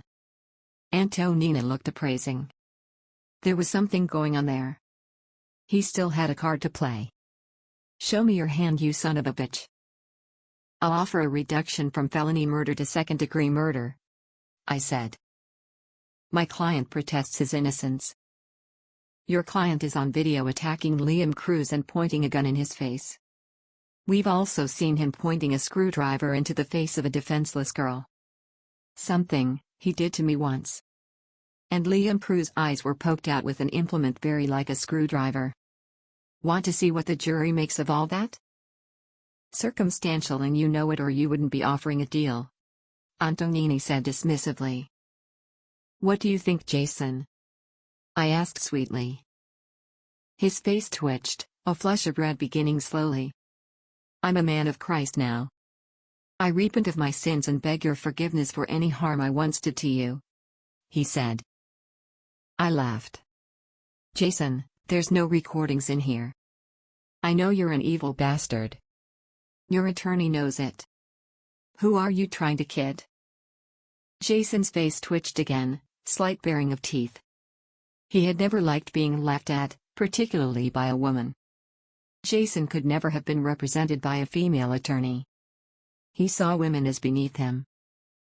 How about we drop to manslaughter? Antonini offered. And what would possibly make me do that? Jason is going away for a long time. But I'd consider giving him a chance to skip a death sentence by giving him second-degree murder. Jason looked away, muttering inaudibly. Counselor. I feel I should tell you that if this case continues there will be revelations made about you. Antonini said regretfully. I don't want to have to do that. Jason looked up, he was smiling now. Let me guess. I replied with a smile of my own. The jury will hear how I tried to kill my brother. He will deny being an abuser who tried to kill me. My expulsion from 2 schools will be brought up in my breakdown a year ago. Basically, a character assassination. I knew that Micah and Phil didn't know about my past, that I was baring myself to them in talking about this. But it had to be done. I had to show Jason and his lawyer that I wasn't afraid. That their threats couldn't touch me. I wouldn't be so blasé about it, sis. Jason hissed. It'll hurt you if it comes out. And it will. It might be the end of my career. But if the last thing I do as a prosecutor is take you down. Time well spent. I replied. I was amazed at my own equilibrium. The sight of Jason on a video had been enough to send me to rock bottom. Now, separated by the width of a table, and I was in control. It's because this is my territory. I'm the one with the power now. You can't touch me. I stood, Phil and Micah flanking me. I don't think there's anything further to discuss. I look forward to putting your client on the stand. Jason's smile broadened. He was genuinely confident he could win in the courtroom. You're looking forward to this, aren't you? Jason made to stand too, but Antonini hadn't moved. He was watching me from under his brows. Then he looked at Jason, who now realized something was wrong. Then there's your husband. Antonini drawled, sounding bored now. Give it up, Sarah. You know we've got more dirt on you than you can deflect. Let us have diminished responsibility and time in a mental institute. No. Jason shouted, staring wide-eyed at his attorney. That's not what we agreed. Acquittal and she gets buried.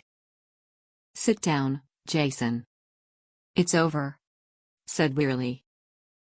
What the fuck are you talking about? I say when it's over. Jason roared, shoving at the well-heeled attorney. Antonini was on his feet so fast his chair flew back across the room. You think so, you little punk? Strains of New York came out. Spots of color rose in his cheeks. Who do you think hired me, you dumb fuck? You're a fucking embarrassment. We had the perfect defense worked out for you, but you're a fucking nut job. What do you think it looked like when you lost your shit in there today, huh?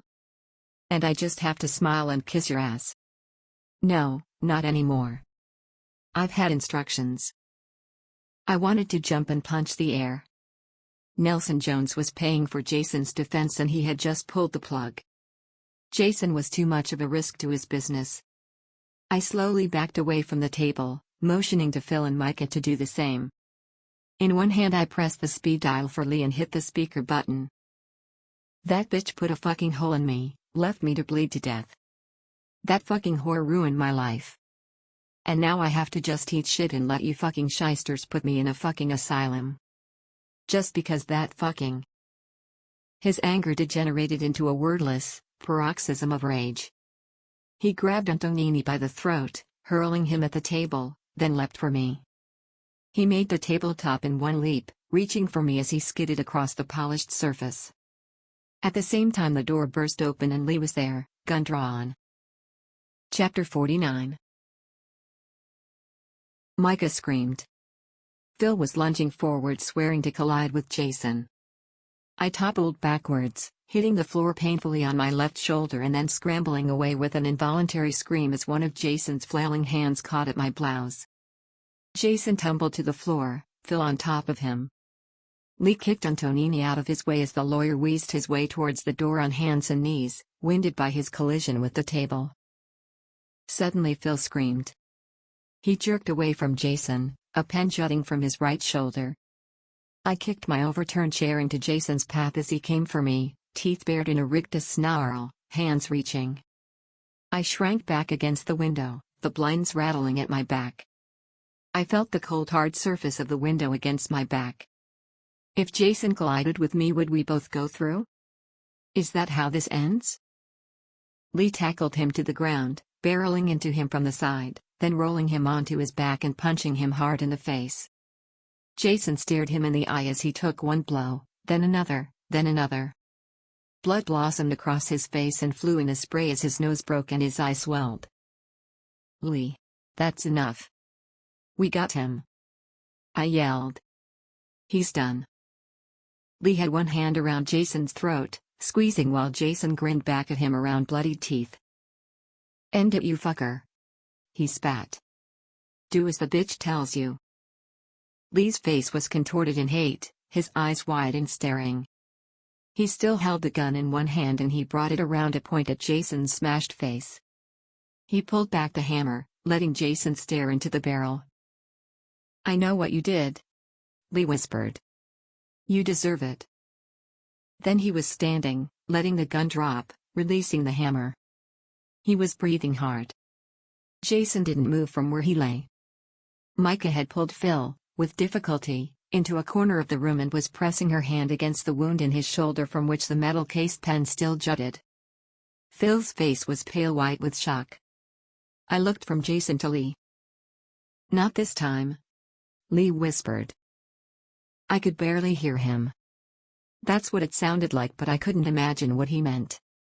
He reached out for me and I put out a hand to take his. At that moment Jason struck like a rattler.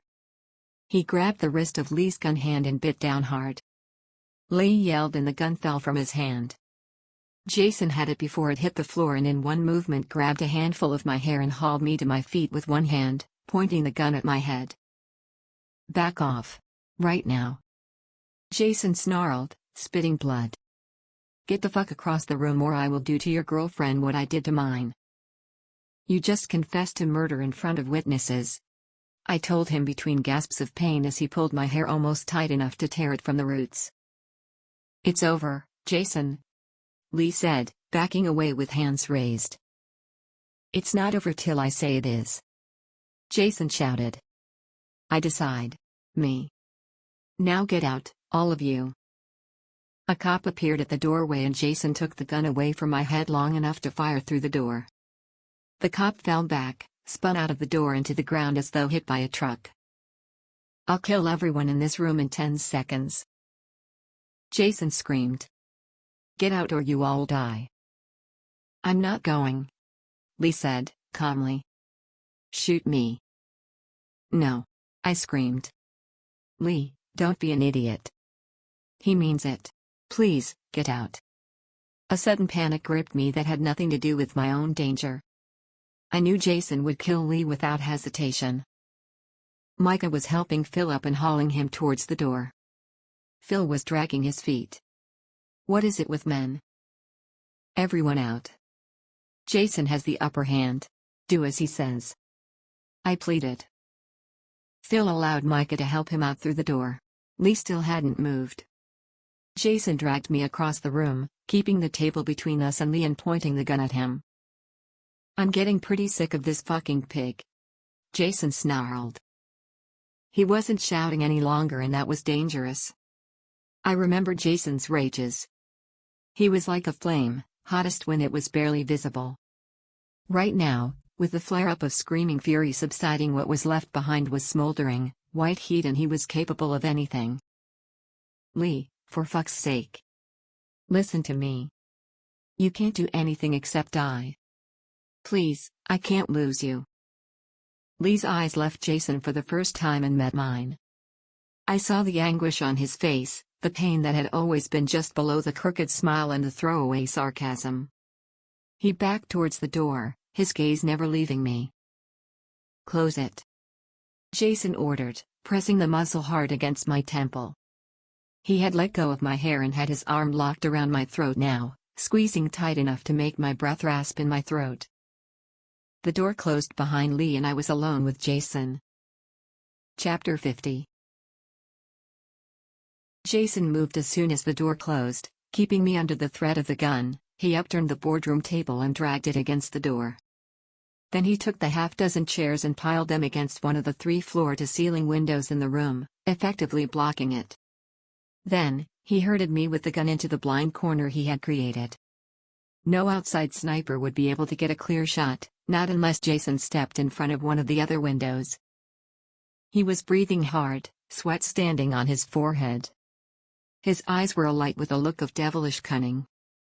I knew that look so well. And now the question hit me again. Just as it had all those years ago. Why did he hate me so much? "Don't be a hero, Sarah," he said. "I'll kill you." "I'm not a hero. And I don't want to die," I said simply, pressing back into the corner he had created. I felt like I was 16 years old all over again, cowering away from him. Feeling helpless. Except this time I'm not. He may have the gun, but I'm not powerless. "Do you want to see the scar you left?" he said suddenly. "I died 3 times on the operating table.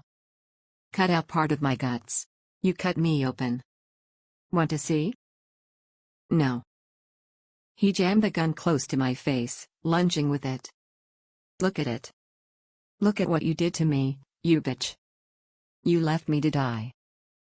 Is this your revenge then, Jason?" I asked, fighting for calm. "Revenge? Fuck, you think this is all about you? Think I've been plotting all this time? Haven't you?" He came right up to my face, teeth bared, gun jammed into my cheek. He was so close I could smell his breath. "No. I didn't even know you were alive until 5 years ago." "Then why all of this?" "You killed her." "Yeah, I killed her." The animation was suddenly gone from his voice. He looked down and there was utter exhaustion in his face. "I killed her. But it wasn't my fault. I loved her. That's what people like you can't ever understand." "You blew her head apart, Jason." I was speaking calmly. I had read somewhere that's how you deal with hostage situations. Keep them talking. I was angry. He was walking away from me now and I wondered if I would be able to make a break for it.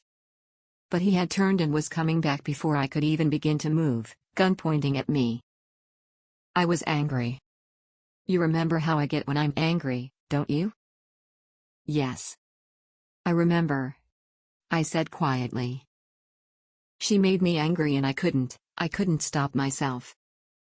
How did she make you angry? I couldn't help myself. I had my theories but I needed to know. And this man would never end up in a courtroom. I knew that. What the fuck do you care? Are you still playing the lady lawyer? Huh? I am a lawyer. And yes, I want to know. I want to know why you did it. She was on drugs and she wanted to end it. Wanted to fuck Liam Cruz for her fix. So you killed them both. Yeah, real easy. So, think how much easier it would be to kill you. What did I ever do to you? That wasn't what I had intended to ask. That was 16-year-old Sarah Krasinski wanting to know why she had suffered for 6 years. What did I do? You were always Dad's favorite, Jason said. He was still pacing, backwards and forwards in the small, safe space he had created in the room. The gun wavered to and fro like a cobra ready to strike. Dad? What did he have to do with it? I demanded, forgetting about trying to keep Jason calm. Jason laughed bitterly. When he laughed, even now, I could see Dad. The narrow face, the long nose. Jason's smile would have been joyous, one of those infectious smiles that made everyone around want to smile. But for the hate in his eyes and the snarling twist that his mouth writhed into. What do you remember about Dad? He asked, actually sounding genuine. I wondered what kind of trap he was laying for me. He was a good man. Kind. Always laughing. He was a fucking tyrant, Sarah. You know he hit Mom, right? When he got laid off from the mill and started spending too much time at the bar with money we couldn't afford. He would come home and wham. Jason punched the wall, breaking the plaster and leaving a crater. I don't remember that, I whispered. Course you don't. You were just a baby. And when you grew up you were the golden fucking child. Dad got a job and you were his princess. I was the screw-up. I was the one who had to live with him while he was fucking out of work. I was the one who made the mistake of trying to protect Mom.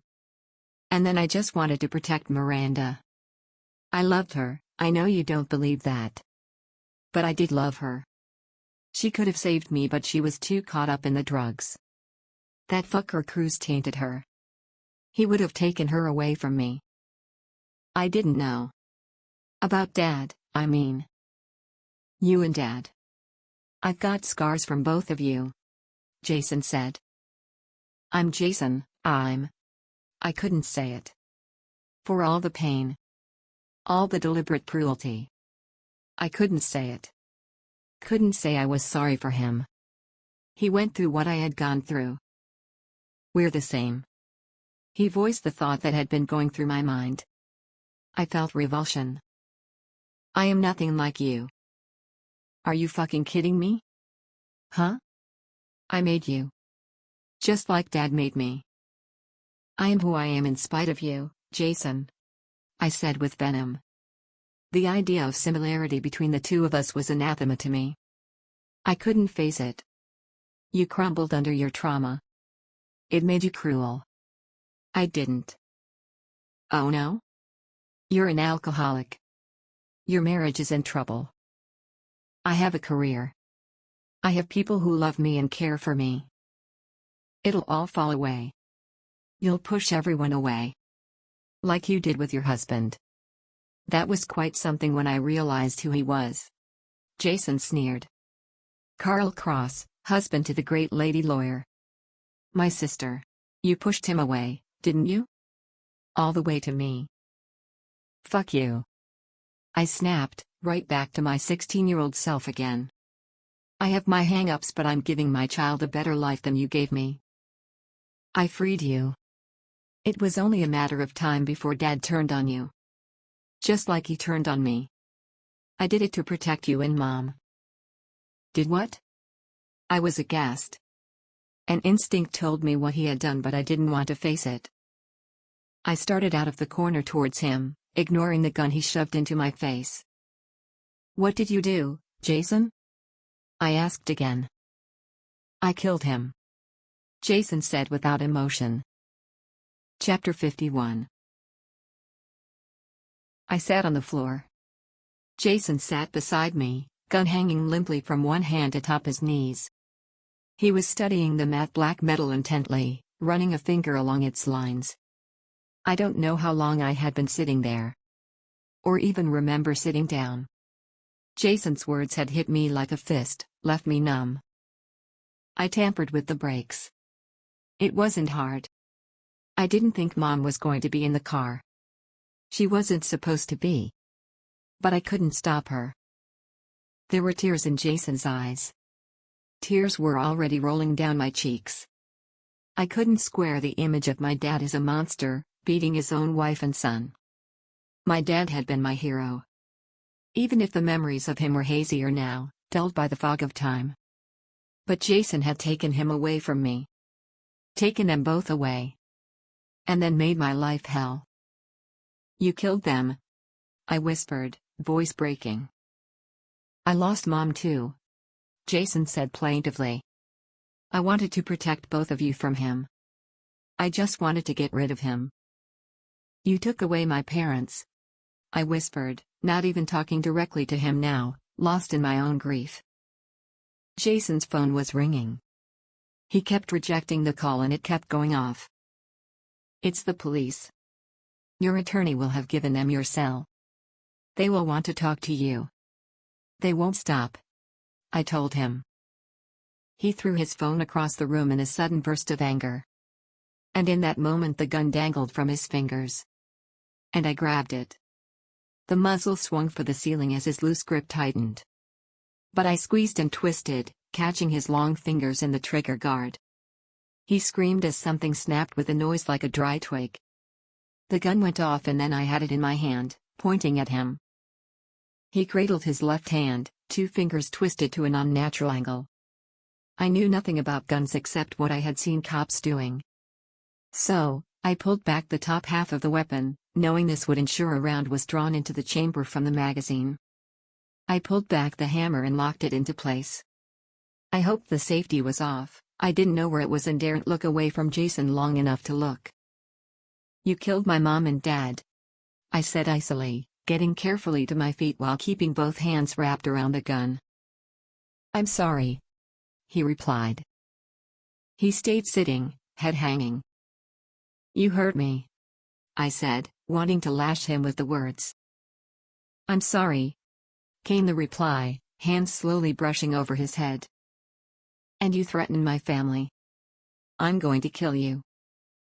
I had made a decision. I could walk out of here. I could hold the gun on him long enough to shift the table from the door. Then I would be free and he would be going to jail. No clever lawyer would get him off. But I didn't want that. I wanted revenge. I wanted him dead. And I could do it. I could kill him and no one would care. She could call it self-defense and no one would challenge her. As had happened once before, when she had finally confessed her crime to a policeman. Do it, Jason said quietly. He finally raised his head and met my eyes. Just fucking do it. End it. End it all now. Do it. The last 2 words were screamed. I did it once. I thought I had killed you, I said. Then finish the job. I'm done. I don't want to live without her anymore. Then why didn't you hand yourself in after it happened? Why all the fight? I asked. I've been in a fight all my life. Living is a hard habit to break. Makes fucking coke look like a picnic. And then the image of him that I saw shifted. He had been a demon, a monster who had tortured me until I fought back and freed myself from him. Then he had been a monster risen from the grave, cunning and always one step ahead. Almost omniscient. Now, I saw the truth. He was a man so traumatized by his past that he wanted to die, but didn't have the courage to go through with it. Life was intolerable, but ending it was worse. He was trapped in his life just like I had been trapped in his care. Trapped by his decisions, by his anger and his hate. And I pitied him. The hate melted water off hot iron, shrinking away to nothing. I lowered the gun, knowing I could never now pull the trigger. He stared at me and for a moment I saw a lost little boy. Then the hate twisted his features. What are you doing? He demanded. After everything I did to you. You've got me where you want me. End it. Sarah. No. I won't. I said simply. Jason, I never knew what you went through. I understand why you are the way you are. He shook his head with increasing vehemence. He squeezed his eyes shut tight. No, no. I'm not listening. Don't you dare. Don't you fucking dare. I forgive you, Jason. I said finally. I put the gun down on the floor, backing away from it into the middle of the room. "Don't you fucking dare!" Jason screamed. He launched himself to his feet and came for me, stopping to pick up the gun and then advancing. I put up my hands, backing away slowly and now in full view of the windows. Jason's contorted, twisted face was awash with grief and hate, frustration and anger. His eyes were red and wet. The hand holding the gun shook. I saw the red dots settle on his chest a second before the shots came through the window and dropped Jason to the floor like a puppet with its strings cut. Chapter 52. After I cleared Jason's makeshift barricade from the door and stood back, hands above my head, the SWAT team burst in, searching the room for threats. Lee was right behind. I let my arms fall to my sides and he picked me up, hurrying out of the room, carrying me in his arms. I let him. My body was limp, lacking the energy to walk or even stand. I was aware of the police presence in the hallway. Then I was in a room and Lee was putting me down in a chair, gently and with worry painting his face. He looked up at me, forehead creased, one arm still around my waist. I lowered my head to rest my forehead on his, just needing the contact with him at that moment. Wordless. I put my arms around his neck and just hung there. "Did he hurt you?" Lee asked after a long moment. "No." I mumbled into his neck. He was the one who was hurting. "Sarah." Lee began in a voice as soft as breath. "Don't, Lee," I told him. "Just hold me, please. Just for a minute. I don't know. I just..." Words wouldn't come. My emotions were a skein of wool, pawed by a kitten into a hopeless tangle. I don't know. I let my head fall to his shoulder and felt his embrace tighten around me. Neither of us spoke for a long while. The next few hours were an ordeal of concerned faces and demanding voices. I had eventually, and reluctantly, pulled away from Lee's arms. Had felt the same reluctance in him. I had straightened my clothes and my hair.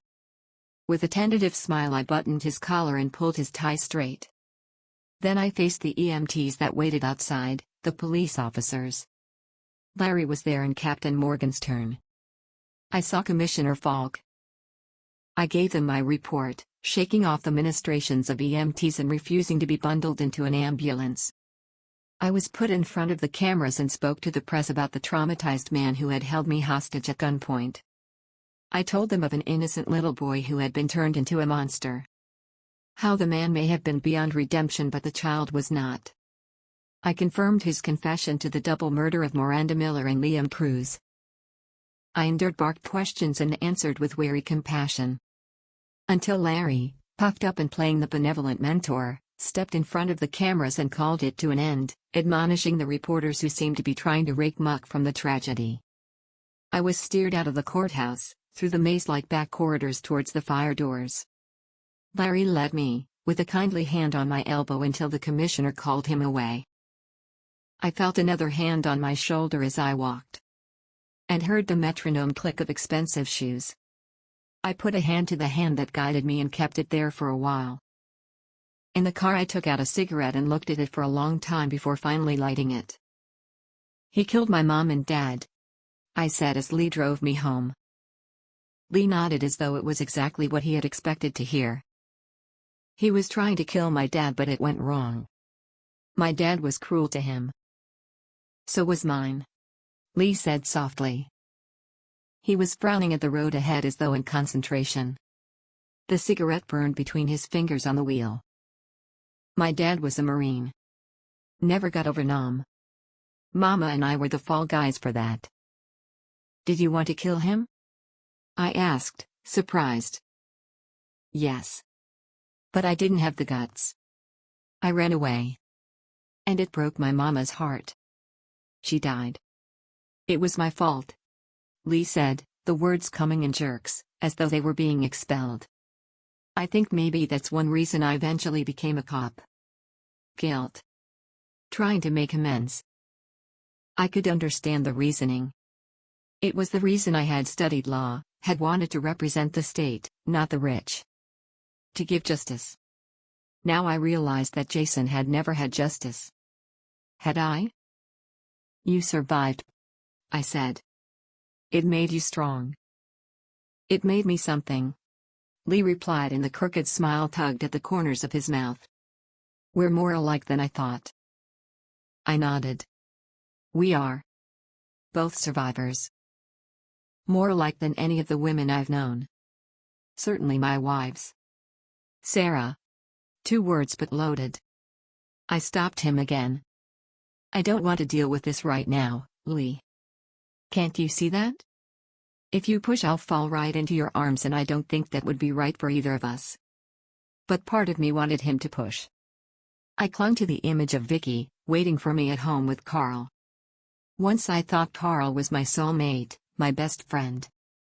The father of my child. I knew he was only one of those things.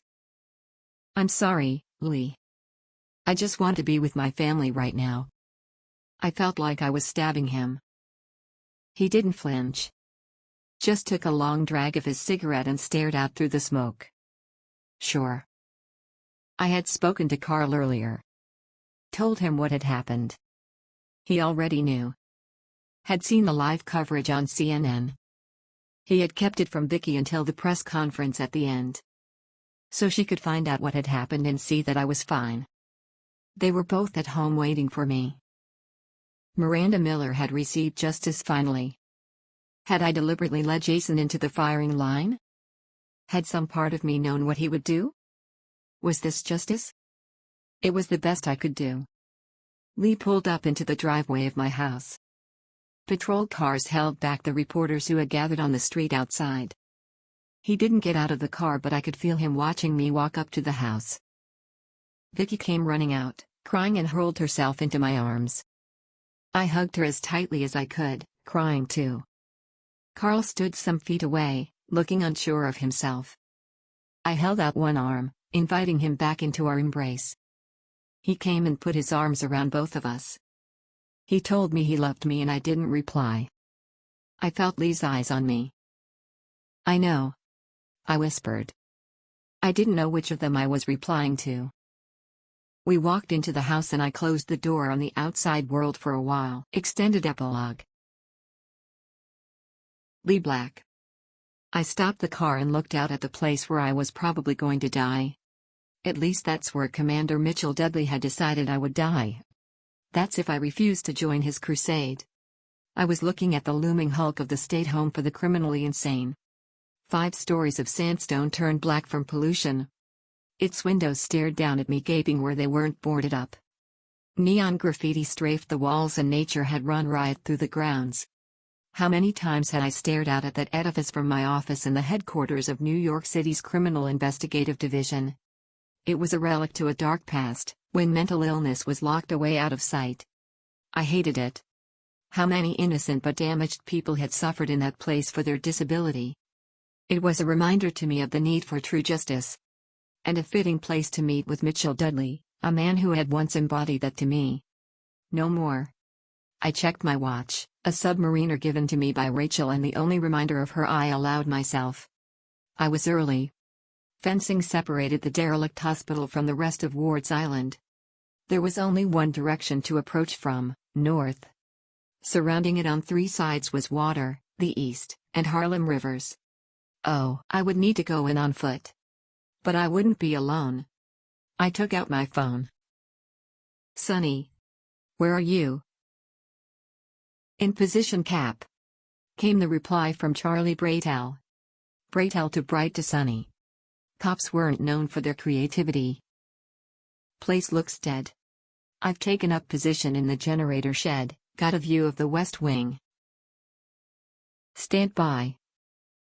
I hung up and dialed another number. I had an RD, but Dudley and his boys would be monitoring it. Marsh. I said. In position, Captain. Came a deep-voiced reply. Got eyes on you. I'm half a mile away to the east. There's a break in the fence here. I got 3 vehicles here, came in off the Ward's Island Bridge. 3 vehicles. At least 3 people. Dudley, of course, he's the one that asked for the meat. Who else? Schroeder, probably. White. Schroeder was one of 2 captains in Commander Dudley's elite detective bureau. I was the other. I knew Schroeder was implicated. He and Dudley went way back. I was the new guy, came over to wards by way of narco after pounding the streets in the Bronx. More medals between those 2 than just about any other 10 cops in the city. And both as crooked as a $3 bill. I got out of my car, taking out my cigarettes and walking up a short slope onto a grassy promontory overlooking the hospital and its grounds. I lit the smoke, taking in a lungful and turning the air around me blue. My suit was cream, with a pale gray vest and a dark tie. My shoes were two-tone, brown and white with wingtips. Against the glowering October sky I stood out, even without the glowing tip of the cigarette. That was the plan. I wanted to be seen. So what else is new? The plan was that Sonny and Lieutenant Marshall would approach covertly, gain entry while I drew any eyes to me. Let's face it, I'm still dead, but at least I've got a chance of walking out of there. It hadn't been my first choice. Sonny and Marsh had figured it out. They had both worked the Sanders kidnap case with me. They had seen Dudley's conspiracy at the same time I did. And they'd refused to let me lead them out. Okay then, guys. We're all in it together. Your choice. At least neither of them had families. Neither did I. Not anymore. I threw the cigarette and checked the gun in its shoulder holster. One in the chamber, safety off. I carried another weapon in my pocket. A small revolver, not a police issue but an insurance policy. I took out the phone again and texted a single word to 2 numbers. Go. I walked back to my car, reached in through the open door and hit the horn, holding down my hand for several long bursts. Then I walked back to the hilltop, looking down. At a ground floor window I saw movement. Dudley's long, hoarse face looked up grimly. I grinned and waved a mock salute. "How you doing, Dudley?" I yelled across the distance. My phone rang. I didn't even look at it as I swiped to accept the call. "What the hell do you think you're doing, you moron?" Dudley's voice. "Get down here. You want the whole damn city to know we're here. There's a break in the fence to your left. Come to the treatment room on the south side. Follow the signs." I hung up, still smiling for his benefit, and began making my way down the grassy slope. A perimeter of broken concrete surrounded the fencing, erected by the city to cordon off the building after it had been condemned. I texted the location of the meeting to Sonny and Marsh. We had looked over old maps of the facility the night before, in my apartment, not trusting the department. I quickly made my way towards the treatment room, which overlooked the point on which the hospital sat, above the steel gray of the water. The corridors were littered with broken masonry and glass. Garbage and drug paraphernalia told the story of the vagrants and junkies who had sought refuge here. Weeds and ivy were infesting the place from the outside. I upholstered my sidearm, picking my way through the rot and devastation carefully. "How long since you fired this thing outside of a range?" I couldn't deny the exhilaration. 3 years since promotion to captain, making me an administrator more than a detective. 3 years of running a squad instead of running cases on the streets. After more than 20 years as a New York cop, knowing those streets better than the lines on my hands. Should never have let them promote me. 3 years of hell behind a desk. This is being alive. Ironic that I'm not going to be walking out of it. I heard Dudley's voice as I approached the wide, odorless, doorway of Treatment Room 1. "In here, Captain." I eased around the corner, letting the gun lead. Dudley stood there, 3-piece suit, long face framed by a thin, neatly trimmed beard. He stood with hands out from his sides, palms facing me. "I'm unarmed," he said. "I'm not," I said with a grin. "Where's Schroeder?" "He's usually attached to your ass, but I don't see him back there." Dudley's face didn't change. "Over here, fucker," came Schroeder's broad New Jersey accent. He had stepped out of the cover of a concrete pillar further along the ruined hallway. Now he was behind me, gun drawn and at a distance even I couldn't miss. "It's okay, George. We're all friends here." Lee, if you would put up your gun. So will Captain Schroeder. Dudley put his hands down without waiting for me to lower my gun. He took out a long, black cigarillo in a chunky, silver lighter. I lowered my gun, releasing the hammer and holstering it as I stepped forward. As Schroeder moved forward to frisk me, I stepped on a piece of rubble that twisted under me. I fell to one side, leg twisting underneath me. At least that's how I made it look. One hand went into my jacket pocket, took out the small revolver and pushed it into a gap under a chunk of plaster and stone that had apparently fallen from the ceiling. Schroeder hauled me to my feet, taking my gun. I shook myself free, brushing at my trousers. Fuck, Dud. This is an expensive suit. You have any idea how much it costs me to dry clean? Shut your mouth. You're not here to talk about your fucking wardrobe. Schroeder snarled. He had a receding hairline and a pugnacious face. His default expression was one of defensive hostility, daring the world to pick a fight. I had once wondered how the guy ever made captain of detectives. Now, I knew. Commander Dudley wasn't interested in brains. He wanted muscle for his secret elite. I thrust hands into my pockets, walking further into the room. Schroeder hovered somewhere behind me. I could feel the seething belligerence coming from him in waves. Well, I'm here. Gonna come quietly, I said, unbuttoning my jacket and thrusting hands into pockets. I put on my most insolent grin, the one that had gotten me slapped by my school principal as a child as many times as it had gotten me laid by more women than I could count as an adult. Are you ever serious, Lee? Dudley asked quietly. Because I'm talking about a serious business. So am I. I replied, my voice hard. Murder, conspiracy, possession with intent to supply. It's over, Dudley. No, it isn't. I know what you've got. I know everything. You think you're the first. I've been doing this a long time now. Something in his tone put a block of ice in my belly. There's no way he could know what I knew. But something in his attitude set off alarm bells. Instincts honed over 20 years told me he had something. So, it came as only a small shock when Sonny stepped into the room from a doorway behind Dudley. Marsh followed him. Sorry, Cap. Marsh said apologetically. No choice, man. Listen to him, boss. Sonny said urgently. You gotta listen. We could use your help. He's right about it all. Marsh looked at him sideways. Whatever Dudley had said to them, Marsh wasn't completely won over. But Sonny spoke with the fervor of a convert. Fucking traitors, I said, and spat. Okay, Dud. Looks like you got all the cards, including the one that tells you how to play, right? So, let's get this over with. Sonny had his hand under his jacket, ready to draw. I could feel Schroeder moving into a position out of Sonny's firing line and readying himself. But still Dudley hadn't moved. Now. Lee, my boy. Let's not be melodramatic. Sergeant Bright had a point. We could use you. The last detective in this department with your ability was me. You're a rare thing. And you should be working with us. To do what? To clean up this city.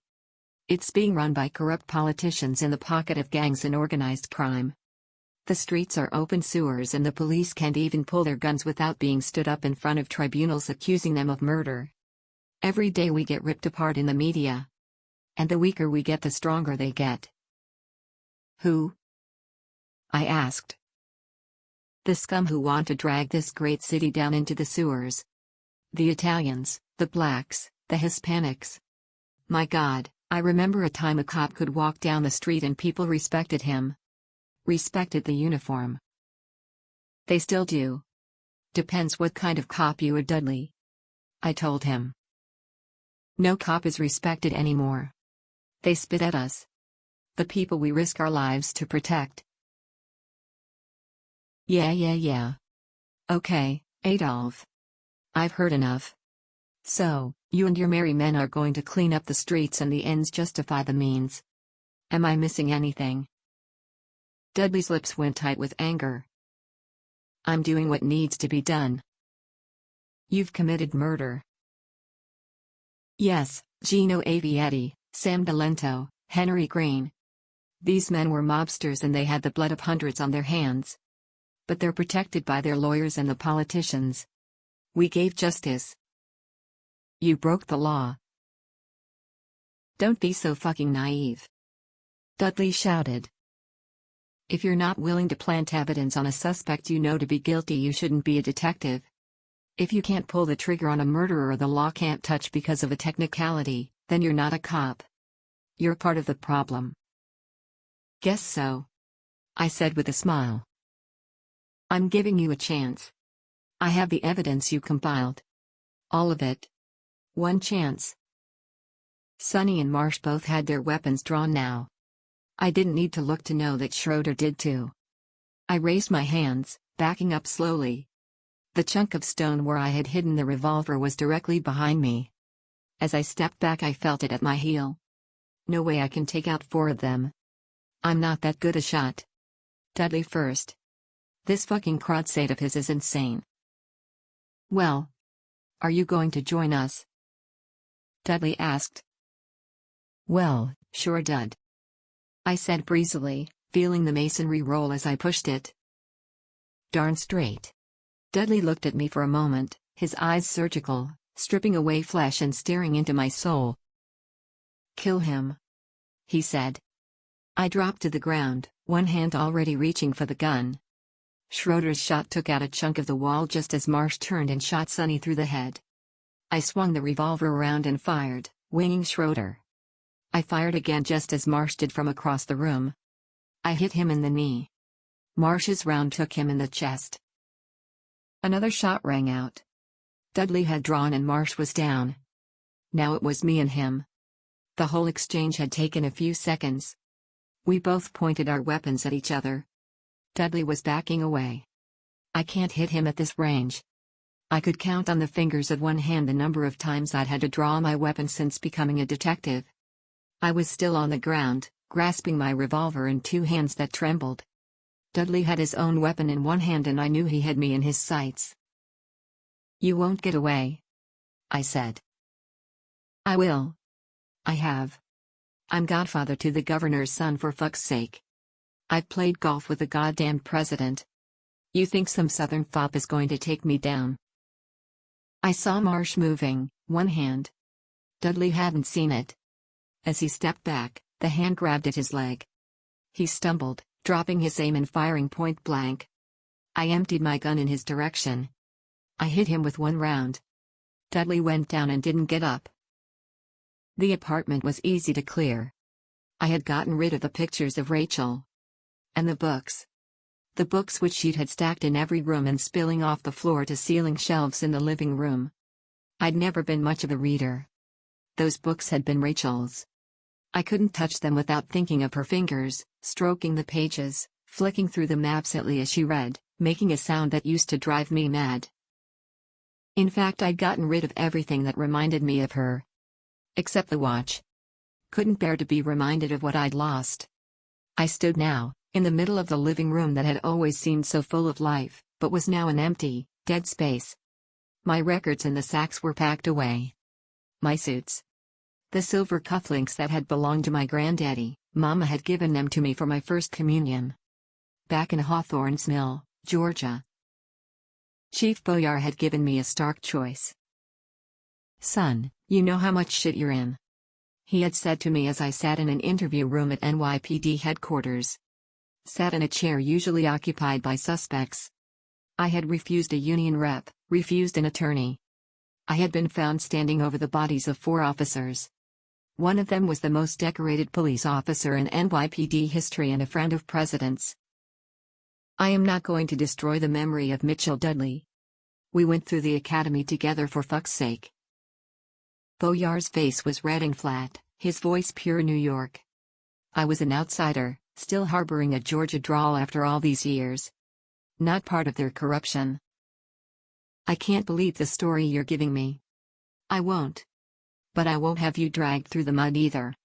You're a senior officer with an excellent record. And I had evidence on Boyar too.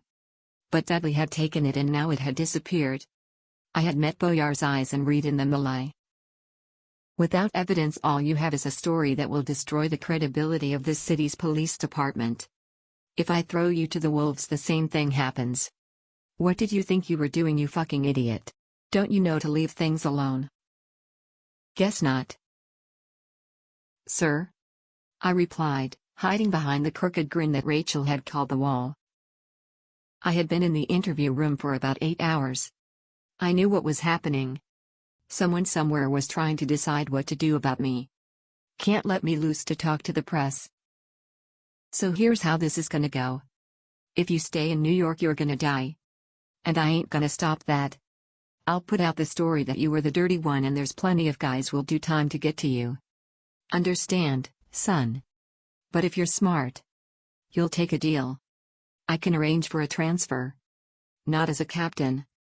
Somewhere on the West Coast maybe. I took a last look at New York City through the window. The apartment was rented, paid up till the end of the month, but I didn't want to hang around for another couple of weeks. I had come to New York at 18, running from my dad's drinking and his fists. Running from Mama's memory. Trying to escape the guilt. Never quite managed that. New York had turned me from an angry kid looking to fight the whole world into a man trying to help it. And now New York had chewed me up and spit me out. Weighed me and found me wanting. Fuck New York. Fuck Mitchell Dudley. Fuck Commissioner Paul fucking Boyar. I had taken the offer of the transfer. I had considered going public, telling my story to the world shortly before Boyar had me executed. And I had thought about what Rachel would have said. Screw that, honey. Save yourself. Live to fight another day. Be an old hero, not a young dead one. The transfer order had come through that morning. Silver City, Nevada. Demoted to lieutenant due to disciplinary issues. I lit a cigarette. It still felt wrong to smoke indoors, even 5 years after Rachel's death. She had loathed the habit. Now I took a deep drag and stared out at the rain that had just begun to fall. Never liked the weather in New York anyway. If you like our channel, please subscribe and make sure to click on the bell icon, so that you won't miss any future audiobooks we'll upload for free each week on YouTube.